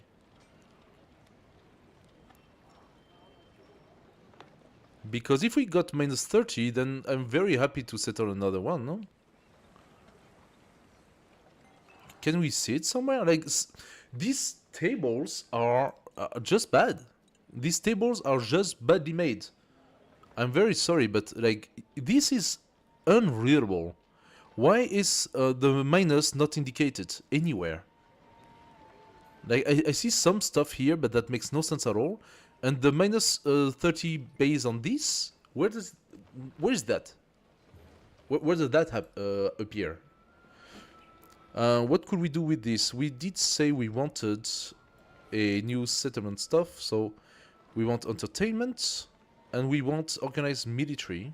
So let's go for entertainment first. We can expand that city. Yes, please. We need to expand toward the rainforest. And that city also. Ah, so that city is finally back. Now we could expand toward the iron or take the jade. Another jade could be good, actually. Let's take it. Since this city is no more into rebellion, we can fill it up again with things. So, settlement is not connected to your empire network. Well, okay, but what about that? Oh, it's a town. It's not a city anymore. Okay, so it's a town. If I want that town to turn into a city, I need 600 gold.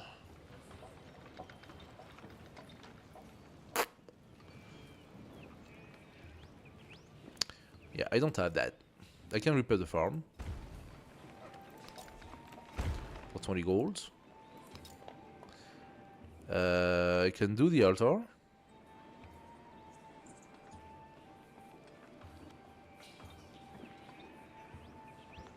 Is that a wonder, yes or no, Barry?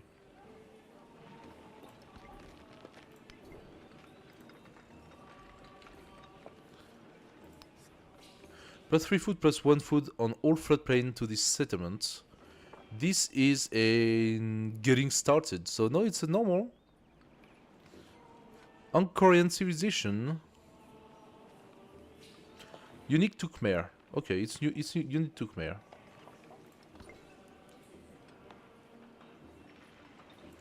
Very poorly placed, by the way. The floodplains are here. Okay, whatever. What you want? I don't have it anymore, so let's do it. I'm still looking for Ashoka. I still don't know where Ashoka is. Okay, this one is finished now. Do I need to repair something? No. I could do the Oracle. When getting rewards from a narrative event, gain an additional 10 culture per age. Must be placed on rough terrain. So I need to replace this with the Oracle. Or Dur Sharun, active fortify next to district.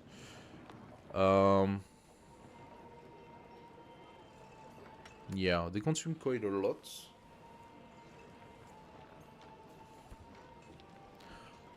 Is there anything else I want to do though? Not really, huh?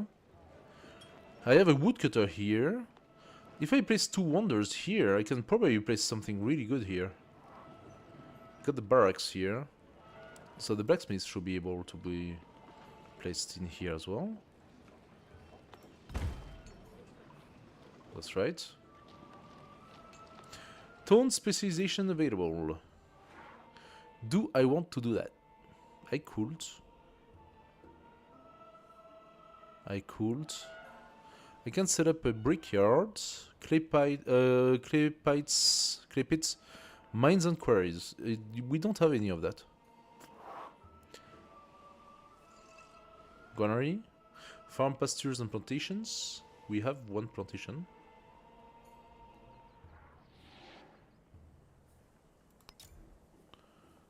Can do that.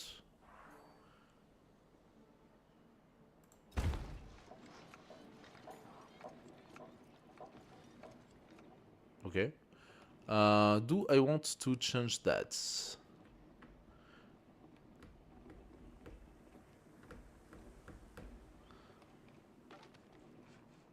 Some production and camp, woodcutter, clip it, mines and quarries. So I just gain basically. Do I even have this one? Yeah. Not yet? Do I? Wait, what? Not yet actually. I don't have it yet. So I need to wait to have it, and then I can have +3 production here. But I should first do the woodcutters and other things. I think that needs to grow still. It will in 8 turn. Okay. Now you. What do you say?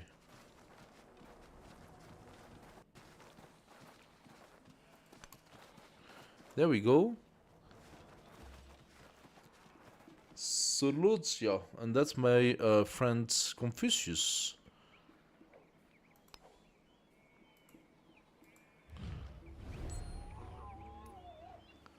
Yeah, okay.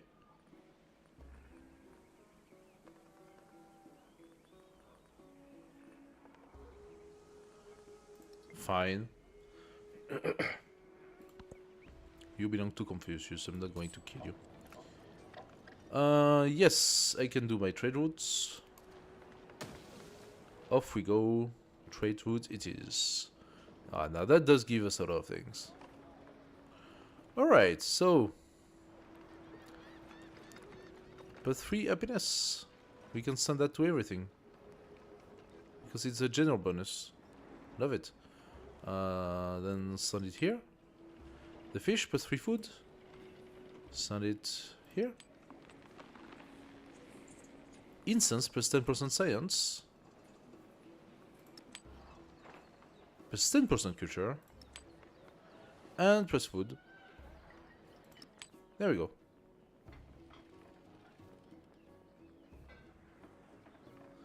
Not connected. There we go.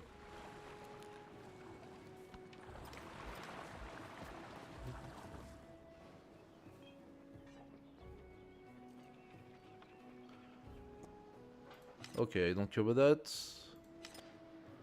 So what does he want to do with me? He's on -55. Settled too close to another civilization capital. I did? Really? Where?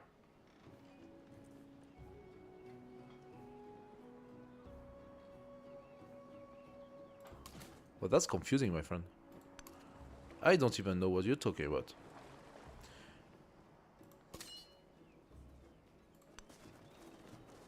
Now, this is Confucius, yes?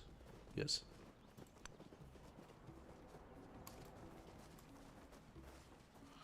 This is Confucius. This town can expand. Let's take the incense, of course.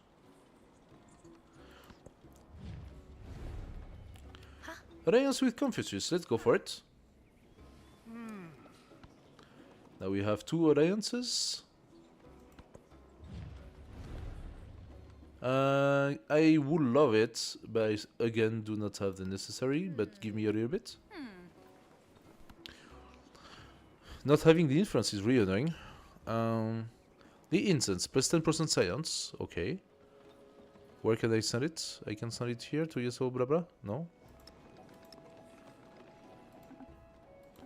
Nope. I just cannot send it at that point. I mean, less food, I suppose. That will give more happiness to other cities, but that's cities we're talking about.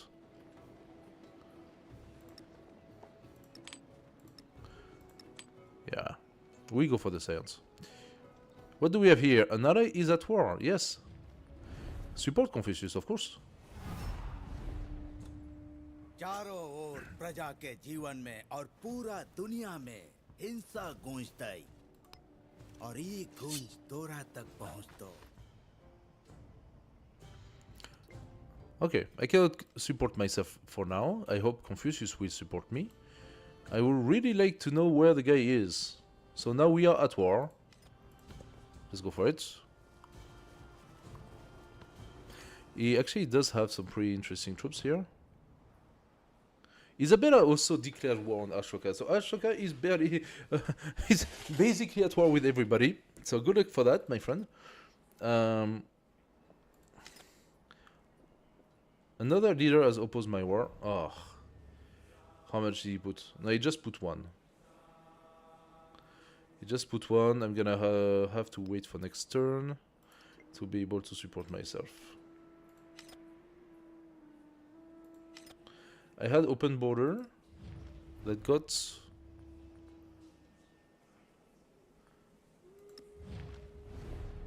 Oh, so just him. Okay. I thought the open border were concerned with someone else. Plus 30 gold, Isabel can start an additional trade route. Yes, of course. Of course, Isabel. Suffering war weariness, it should be fine. Thank you for telling me where he is. Wait, he's actually there? What is he doing there?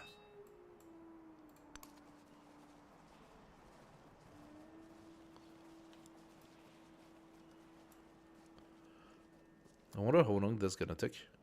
So he's not happy because I settled here and because he is over there?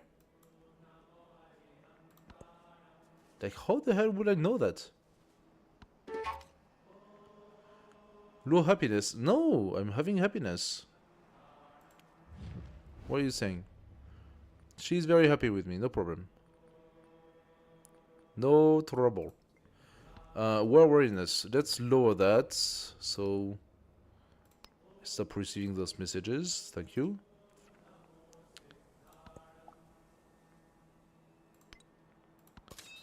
Alright. Let's continue. Chang'an. Okay, so there is a big land of... like a big part of land here. I would love to... Ooh. Now that is new. I should probably pass by here, clear up this village, because I want to set up my city here. 2 cities, actually.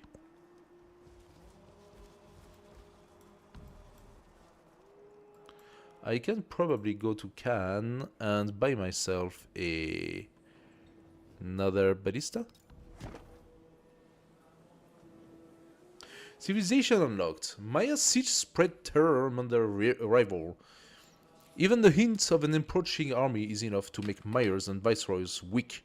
With its rise, a new line of experts in conquest arise, seeking to make their voices heard. Mongolia. 3 siege units was the condition. It's kind of cool having set up those conditions. It would be even cooler if we could know where the conditions are, so that we could like make sure to unlock the civilization we want. Anyway, so this is gonna go up, and Chichen Itza. Can I buy something like a Jaguar Slayer only? Yeah, I can do that. Okay, let's do that. Hello.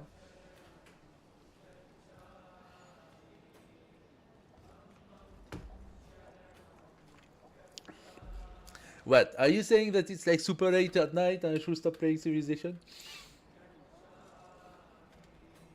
Okay. Yeah. Alright, a couple of turns and then it's gonna be dodo. Time for beds. What should I do? What should I do? What should I do? We are in back. And back offers to build something. So what do we have now? We actually have some interesting troops we haven't done yet.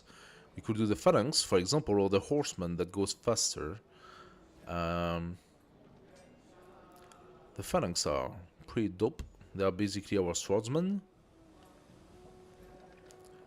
Because we really focused on developing the city, right? So now we have a nice developed city. That's actually a double city. They are joined together.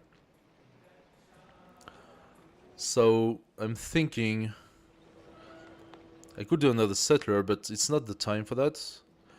How about we do a horseman? And then this guy is gonna, of course, go here. Ah, that's how he gets back here. Okay. So from here, I want you to go back to these islands.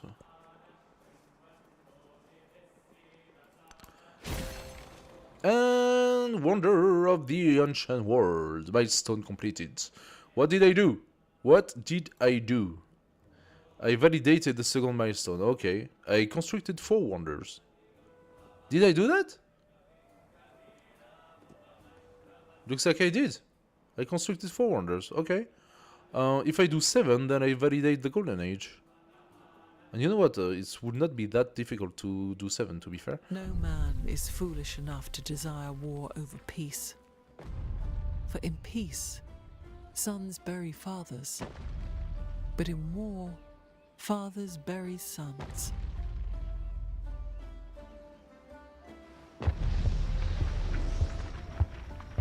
Beautiful. There is geometry in the humming of the strings. There is music in the spacing of the spheres. Okay.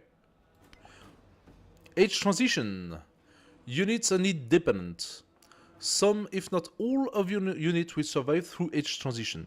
At the start of the exploration age, 6 units will remain to defend your settlements, and the rest will be assigned to commanders, as long as there is a space for them. Any other units you have will be left behind. Interesting. I wonder if going purely militarist avoids that situation? Independent powers and city-states are unique to a given age, making way for new ones to rise in the following age. If you want to maintain control over the territory of a city-state, be sure to incorporate it into your empire before the age ends. Where are we in terms of age? So I haven't finished any of those 4. I do have most of the legacy points though. I wonder what's missing for the science, because it's the quantity of codex that I need to have, right? So I need to have a bunch of codex, 10 of them. The only reason why I don't is because I didn't focus on it. I could actually already have probably 5 of them. So I already have 3. I got a 4th one here. Actually, I just realized. I passed on 2, so I could have had 6 codex. What do we have here? Papyrus problems. There are 7 houses, and each house has 7 cats. Each cat kills 7 mice, and each mouse has eaten 7 grain of barley. Each grain would have produced 7 gallons of cereals. What is the sum of the enumerated things? 7 times 7 times 7 times 7 times 7. So it's a 7 on power 5, right? Then I don't know, because I haven't really done my math lately, so thankfully my phone is going to tell me. And yes, I'm ashamed. But I just don't have the time. I have to go to bed. So 7 times 7 times 7 times 7 times 7 equals 16,807. What did that do? Absolutely nothing. So I just didn't check. Yes, the progress is at 75+%. Now we do have these. Do we have anything interesting here? We have coastal, the Great Reef Barrier. Of course, the Great Reef Barrier. What am I doing? Am I crazy? Great Reef Barrier, obviously. Expedition base. Nice. So okay, it's a flat 2 food, 2 science, 2 happiness. I like it. I take it. Now, what else do we have? We said we wanted to produce something here, and we did do a horseman. I would like to make an maintenance is 2, but okay, let's do another one. And that's my horseman here. Also, I would love to have a commander. How much for a commander? 6 turn. Do another commander. I will have to clear up the city in here. But before we do that, we have mathematics to gain 2 codis, so let's do it. There we go. Chichen Itza. Can I upgrade my Jaguar Slayer? No, I cannot. It is still just a Jaguar Slayer. It doesn't do anything more, so let's go up. Next, we have this guy. Now, this guy seems to be pretty dope. I'm gonna leave it here at the moment. Look at those. I love the animation. They're really nice. Urche. Urche, you are going to work against those guys. And you have all those people here that you're blocking.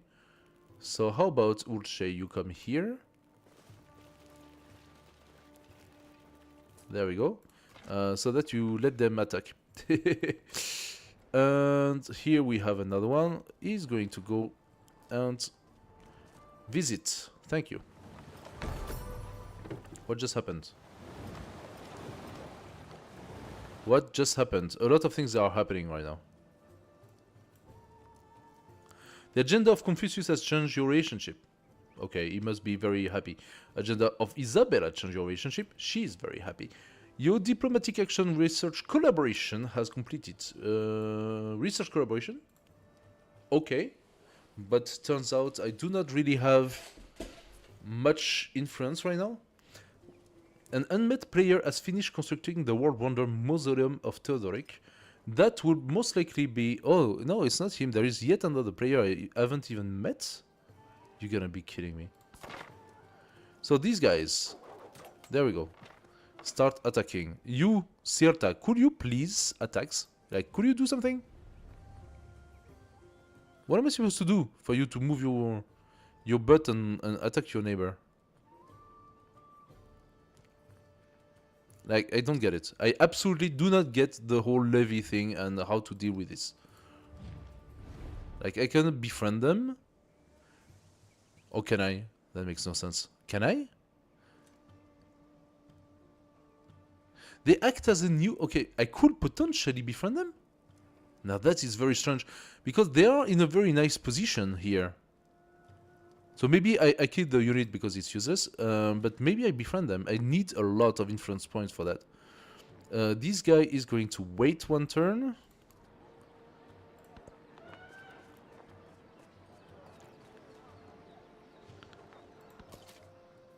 The ballist, however, is going up. Ah, here it is. Nice. This guy should be arriving soon.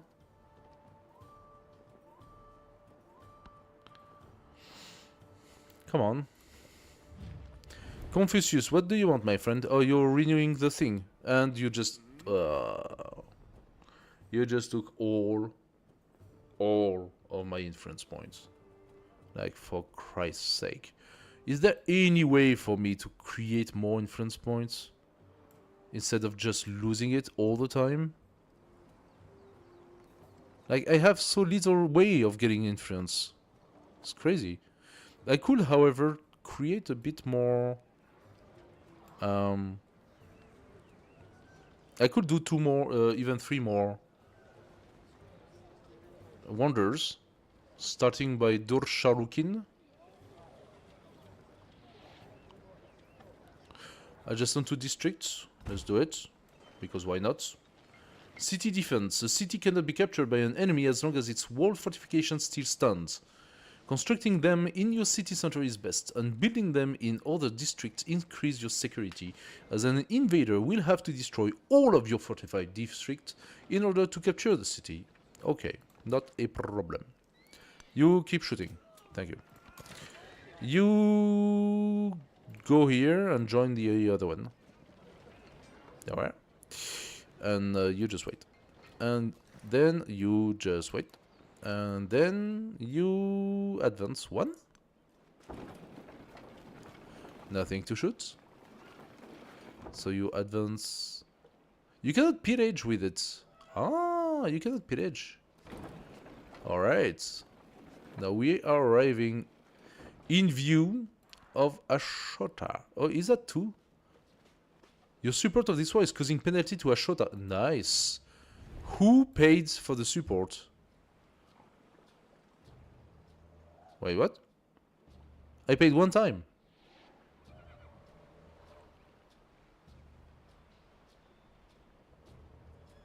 I paid 1 time and that gave me +2. Okay. I am confused with this.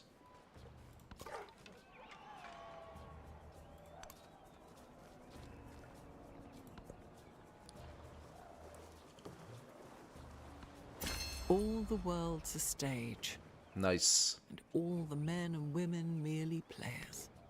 Now we have back our settlement limit, which also implies that I can do another settler. Town growth, we want the camp, thank you. Then we want the organized military for the other settlement limits, so let's go tactics.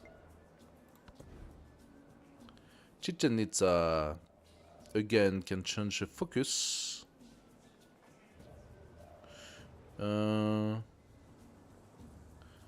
Yeah, I think that this time growth is a little less important, so we can do camps.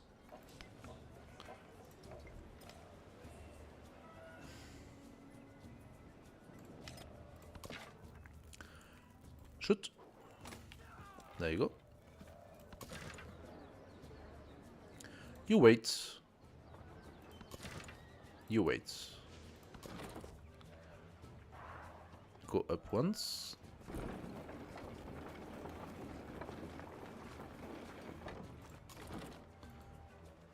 Oh, that costs 2? Wow, that sucks.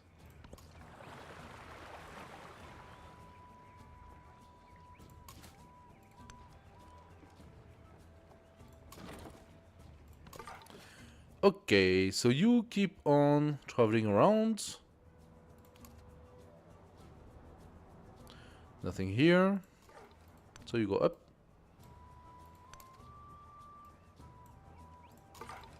But that should be around Confucius again.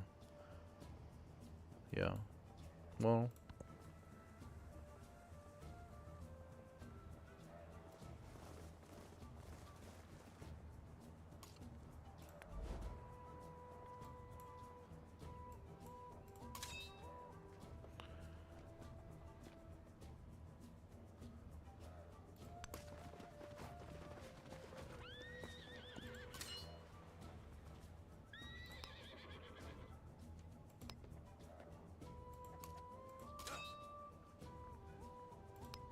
Why is my movement completely off?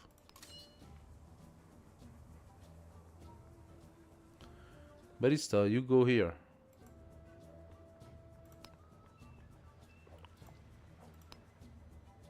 I don't get it.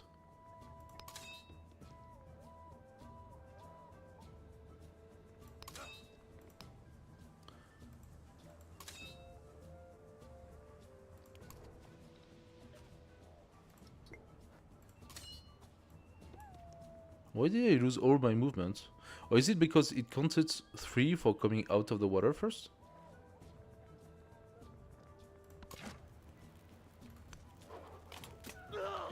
This is hard to understand. What is happening?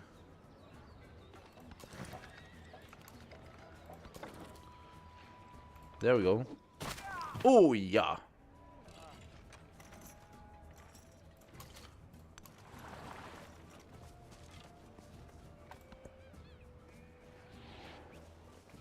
Okay. From this day forward, your pronouncement shall be unchangeable. To raise or bring low, these shall be in your hand.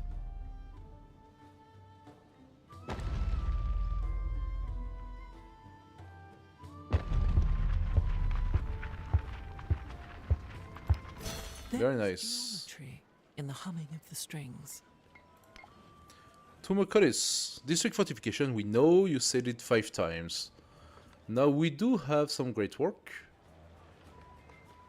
that we cannot place because we already have them. Okay, so we are at 5. We got a 6th one. Maybe I could place it somewhere here. In a library, for example. Where could I place a library? Here?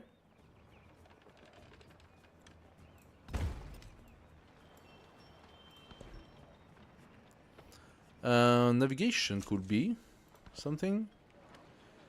And academy is most definitely something. Academy, +1 science for each adjacent wonder. And we do need 2 more, so the academy is gonna come here. Yes, thank you.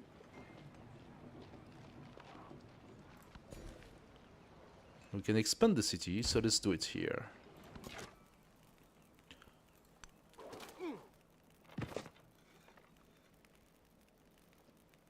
I still don't understand why they are not attacking, but okay, whatever. Now we have quite a bit of gold, meaning that I could... No, not yet. I'm gonna wait for 600. I need to buy this one, right? 400. You are a city. Congratulations. Production. So many things to produce. So many things to produce.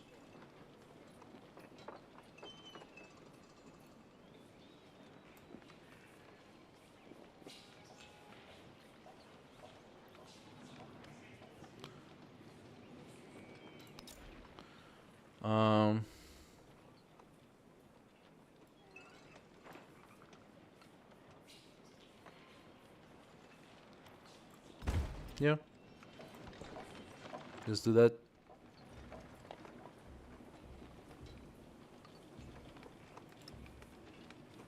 Okay, why is that not working, however? The jades and stuff.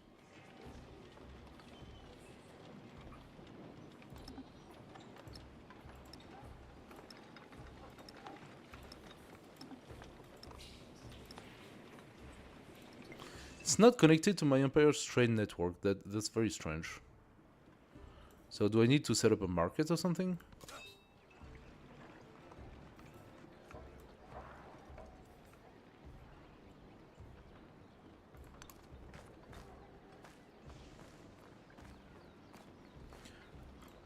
Okay, do we have... Nope, we have absolutely 0 improvement. Now this guy is gonna come here and add to this, and this guy is gonna come here and add to that. Now this guy is here. We are asking him to come all the way up.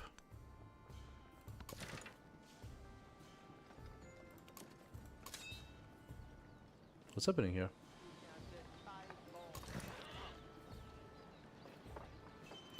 Add to the army, please. Thank you. Come here.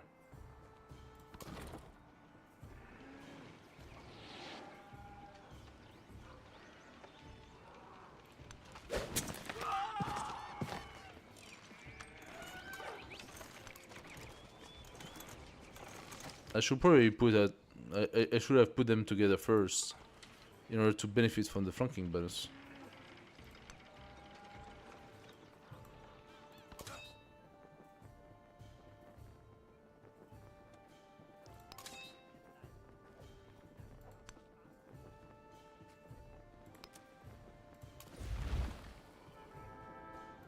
Okay, so I do not decide when and how to do it.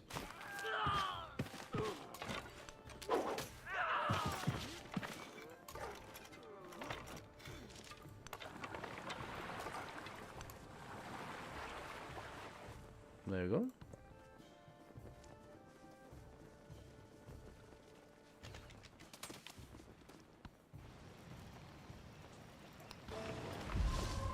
And now that sucks. So, now that we can clearly see something is broken, what should I do to repair it? How do I repair that? Repair bath.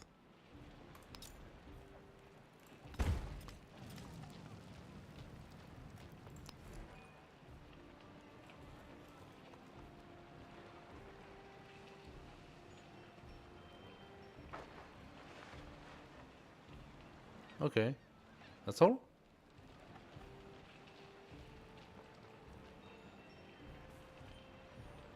What about the farm? The farm is not destroyed.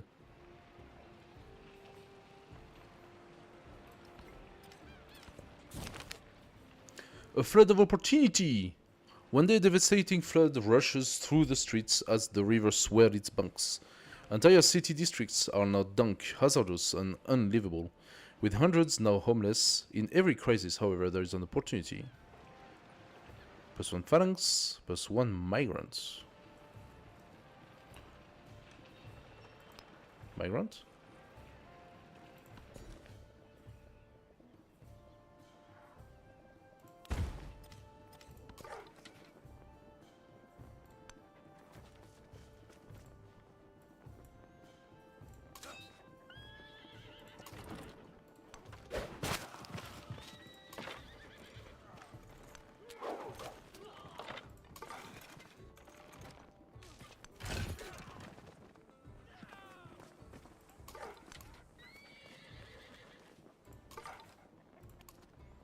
There we go.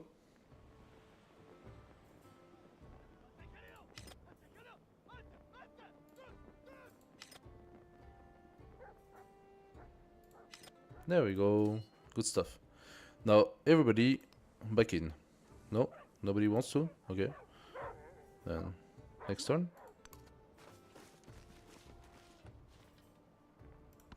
Next turn it is. So.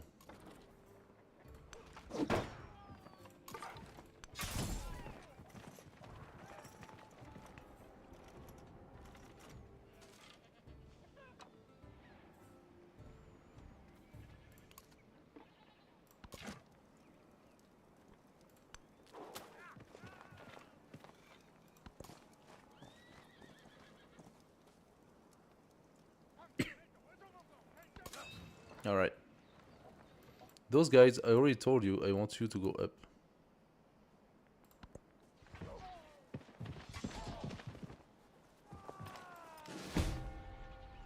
Aww.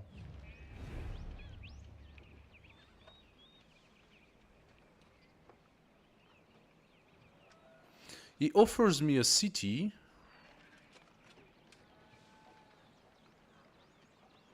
To stop the war. I accept.